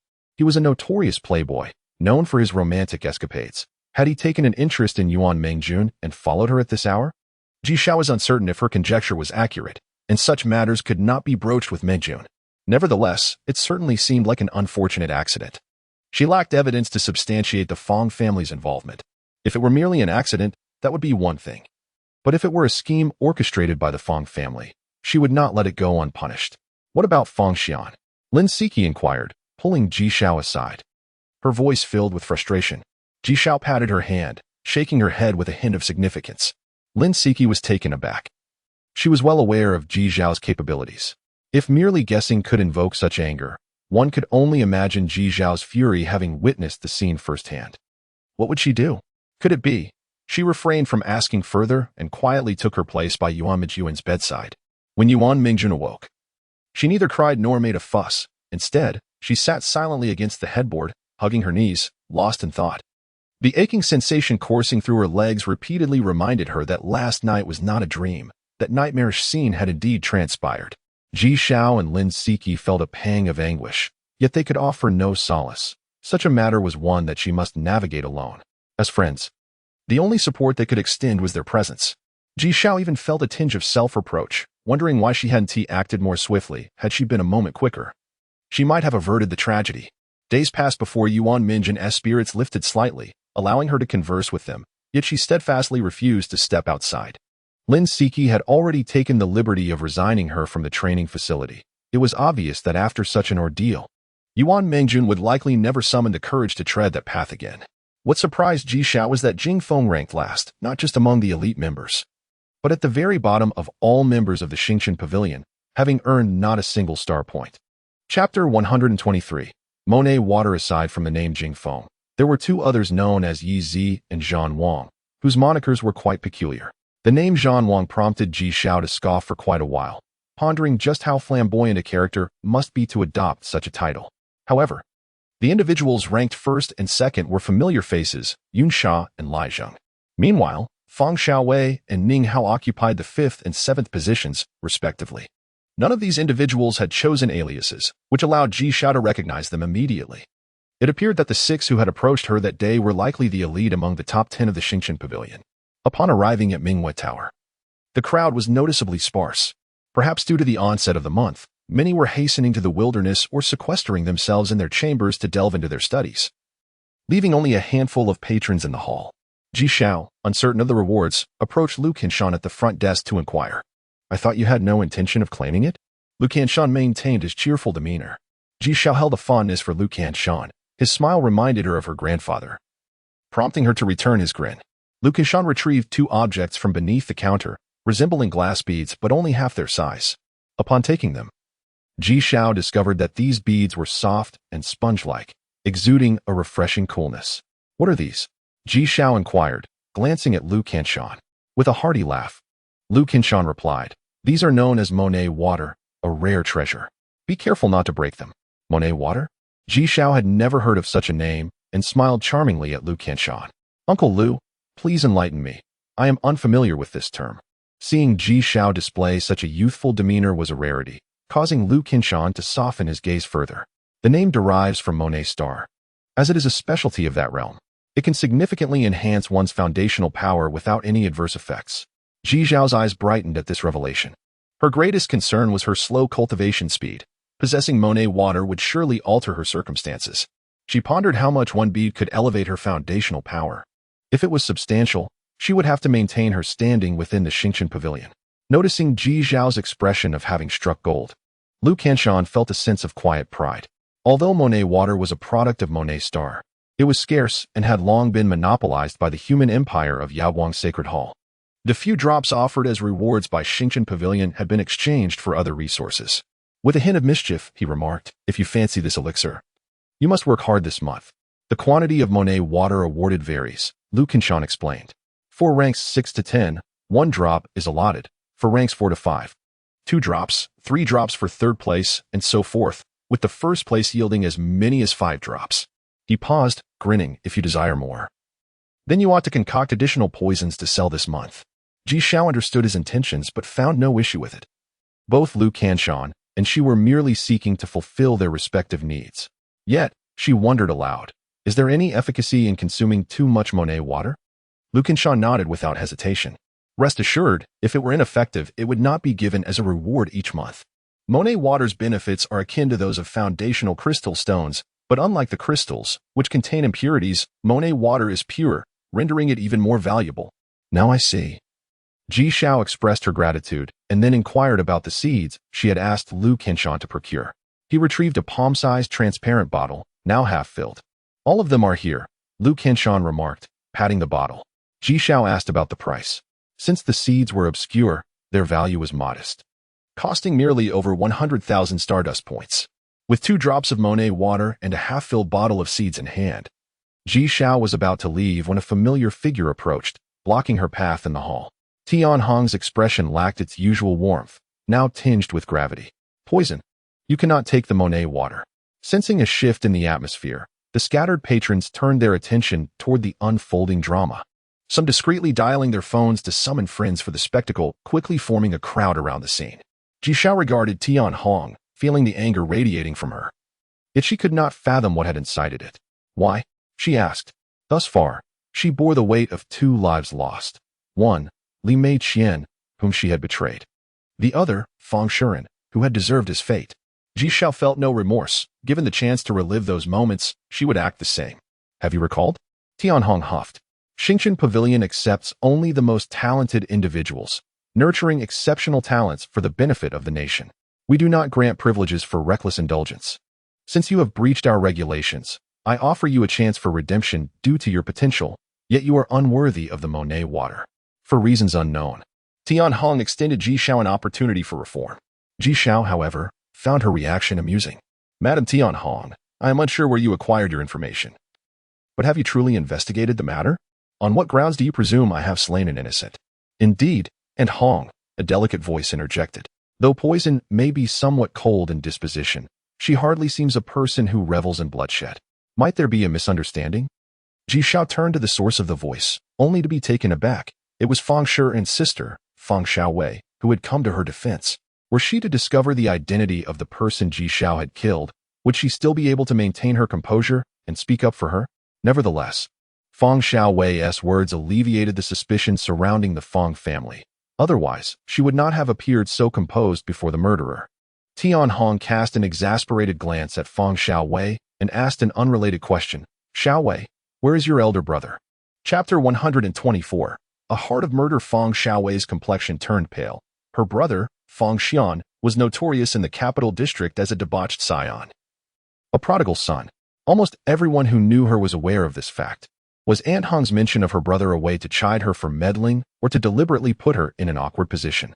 At that moment, another person squeezed through the crowd, asking, Aunt Hong, what has happened? Upon seeing the newcomer, Tian Hong's expression softened slightly. Jingfeng, I know you have a good relationship with poison, but please do not involve yourself in this matter today. The newcomer was indeed Jingfeng, accompanied by Lai Zheng. Lai Zheng, curious, inquired, Aunt Hong, what do you mean? You say he has a good relationship with poison? I was unaware of that. His tone implied that Jingfeng's affairs ought to be common knowledge. Tian Hong shot him an annoyed glare, too exasperated to respond, and turned her attention back to Ji Xiao. I dare to seek you out precisely because I possess evidence. You must accompany me. Evidence? Ji Xiao echoed softly. She had obliterated the body. There was nothing left, so what evidence could there be? Unless... Ji Xiao's eyes suddenly narrowed, a fierce murderous intent surging within her. You have a video? Who provided you with that video? The Phantom had formidable reconnaissance and counter-reconnaissance abilities. She was certain that no one was around when she acted, unless the person who recorded the video had been prepared and had taken measures to evade the Phantom's detection. Just as she spoke, a figure in the crowd revealed a nervous expression, anxiously glancing at Tian Hong. When Tian Hong did not look his way, he let out a breath of relief.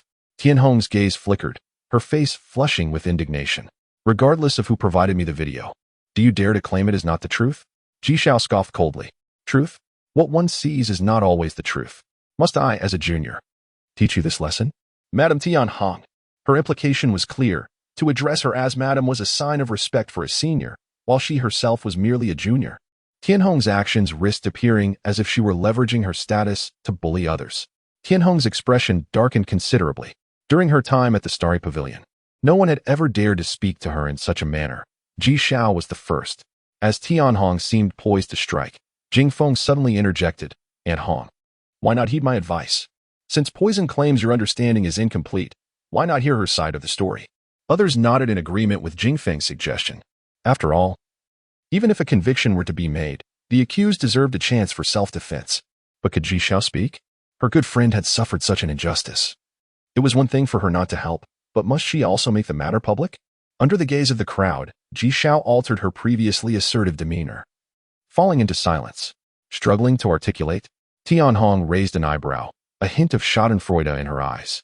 Jingfeng approached Ji Xiao, whispering, with so many witnesses present. If you disclose everything, and Hong is not heartless, if there are indeed valid reasons for your actions, she will not make things difficult for you. Though his intentions were good, he was correct. The presence of so many people made it even more difficult for her to speak. Thank you, Ji Xiao murmured, then turned to Tian Hong, her tone significantly calmer. Madam Tian Hong, I am willing to hand over the Monet water and can withdraw from the Starry Pavilion. I will accept any punishment, but I have one request. Ji Zhao's capitulation was unexpected, causing the eyes of those around her to widen in astonishment. Tianhong let out a sigh of relief.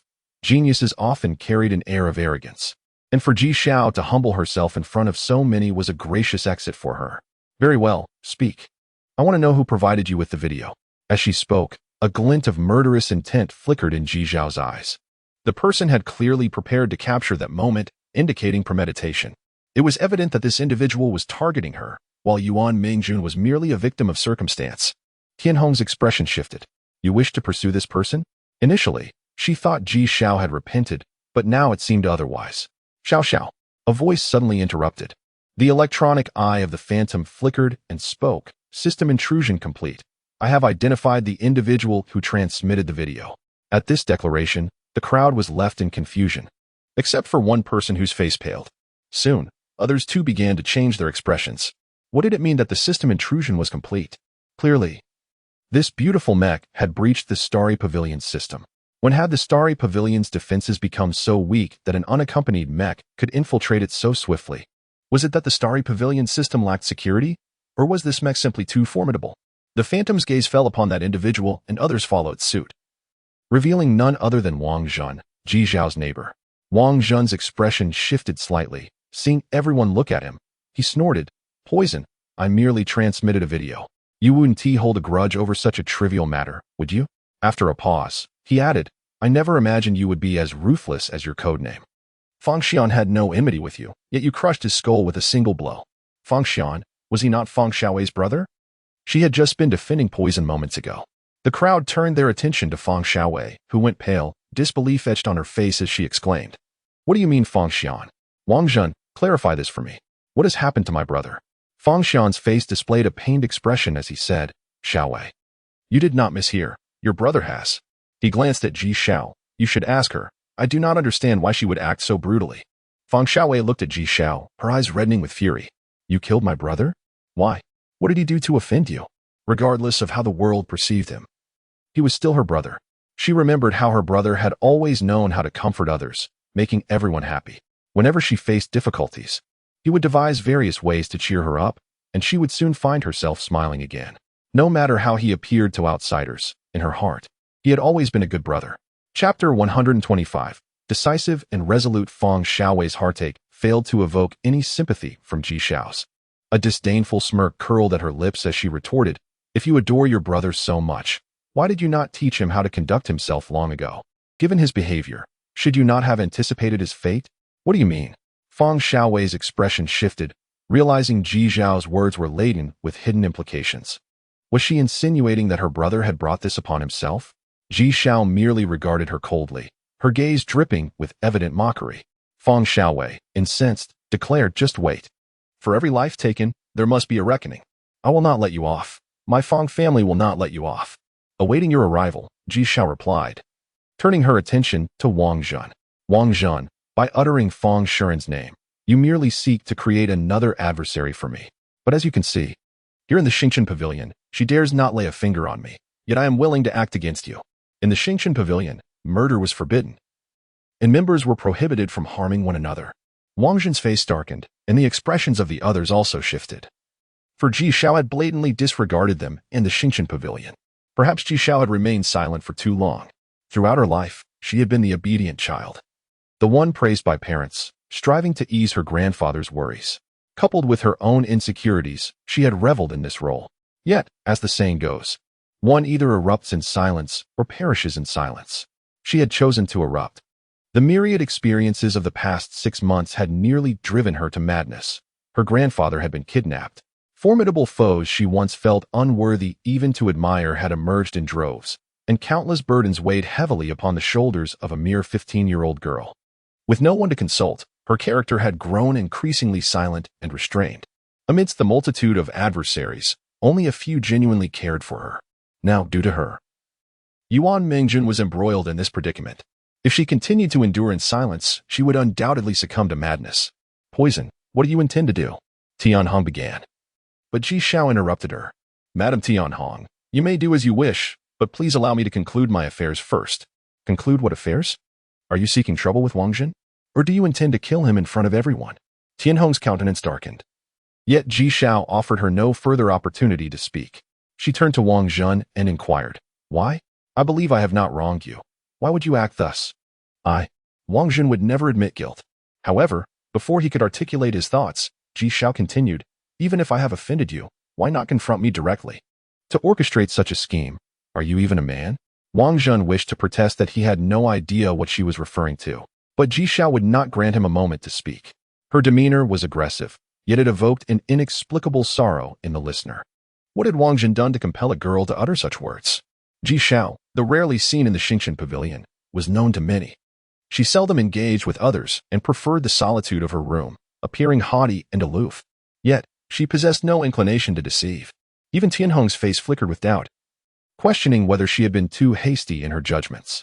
Ji Xiao's words hinted at a hidden truth not meant for outsiders. Finally, Wang Zhen found an opening to respond, stating, "I do not know what you are talking about. As you said, we have no grievances. Why would I harm you? Is that so?" Ji Xiao chuckled lightly, though her eyes revealed no trace of mirth. "Then please enlighten me. Where did you acquire that video?" Wang Zhen faltered for a moment before quickly recovering. "There are countless bizarre pieces of information online. I merely stumbled upon it." "Which website? Who uploaded it?" Ji Xiao pressed him relentlessly. Perhaps it was the pressure of being interrogated before so many onlookers that humiliated him, or perhaps he simply could not find a suitable answer. Wang Zhen finally exploded in anger. "Poison, understand this. I am not your criminal. You have no right to question me. Speak." Jin Feng suddenly interjected, his tone laced with veiled threat. For reasons unknown, a flash of apprehension crossed Wang Zhen's eyes, his previously rising indignation dissipating. Reluctantly, he muttered, "Forget it. Who remembers so much?" It was patently a lie. Such an important video, particularly one used against Ji Xiao, could not have been viewed without at least checking who uploaded it, nor could it have been shared with Tianhong without verifying its authenticity. The onlookers were not naive. They understood this logic and regarded Wang Zhen with peculiar expressions. Ji Xiao's suspicions were confirmed, and a pang of pain flickered in her eyes, not for Wang Zhen, but for Yuan Mingjun. She had long sensed Wang Zhen's animosity, but believed she had not wronged him, thinking he would refrain from extreme actions. Who could have anticipated that he would be so deranged? The thoughts of a madman were beyond her comprehension, yet she felt regret. Had she been more vigilant or addressed the situation sooner, Yuan Mingjun would not have faced such dire consequences. Ji Xiao lowered her head and murmured, as if to herself, "Kill him." No one heard her clearly, but then an ephemeral flash of pink darted before their eyes, followed by Wang Zhen's agonizing scream. No, Wang Zhen was not a martial artist. Although he possessed innate power, he was merely at the third level of strength. How could he possibly contend with the phantom? In an instant, all fell silent. "Stop." Tianhong's face paled. She had not anticipated that Ji Xiao would dare to commit murder before her very eyes. She rushed forward several steps, but it was too late to intervene. By the time she reached Wang Zhen, only a warm corpse remained on the ground. A pool of glaring crimson spread across the floor, the metallic scent of blood permeating the air, leaving the onlookers in stunned disbelief. They had encountered death before. Yet they were still shocked. Ji Xiao's actions had been too swift, too decisive, devoid of any hesitation. This was someone one could not afford to offend. In that instant, a unanimous realization formed in the minds of those present. Ji Xiao was not to be trifled with.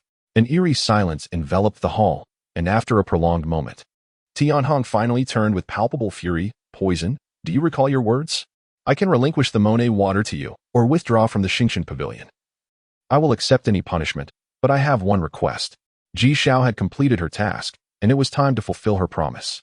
Yet, Ji Xiao retorted coldly, "Madame Tianhong's memory seems rather poor.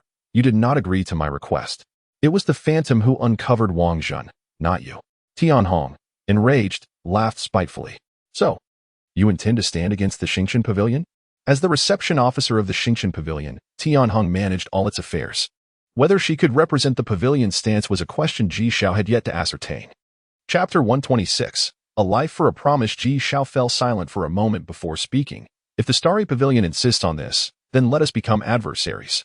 My grandfather has already settled in the Mu family. I am alone and have nothing to fear. Let death come." A fierce murderous intent flashed in Tianhong's eyes as she swiftly advanced, transforming into a shadow that lunged at Ji Xiao. However, the phantom moved with equal speed, quickly positioning itself in front of Ji Xiao to engage in combat with Tianhong. The hall was spacious, yet such a fierce battle rendered it insufficient, prompting onlookers to retreat in order to avoid being caught in the fray. Bang, bang, bang. A series of muffled sounds echoed, the floor seeming to buckle under the pressure, soon giving way to a resounding roar as if lamenting. In the blink of an eye, Tianhong retreated to the side, her expression fluctuating between darkness and light, accompanied by a strange flush. In contrast, the phantom, with its cold metallic visage, appeared unperturbed, as though it regarded Tianhong with indifference. Ji Xiao was astonished. She knew the phantom was immensely powerful, yet Yuan Mingjun had mentioned that Tianhong had been capable of slaying double S-class monsters a decade ago. Such formidable strength should not falter against the phantom. Little did she know, the battle that had brought Tianhong fame had also become her lifelong nightmare, as it left her severely injured and with lingering physical vulnerabilities. Over the years, her strength had waned, and in the past 2 years, she had plummeted to level 6. Of course, even at level 6, she was not someone the phantom could easily contend with. However, constrained by the Minghui Tower, Tianhong was reluctant to unleash her full power, while the phantom bore no such reservations. Very well, Tianhong seethed, suddenly commanding, "Bai Yi, come here." Ji Xiao was baffled, yet others turned pale with apprehension. Jing Feng hurriedly interjected, "Aunt Hong, do you intend to destroy the Minghui Tower?" "Rest assured, the Minghui Tower will not be destroyed." At that moment, Tianhong seemed possessed, fixated solely on obliterating the mech that had humiliated her. She sensed that even if she could defeat this mech, she could not destroy it. Its material was astonishing, something she had never encountered before. While speaking, Tianhong directed her gaze at Liu Qianshan, who stood dumbfounded behind the counter, and commanded, "Qianshan, activate the internal defense system of the Minghui Tower." Liu Qianshan finally snapped out of his stupor, glancing uneasily between Ji Xiao and Jing Feng. Jing Feng then stated, "Aunt Hong, there is clearly more to this situation. I believe we should give the poison a chance." Although his words were couched in politeness, his stance was unmistakable. "Ji Xiao," he had resolved. Tianhong's lips moved, and suddenly she spat out a mouthful of blood, causing the situation to stagnate. While speaking, she cast a glance at Ji Xiao, a complex expression flitting through her eyes. This remark served as a lifeline for both Tianhong and Ji Xiao, preventing the scene from escalating into utter chaos.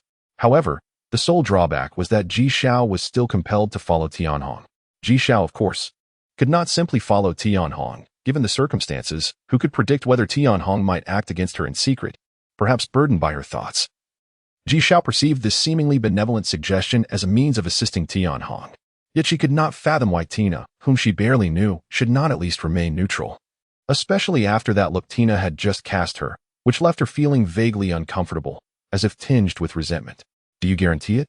Tianhong scoffed. "What if she escapes? What will you offer as collateral?" Jing Feng instinctively replied, "My life. Is it sufficient?" Ji Xiao was taken aback, while Tina's expression changed dramatically. The others, after recovering from their shock, turned to Tina with expectant gazes. "A phone, you."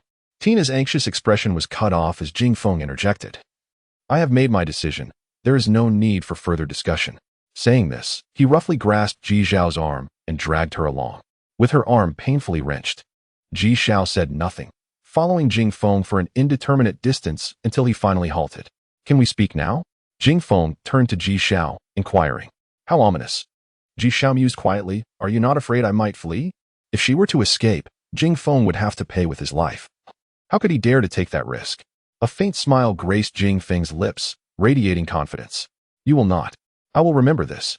After a lengthy pause, Ji Xiao finally spoke again before swiftly boarding the mech and departing. Inside the mech, tears streamed down Ji Xiao's face. No one knew how vital Jing Feng's trust was to her amidst all the spectacle. She had thought herself an enemy of the world within the Starry Pavilion. But it turned out she was not alone. There was someone who regarded her as a friend and was even willing to protect her with his life. The phantom, seemingly at a loss for how to offer comfort, remained silent throughout the journey. Upon arriving at the rented apartment, it quietly halted downstairs, waiting for Ji Xiao to compose herself before swiftly ascending the stairs. As Ji Xiao entered, her face bore no trace of her earlier turmoil. She spotted Lin Siki emerging from the kitchen with a plate of freshly cooked dishes and managed a smile. "How is Mingjun?" Ji Xiao approached Lin Siki, lowering her voice to inquire. Chapter 127. Journey alone. The bathroom door swung open, and Yuan Mingjun emerged, her complexion pale, with damp hair cascading carelessly over one shoulder. Her voice was calm, as if the events of the past few days had merely been a fleeting dream. The fear that once clouded her features had vanished. Yet the vibrancy she once possessed was conspicuously absent. Ji Xiao felt a pang in her heart but managed to smile. Did you just take a shower? Let me help you dry your hair. With that, she fetched a hairdryer from the room and guided Yuan Mengjun to sit on the sofa, gently tending to her flowing locks. The soft whirring of the dryer filled the silence, and for a time, no one spoke.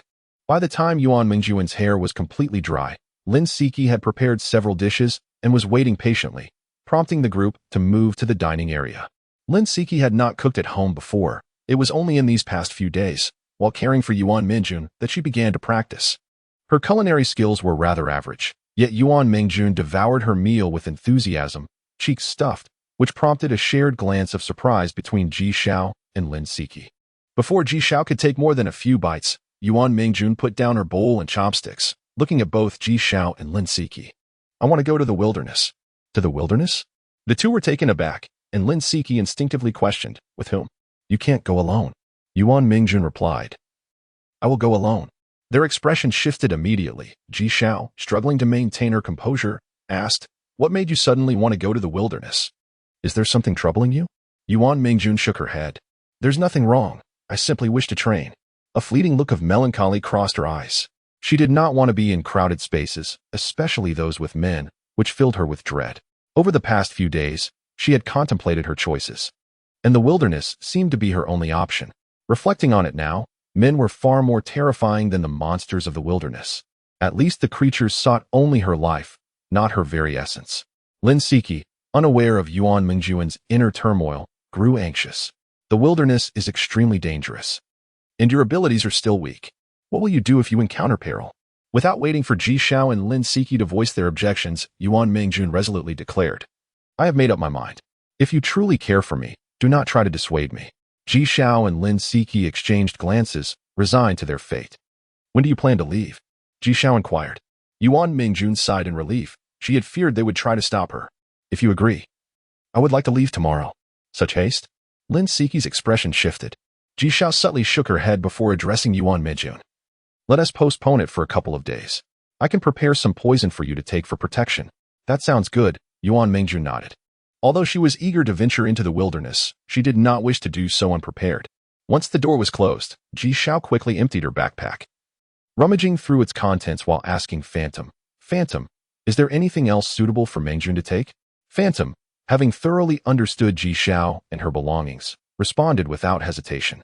Centipede vine, Monet water, ancient yuan ring. Additionally, I've just seen a type of weapon treasure that would be perfect for her.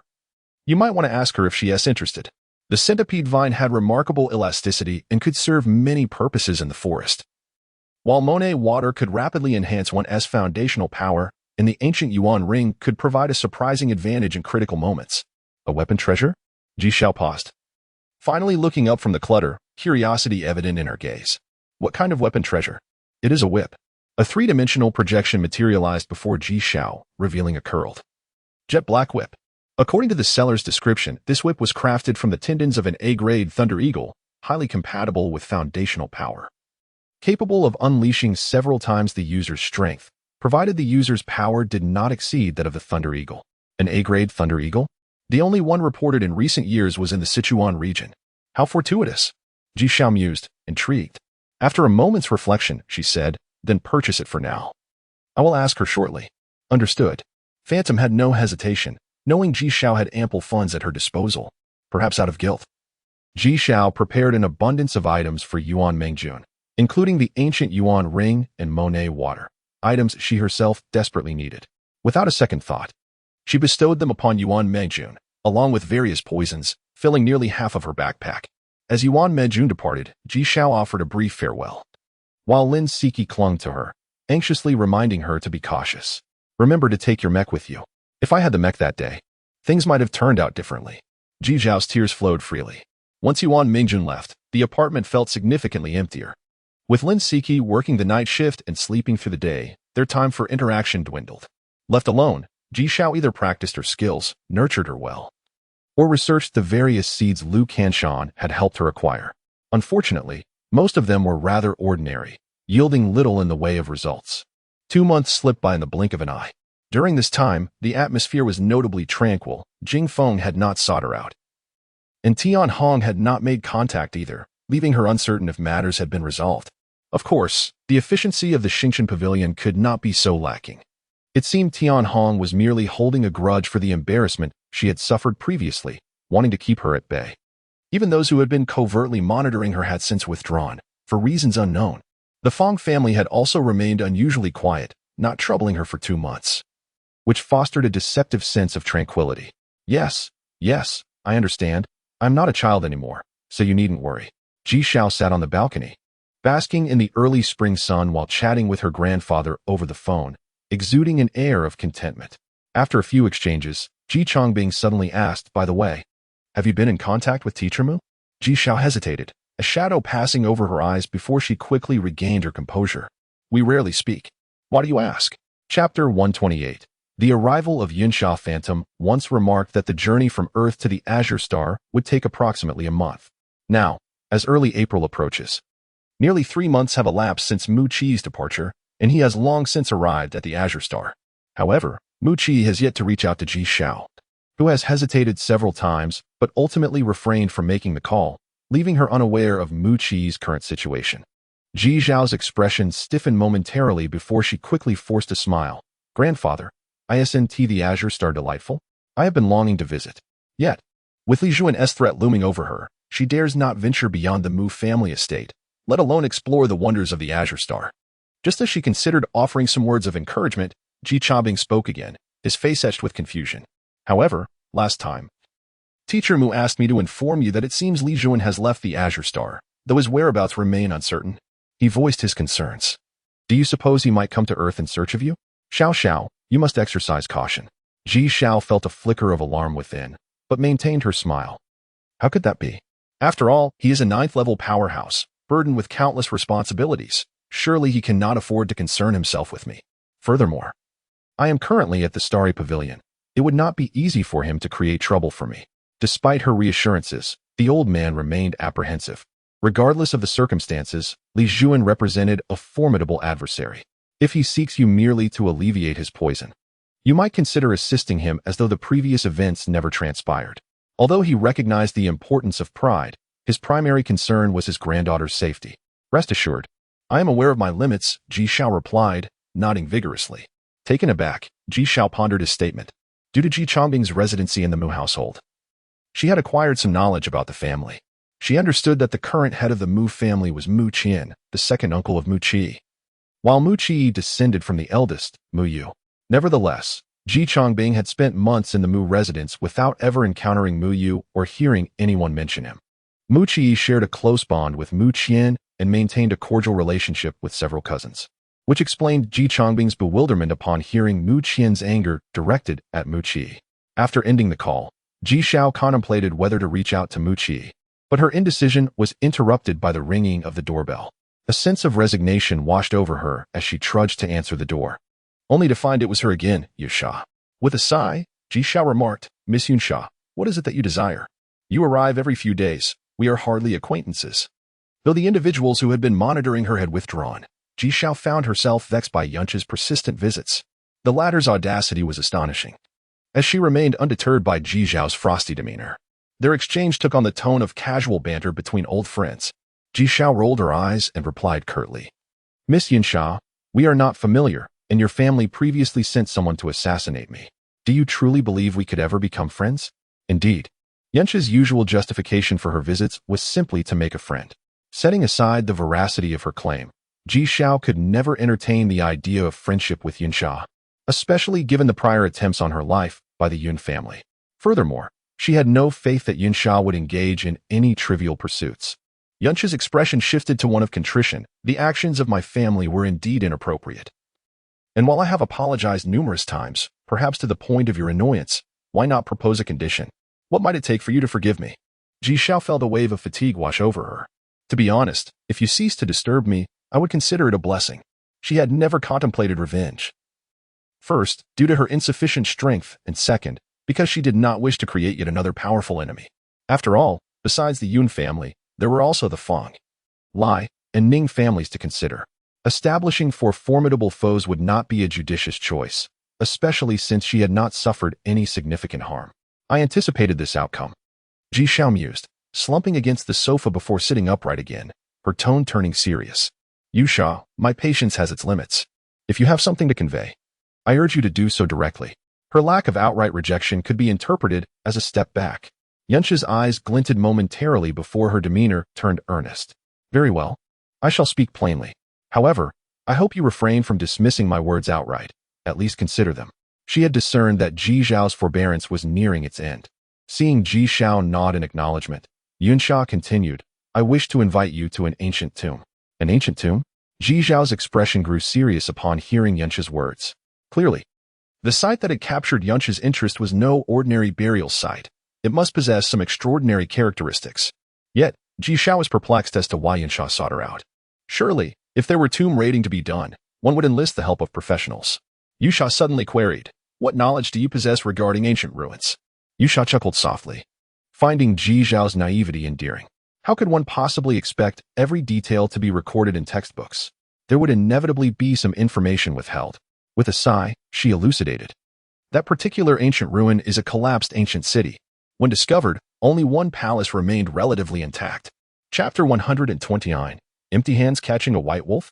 Yunsha continued, stating that during the exploration of the ancient city, both the Kingdom of Yi and the United States scoured the area thoroughly. As the textbooks described, they uncovered numerous jade artifacts, paintings, and cultivation techniques. However, a portion of the true treasures was deliberately concealed. Intrigued, Ji Xiao could not resist asking, what treasures are you referring to? With a smile, Yunsha replied, they are martial treasures, various forms of weaponry, including swords, armor, and cloud ships, each with distinct functions and peculiar designs. Ji Xiao pondered, what is there to hide? Aren't martial treasures still being sold today? It is not that they cannot be revealed. Yunsha shook her head. However, by the time they were discovered, these martial treasures had already lost their potency. They endured through the ages solely due to the unique materials from which they were crafted. Ultimately, the government categorized these discarded treasures with jade artifacts for preservation. Noticing Ji Xiao's lack of understanding, Yunsha directly stated, have you not considered the formidable defensive capabilities of this ancient city? The Kingdom of Yi and the United States suffered significant losses during their expedition, even after Yi had conducted a preliminary investigation. The Americans still lost thousands of soldiers upon their entry. Ji Xiao was astonished. Such details were absent from her textbooks, and no one had informed her. But didn't the martial treasures lose their power? Are the formations and mechanisms within still functional? Neither the formations nor the mechanisms retain their efficacy, Yunsha clarified. Yet, there exists one mechanism that has preserved its potency throughout time. Pausing, she gazed at Ji Xiao with a knowing look. That is poison. Understanding dawned on Ji Xiao. Although most poisons cannot withstand the test of time, some can, with their effects evolving with the passage of time. She had not encountered such poisons. But since embarking on the path of poison crafting, she had researched extensively and read about them in various texts. That is why you sought me out, Yunsha explained. Realizing the implication, Ji Xiao responded coldly, do I appear to be a benevolent person? Your family once sought to harm me. And now you come to me in your hour of need. Do you think I will extend my goodwill? Yunsha sighed inwardly. There is something you may not be aware of. My family never intended to kill you. My father's orders were to monitor you and seek opportunities to retrieve the treasures you possess. At the time, you were in a coma, and they merely intended to investigate the treasure. It was a misunderstanding during the rescue that led to the conflict. Ji Xiao is no longer the naive girl she once was. Such words could not deceive her. What do you mean by seeking opportunities? Isn't that waiting for me to be alone to kill me and seize my treasures? She scoffed. Yunsha, recognizing the truth in Ji Xiao's words, conceded, indeed. That was the implication in my father's command. Shaking her head, she added, however, what is past is past. It is futile to dwell on it. Please believe me. My family will not harm you again. Moreover, Aunt Hong has investigated the matter thoroughly. It was not your fault. And you are still an elite member of the Starry Pavilion. They will ensure your safety. Even if you do not trust me, you should trust them. So they truly have cleared the matter up. Ji Xiao's eyes flickered. It seemed her guess was correct. Tian Hong had uncovered the truth but had not sent anyone to inform her, likely to remind her of her place and suppress her pride. Nevertheless, it was inconsequential. What mattered was that the truth was revealed. The benefits were evident. Even the Fong family, with whom she had a deep-seated grudge, had not dared to trouble her. Turning to Yunsha, Ji Xiao stated, I believe your family will not attempt to harm me again, but but it is impossible for me to assist you. Yinsha finally grew anxious. After numerous attempts to approach Ji Xiao, today was the first time Ji Xiao had conversed with her so calmly. Yet it also indicated that she was genuinely unwilling to help. Consider this a transaction. What conditions would satisfy you? Yinsha implored, urgency evident in her voice. Ji Xiao regarded the increasingly impatient Yinsha and suddenly smiled. I am curious, what significance does this ancient tomb hold that allows me to set my own terms? Ji Xiao was taken aback, her mind racing with thoughts. With such importance, does your family dare to monopolize it? Of course not. Yinsha chuckled lightly. We merely wish to explore it first before reporting to the government. In essence, they intended to claim any valuable items for themselves before revealing their findings, ensuring they had a comprehensive understanding of the tomb's contents. Ji Xiao scoffed, you are quite bold. Surely you are proceeding with secrecy? Are you not concerned about wasting time here and risking leaks? In that case, you might end up with nothing. Yinsha smiled ruefully. I wish I could move faster. But without you, if there is indeed a lethal toxin within, everyone would perish inside. While wealth is tempting, one must have their life to enjoy it. How about this? Yinsha proposed. Once we enter, you may select any one item from within. Ji Xiao suddenly laughed, her eyes glinting with mockery. Your ploy of empty hands catching a white wolf is quite effective. You offer me a choice, yet the risks are borne solely by me. Yinsha's face paled. She had not intended it that way, but the reality was undeniable. After a moment of contemplation, she finally asked, what do you desire? Just tell me. This time.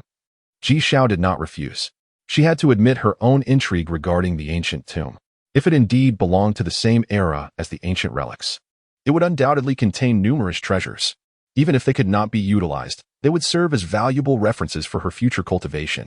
After some thought, she declared, 10 drops of Monet water, to be paid in full before departure, plus one item from the tomb. Yinsha's expression changed dramatically.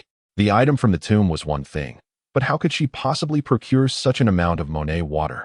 Though she ranked among the top in the Starry Pavilion and received some each month, treasures that enhanced one's power were typically consumed immediately. Who would be foolish enough to save them? Moreover, Monet's star was controlled by the Yaoguang Sacred Hall. Aside from the 4 major factions that could claim some, others, even prominent families, found it exceedingly difficult to obtain. Even offering a high price might not guarantee a sale. This is too difficult. Can we negotiate different terms? Yinsha inquired, distressed. Ji Xiao shook her head with a smile, her demeanor unwavering. No. Chapter 130. Rebirth through shattered bones this time. The concern was no longer for Ji Xiao, but rather for Yinsha. Ji Xiao, unfazed, commenced her cultivation after bidding farewell to Yinsha. She possessed great confidence that the Yun family would acquiesce to her terms, thus, her primary focus was on enhancing her own strength, lest she suffer losses while collaborating with the Yun family. Having instructed Phantom to procure various healing ointments and materials essential for practicing the flexible body technique, Ji Xiao embarked on her training. However, as she was working with a fragmented manuscript, the introductory section was missing, compelling her to commence from the middle, which posed a greater challenge.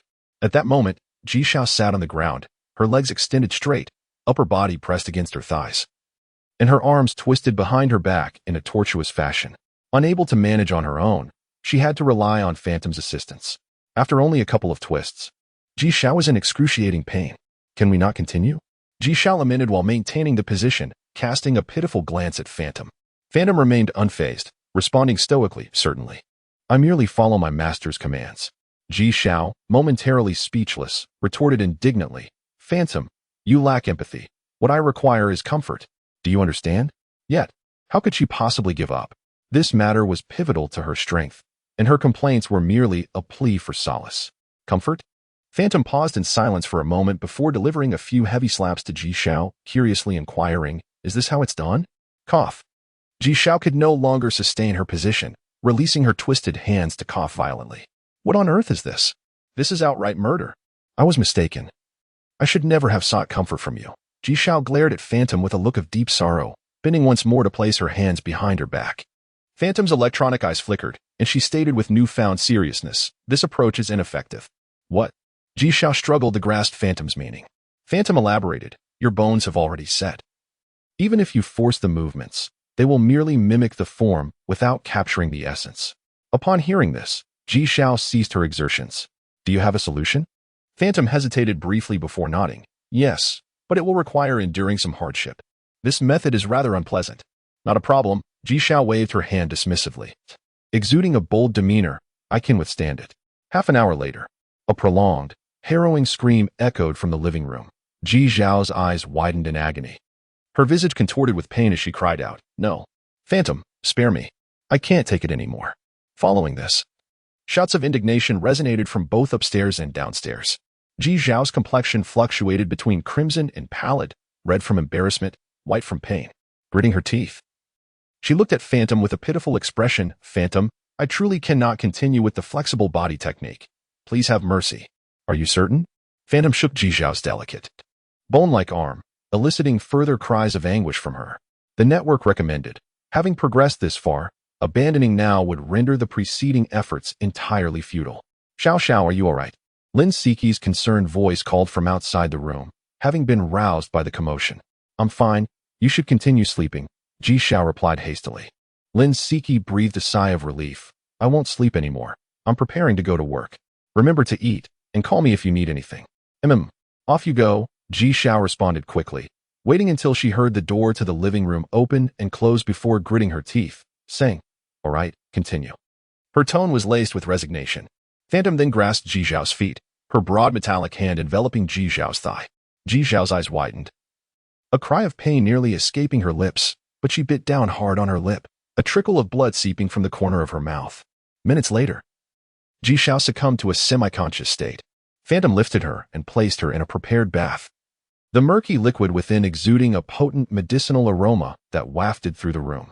Phantom, possessing an intimate understanding of Ji Xiao's body, had devised this method of rebirth through shattered bones. Previously, Ji Xiao's arm had been crushed by Auda, yet she had managed to recover swiftly under the moonlight. This time would be no different. Moreover, with the aid of other medicinal substances, there would be no complications. Of course, Ji Xiao would still need to endure some suffering during the recovery process, as she needed to continue practicing the flexible body technique. Later, Jingfeng and Yunsha both reached out to her. Jingfeng sought her out for reasons akin to Tianhong, while Yunsha inquired when they could embark. Having agreed to her terms, a full month passed, and Ji Xiao finally mastered the flexible body technique. Although she had endured considerable hardship, her progress surpassed that of conventional training. Ji Xiao held a favorable impression of the elderly man, and considering Lu Qanshan's assistance during her previous encounter with Tianhong, she felt immense gratitude. Upon hearing her words, Lu Qanshan's expression darkened as he feigned a sigh. "You never come to see me. How could I possibly be well?" Ji Xiao burst into laughter, mimicking Lu Qanshan's act. "Indeed, I was wrong. I should have visited you sooner." Lu Qanshan erupted into hearty laughter, and then, unexpectedly, tossed 2 palm-sized glass vials to Ji Xiao from beneath the counter, exclaiming, "Here, you may have forgotten me, but I have been diligently attending to your request. All the seeds I've acquired over the past few months are in these vials. Now, pay up." Ji Xiao was taken aback.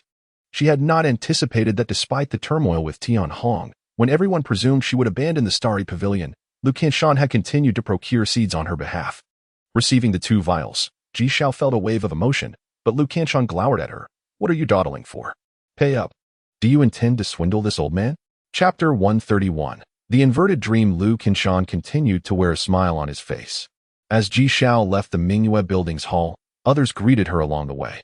Her previous confrontation with Tianhong had made her well known in the Xingqian pavilion, and it was common knowledge that she was not to be trifled with.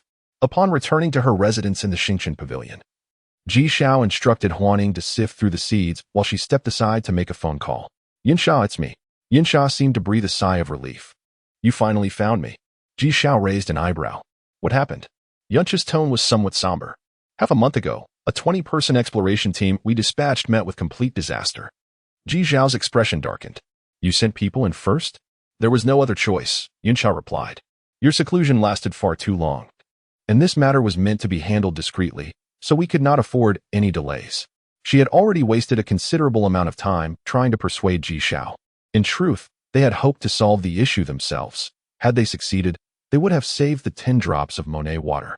However, they had not anticipated the ancient tomb's formidable nature, which led to the annihilation of the entire team without a trace of news. Ji Xiao understood but chose not to address it directly. After a brief moment of contemplation, she said, "The day after tomorrow, I can set off then." Yunsha was delighted and promptly replied, "Great. I will bring you the Monet water tomorrow." After hanging up, Ji Xiao turned to Huaning, who had already categorized the seeds into two groups, one consisting of seeds she had previously acquired with little use, and the other comprising unfamiliar varieties. After spending the night, Ji Xiao accelerated the growth of most of the seeds and used her elemental power to inspect them, her eyes soon brightening. After such a long search, she had finally unearthed something of value. It was a vine-like plant, approximately 3 meters long, with slender stems adorned with small, bright yellow flowers resembling stars, and several green fruits already formed. Among these fruits, Ji Xiao sensed a familiar aura. The seeds were contained within the fruits, and Ji Xiao extracted the medicinal properties before collecting the seeds. The composition. Huan Ying's electronic eye flickered as it analyzed the fruit's liquid. It's not toxic. Indeed, Ji Xiao held a vessel containing a few drops of the fruit's liquid, appearing quite intrigued. This was a hallucinogenic fruit. Upon consumption, it would induce euphoria and hallucinations. And its potency was remarkably strong. An 8th-level powerhouse would only need a small amount to be affected. If it weren't for such potent effects, she wouldn't have taken notice. Is it ineffective against 9th-level powerhouses? Huaning inquired. Ji Xiao shook her head with a smile. It can be, provided there is sufficient quantity. Having crafted the Qianqian knot and nightshade, she was well aware of the limits faced by 9th-level powerhouses. Thus, she needed to accumulate the star points for this month before departing. Utilizing the seeds at her disposal, Ji Xiao gathered additional materials and successfully concocted 5 vials of a mesmerizing powder, which she named Dream of Illusions, tossing one to Liu Qianshan. Upon learning of its effects, Liu Qianshan's eyes widened with excitement. Although Nightshade was formidable, it was only effective against sworn enemies. Using it on a 3S level beast would ruin a wealth of materials, which felt wasteful. However, Dream of Illusions was different. Being a narcotic, it would eventually dissipate, posing virtually no side effects to the beasts. This meant they could effectively capture a 3S level beast alive. Incredible! Liu Qianshan exclaimed, immediately grasping the value of Dream of Illusions. Instead of assigning a direct price, he opted for a bidding strategy where the highest bidder would claim it. As Ji Xiao boarded the helicopter with Yusha, Dream of Illusions was promptly listed on the official website, attracting a flurry of competitors. We are headed to an unnamed island in the North Pacific, Yusha began. The temperature there is quite low, and the ancient tomb is buried deep within the ice, so this journey may be somewhat arduous. Ji Xiao had no objections, after all. She had received the Monet water and was obliged to fulfill her end of the bargain. She inquired about the others. Surely, it can't just be the two of us descending into the tomb. Yunsha smiled. They are already waiting for us there. Initially, I didn't plan to come, but I thought it would be a good opportunity to assess your abilities, so I decided to join. Ji Xiao chuckled. If something goes wrong, I'm not responsible. Yunsha laughed. Rest assured, I am not someone to be trifled with either. After all, she was one of the top elites in the Xingqian pavilion. The two exchanged a few more words before closing their eyes to rest. They experienced several bird attacks along the way, but safely arrived in the North Pacific. Yunsha had prepared warm clothing made from bear fur, and the two bundled up thickly before disembarking the helicopter. Below lay a snow-covered mountain, where a few simple tents had been erected in a wind-sheltered area. Perhaps alerted by the sound of the helicopter, a number of seasoned warriors emerged from the tents. Their demeanor and movements indicating their extensive experience. None were equipped with mechas. Ji Xiao felt puzzled, but Yunsha's timely explanation came. We did not bring any mecha engineers this time. They are not agile enough in tombs, and if they sustain serious injuries, they can easily burden their companions, so we only dispatched warriors. Ji Xiao nodded in understanding. Upon landing, a rugged-looking middle-aged man approached, bowing respectfully. Mississippi Uncle Gong, Yunsha greeted with a smile before asking, have the previous group returned? Uncle Gong's expression turned grim. No. There has been no word. I didn't dare to send anyone else in. He glanced at Ji Xiao, and this is. The operation was highly confidential, and the danger was significant. The clan had only relayed a message to wait for news. They had initially thought the clan was seeking assistance, yet it turned out that the young lady herself had come, accompanied by such a young girl. He found it rather amusing, yet there was nothing to laugh about. The lives of their entire team were at stake. How could the clan treat it so lightly? Yunsha discerned his thoughts but chose not to elaborate. After having him assist in setting up the tents, she led Ji Xiao inside. His name is Gong, and he is my cousin. Although he is rather straightforward, he is a good person, so you need not worry, Yunsha explained. Ji Xiao shrugged. It's fine. He is not displeased with me. What he resents is the Yun family, and then S. Yunsha. Chapter 132. Entering the tomb, did they venture into the North Pacific? In the largest office on the top floor of the Blue Sea building, a slightly plump yet imposing middle-aged man wore a perplexed expression. The chairman he mentioned was none other than Feng Xiaowei's father, Feng Guihao. The Yun family, a lineage of martial arts practitioners with deep roots, had thrived for generations prior to the cataclysm. When the disaster struck, the previous head of the Yun family, Yun Tianqing, rose to prominence, not only achieving remarkable feats during the war, but also showcasing exceptional skills amidst the subsequent onslaught of monsters, thereby solidifying his status and rapidly advancing in prowess. Over a decade ago, after the Earth's situation stabilized, Yun Tianqing resigned from his position as head of the family and departed from Earth. By that time, he had already attained the rank of an 8th-level ancient martial artist, and with the younger generation of the Yun family excelling, they firmly established their footing in the capital. Throughout the years, various factions in the capital engaged in both overt and covert struggles. However, the Yun family maintained its ancestral traditions, refraining from participating in these conflicts and quietly cultivating their martial strength. As a result, their status remained lofty, and other factions merely observed the Yun family, never contemplating any hostile actions against them. Yet now that the Yun family had allied with his nemesis, he found it an opportune moment to investigate further. He lifted his head from contemplation, a glint of cold light flickering in his eyes. The tent was quite rudimentary, furnished only with basic necessities. Ji Xiao and Yun Sha had squeezed in together for the night, and early the next morning, they prepared to enter the tomb. Ji Xiao was not overly concerned about this journey. Within the ruby pendant at her chest resided a phantasm, diminutive in size yet more than capable of maneuvering through the cramped tomb. Moreover, her primary task was merely to neutralize toxins, and she was not responsible for scouting the path. Both Ji Xiao and Yun Sha wore expressions of ease, while Yun Gong maintained a perpetual frown. Though he could be considered a senior relative of Yun Sha, they shared no blood relation, merely a tenuous familial bond, which relegated him to follow Yun Sha's directives. The expressions of the others were equally grim as they lugged a plethora of complex equipment, listlessly trailing behind Yun Gong. To Ji Xiao's surprise, the entrance to the tomb was located just a short distance from their encampment. An opening large enough for two to pass through had been blasted into the ground. As they stepped inside, a chill and damp atmosphere enveloped them, and despite the bright lights illuminating the passage, an unsettling cold lingered. Yun Gong and a man named Xiao Xiao led the way, with Xiao Xiao holding up what resembled an elongated thermometer, but clearer and longer, about 2 meters in length, akin to a pathfinding stick. This was an air monitoring rod, capable of detecting the composition of the air, including the presence of toxic gases. After approximately 10 minutes of advancing, the passage began to transform. The first thing that caught their eye was the stone walls. While the earlier path seemed naturally formed, the current one bore evident signs of human craftsmanship, with exquisite carvings of birds and beasts adorning the walls, resembling fine artworks. However, Ji Xiao was certain she had never encountered these avian and terrestrial creatures before, nor had she even heard of them. I reached this point last time. Yun Gong suddenly spoke, his fingers tracing the pattern of a strange bird engraved on the wall. He had traveled extensively and was well-versed in the unusual. Upon closer inspection, he recognized a familiarity with these patterns, eventually recalling that he had seen them on artifacts excavated from ancient ruins. Thus, he surmised that this location might date back to the same era as those ancient relics. Having heard of the perils associated with ancient ruins, he promptly retreated to inform his family. Ji Xiao scrutinized the designs on the wall, noting that one bird had 4 wings and a long tail, with a beak resembling that of a squirrel, plump and seemingly adorable, yet the sharp glint in its eyes betrayed its predatory nature. Its claws were robust and sharp, akin to hooks. She glanced over the other patterns, silently committing them to memory. Yun Gong's expression grew serious. I have not traversed the path ahead. Everyone must remain exceptionally vigilant. He then turned to Yun Sha.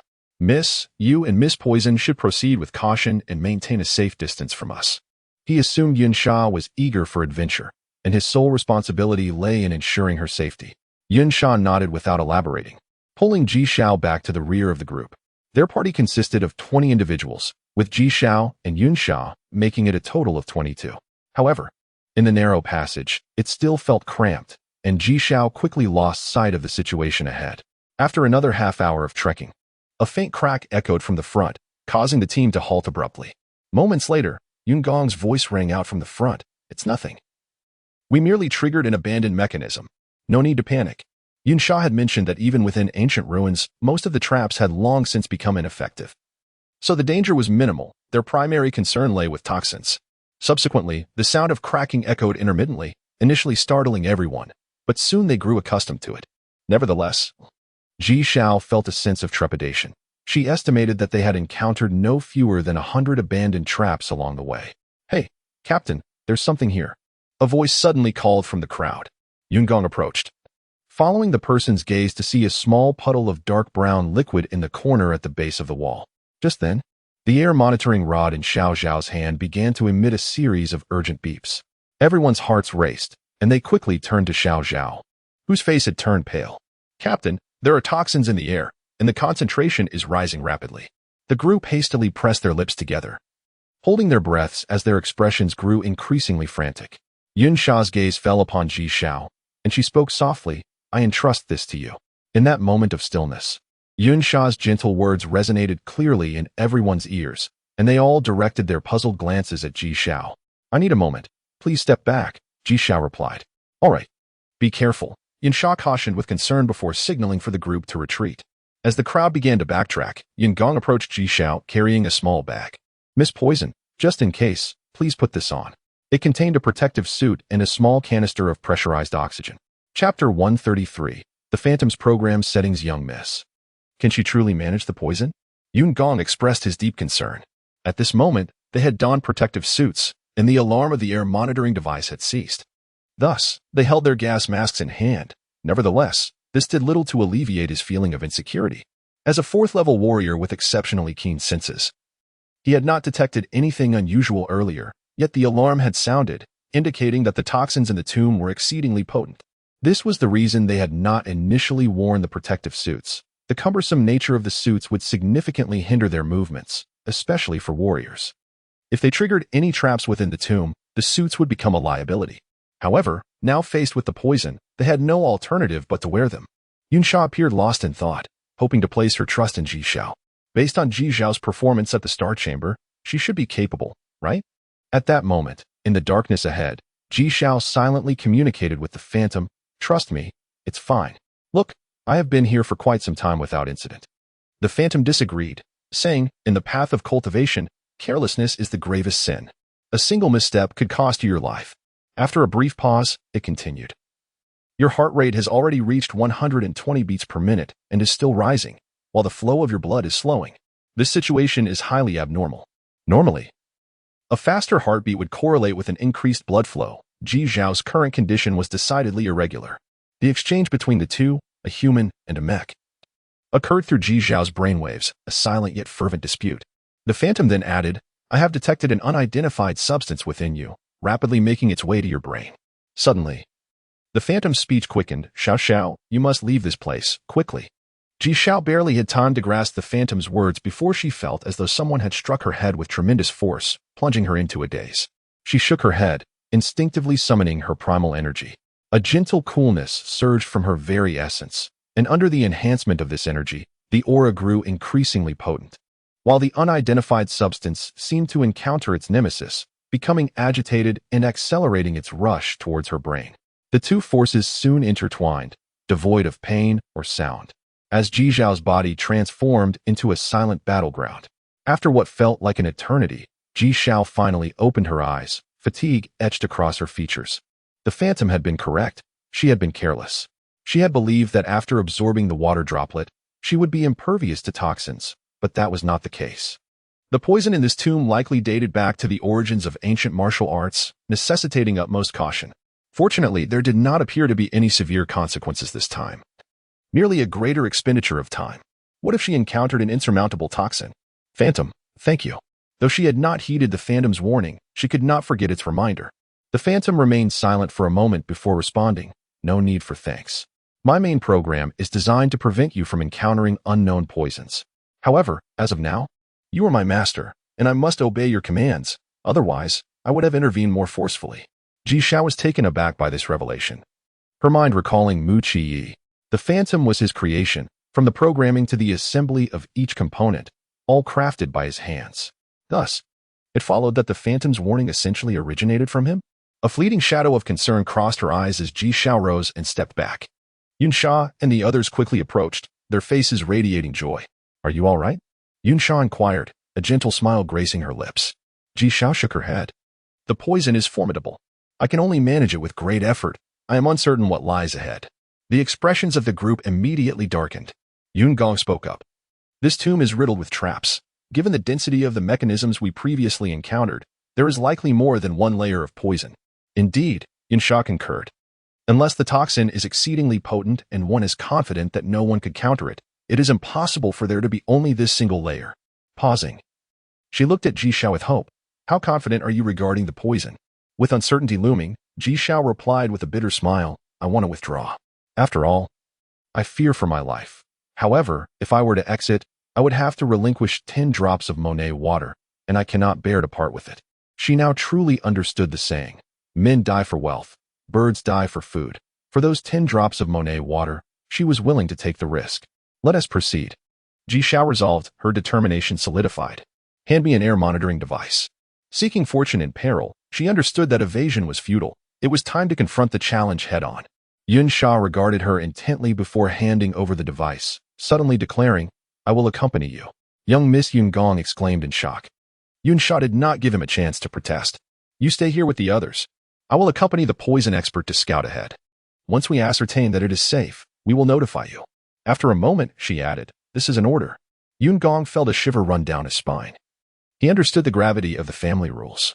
Once the young miss decreed an order, he was bound to comply, even if it meant risking his life. As he watched Yun Sha and Ji Xiao disappear into the darkness ahead, regret flooded his heart. Had he known it would come to this, he should have vehemently opposed her entry upon her arrival. Side by side, Yun Sha and Ji Xiao advanced, their forehead-mounted lights illuminating the path ahead. Upon reaching the poisoned area, the air monitoring device remained silent this time. Ji Xiao had absorbed all the toxins, leaving behind only a pungent stench of decay. At the end of the corridor, a door of indeterminate material stood ajar. A gentle push elicited a piercing creak. Dust cascading down as an overpowering odor of rot assaulted their senses, inducing nausea. Upon closer inspection, they discovered not merely corpses but desiccated remains sprawled haphazardly across the floor. Suddenly, the air monitoring device in Ji Xiao's hand exploded, triggered by the toxin surpassing its threshold, without even a warning sound. Bang! Yun Sha collapsed suddenly, her body convulsing violently. Xiao Xiao, hurry! Get out of here! The phantom's voice echoed as though from a distant horizon. Chapter 134. The evolution of water droplets and stone. How could such a potent poison exist in this world, incapacitating her before she even had a chance to react? This was the last thought that crossed Ji Xiao's mind before she succumbed to unconsciousness. The light above her forehead continued to shine, illuminating the air where specks of floating dust were tainted with an eerie black mist, which lazily streamed into the bodies of the two individuals. Suddenly, a drastic change occurred. The black mist seemed to be drawn by an unseen force, accelerating its movement as it converged entirely upon Ji Xiao. Within her body, the primal energy whirled vigorously, guiding the encroaching black mist as it coursed through her meridians, eventually gathering in her dantian. However, the black mist had vanished, transformed into the purest form of primal energy. Sensing Ji Xiao's resistance, the influx of black mist intensified, ultimately drawing the black mist from the body of Yun Sha, who lay beside her, into Ji Xiao's form.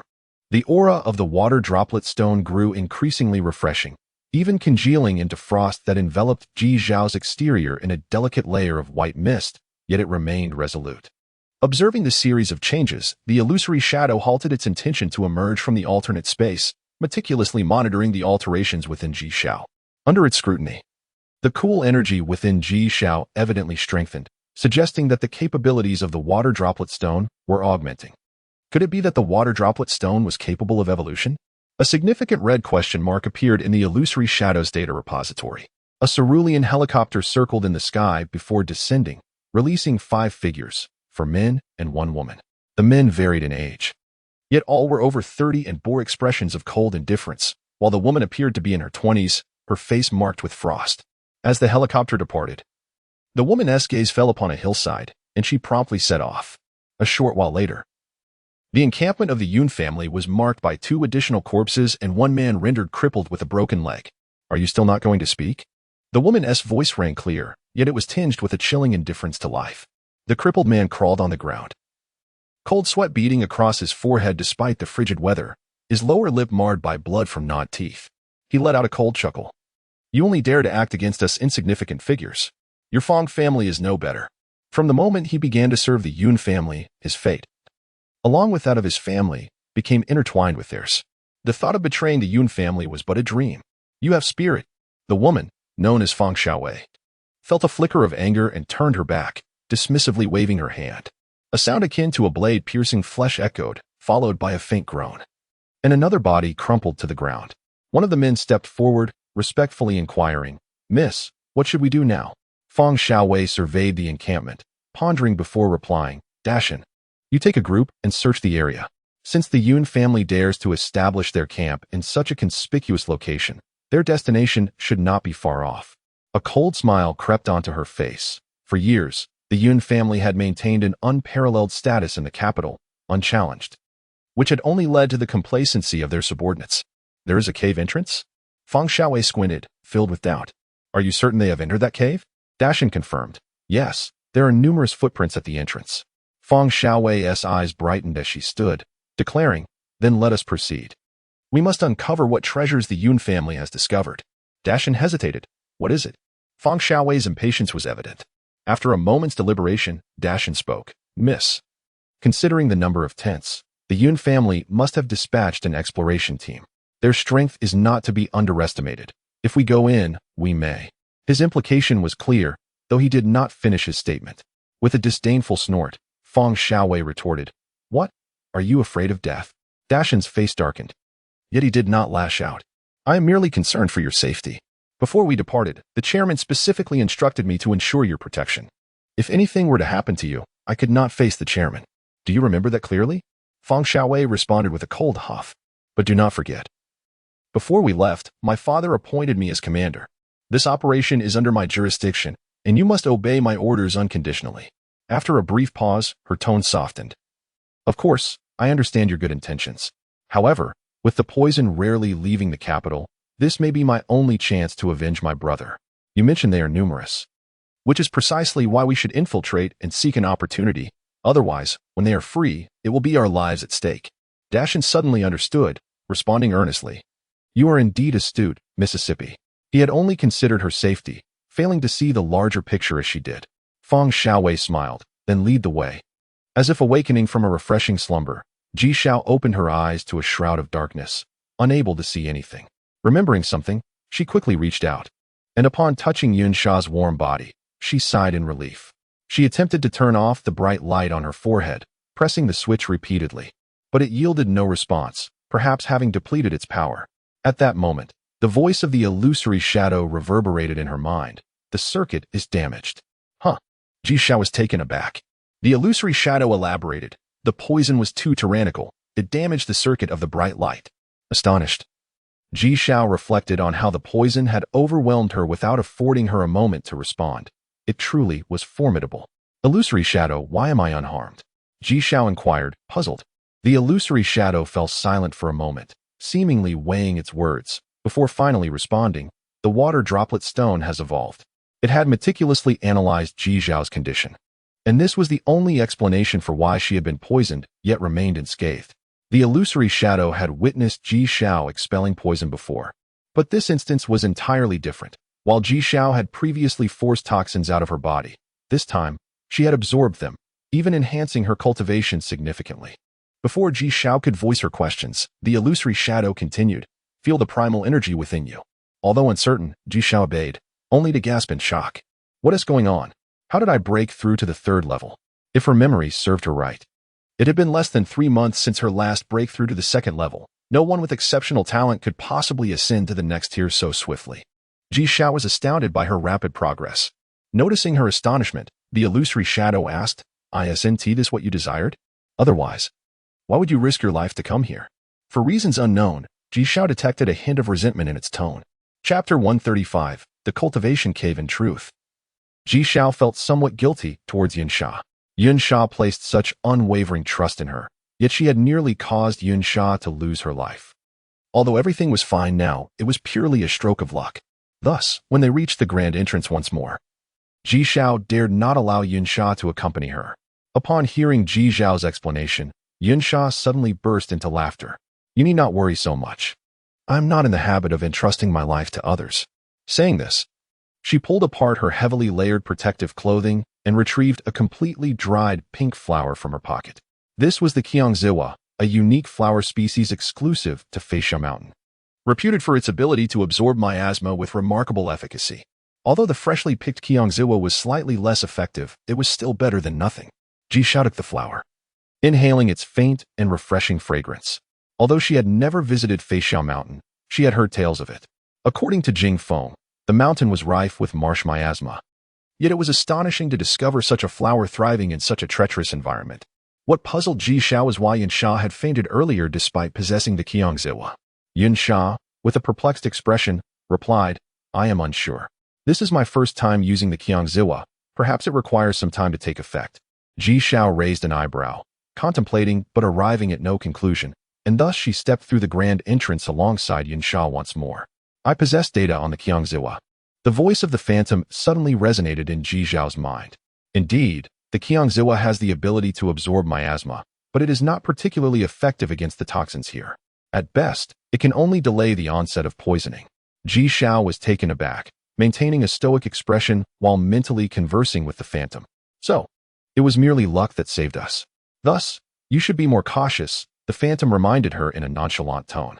Ji Xiao rolled her eyes. This was the phantom's 100th reminder since she had awakened. She then realized that these reminders were genuinely from Mu-Chi, which caused her expression to stiffen. Yunsha glanced at the 20 lifeless bodies strewn across the ground, her face growing grim. These individuals were all members of the previous expedition team. Not only had they perished, but their corpses were in a grotesque state. Within a mere 10 days, they had all turned into desiccated remains. Had she not awakened earlier, would she have met the same fate as them?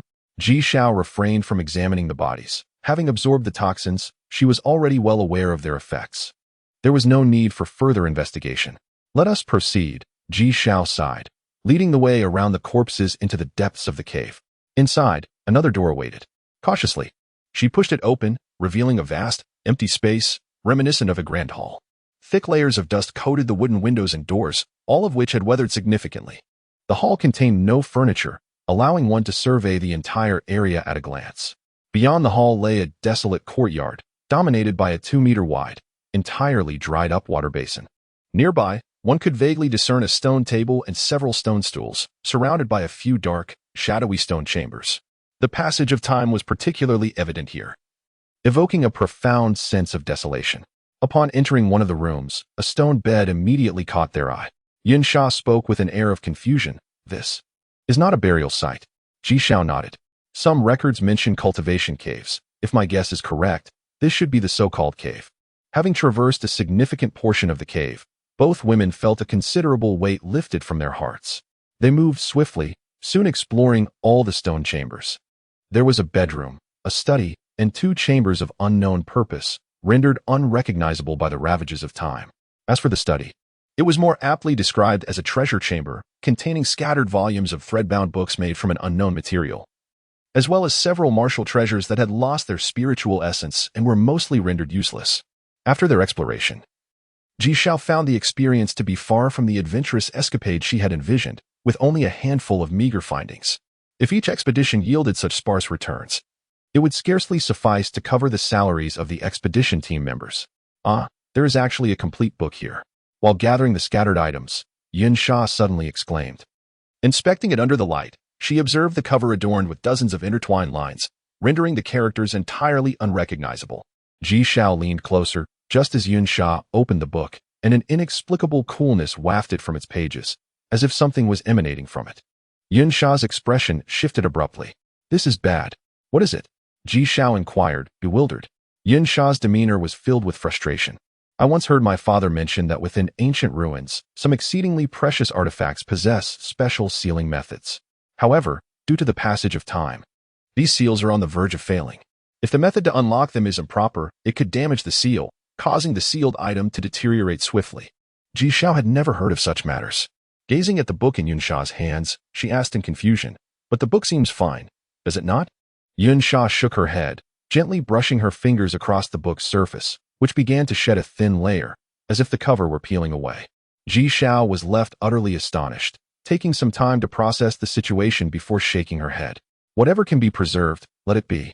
We can find someone to translate it later. That is all we can do." Yunsha retrieved a handkerchief from her pocket, carefully wrapping the book. Their subsequent movements were noticeably more cautious, and by the time they finished tidying up, an hour had passed. Yunsha then suggested that Ji Xiao select an item, a condition she had agreed to beforehand. Ji Xiao, possessing little knowledge of artifacts from the ancient ruins, hesitated at first. Just then, the phantom interjected, "Choose the ring." Ji Xiao's gaze fell upon a masculine ring lying atop a pile of items, appearing utterly unremarkable. However, she did not hesitate. She had witnessed the phantom's capabilities. Not only was it powerful, but it also possessed keen intellect. There had to be a reason behind this selection. It seems the phantom's judgment is not misplaced. Ji Xiao smiled, unceremoniously pocketing the ring. Yunsha, not one to harbor resentment, merely expressed disappointment for a fleeting moment before saying, "There are too many items here. I must call Uncle Gong for assistance. If you do not mind, could you stay here a little longer?" Although there were no other individuals present, it was prudent to be cautious. Chapter 136. The Death of Feng Xiaowei. Ji Xiao nodded, eager to examine the newly acquired ring. Once Yunsha departed, she swiftly retrieved the ring.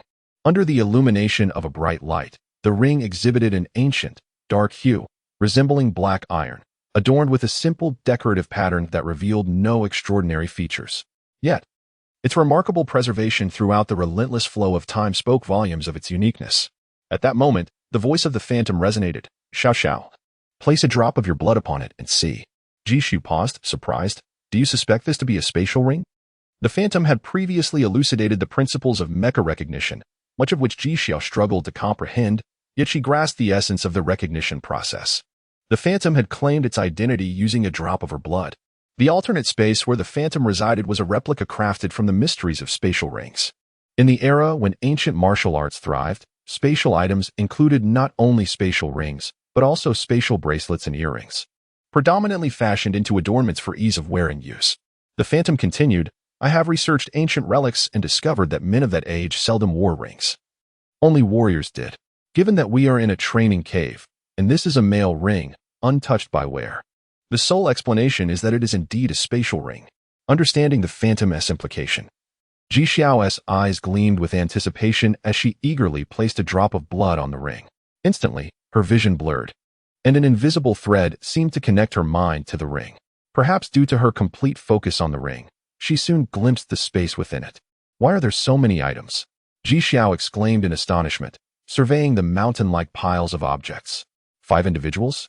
She hesitated, realizing that Yunsha had only brought 5 people.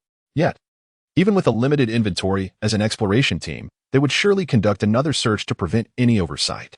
Thus, the newcomers could not be Yunsha and her group. Her thoughts raced, and instinctively, Ji Xiao turned off the bright light, plunging her surroundings into impenetrable darkness. In the obscurity, her senses sharpened, and she discerned faint rustling sounds, accompanied by a subtle yet palpable aura of malevolence in the air. Holding her breath, Ji Xiao stilled her entire being. As the phantom cautioned her in her mind, "It's Feng Wei. They are wearing night vision goggles and searching other rooms they are approaching." As the words fell, the red gem on Ji Xiao's chest quivered slightly, and in the next instant, the phantom shielded her. A flurry of combat erupted in the darkness, muffled sounds of conflict resonating around her. Ji Xiao could not see, relying solely on her hearing to discern the events. One adversary fell, then a second, and a third. Before long, a glow emanated from the phantom, revealing that only the phantom and Feng Wei remained standing, with the phantom gripping Feng Wei firmly. Feng Wei's gaze met Ji Xiao's, filled with hatred akin to a sharpened blade, and she spat. "Ji Xiao, you've come to kill me?" Ji Xiao approached Feng Wei, arching an eyebrow in a nonchalant manner. "Did you expect me to invite you for dinner?" Feng Wei sneered. "Surely you must have anticipated this day when you murdered my brother. Today, fortune favors you, but next time, you shall not be so fortunate." She had not anticipated that the seemingly exquisite mecha-shadowing Ji Xiao would possess such formidable prowess, effortlessly dispatching 4 level 4 warriors in an instant. What perplexed Feng Wei was how Ji Xiao could command such a powerful mecha. She had investigated Ji Xiao's background, discovering her to be merely a flower farmer, with the most substantial connection being her ties to the Yuan family in Nanlin district. But the Yuan family alone could not possibly provide such a formidable mecha. Ji Xiao found amusement in Feng Wei's words. "Firstly, I was unaware that he was your brother when I killed him. Secondly, he was scum. Even if I had known, I would have still acted. Lastly, whether today is a stroke of luck for me or not, you shall have no second chance." Did she really think her naivety would persist? Though she may have been innocent in the past, she had long since shed that skin. Rise. The Fong family has also taught me to be ruthless. Fong Wei's complexion shifted dramatically, her eyes, once filled with vengeance, now brimming with profound fear. Ji Xiao's assessment was accurate, and this only deepened her terror. She understood that if she were in Ji Xiao's position, she would never allow a tiger to return to the mountain. What should I do? I only sought vengeance, never intending to put myself at risk. Ji Xiu shook her head. Do you truly believe I would trust you? Fong Wei hurriedly insisted. I swear, you don't understand my father. I have 8 siblings. My brother was merely one of them, and he was a disappointment. My father has long given up on him. The true objective of this expedition is not you. In my father's eyes, family interests outweigh all else. How could he possibly harbor a formidable enemy over a son he deemed unworthy? Her sincerity was palpable. And as she spoke of Fong Guihao, her expression turned bittersweet. Yet, she quickly regained her composure. Among my 8 siblings, I am the most promising. And my father has long harbored intentions to groom me as the successor. He won't care if my brother dies, but if you kill me today, he will not let this matter rest.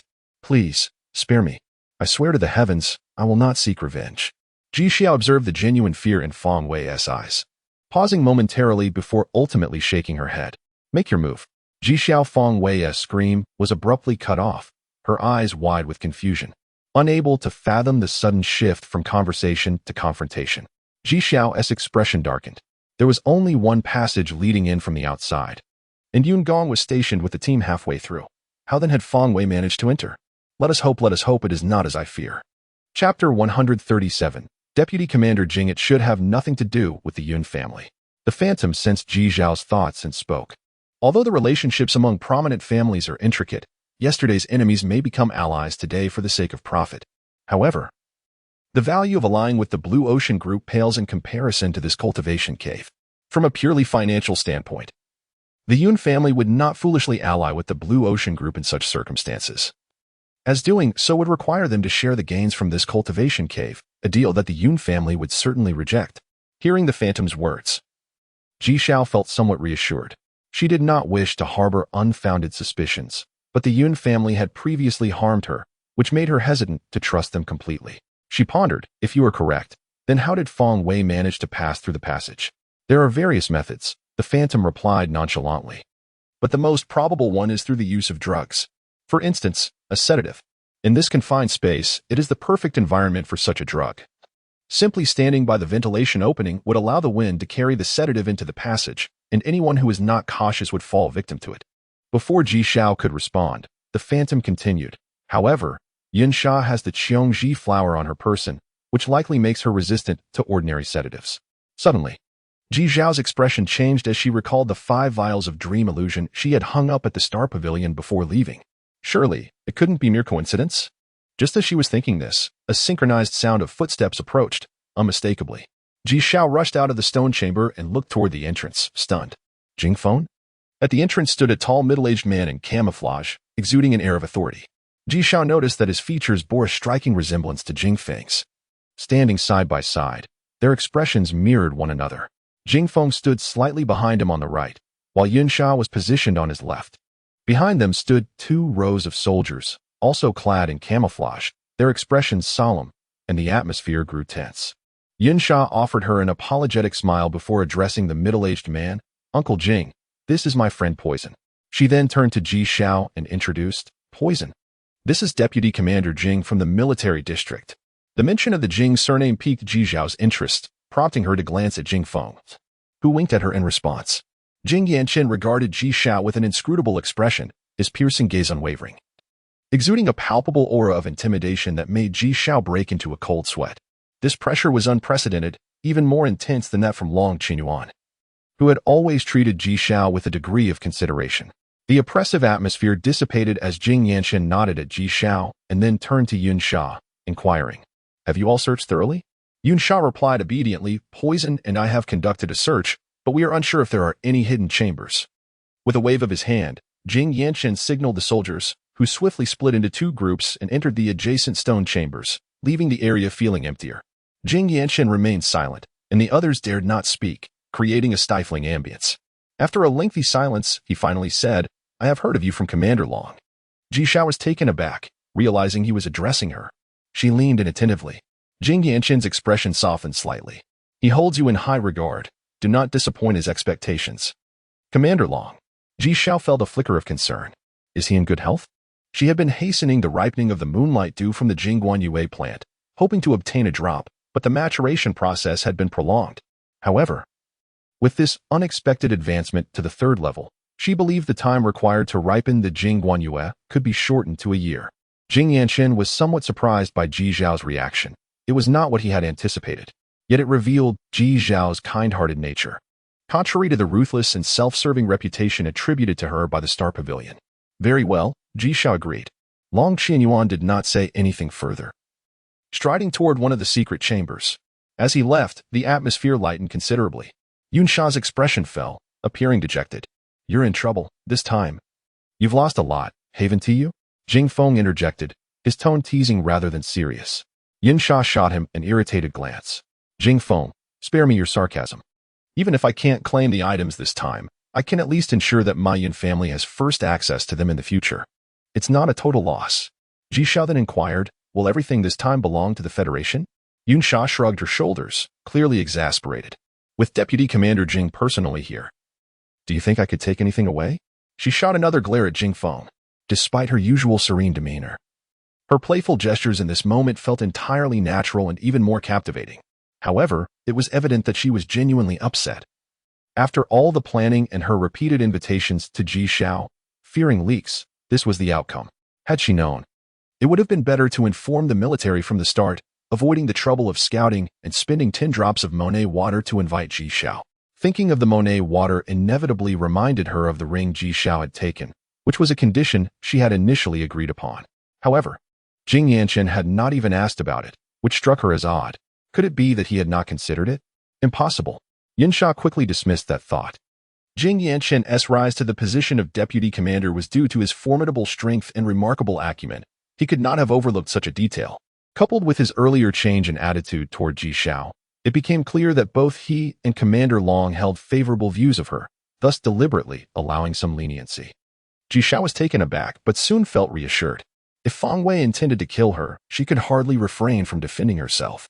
If Jing Yanqin sought to hold her accountable, there would be little she could do. She stepped forward and confessed, it was me, recounting the events that had transpired. Upon hearing Ji Zhao's account, Yunsha seemed to contemplate before speaking. So, it was Fang Wei who used the sedative? Ji Zhao's expression turned peculiar. It truly was a sedative, aligning perfectly with the Phantom's conjecture.